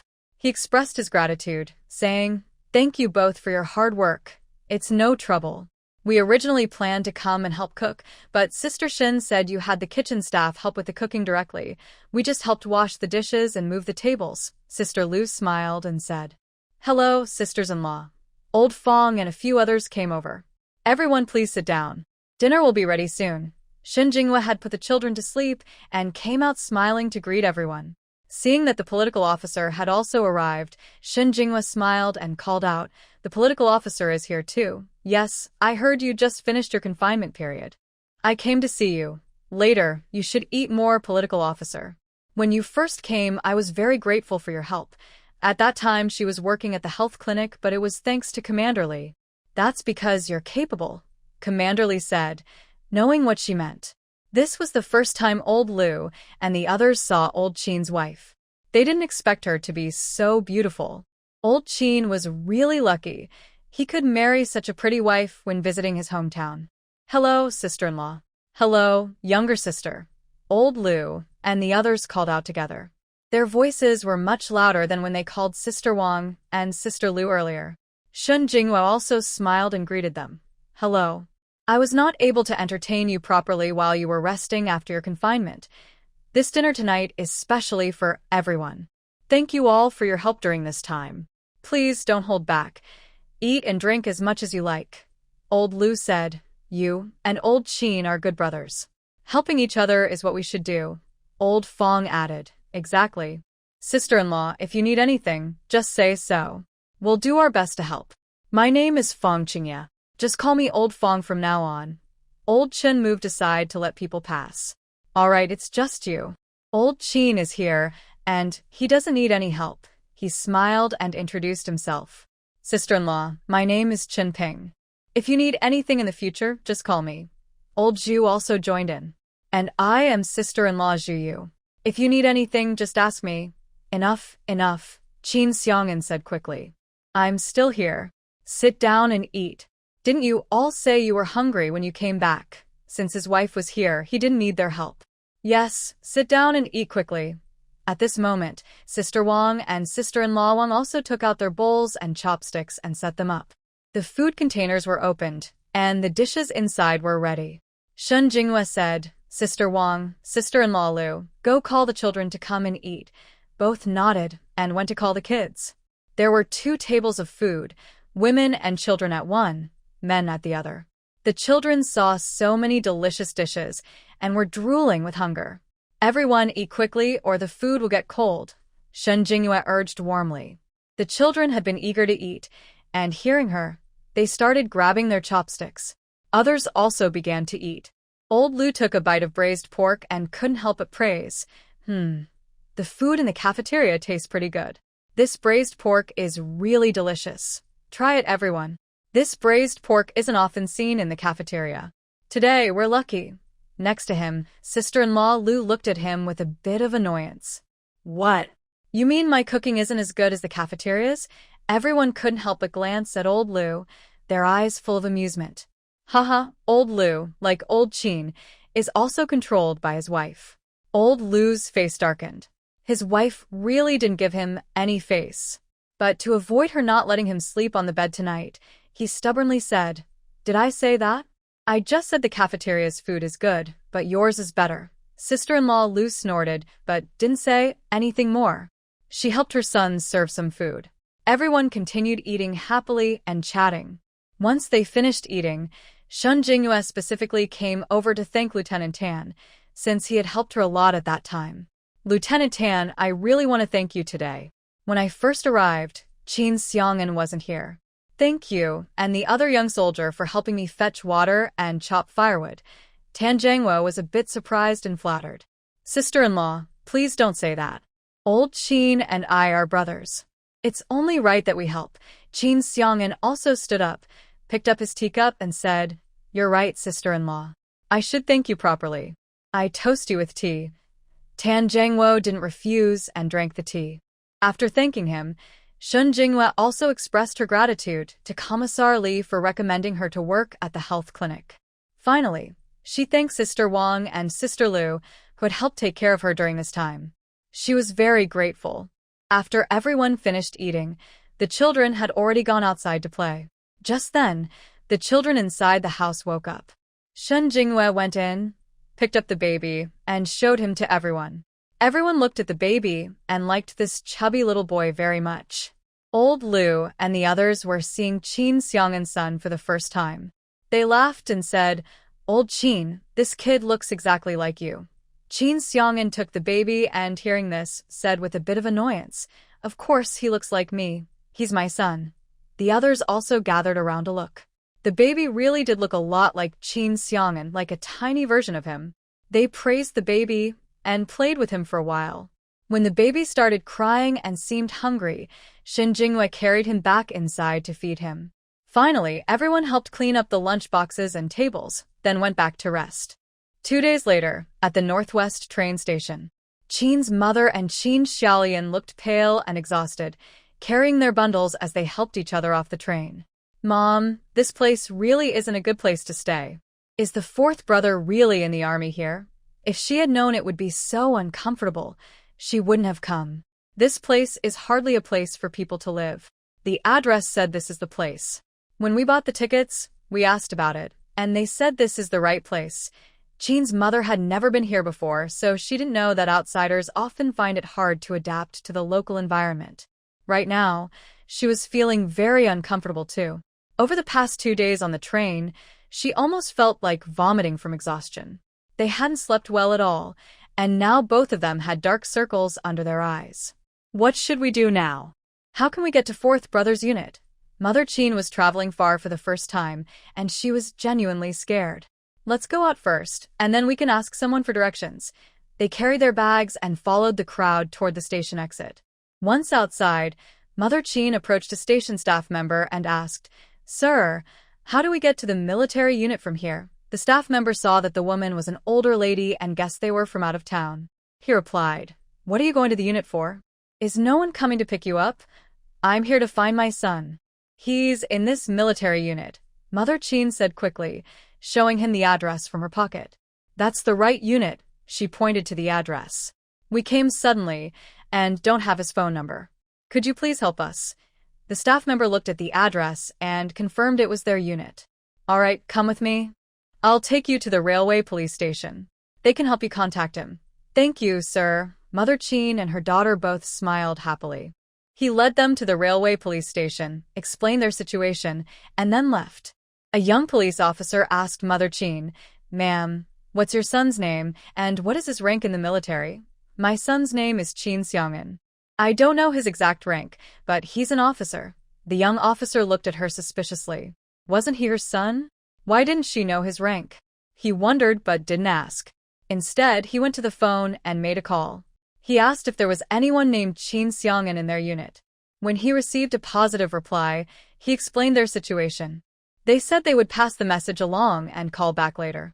After hanging up, Mother Chin asked anxiously, "Officer, what's the news?" "Did you find my son?" He replied, "Yes, they will inform Deputy Commander Chin about your situation. Please wait here for a while." Men police officers asked them to sit and wait, then poured a cup of tea for them before going to do their own work. Soon, the phone over there was answered. At the army, Chin Seongin was leading a training team outdoors, about to set off. A young soldier hurried over. "Report to Vice Captain Chin." "What is it?" During training, Chin Seongin was very serious, with a stern face that could be a little scary. The young soldier stood straight and said, "I just received a call. Your mother and sister are here, at the railway police station at the train station." Chin Seongin frowned tightly. He had received a letter a few days ago, knowing they were on their way. But hearing they had arrived now still made him a bit worried. "Ask if the vehicle used for shopping has left. If not, tell them to help me pick them up at the railway police station when they return. If it has left, call the railway police and ask them to find a nearby guest house for them to stay. I will go to pick them up tomorrow. He still has training tasks and cannot leave now. Also, tell my wife about this." "Understood." The young soldier turned and left. Chin Seongin continued leading the team to set off. Shin Jinghua was chatting with Sister Lu in the yard, playing with the children. Suddenly, they heard a knock on the yard door. "Who is it?" Sister Lu looked curiously outside. "I'll go see." Shin Jinghua stood up and went over. She opened the door and saw a young soldier standing outside. "Hello, sister-in-law." "Hello, what's the matter?" Usually, they wouldn't come unless there was something important. "Sister-in-law, here's the situation. Someone just called and said Vice Captain Chin's family has arrived, and they are at the train station. But Vice Captain Chin is busy today and can't go to meet them. He already asked the troops vehicle that went shopping to pick them up when they return. Vice Captain Chin asked me to tell you about this." "Okay, I understand. Thank you," Shun Jinghua said with a smile. "No trouble. Sister-in-law, there's nothing else. I'll go now." "Take care," Shin Jinghua replied as the young soldier left, then closed the door and went back inside. Sister Lu was already in the yard, and she had overheard some of the things Shin Maisie and the little soldier had just said. "How come? The family of Deputy Commander Chin has arrived." Shin Jinghua sat back at her seat and replied, "Yes, I just received a letter after a few days." Sister Lu, who had sharp eyes, noticed that Shin Jinghua didn't look very well and asked, "Are you not on good terms with Deputy Commander Chin's family?" If they were on good terms, they would be smiling happily when they heard someone arrived. But she looked so downcast, not like that at all. "Don't laugh at me, but I really don't get along well with them," Shin Jinghua admitted. She then told Sister Lu about the hardships she had suffered in the Qin family, as if pouring out her troubles. After hearing this, Sister Lu's eyes widened with anger. What kind of people are they? So mean. No wonder you were so thin when you first came here, and your belly was so small. At first, she didn't think much of it, assuming that life in the countryside was tough, which was why Shin Jinghua looked like that. But she didn't expect that Shin Meizi was being bullied so badly by her cruel in-laws at home. I didn't want to talk about these things because family issues shouldn't be made public, Shin Jinghua said. But this time, they definitely didn't come with good intentions. I'm worried they might come to the family yard and spread rumors. People who don't know the full story might side with them and criticize me, saying I'm unfilial. Shin Jinghua said all this to prevent them from coming to the yard and spreading false stories. Don't worry, Shin Meizi. I stand with you.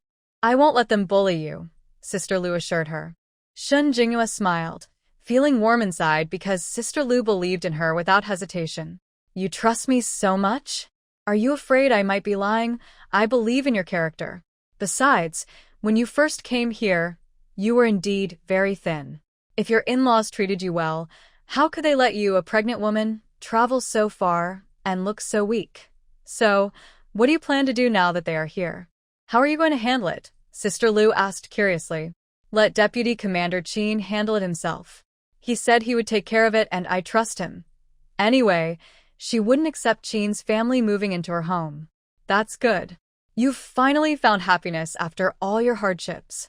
At least, Deputy Commander Qin really has nothing bad to say about you. Even my old man says that your second in command, Qin, is very strict about his wife. He does all the work himself and never lets you get involved, Sister Lu joked with a smile.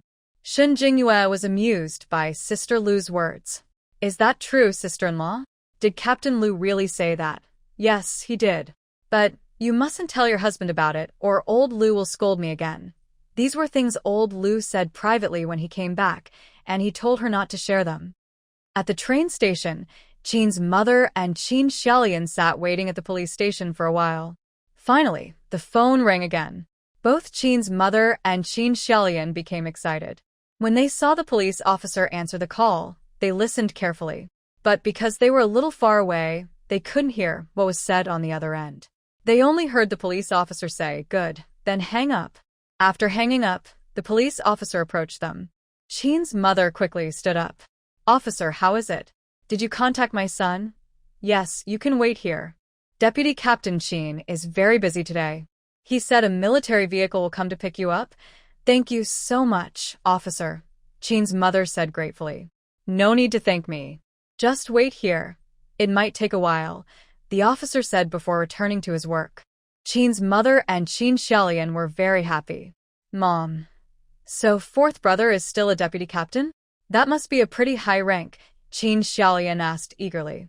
Qin's mother didn't know much about ranks, but since fourth brother could arrange for someone to come pick them up, he must be quite important.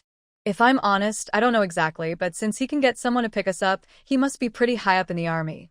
Otherwise, how could they arrange for a car to come? It must be.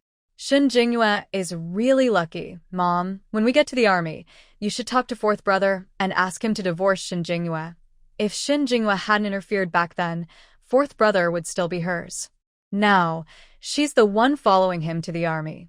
All the money fourth brother earns belongs to our old Qin family. Qin's mother glared at her and tugged her sleeve. Be quiet. We can talk about this when we get to the army. This girl really had no sense of discretion when she spoke. She noticed that several police officers nearby had just looked in their direction. Divorce was quite rare and considered shameful at this time, and her silly daughter had spoken so loudly about it. The police officers inside heard this too. They didn't expect that the mother-in-law coming to see her son actually wanted him to get a divorce. What kind of mother-in-law is she? But since it was a family matter, they only felt a bit disdainful and thought that Deputy Commander Qin was quite pitiful. This mother wasn't here to see him, but to push him toward divorce. They just listened and muttered some curses in their hearts but didn't say anything. Qin's mother saw that the police officers didn't say anything and finally felt relieved. They didn't know how long it would take for the person coming to pick them up to arrive, so mother and daughter sat there waiting. They waited until the afternoon. Qin's mother and Qin Xiaolian hadn't eaten much on the train, and now, after waiting so long, their stomachs were growling. The police officers had already returned from eating. Seeing that Qin's mother and her daughter had been waiting so long, the police officer, who had been in charge earlier, came over. "Auntie, you must be hungry. There's a small eatery at the train station. Would you like to go buy some food to fill your stomach?" Qin's mother was indeed hungry, but now they were almost at the military camp. She didn't want to spend money on food. Buying food at the eatery would definitely cost a lot. They had already spent a lot coming here, and she could endure a little longer. Once they reached the camp, she would ask her fourth son to buy food for them. "No, thank you, officer. We're not hungry yet." "Oh, and when will the people from the camp arrive? How much longer do we have to wait here?" At first, she thought they would arrive soon, but now it was already afternoon, and no one had come. "I'm not sure about that either, but I think it should be soon. Just wait a little longer. If you're hungry, you can go to the train station's eatery to buy some food." After saying this, the officer went back to his work. Qin Xiaolian was a bit hungry now. Their dried food supplies had been finished since yesterday. They hadn't eaten anything since last night, and she was almost starving. "Mother, maybe we should buy some food. I'm a little hungry. Hold on a little longer. Once we reach the army, you won't have to worry about food. The food at this train station is probably very expensive, and she doesn't want to spend money." They waited here until about 3 o'clock, and then the army vehicle finally arrived. The army vehicle stopped at the entrance, and someone came in to ask the police officers here. "Hello. May I ask where the family of Deputy Commander Qin is?" The police officer saw that they had finally arrived and sighed in relief. He pointed to two people sitting on a sofa and said, "They're over there." Mother Qin and Qin Xiaolian were exhausted from waiting. They leaned on the sofa and fell asleep. Mother Qin's snoring was very loud. It gave the police officers working here a headache. Fortunately, the army people finally arrived. One of them quickly went over to wake Mother Qin. "Auntie, wake up, wake up." Mother Qin was sleeping soundly when she heard someone calling her. She woke up in the middle of her snoring. Seeing it was a police officer, she quickly sat up. Qin Xiaolian was leaning on Mother Qin. Mother Qin sat upright, and Xiaolian, without support, tilted to the side and bumped her head on the wooden sofa. She immediately woke up. She also sat up straight and saw an army officer standing next to the police officer. "Mother, has the person coming to pick us up arrived?" Before Mother Qin could speak, the police officer said, "Yes, this is the army officer here." The young soldier asked, "Are you the family of Deputy Commander Qin?" Mother Qin hurriedly nodded and said with a smile, "Yes, yes, yes. It's my son who sent you to pick us up, right?" "All right, Auntie, follow me." "The vehicle is waiting outside," the young soldier said. He also said to the police officer, "Thank you for your help. It's nothing. It's what we should do," the police officer replied. They shook hands, and the young soldier led Mother Qin and Qin Xiaolian outside. They arrived in a large truck. The young soldier said to Mother Qin and the others, "Auntie, you'll have to sit in the back." "Sorry for the inconvenience." Mother Qin felt a little disappointed. She thought they would be picked up in a car, but it turned out to be a big truck. The young soldier opened the guardrail at the back of the truck. Mother Qin was still a bit reluctant, but she wanted to get to the army quickly, so she didn't say much and walked over. Qin Xiaolian was even more obvious in her feelings. Her clear displeasure on her face made it hard for anyone not to notice. She not only showed her feelings but also said, "Why isn't it a small car, Mother? Fourth brother is too much. Why didn't he come to pick us up in a small car?" She had heard that officials usually had small cars to ride in. Mother Qin didn't expect her silly daughter to say this out loud. She just felt annoyed but didn't say anything. She pulled her gently and said, "All right, it's good enough that we have a ride. Let's get in quickly." Mother Qin hurried her to climb into the car. There were also two sisters-in-law from the family compound sitting inside. They had come to the county to buy things.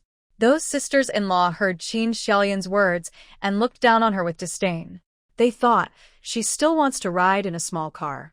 Some people really dare to think of everything. After they got on, the young soldier closed the guardrail. His face looked a bit unhappy. But since he knew these were Vice Commander Qin's mother and sister, he didn't say anything. After closing it, he moved to the front passenger seat. Mother Chin sat next to one of the sisters-in-law. Seeing them also in the car, she guessed they all probably lived in the army. Among these sisters-in-law, some were quite curious. When they first arrived, the young soldier had already mentioned it. He said that Vice Commander Chin's family was coming to pick them up, so these women must be related. So she asked Mother Chin proactively, "Auntie, you must be Vice Commander Chin's family, right?" "Yes, and you all live in the army too," Mother Chin replied, starting to chat with them. "Yes, Auntie. She also came with the army." "Why didn't she come with Comrade Shin earlier?" Mother Chin asked. "Are you talking about my daughter-in-law?" "Yes. Comrade Shin came to the army alone back then, and she was pregnant at the time. But luckily, she's lucky. Now she has a son." "Auntie, you must have come to see your grandson this time, right?" one sister-in-law said with a smile. Mother Chin was shocked. "You mean that little troublemaker had a son?" the other sister-in-law, and the first one looked surprised when they heard Mother Chin. The second sister-in-law asked suspiciously, "What? Auntie, don't you know? However, this shouldn't be the case. Comrade Shun has been pregnant for over a month." "Deputy Commander Chin, did you not call back to tell your family about this?" Another sister-in-law looked at Mother Chin with curiosity. From her expression, it seemed there was something going on. Mother Chin got angry whenever she mentioned that unkind girl. She started complaining, "That fourth sister-in-law doesn't treat me like a mother-in-law. You don't know, she's always out flirting and never does any work. Whenever I say something to her, she causes a big fuss at home. I asked her to cook a meal, but she refused. She would start fights if I said a few words. Later, she even broke my hand. We had no choice but to agree to separate. After that, she took the money from the separation and ran to find fourth brother. We don't have the phone number for fourth brother's unit. I thought I couldn't let her deceive him. After finishing the farm work, I took my daughter to find fourth brother." The two sisters-in-law were shocked to hear this. "Auntie, is what you're saying true or false?" "Comrade Shun doesn't seem like that kind of person," one sister-in-law asked. Qin Xiaolian also started to speak badly about Shin Jingyue. "Don't be fooled by her. When she left, she even took my clothes and cut up my bedding with scissors. She broke my mother's hand and kept her at home for a long time. Plus, my fourth brother married her the day she got pregnant, and we don't even know who the father is." Hearing this, the sister-in-law was shocked, as if she had just heard a huge secret. "So, does that mean Deputy Commander Chin's wife's child isn't his?" "If that's true, there will be a big scene when they go back to the family compound." The other sister-in-law thought it was unlikely and warned her, "We can't be sure if this is true or not. Don't spread false rumors." She knew her neighbor sister-in-law loved to gossip, but these baseless accusations shouldn't be said without proof. It would ruin someone's reputation. The sister-in-law was still not convinced and thought she was just afraid of trouble. "I'm not lying. Didn't Auntie say it herself?" Deputy Commander Chin and his wife went back to the unit the day after they got married. "Maybe that child isn't even Deputy Commander Chin's," Mother Chin definitely said. "It's impossible. Getting pregnant isn't easy. Most women wait several months after marriage before conceiving. How could she get pregnant just after one night? When she married Chin's father, it took about half a year before they had a child." She always believed that Shen Jingyue's baby couldn't be the fourth brother's. After her words, the two sisters-in-law agreed that it made sense. They also married for several months before they got pregnant. Qin Xiaolian confidently said, "If Shen Jingyue wasn't scheming against my fourth brother, he wouldn't have married her. Maybe she was already pregnant when they married, just trying to latch onto my fourth brother." One sister-in-law asked, "Sister, what do you mean? Do you think Deputy Commander Chin and his wife didn't know each other before they married?" "Of course not. After my fourth brother joined the army, he rarely went home. Shen Jingyue was just a rural youth sent to our area, always lazy and not doing much work. She took advantage of her good looks to flirt with the young men in our team. She probably heard my fourth brother was a soldier. So, she pretended to jump into a river, hoping he would rescue her, and then she could stay with the army avoiding farm work." Qin Xiaolian hated her for this. The two sisters-in-law didn't expect that Deputy Commander Chin married his current wife this way. No wonder he only visited home as a family guest before, and they never heard he had a girlfriend. Suddenly, He called the army to report his marriage, and it was very urgent. They thought he secretly had a girlfriend, but she was from the countryside, so he didn't want to say. They never imagined there were so many complicated things behind it. Shin Jingyue, who lived in the army's family quarters, had no idea that Mother Qin and Qin Xiaolian were spreading rumors about her. She also didn't realize she was about to face a big problem. Shin Jingyue was in the kitchen kneading dough. Today, she wanted to make handheld pancakes. At noon, Lu's sister-in-law was slaughtering a chicken at her house. She and Lu's sister-in-law bought 2 chicken breasts to make fried chicken strips. There was also some leftover pork, perfect for making tenderloin along with vegetables and shredded potatoes. She rolled everything together and took a bite, so delicious. Shin Jingyue was feeling quite hungry. She also asked Lu's sister-in-law for a few tomatoes, which her vegetable garden had grown. She picked a few to make the best tomato sauce. She first made the pancake batter, and the remaining meat could be marinated and saved for when Qin Xiang'an returned. Shin Jingyue made a lot. The leftovers could be stored in the fridge in her space, and she could secretly eat them when Qin Xiang'an was not home. The child was in the stroller. When she was busy, she would put her next to her. When tired, the child would sleep. Taking care of her was quite easy. Once she finished rolling all the dough into thin sheets, it was almost dark outside.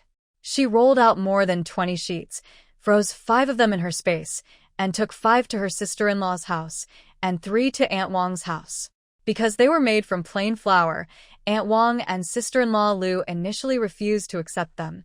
They thought they were too precious. Plus, plain flour was hard to buy, so they felt embarrassed to take them. In the end, Shin Jingyue insisted they accept, and she also gave them some of her homemade tomato sauce. She taught them how to eat it before returning home. The rest she would make and eat herself at night. At this moment, the child started crying. She quickly picked up the child and went inside, and she had just soiled herself again. She cleaned the child and fed her milk. At this time, Qin Xiang'an also returned. Hearing noises in the yard, Shin Jingyue carried the child out. As soon as she stepped out, she saw Qin Xiang'an covered in mud. She was surprised and asked, "What have you been doing? Why are you all muddy?" "Nothing serious, just from training." "Wife, can you help me get a change of clothes? I want to take a shower and change into clean clothes." "Okay, I'll go right now," Shin Jingyue said, carrying the child back inside. She found a set of clothes for Qin Xiang'an from the wardrobe. By then, Qin Xiang'an was already in the bathroom taking a shower. Shin Jingyue handed him the clothes and went back to see the child. When Qin Xiang'an finished his shower, he came into the house. "Wife, did you make all the pancake batter in the kitchen?" He saw it when he was fetching water earlier. But it seemed there was no white flour at home. Where did that flour come from? I want to eat pancakes tonight. I've prepared everything. Later, I'll fry the chicken and pork, cook the pancake sheets, and then add an egg. I also made some ketchup-fried dishes, brushed a layer of ketchup on top, and rolled in some meat. The taste was incredibly delicious. She's starting to feel a bit hungry now. "All right, I'll go make it now." Qin Xiang'an knows his wife well. Seeing her like this, he can tell she's craving food. The flour was probably bought by his wife and her sister-in-law. He didn't think much about it. "Yes, go ahead. Everything is prepared, so I'll leave the rest to you." She first soothes the children to sleep, then she can enjoy a big meal later. Qin Xiang'an is quick and skillful, but since he has to fry and cook multiple dishes, by the time everything is ready, it's almost dark. Shin Jingyue has already smelled the delicious aroma. After putting the children to sleep, she comes to the kitchen to watch. Qin Xiang'an, noticing she's already craving the food, uses chopsticks to give her a piece of fried chicken tender. The smell is really tempting. It's delicious. Shin Jingyue also picks a piece for him to try. "Yes, it's really good. You should take these back to the room first. The rest will be ready soon." Qin Xiang'an packs up the fried pork tenderloin. They both carry the prepared dishes back to the room. After frying 6 pancakes, Shin Jingyue washes her hands and rolls a pancake for Qin Xiang'an, handing it to him. Then she rolls one for herself. Taking a bite, she recognizes the familiar taste, and her eyes narrow with enjoyment. So tasty. How is it? "Isn't it really good?" Shin Jinghua asks Qin Xiang'an while eating. It's delicious. The chicken and the tenderloin here are really fragrant. Then you should eat more. By the way, haven't your mother and the others arrived yet? It's already dark, and she thought they would arrive in the afternoon. They should be here soon. Leave it to me. I won't let them bother you. The military supply truck is about to arrive, and it's almost time. I'm just worried they might not have good intentions this time. Shin Jinghua knows what kind of person Qin's mother is. She's sure she has some ulterior motives for coming. But I'll be here. I won't let them bully you. If they say something false about me, will you believe me or them? Shin Jinghua looks him in the eyes and asks seriously. Qin Xiang'an doesn't hesitate and replies directly, Of course I believe you. He knew what kind of person Qin's mother was. She would cause trouble even when she had no reason. Naturally, he sided with his wife. Shin Jinghua was quite happy with his attitude. If he hesitated, their relationship might be affected. She would have to reconsider their connection. If he knew what kind of person Qin's mother was and still hesitated, it was likely he would doubt more than trust in the future when they had disagreements. Once trust breaks down, it's very hard to fix. Their future interactions would probably be full of conflicts. After dinner, there was a knock on the door. Qin Zian stood up. I'll go see who it is. I think they've arrived. Okay, go ahead. Shin Jinghua watched him leave. Then she also stood up, tidied the dishes on the table, and took them to the kitchen. Qin Zian opened the door to find a young soldier who told him his mother and sister had arrived. He had planned to bring them directly, but Deputy Commander Qin had said that if his mother came, she should notify him first, not just bring people over. Qin Zian told the young soldier to go back. He would go over later. After entering, he told his wife and then left. At the military gate, the car stopped. Qin's mother and the others got out one after another. As soon as Qin's little sister got out, she couldn't hold back and squatted at the door to vomit. The other two sisters-in-law looked at her with disgust. After greeting Qin's mother, they left together. Qin's mother hurried over to see her beloved daughter. Xiao Lian, are you okay? Are you alright? Xiao Lian had been vomiting for a while. She hadn't eaten breakfast all day and couldn't vomit much, just bile. After vomiting, she felt a bit better. Mom, when will I see fourth brother? I'm starving. She hadn't eaten much yesterday, and today she hadn't eaten at all. Her stomach was hurting from hunger. Almost there. We're almost at the place. You'll see your fourth brother soon. Auntie, are you all okay? The young soldier who had come to pick them up approached. Yes, yes, comrade. When will my son come? She was also feeling very hungry now. That night was already dark. She just wanted to eat something good and then go to sleep to rest. These past few days, she had been on a train and didn't get much proper rest because she wasn't feeling well. Almost there. Someone has already gone to inform Deputy Captain Qin. Auntie and this young lady, you two should go rest in the lounge over there, said the young soldier, helping them carry their things. He led them to the lounge near the door, poured them some water, and told them to sit and wait. He had other matters to attend to, so he left first. Qin Xiaolian held an enamel cup and drank several gulps of water. Luckily, the water wasn't very hot. After drinking, her stomach felt much better. Qin's mother also took a cup of water, but she felt it wasn't enough, so she poured herself another. Mom, pour some for me too, Qin Xiaolian said, carrying the cup she had just finished. Qin's mother poured some for her. Mom, why hasn't fourth brother come yet? Could it be that that little troublemaker is stopping him? Qin Xiaolian said, calling her brother a little troublemaker. Seeing her call him that, Qin's mother warned her, when your fourth brother comes, you can't call that woman a troublemaker anymore. Remember that. Fourth brother will definitely come. When he arrives, you can't say that anymore, or he'll get mad, she replied. Their purpose for coming was to get them to divorce, so they couldn't let fourth brother side with his wife. Got it. I definitely won't say that in front of fourth brother, she said, not being stupid.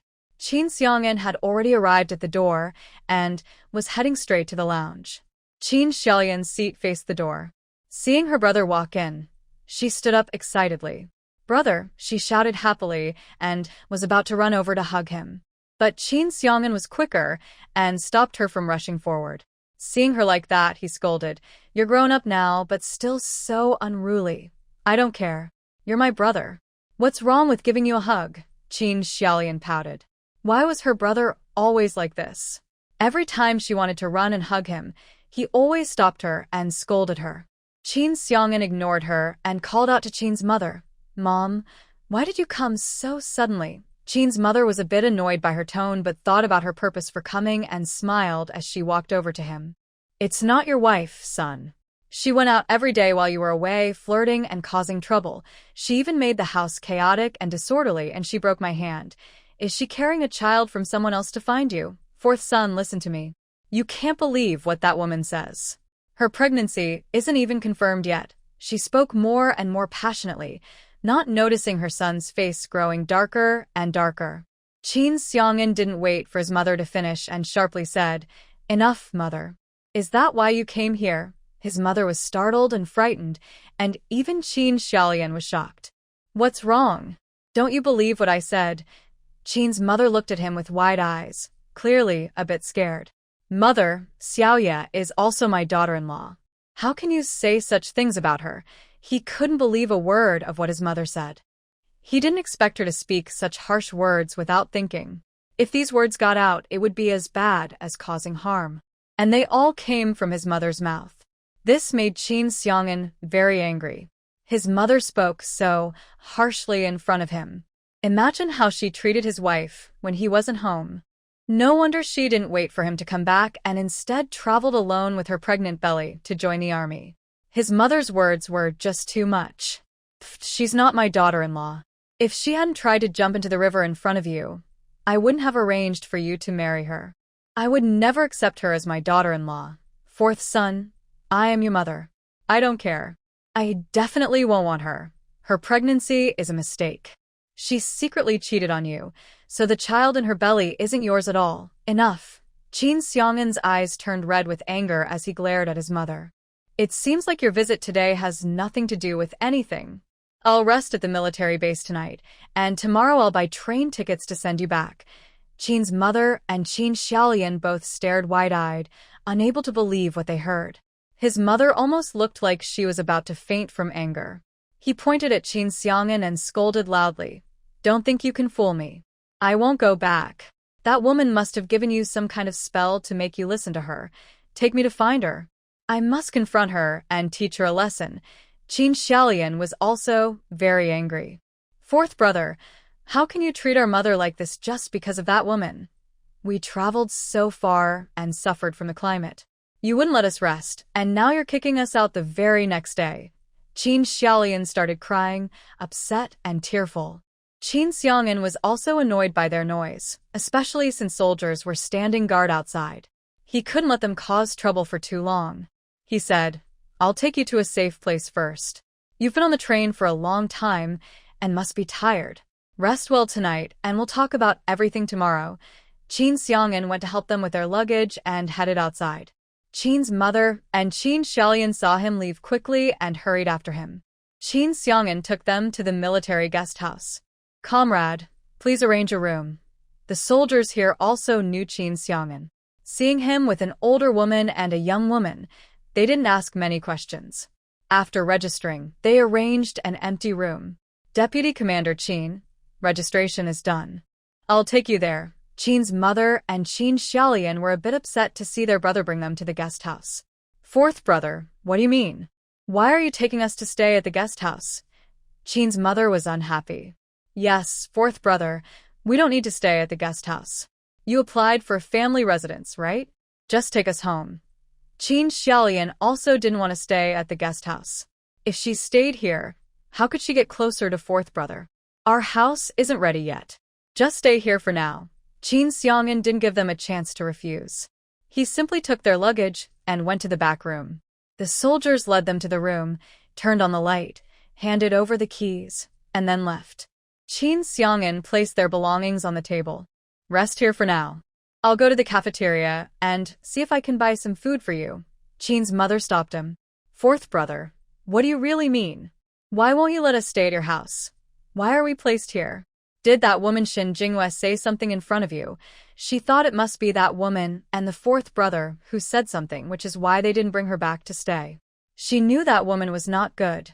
Just a mean, selfish little troublemaker. Qin Xiang'an looked at his mother and said, "Mom, please don't cause trouble. You all just criticize my wife as soon as you arrive. I think you came here with some other purpose." Qin's mother widened her eyes, clearly surprised that he would speak to her like that. "Fourth brother, what do you mean? I am your mother. Even if I am not your biological mother, I raised you." Qin Xiang'an didn't hold back anymore. "You're wrong. It wasn't you who raised me, it was Grandpa who did. Since I was young, I have been helping the family with chores. After I joined the army, I sent money home every month. The brick house we live in now was built with the money I sent back. I believe I have never wronged the Qin family. I am just repaying Grandpa for raising me." As for Qin's father and mother, he remembered from when he was young. They didn't like him. They often scolded and hit him. He ate less and worked more. One day, he even overheard them talking about selling him for money. If Grandpa hadn't stopped them, he might have been sold already. Later, when he grew up and Grandpa had been gone for less than 2 years, he secretly signed up for the army. Although he didn't like the Qin family, he still sent money home to his parents to thank Grandpa for raising him. But he didn't expect that after he married, because he was on a mission and couldn't bring his wife to join him, they would bully her. Now they even came to the army and falsely accused his wife. That made Qin Xiang'an the most angry. Qin's mother was shocked that he would say such things. It proved that if she wasn't his own, she couldn't raise him properly. She angrily came to hit him. "You ungrateful person. We raised you, and you dare to say that?" Qin Xiaolian was also shocked by what her older brother said and felt very uncomfortable inside. When she saw her mother start to get angry, she quickly went over and pulled her back. "Mom, calm down. Fourth brother didn't mean it that way." "Don't be mad. They came here to ask fourth brother for a divorce. If now mom and fourth brother argue, it would just give Shen Jinghua a chance to be happy. They can't act on impulse now." Qin Xiang'an didn't want to listen to her cause trouble late at night, so he said, "I'll go to the cafeteria to see if I can buy some food for you." After saying that, Qin Xiang'an turned and left. Qin's mother also wanted to pull her back to ask more, but Qin Xiaolian held her. "Mom, stop. "You forgot why we came here. If we offend fourth brother now, how can I marry him in the future?" Qin Xiaolian had liked fourth brother since she was very young. But when he joined the army, he rarely came home. Once, when he visited, Shen Jinghua, that little troublemaker, interrupted. If it weren't for her, she might be the one married to fourth brother now. That's why Qin Xiaolian hated Shen Jinghua very much. Qin's mother was comforted by her words. She had been so angry, she almost fainted. "You're right. I was just too angry earlier. When he comes later, I will talk to him properly." But unfortunately, they waited for over half an hour and Qin Xiang'an didn't come. Instead, the man who had brought them earlier came back carrying 2 lunchboxes. "Auntie, this is from Deputy Captain Qin. He asked me to bring it to you. He said to let you rest well and that if anything happens, wait for him to come tomorrow." Qin's mother and Qin Xiaolian were both stunned. Seeing that he was alone, she asked, "Where is he?" "Deputy Captain Qin has gone back." The man put down the lunchboxes and left. Qin's mother was so angry, she almost spat out blood. This fourth brother really is going against the heavens. "No, I must go find him and talk to him." Qin Xiaolian quickly held her back. "Mom, it's already dark. We haven't eaten all day. Aren't you hungry? And we haven't rested well these days. If you go, I won't go." Qin Xiaolian let go of her mother's hand, sat on the bench, and opened the lunchbox. The food in both boxes was the same. Seeing that there was meat inside, Qin Xiaolian's eyes lit up. "Mom, come quickly. Fourth brother also brought us some meat." She picked up her chopsticks and eagerly started eating. She was almost starving. So tasty. Mom, you should try some too. This meat smells so good. At home, they rarely get to eat meat, so it seems fourth brother's place is good conditions. The meat is really delicious. It's just too good to be true." Qin Xiaolian ate quickly, as if she hadn't eaten in a long time. Qin's mother also smelled the aroma and started to feel hungry. Seeing her daughter eating so happily, she also felt a bit tempted. She couldn't help but lick her lips. "Forget it," she thought. "I'll fill my stomach first." After eating and drinking enough, she would go find that little troublemaker properly. She also sat down at the table, picked up another lunchbox, and started eating hurriedly. Meanwhile, Qin Xiang'an had already returned home. Shun Jingyue had bathed the children, and she had just finished her own bath, sitting at her dressing table wiping her face. When she heard the sound of the door opening and familiar footsteps outside, she guessed Qin Xiang'an had come back.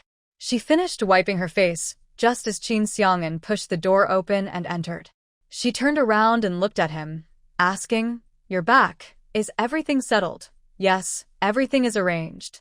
"They're staying at the guest house," Qin Xiang'an replied, looking a bit tired as he sat down on a stool.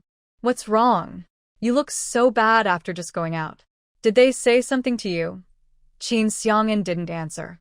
Shen Jinghua saw his expression and guessed that Qin's mother and the others had probably said something. She pressed on, "What did they tell you?" Qin Xiang'an still didn't speak. It wasn't that he didn't want to, but what Qin's mother said was really unpleasant, and he didn't want his wife to hear it. "Can't you tell me?" Shen Jinghua asked, looking at him. Qin Xiang'an shook his head.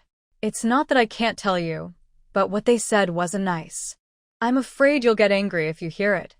Shen Jinghua became more interested. She wanted to know what Qin's mother had said.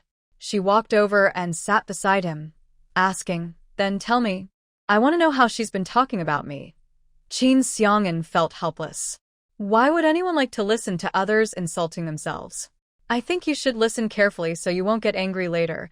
Then I really want to listen." "And you think if you don't say anything, they won't talk? Maybe they'll even spread rumors that everyone in the family knows." Shen Jinghua is not afraid of trouble. When she was at Qin's house, even pregnant, she wasn't afraid of them. Now, she definitely isn't afraid anymore. "Tell me quickly." Qin Xiang'an couldn't stand it, so he repeated some of what Qin's mother said to her. Shen Jinghua was indeed a little angry when she heard this, especially when she accused her of flirting with other men and said her son wasn't Qin Xiang'an's. If Qin's mother were here, she would have gone up and given her a good slap. "Dear wife, don't be afraid." "I won't believe what she said." He was worried she might overthink, so he quickly reassured her. He didn't believe a word of what she said. He and his son look alike. Anyone who has seen them both would say they look very similar. And he trusts that his wife isn't that kind of person. "Do you really believe me?" Shen Jinghua looked into his eyes and asked seriously. After all, he wasn't with her when she was pregnant, and it was the original owner who schemed to make him marry her. Before, they barely knew each other and had no strong feelings. Would a man really believe his wife without hesitation when others question her? Qin Xiang'an was worried she might overthink, so he took her hand and said, "I don't believe them. I only believe you. Besides, how could the son look so much like me and not be mine? I'll handle this. Tomorrow, I'll buy train tickets and send them back to their hometown."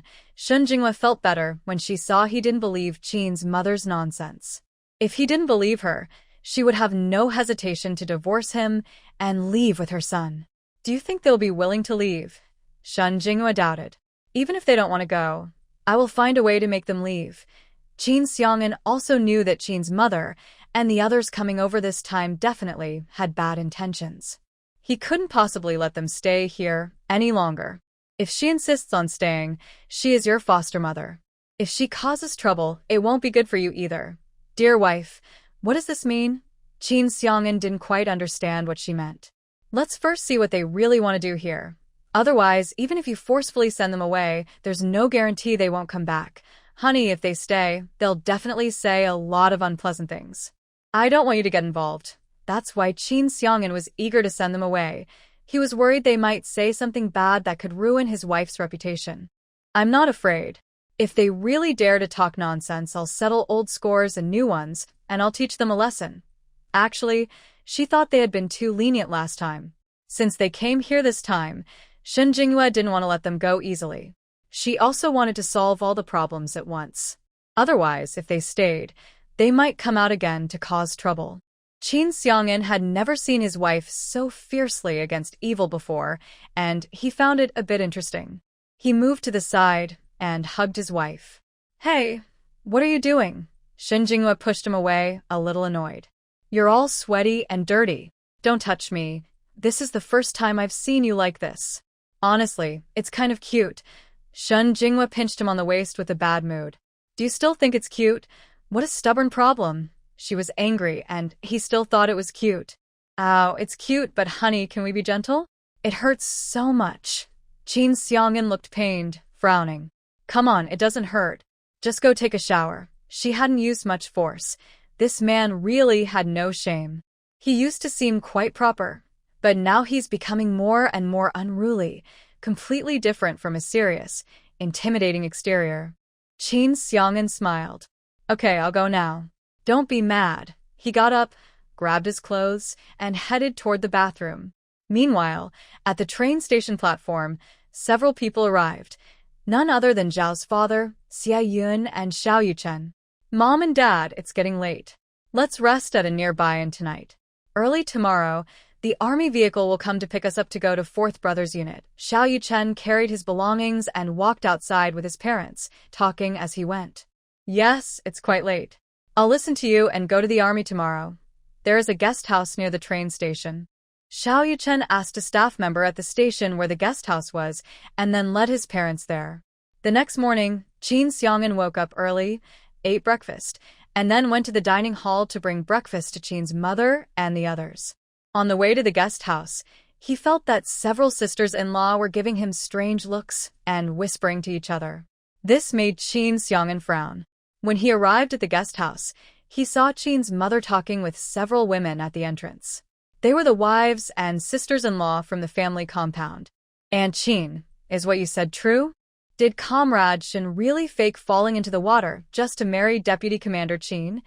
Qin's mother replied, Of course. Shun Jinghua just didn't want to work. She knew my 4th son is an officer and isn't married, so she deliberately fell into the water and my son saved her. That forced him to marry her. Otherwise, how could my outstanding son marry someone like Shin Jinghua? Back in the brigade, she relied on her good looks and flirted with the men there. If my son hadn't just come back and didn't know what kind of person she was, he wouldn't have saved her, let alone married her. One sister-in-law asked, Is the child Shin Comrade gave birth to really Deputy Commander Qin's? It should be. Shin Comrade and Deputy Commander Qin are in a military marriage. How could Shin do something like that? Besides, Shin looks like a good person. Some other sisters-in-law thought Shin Jinghua was quite nice. When she worked at the health clinic, many children liked her. Some kids with colds insisted that Shin Comrade give them injections, or they wouldn't cooperate and would cause trouble. Shin Comrade was gentle and kind, and her voice was pleasant. She couldn't be the kind of person Qin's mother described. Also, I heard that Shun's child looks very much like Deputy Commander Qin. How could they not be related? Qin's mother curled her lips and said, That's impossible. Shun Jinghua must have been pregnant by someone else and is just looking for a scapegoat. My son married her, and the next day he returned to the army. How could she get pregnant so quickly? The child definitely isn't my 4th son's. Mother Qin spoke confidently, and many people believed she was telling the truth. Otherwise, how could the mother of Deputy Commander Qin openly accuse her daughter-in-law in front of everyone? A woman nearby said, Oh, sister, you should talk to Deputy Commander Qin about this.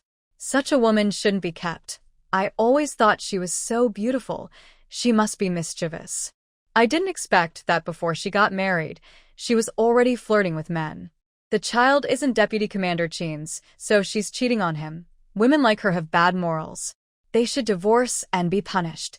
When Qin Xiang'an heard their words approaching, his face grew darker. The woman wanted to speak again, but when she saw Deputy Commander Qin walking over, she quickly pulled her sleeve.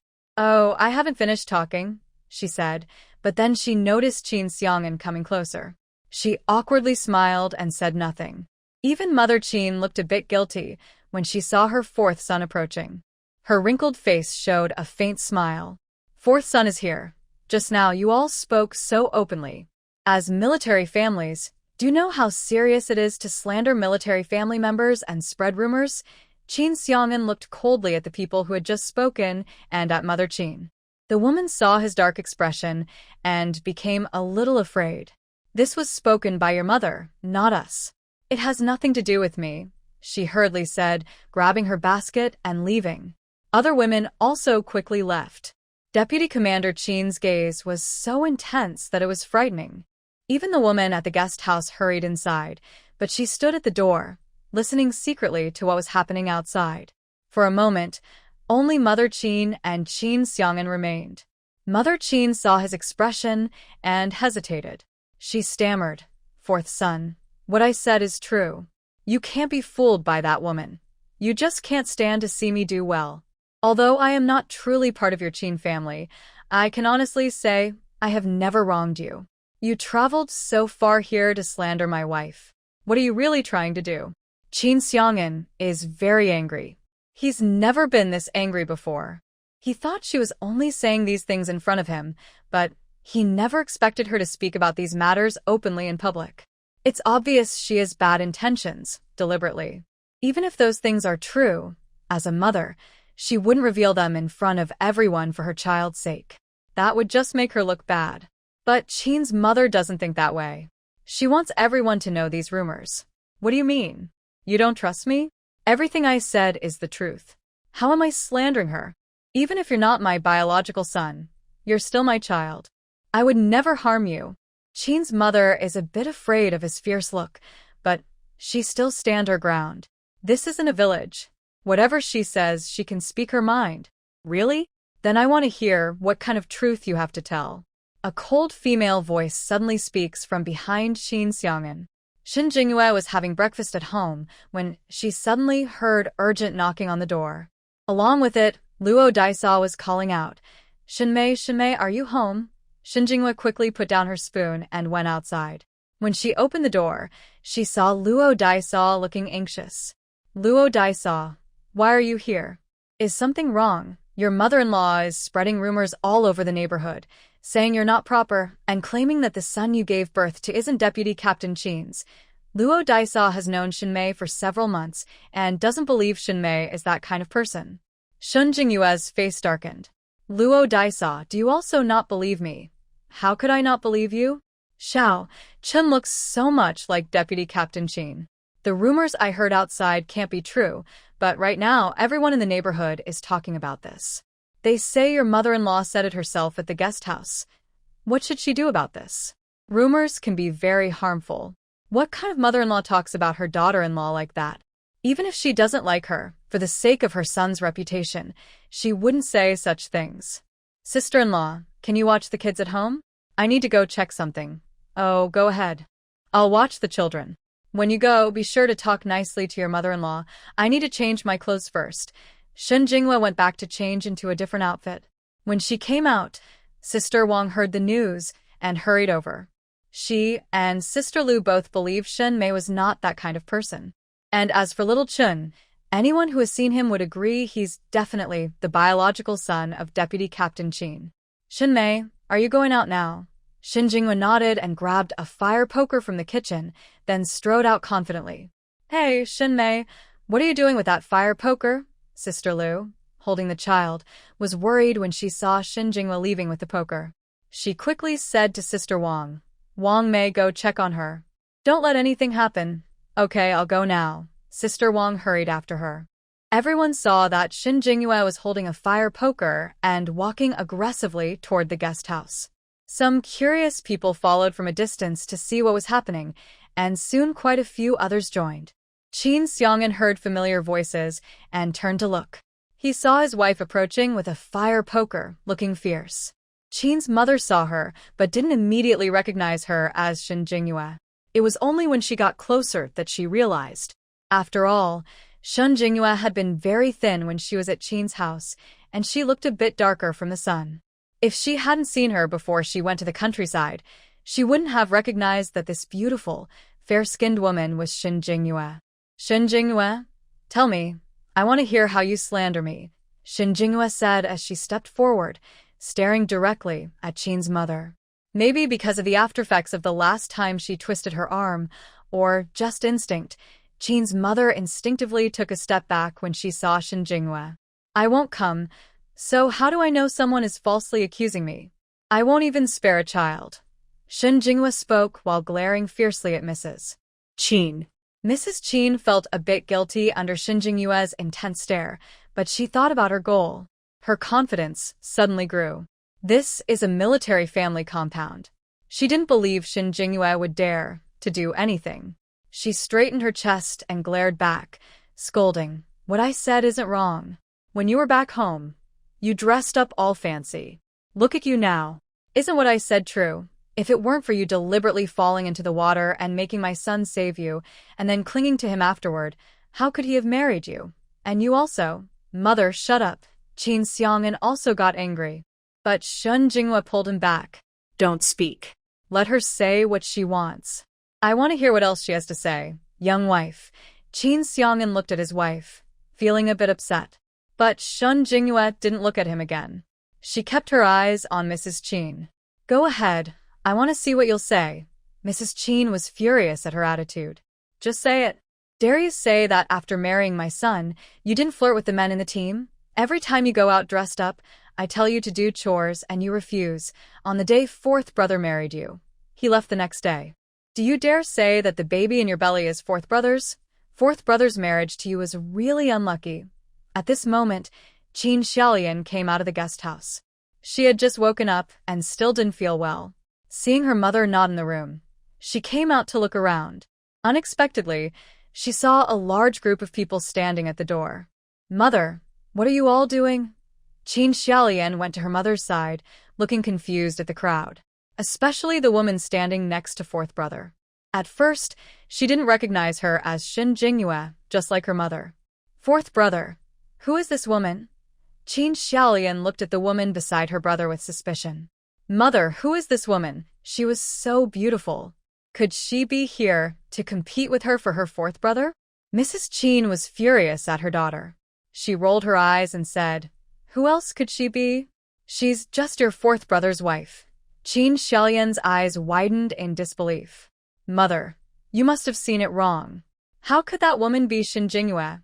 Shin Jingyue was clearly dark and thin, nowhere near as beautiful as this woman. That's Qin Deputy Captain's wife. Don't you recognize her? A sister-in-law asked curiously. Yes, she should be Qin Deputy Captain's sister. How come you don't even know your sister-in-law? Is she really Shin Jingyue? Qin's mother asked with a serious face. Only then did Qin Xiaolian have to believe it. Are you really Shin Jingyue? Shin Jingyue sneered. What's wrong? Just a few months, and you can't recognize me? Do you think the old me, dark and thin, almost skin and bones, is really me? Everyone probably remembers how I looked when I first joined the army. Shin Jingyue asked everyone present. Big sister Wang was nearby and quickly spoke up. I know. I even rode the same train with Shin's sister back then. Back then she was very dark and thin, almost skin and bones. Her clothes were torn and patched. If I hadn't heard her say she was pregnant, I wouldn't have known she was expecting. Her belly was so small, it was hard to tell she was pregnant. At this moment, a sister-in-law stepped forward. I know that too. When Qin Deputy Captain's wife first arrived at the army, she was very thin. But after eating well, she gained some weight.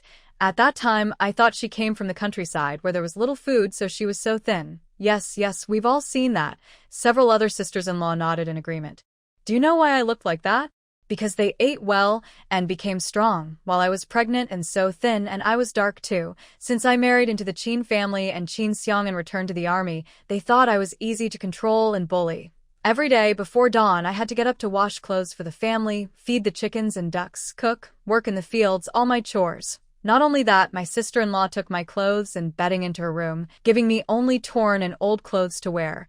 They often take out their frustrations on me whenever they are unhappy.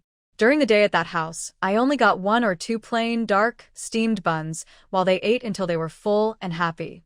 She rolled up her sleeve. Look at my arm and body. These scars are from the beating I took.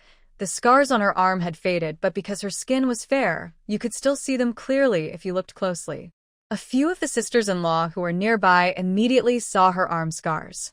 Oh my, this is so harsh. Exactly. Look at these scars on her hand. They're faint now, but they're dense and numerous. It's clear how badly she was beaten back then. Everyone else gathered around to look. Seeing the many scars on her hand, even though they had faded, everyone understood how severe the beating must have been. This is so cruel. If what Deputy Commander Chin's wife says is true, then her mother-in-law really is too heartless. I just overheard that Deputy Commander Chin isn't even her real son. Otherwise, why would she treat her daughter-in-law so badly? And why would she go all the way to the army to accuse her daughter-in-law of cheating with men and having a cursed child? If she were the real mother, who would do such wicked things? What? Not her biological mother? Then where are Deputy Commander Chin's real parents? Everyone was shocked. When Chin's mother saw everyone starting to side with that little troublemaker, she got angry. Don't listen to this little troublemaker's nonsense. The injuries on her hand clearly have nothing to do with me. Chin's mother quickly distanced herself and called her by the familiar, disrespectful nickname she always used. Really? Don't think that just because you came all this way to slander me, no one will know what you've done. Just ask around. If you call home, you'll find out everything clearly. You say I cheat with men and that my child is cursed? Why don't you talk about how you sneak out at night to meet wild men in the cornfield, old and wrinkled, with more wrinkles than bark on a tree, and still sneaking off to meet wild men in the cornfield? How shameless can you be? Shin Jingyue's words were sharp and deadly. She doesn't like to accuse others unfairly, so she wanted to see if she could stay calm when someone falsely accused her. Sure enough, Chin's mother was immediately upset and her eyes turned red with anger. You little brat, you're talking nonsense. Shin Jingyue was not someone to be easily pushed around. She swung her stick and hit back. While hitting, she said, "You know how it feels to be falsely accused. I thought you didn't understand. It's like stabbing yourself to feel pain, otherwise you wouldn't know. Do I have proof that I was flirting with men? Do I have proof that my child isn't Qin Xiang'an's? There's no proof. Just a foul-mouthed person talking nonsense. Do you really think I am the same Shin Jingyue as before, someone you can easily manipulate?" The stick hit her flesh, making Qin's mother scream in pain. Wherever she ran, Shin Jingyue's stick would hit her precisely. And each strike was more vicious than the last, making Qin's mother cry tears of pain. Shin Jingyue, stop. That's your mother-in-law. Qin Xiaolian wanted to step in to stop her, but seeing Shin Jingyue's fierce look, she was afraid to get involved, worried about getting hurt herself. Bah! I don't want a mother-in-law like that. You're the same, heartless and cruel. Now you even come to the army to slander me and annoy me. Do you really think I'm so easy to bully? Shin Jingyue changed the direction of her stick and started hitting Qin Xiaolian. Qin Xiaolian didn't expect that just by saying a word, Shin Jingyue would also hit her. Shin Jingyue, you wicked woman, stop it. Qin Xiaolian cried out in pain and kept running, but no matter where she went, the stick would always hit her. Other sisters-in-law quickly came over to persuade her. Comrade Shin, stop. If you hit her again, she might get seriously hurt. Someone from the political office is here, someone in the crowd shouted. Qin Xiang'an realized this and hurried over to stop his wife. Sweetheart, enough, stop fighting. Shin Jingyue heard this too and gave 2 more strikes to Qin's mother before stopping. She then threw herself into Qin Xiang'an's arms and burst into tears. Sniff, it's all your fault. If I had known earlier, I would have drowned in the water myself rather than let you save me. Otherwise, I wouldn't have married into your family, working like a beast, barely surviving, almost starving to death, and nearly losing my unborn child. Finally escaping that wolf's den, life has gotten a bit better, but now this heartless old woman comes to slander me. She says I am unfaithful and flirting with other men, and that the son I struggled to give birth to is a cursed child. Her actions are just to make us divorce. Fine, I give up. You go file for divorce now. I will take our son and go back to my parents' home. Sniff, sniff. Shin Jingyue cried and hit Qin Xiang'an while at his arms, crying so sadly and pitifully. The sisters-in-law present had tears in their eyes. Some felt the same pain. Because their husbands were not around, the mother-in-law kept criticizing them, not treating them like people. It was only after joining the army that life got a little better. Now seeing that Comrade Shin used to be like this, and finally coming to the army, the mother-in-law still came to smear her daughter-in-law, saying she was unfaithful and that her son was a cursed child. Who could feel good about that? Wife, were you talking nonsense? I don't care what others say. I believe you and will not divorce you. Qin Xiang'an thought she was serious, and his face darkened. He held her tighter. What's going on? When Commissar Lee and his wife heard about this, they hadn't even finished breakfast and hurried over. Chin's mother had just heard someone call the commissar, and she thought he was a leader from the army. She immediately ran over with tears and snot. Oh, you are the leader of this unit, right? Please stand up for my wife. It's unreasonable for the daughter-in-law to beat her mother-in-law. Ma'am, don't cry first. What exactly happened? When Commissar Lee arrived, he had heard a little, but not the full story. He only knew that Qin Xiang'an's mother had come, and early this morning, she was near the guest house, talking about her daughter-in-law's faults and claiming that Shun's son was not Qin Xiang'an's. I also heard that Comrade Shun was carrying a fire-starting stick and heading toward the guest house. Worried something might happen, I quickly came to check. That's her. She just tried to hit me with the stick. Leader, you should have someone arrest her. When Mother Qin saw the leader arrive, she thought someone could help her, and she immediately became more confident.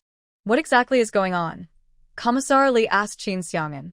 Shen Jingyue was still crying in his arms. Qin Xiang'an was about to explain, but Shen Jingyue broke free from his embrace and cried, Commissar, you must help me. My mother-in-law used to bully me at home, hitting me and forcing me to work. That's bad enough. Now she's come to the army to slander me, saying my son isn't Qin Xiang'an's. You've seen my son. Everyone says he looks a lot like Qin Xiang'an, but my mother-in-law insists my son is a bad seed. You have to help me. Shen Jingyue kept crying, and everyone nearby felt sorry for her. Comrade Shun, don't cry first. I will definitely find out what's going on. Commissar Lee looked at Mother Qin. Ma'am, you are Qin Xiang'an's mother. Yes, leader. Don't listen to her. If she hadn't fallen into the water on purpose, my son wouldn't have married her. Such a woman must have been involved with someone else before, trying to make my son the fool. Mother, you're talking nonsense. My wife isn't like that. You're just trying to ruin her reputation because you can't stand to see me succeed. Qin Xiang'an looked very upset. At that moment, a car drove into the army base's entrance. When it passed near the guest house, many people had gathered there. Xiao Yuchen sat in the front passenger seat and saw what was happening ahead. He told the driver to stop. What's going on? What happened? Xia Yun leaned her head out the window to look. I don't know. Mom and Dad, I'll go down and see. Xiao Yuchen opened the door and got out. When he went inside, he saw that the person there was his younger brother. The brother was holding a crying woman who was probably his sister-in-law. He didn't understand what was happening. He asked the woman standing nearby, Auntie, what's going on inside? What happened? The aunt has lived in the family compound for many years. When she saw a new face, she also noticed a small military car parked nearby. She immediately knew this person was probably important. She said, You just arrived, right? Inside are Deputy Commander Qin and his wife. Deputy Commander Qin's mother and sister just came to the unit yesterday. Early this morning, Deputy Commander Qin's mother was at the family compound, saying that her son's wife's baby isn't Deputy Commander Qin's, and she also said that before marrying Qin, she was with another man. Then, Qin's wife heard this and came over with a stick hitting her. Xiao Yuchen's face darkened. Auntie, is what Deputy Commander Qin's mother said true? The aunt looked at him, feeling he looked familiar but not thinking much of it. She said, I don't really know. But Qin's wife says it's not true, and she also said her mother-in-law often scolds her back home. She was pregnant and still made to do heavy work, and she ate very little. When she first arrived at the unit, she was quite thin, and her belly was small. If I hadn't heard she was pregnant later, you wouldn't even notice. I think what Qin's wife said is probably true. I also saw her child a few days ago. The child looks quite like Deputy Commander Qin, not like someone else's. But this is a family matter. We can only watch and not interfere. The aunt also felt sorry for Comrade Shen. Having such a mother-in-law was really unlucky. Xiao Yuchen didn't speak, and just watched the scene inside. Qin's mother saw Qin Xiang'an still thinking about his wife, and sat down on the ground. Oh, I can't go on. I raised you with so much effort, and in the end, you marry and forget your mother. Li Commissar's wife, Sister Li, went over to help Qin's mother up. Auntie, let's talk nicely. It's not good to treat Deputy Commander Qin like this. I don't want to get up. I was kind and thoughtful for him, but he always favors his wife. He even lets her hit her mother-in-law. I might as well just die. Lee Commissar also looked very worried. He didn't believe what Chin's mother said. This matter is not too big or too small. If it gets out, it wouldn't be good for Qin Xiang'an. Madam, why don't we go to my office to talk? Your current behavior isn't good for your son. If you truly care about Xiao Qin, even if his wife has done something wrong, we can discuss it privately. Your actions are just making people laugh at us. Qin's mother was silenced by Li Jingwei's words. Could she really say she was just causing trouble? Everyone in the team knew she was trying to get them to divorce. At this moment, Shen Jingyue was almost crying. She sniffled and said to Li Jingwei, Commissioner Li, my mother-in-law's actions are just to let everyone know what's happening. She doesn't like me and says those nasty words to insult me, even criticizing my child. Commissioner Li, could you please give me and Qin Xiang'an a divorce paper? I want to divorce him and take my child back to my family. As Shen Jingyue spoke, she couldn't hold back her tears again. It's my fault. If I had known earlier, I should have drowned in the river. Then I wouldn't be so falsely accused. Sweetheart, what are you talking about? I won't divorce you. Commissioner, don't listen to her nonsense. Qin Xiang'an was truly angry. He believed her, yet she was saying such hurtful things. Is he the kind of person who only listens to one side? Does he not know his own son? When they go back, he must teach her a lesson, so she won't say these things again. People around them were starting to side with Shen Jingyue. They all criticized Qin's mother for her actions. I think it's not Shen Comrade who is cheating with other men, but her mother-in-law who doesn't like her and is deliberately saying these things. In times like this, a woman's reputation is very important. If she truly cares about her son, even if she's unhappy with her daughter-in-law, she wouldn't say such deadly words. Exactly. At first, I believed her, but then I remembered I saw Deputy Captain Qin's son a few days ago. He looks so much like the deputy captain. Yes, I saw that too. They really do look alike. So, she's deliberately slandering her daughter-in-law. That's just too terrible. Seeing her like this, it seems she's trying to force Deputy Captain Qin and his wife to divorce. What kind of mother is she? Is she even a real mother? Maybe she was adopted. This Annie was right. She really hit the mark. Qin Xiang'an was indeed adopted. Oh, sister-in-law, you were right. I just heard that Deputy Commander Qin isn't his biological son. If he were, he wouldn't cause such a fuss. This was the Annie working at the guest house, and she had just overheard Deputy Commander Qin say these words. As soon as she spoke, everyone started whispering again. There were more people now, including some young soldiers heading to the training ground. Curious about the commotion, they looked over but didn't stay long, as they had training to attend. Commissioner Li didn't want this to affect the army, so he directly told Qin Xiang'an, "Take your mother and wife to the office." Then he left. Qin Xiang'an comforted his wife, then looked at his mother, who was still sitting on the ground throwing a tantrum, and said coldly, "Mother, get up quickly." Seeing Qin Xiang'an's icy stare, his mother shivered instantly. This fourth son's look, she was his mother after all. Sister-in-law Li hurriedly helped her up. "Let's go, Auntie. If you have something to say, let's go to the political commissar's office." For a moment, Qin's mother forgot to struggle and was helped up by sister-in-law Li. She still wanted to cause trouble, but Qin Xiaolian quickly came over to support her and gently squeezed her hand, signaling her to stop talking. Did she not see how bad fourth brother's face looked? If mother kept causing a scene, fourth brother would definitely hate them. It's all because of mother. Why is she so impatient? They had just arrived and didn't understand the situation here, but her mother started talking nonsense outside. Seeing fourth brother's expression, she suspected he was protecting that little troublemaker. What chance did she have then? She was almost furious with her mother. Qin Xiang'an took his wife and headed to the political commissar's office. Mother Qin and Qin Xiaolian were also taken there by sister-in-law Li. Xiao Yuchen saw everyone leave and finally returned to the car. Xia Yun asked, "What happened? Was that Xiang'an just now?" Xia Yun seemed to have seen Qin Xiang'an walking ahead with a woman. Xiao father also looked at Xiao Yuchen. Yuchen nodded and told his parents everything he had seen and heard. "Worried that my parents might overthink," I added. I think what the adoptive mother of the fourth brother said might not be true, although he hasn't seen what the fourth brother's wife looks like.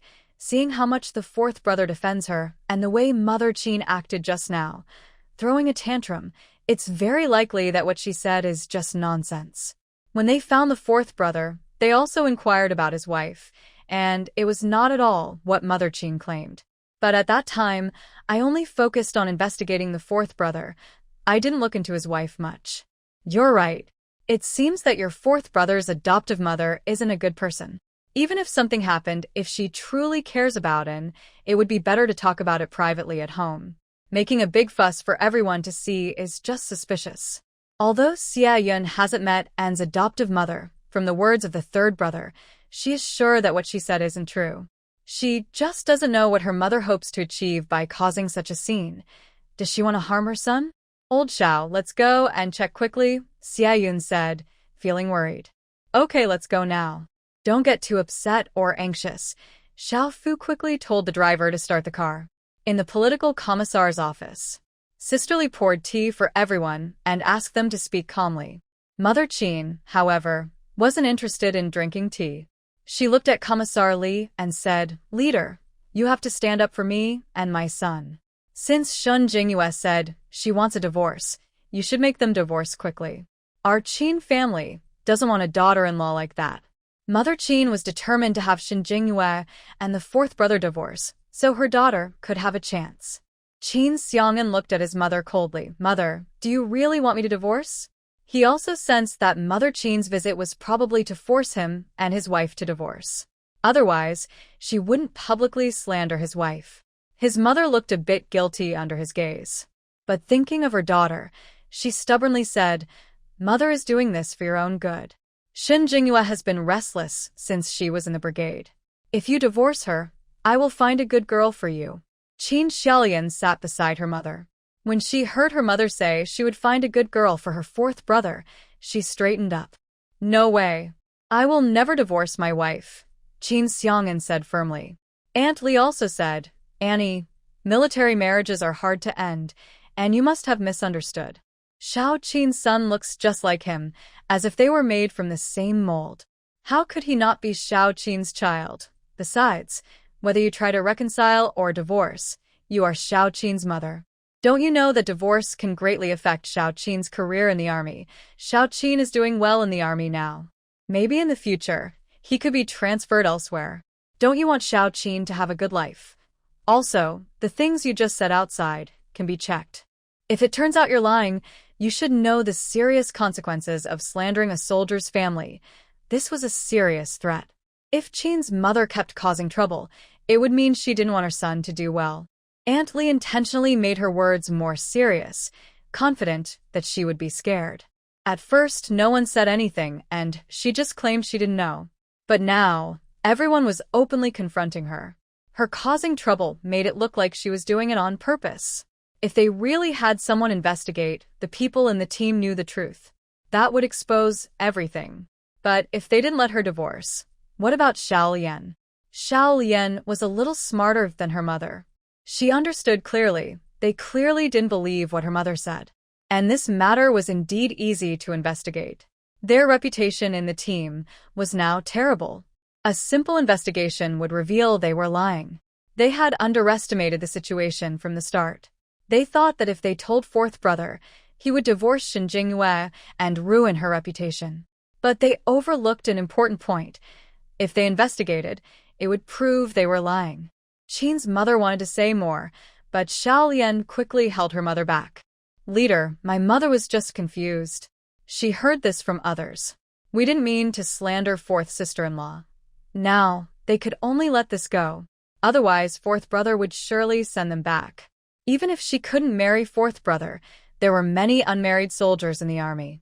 As long as she stayed here, she still had a chance to marry an officer. If she returned home, her reputation would be ruined, and she wouldn't be able to marry into a good family. Shun Jingyue sneered and said, "You didn't want to slander me. Just now outside, you clung to me and said I was flirting with men. Now you want to dismiss it with a single sentence. Do you really think I am easy to bully?" She was angry that they were ruining her reputation and insulting her son. She didn't think she was someone to be pushed around. Qin Xiaolian looked at her with hatred in her heart, but she remembered she still had to stay here. She softened her tone and looked at Shen Jingyue with a sad face, asking, "Sister-in-law, what do you want us to do to forgive us? Don't call me that. I don't deserve to be your sister-in-law. As for forgiving or not, that's not up for discussion. I won't forgive someone who tries to harm me, but you slandered me, damaged my reputation, and insulted my son as if he were a bad seed. If you don't clarify this in front of the family members, I will report it to the police. When they investigate, you will have to pay for the things you said." Hearing this, both women's faces turned pale with fear. "Fourth sister-in-law, how dare you? I am your mother-in-law," Qin's mother said, sweating with fear, unable to believe she would actually call the police. Shen Jinghua shot her a cold look and said icy, "What's there I wouldn't dare? You're talking, and I'm not allowed to report to the police? If you slander a military family member, you'll be responsible for the consequences." Qin's mother and Qin Xiaolian were immediately frightened, fearing Shen Jinghua would really go to the police. Qin's mother looked at Qin Xiang'an and said, "Fourth brother, you don't just ignore your wife. I am your mother." Qin Xiang'an had long been fed up with her, and his tone was naturally not gentle. "My wife is right. If you don't clarify this matter in the family and apologize properly to my wife will definitely report it to the police. People should be responsible for what they say and do." At this moment, Commissar Li also advised appropriately. "Auntie, you should clarify this matter clearly and apologize sincerely to Comrade Shen. Don't talk nonsense in the future. Once you do that, this will be over." Sister-in-law Li also added, "Exactly. We're all family. Just apologize and clarify." If this really went to the police, it would definitely affect Qin Xiang'an. Shen Jinghua knew this too.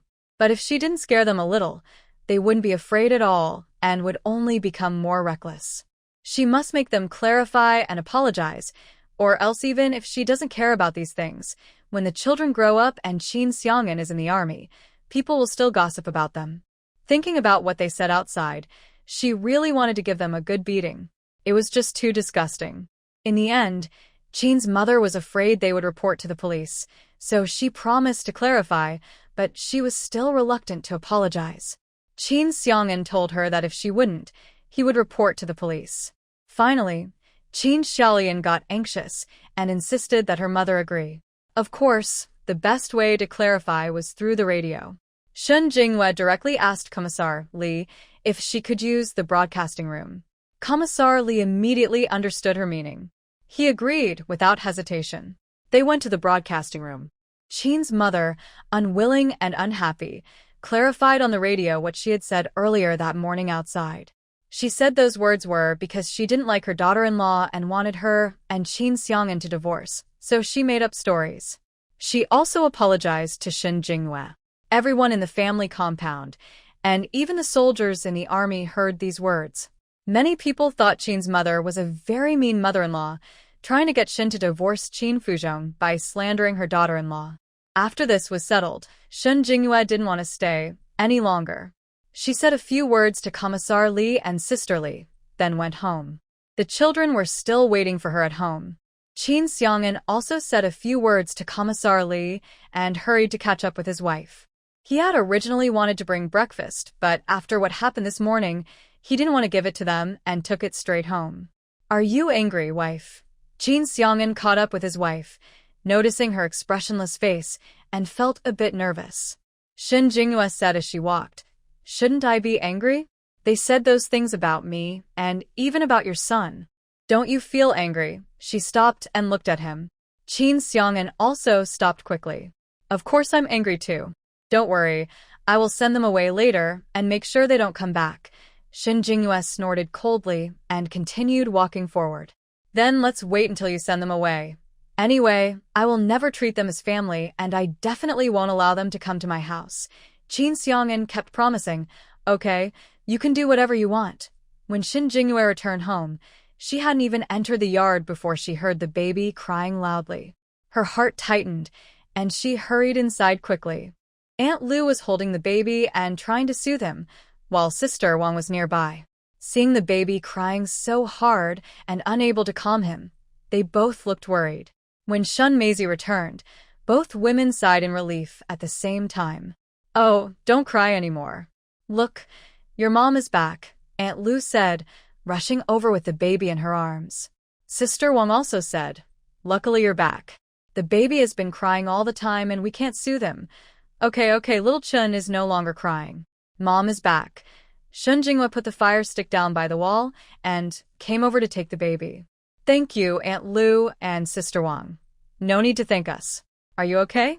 Is everything all right?" Aunt Lu had just heard the radio, and Sister Wang told her what had happened outside. I'm fine. "Aunt Lu, Sister Wang, thank you for your hard work today. You can go home and rest now. All right. If anything happens, just come and call us." Aunt Lu and Sister Wang left, greeting Qin Xiang'an as they went out. Shen Jinghua held the baby and comforted him for a while.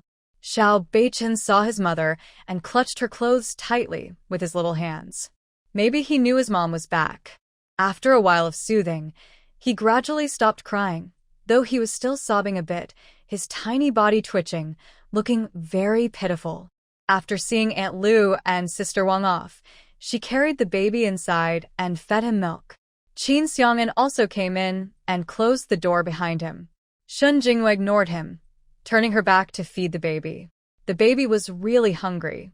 As soon as he tasted the familiar milk, he started eating eagerly. Qin Xiang'an said nothing, quietly sitting and waiting for his wife to finish feeding the baby.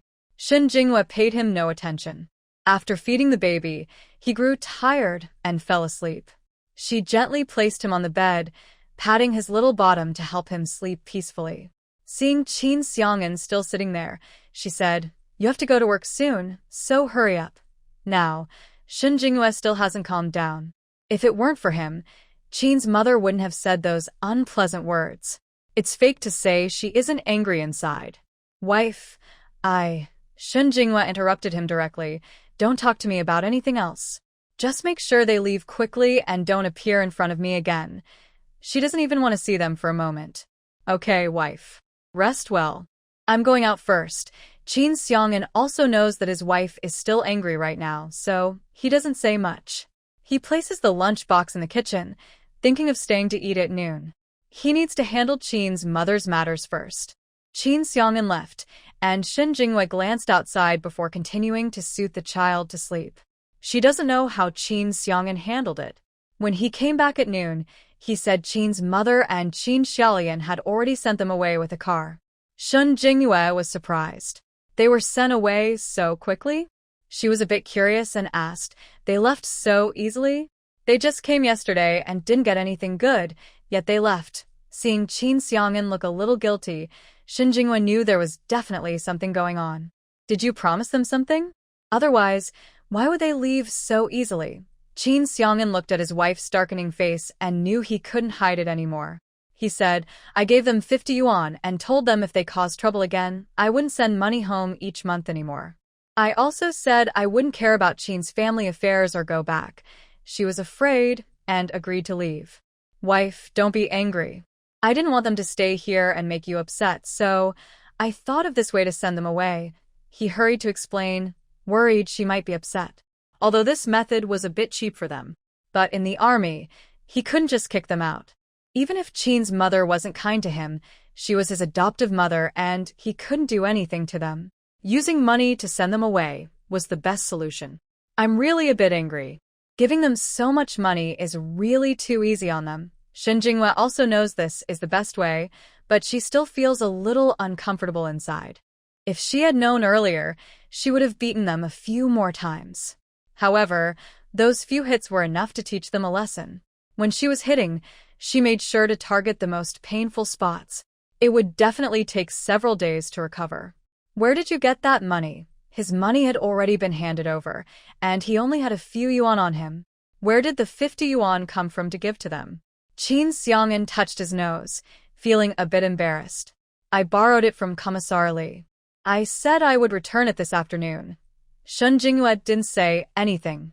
She opened a small box in the cabinet, which was actually a space, and took out 50 yuan to give to him. "Take this back to Commissar Li this afternoon." Qin Xiang'an quickly put the money away. Then, thinking of something, he asked, "Wife, is there something else?" "What else?" Shin Jinghua looked at him with curiosity. "My biological parents are here. They want to meet you and the child." Afraid that his wife might not want to see them, he added, "Wife, if you don't want to, that's okay. I can tell them later." Shin Jinghua thought for a moment and asked, "Won't they be like Mother Qin?" If they had the same temper as Mother Qin, she would rather not see them to avoid trouble. Qin Xiang'an shook his head. "No, they came in the morning. They heard about what happened outside. They didn't believe everything they heard. I explained everything to them, and they believe you. Besides, they came this time just to see you and the child." Shin Jinghua thought for a moment and then agreed. "All right then. Bring them home for dinner tonight. I'll cook a few good dishes." "Okay." Qin Xiang'an was very happy. "Wife, you rest first. I'll go to the kitchen and prepare lunch." He stood up and headed to the kitchen. At the train station, Qin's mother and Qin Xiaolian boarded the train. After sitting down, Qin Xiaolian started to complain about her mother. "Mom, it's all your fault. Now look at us. We haven't even stayed a whole day, and we're already going back. How could you agree to fourth brother?" "I'm going back. What am I supposed to do?" Just now there were soldiers nearby. Even though she had many complaints in her heart, she didn't dare to say them out loud. Now that they were on the train, Qin Xiaolian couldn't hold back and started talking a lot, almost wanting to say everything she had been holding inside. Qin's mother was happy to have 50 yuan, and they didn't have to pay for the train tickets. She finally understood that it was impossible for fourth brother and Shin Jinghua to get divorced. And Shin Jinghua is not as easy to handle as before. "I still remember how fierce that little troublemaker was when she hit me, and I still feel the pain from it. Even if we stay here, I doubt we will get any good results. I'm also really worried that the fourth brother might report us to the police. Since she is not a biological relative, and I know I haven't been kind to him before, I worry about what will happen if he really reports us to the authorities. I don't want to end up like those people, being sent to a remote place to work hard every day." "Don't be afraid. When we go back, Mother will find you a good match," she said. "How can she find someone? The nearby villages all know about our family. They won't agree," I replied. When Qin Xiaolian came, she had a good plan. Let fourth brother and Shin Jinghua divorce, then she would find a way to marry him herself. After all, they are not real siblings, and fourth brother is so handsome, a soldier earning dozens of yuan a month. Marrying him would mean she could follow the army, not farm, and she would have plenty of money every month. She could eat whatever she wanted and buy whatever she liked. Life would be so much better. But when they arrived here, she found out that fourth brother didn't want to divorce Shin Jinghua at all. Even if she said Shin Jinghua had been flirting with other men when she was in the commune, fourth brother didn't believe it. And it's only been a few months. Shin Jinghua, who used to be thin and pale, now looks like a different person. "You're really beyond the law." And Ruo Meng felt that this person's mind was full of filth, like maggots. "Are you crazy? Seeing everything as dirty because of your heart? Did you not see that person is holding something? Who in the training camp is having an affair? You're just a mental case." Shi Qiuying always thought she had discovered some secret and wouldn't let go. "You tell us not to fall in love, but you're sneaking around. That's disgusting." And Ruo Meng slapped her backhandedly, watching her hair swing to the side. "Use your brain. Where are we? I'm dating, and who would date a 13-year-old girl? Don't stay here." She finally felt a little better inside. "Of course you are my daughter. If I don't take good care of you, who will? Don't worry. Your fourth brother gave us quite a bit of money this time." When Qin's mother mentioned money, she didn't notice a thin, tired man sitting in the row behind her, whose eyelids twitched slightly. In the evening, Qin Xiang'an came home with 3 people. Shin Jinghua was cooking in the kitchen. The child was sleeping inside. When she heard the noise outside the gate, she picked up a spatula and came out of the kitchen. As soon as she stepped out, she saw Qin Xiang'an and the 3 people entering. "You're back." She had just spoken when she saw a middle-aged man who looked very much like Qin Xiang'an. His eyes showed authority, his posture was straight, and he was wearing a Zhongshan suit, clearly a leader. Next to him stood a graceful woman, and there was also a young man who looked about 7 or 8 parts similar to Qin Xiang'an. She thought, These must be Qin Xiang'an's biological parents. She didn't say anything, mainly because she didn't know what to say. Xia Yun immediately liked Shen Jingyue at first sight. She quickly stepped forward and said, "You must be Jingyue." "Hello, Auntie." Shen Jingyue couldn't just call her mom, since she wasn't sure how they felt about her. Calling her aunt was the best choice. Yes, you are very beautiful. Xiang'an is lucky to marry you." Xia Yun liked Shen Jingyue at first sight. She didn't believe the rumors outside. Moreover, Xiang'an's adoptive mother clarified that those stories were lies. Someone was just trying to ruin her reputation, so Xiang'an and his wife would divorce. Shen Jingyue felt a little shy from the compliment.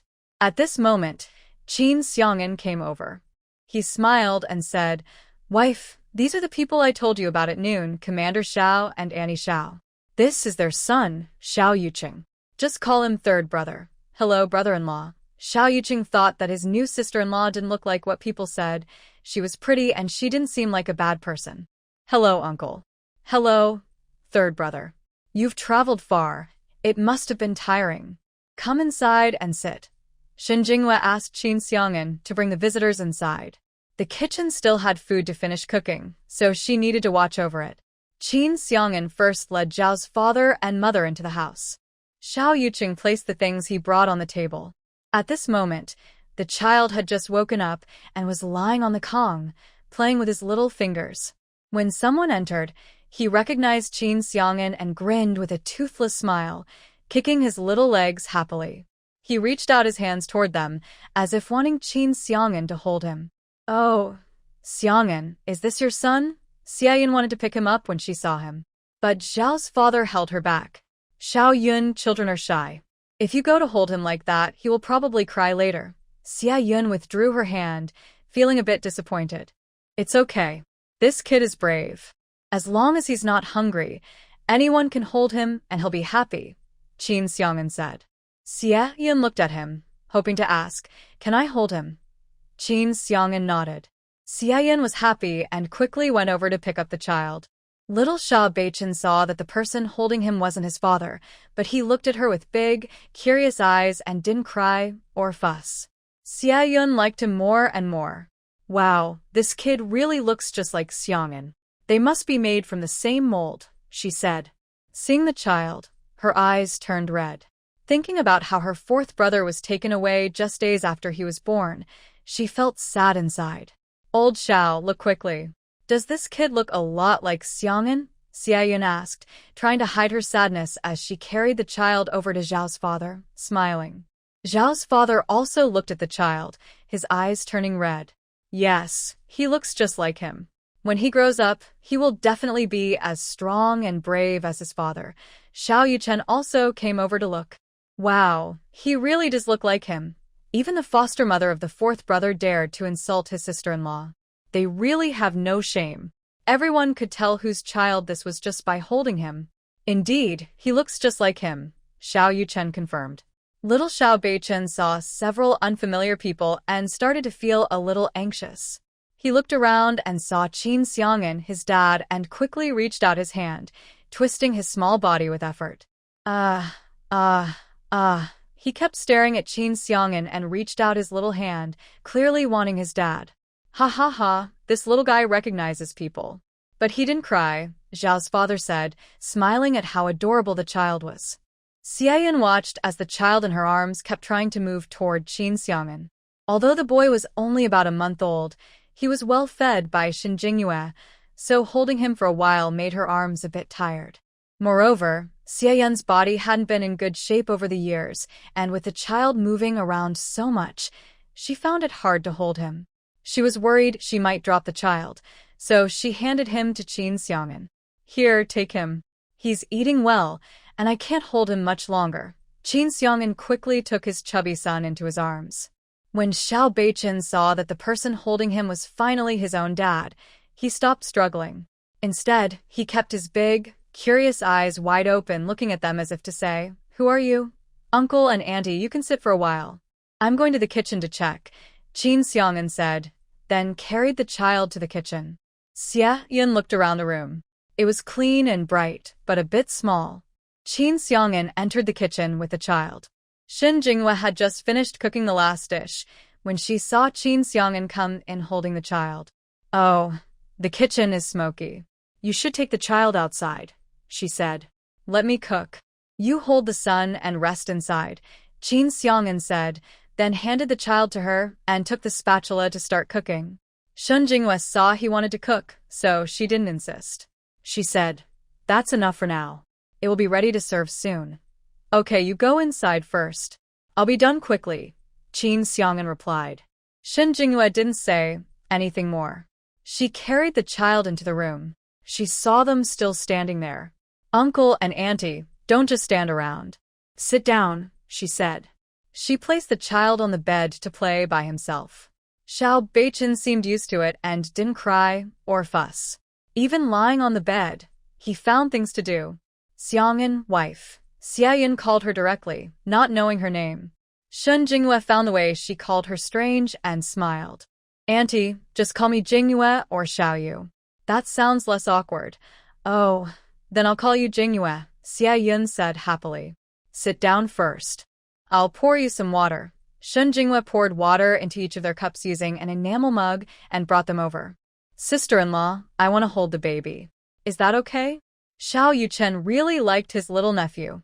Seeing him boredly playing with his tiny hands on the bed, not crying or making trouble, was very adorable.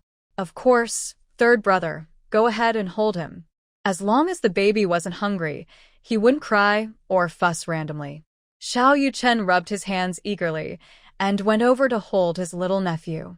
"Sister-in-law, what's his name?" "His name is Xiao Beichen, nicknamed Chen Chen or Little Chen." When the three Xiao family members heard the baby's surname was Xiao, they all felt excited. Xia Yun was even more emotional, her eyes turning red. Good. Beichen is a nice name." "It sounds lovely," Zhao's father said, his voice trembling a little. Since the baby's surname was Xiao, it meant that Jinghua officially accepted them, even if she hadn't gotten used to calling him that yet. "Uncle, Auntie, when did you arrive?" Shin Jinghua, with nothing else to do, sat down to chat with them when she saw the baby was happily smiling in her third uncle's arms instead of crying. "We arrived last night at the train station and stayed at a guest house. This morning we came to the army," they explained. Xia Yun didn't hide anything and directly said, "We saw what happened this morning. That Qin mother really isn't a good person. Child, you've been wronged." She held her hand to comfort her. As women, they knew how cruel it was to have their reputation tarnished by false accusations. Fortunately, her daughter-in-law was not someone who took things lying down. According to her third son, she even fought back. Most women would have broken down crying, but she was different. She made the gossipers clarify the truth and even apologized. That kind of strength was rare for a woman. "As long as the people close to me stand with me, I believe in myself. These grievances are not so bad," she said. It was good that she fought back and made the truth clear, and that she got an apology. Otherwise, she would have been too upset to bear it. "Of course, I believe you. By the way, I also brought some things for you," she added. "There's something for the baby, and something for you." Xia Yin didn't keep talking about that topic, and instead shifted the conversation to what she had brought. She smiled and quickly handed over the items she had brought. She handed it to her, signaling her to open and look. Shin Jinghua didn't expect her to bring something for herself. Thinking about the last package sent from Jing City, which also contained fabric for making clothes, she still keeps it in her cabinet. Maybe this time it's more fabric again. But when she opened it, she was surprised by what she saw inside. It was actually a set of skincare products. "This is the skincare I bought in Jing City, and this silk scarf. Many people in Jing City like it. Whenever the scarves arrive, they sell out quickly. I asked your second sister to help me save one." Shin Jinghua didn't expect Qin Xiang'an's biological mother to be so kind to her. "These things are quite expensive now." She looked at her with a sincere smile. "Thank you, Auntie. I like all these things very much." Xia Yin was happy to hear her say she liked them. Since today the fourth brother is taking care of his wife, she knew that Xiang'an really liked his wife. "I'm glad you like them. I also bought some milk powder for the baby and made a few small clothes. The milk powder I sent last time is all used up now," Shen Jingyue naturally knew she was talking about the last batch sent from Jing City. Most of the baby's milk now is breast milk, but sometimes at night, Qin Xiang'an doesn't wake his wife to feed the baby and instead gives him formula. Actually, they haven't used much of it yet. One bag is still not finished. Not yet. Then take your time. As the baby grows, his appetite will increase. Soon, breast milk alone won't be enough. Xie Yun, being experienced, knew that in a few months, as the baby gets bigger, just breast milk and formula won't be sufficient. While they were talking here, Qin Xiang'an soon came in with dishes. Shen Jingyue stood up and placed the things on the table into a corner cabinet. Adjust your breathing. Keep your pace steady with your steps. Don't tense up. Lean forward a little. Exactly. Keep running. The others had already gone to breakfast, leaving only the first group of male soldiers, scattered and still running, looking exhausted. And Ruo Meng was nearby, following along but not eating. Lu Qingyan walked outside the training ground, looking at her small but very tough figure. Qin Rue moved his legs and had to remind his brothers. Don't look, brothers. This girl isn't soft at all. She's really a tough guy. Are you sure you want to fight her head-on? Lu Qi. That way, he can stay close and watch over him. While speaking, she pointed to a small cart nearby. Usually, she kept the children in it during meals. Xiao Yuchen also saw this, picked up the child, and placed him down. After washing his hands, he came in to eat. Today's meal was quite hearty, including braised pork, stewed lamb, shredded potatoes, stir-fried lettuce, and over 10 scallion pancakes. Each dish was served in large portions, as Shen Jingyue was worried there wouldn't be enough, so she prepared generously. Everyone picked up their chopsticks and started eating at the same time. Xiao Yuchen was quite talkative. After a while, he thought the food tasted really good. Sister-in-law, did you make all these dishes? Xiao Yuchen asked while eating. Shen Jingyue didn't understand what he meant and nodded, yes. Why? Do you think they don't taste good? She thought the food was delicious. Worried she might misunderstand, Xiao Yuchen quickly shook his head. No. It's just that the flavors are so good, really tasty. I think it's even better than the dishes from the state-run restaurants outside. His words weren't just flattery. The food really was excellent. Xie Yan also said, it's truly delicious, especially these scallion pancakes. They're crispy outside, and wrapping them with shredded potatoes and meat makes them especially flavorful. If you like it, eat more, Shen Jingyue said, feeling relieved. She had worried her cooking wasn't good enough. My wife's cooking skills are indeed very good. They can't compare to those outside, Qin Xiang'an said proudly, happy to call her his wife. Qin Xiang'an's father and the others noticed the pride in his tone and looked at him. So, he was showing off about his wife now. Xiao Yuchen was also surprised. The fourth brother used to seem cold and distant, not easy to get close to. He didn't expect that when his wife was praised, he would be so proud. Is this how men with wives usually behave? Xie Yun felt happy inside. Seeing her youngest son doing so well made her feel joyful. Father Xiao also felt very pleased. Although his youngest son hadn't called them mom and dad yet, since he had given the children the Xiao family surname, he considered them part of the family. They will wait. Waiting for the day he changes his mind. During the meal, a few people ate and talked together, and soon they finished eating. All the men had big appetites, and they finished all the dishes on the table. Qin Xiang'an cleaned up the dishes to wash them, while Xiao Yuchen and Zhao's father went to help, as they also had matters to discuss with their younger brother. All three men went to help wash the dishes. At this moment, only Shen Jingyue and Xie Yun remained in the room. They were talking when the child suddenly cried. Shen Jingyue went over to check and saw that the child had a dirty diaper. She quickly took a clean diaper to change the child. Xie Yun didn't stand around idly. She poured hot water from the thermos, mixed in some cool water, and warmed it just right for washing the child's bottom. After cleaning and changing the diaper, Shen Jingyue held the child and fed him milk. Xie Yun noticed Shen Jingyue's embarrassment, but didn't look. Instead, she sat on a bench and chatted with her. Outside, Zhao's father and Xiao Yuchen were discussing about transferring him back to Jing City. But Qin Xiang'an was not willing. Why? Jing City has much better conditions than here. If you transfer there, your wife and child will have better living conditions, which will also help you in the future. Xiao Yuchen really wanted him to go back. That way, his family could see him more often. Are you worried about the transfer? Don't worry about it. I can help arrange it, Zhao's father said, thinking he had concerns. Qin Xiang'an shook his head while washing dishes and said, "It's not that. I want to transfer based on my own ability, not through connections. I know you're doing this for my sake, but you don't need to say more." I won't agree. Even if he was transferred to Jing City, he wanted to do it through his own efforts. He believed his wife would support him too. Zhao's father and Xiao Yuchen exchanged glances and sighed lightly. All right, since you feel that way, do as you wish. If you need anything in the future, you can write a letter. I'll ask your mother to help you buy it. Qin Xiang'an responded with a nod and said nothing more. By then it was dark. After Qin Xiang'an finished washing the dishes, everyone chatted in the yard for a while.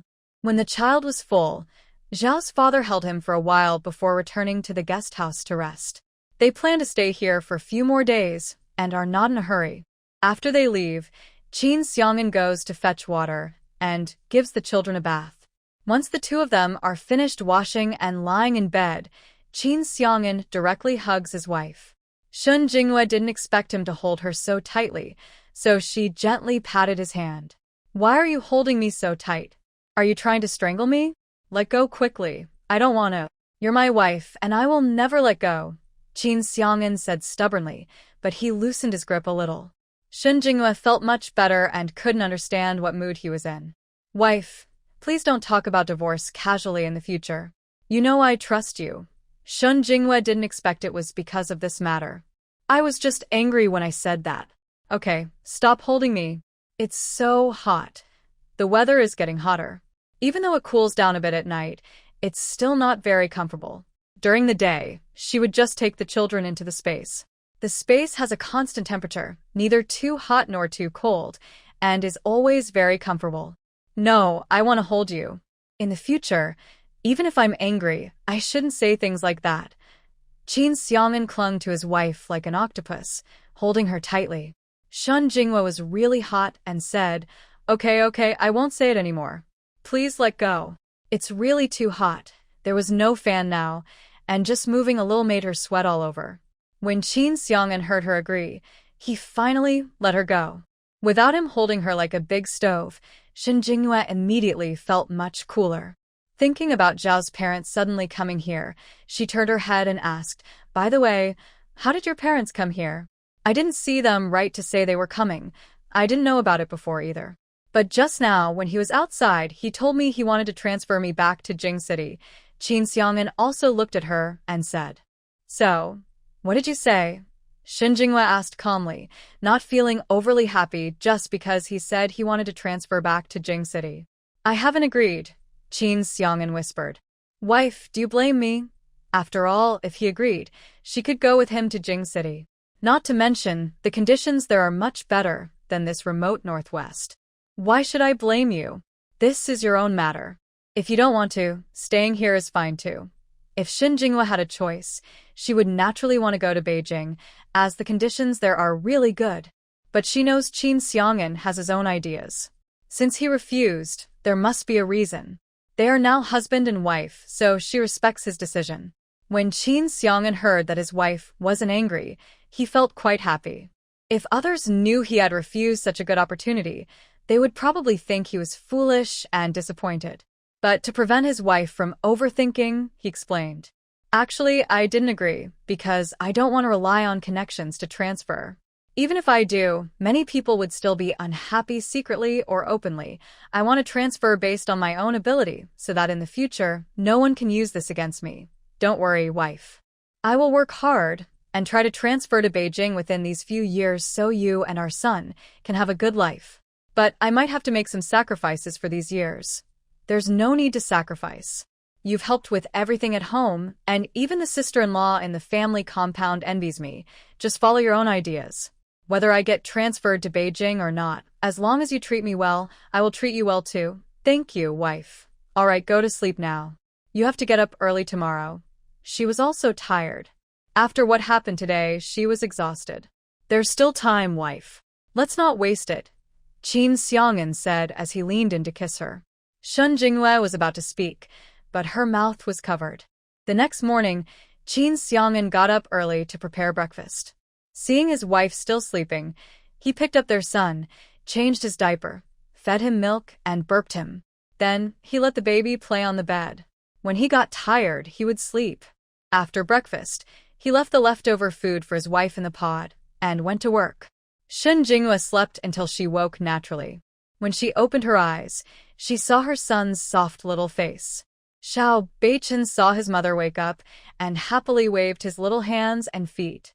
His adorable look made her very happy. "Oh, my little baby, why are you so well-behaved?" Shen Jinghua immediately picked up her child.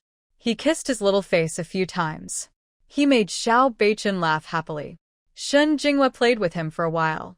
When she saw his diaper was dry, she took him outside to pee, which also meant less diaper to wash. After he finished, she put the child into the stroller.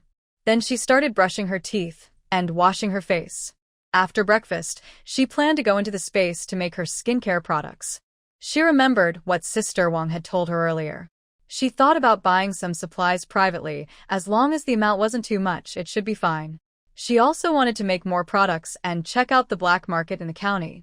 Many women in the county earn wages, and those who love beauty are always tempted. Buying there could bring higher profits.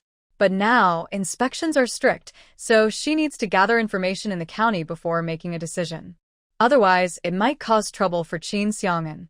If it doesn't work out, she will just expand this plan and wait until policies loosen in the future. Anyway, with Qin Xiang'an's allowance and salary, life is still good. Just as she was about to close the door and go into the space, Xia Yun and Xiao Yuchen arrived outside. "Auntie, third brother, why are you here? Come in and sit. We came to see you, and the baby. How are you? Have you eaten breakfast?" They had wanted to come earlier, but on the way, they met Qin Xiang'an. When Qin Xiang'an heard they were going to see his wife and child, he told them that his wife was sleeping late. Xia Yun decided to come later, and after a few words with Qin Xiang'an, they wandered around the residential area. They only arrived now. "Have you eaten?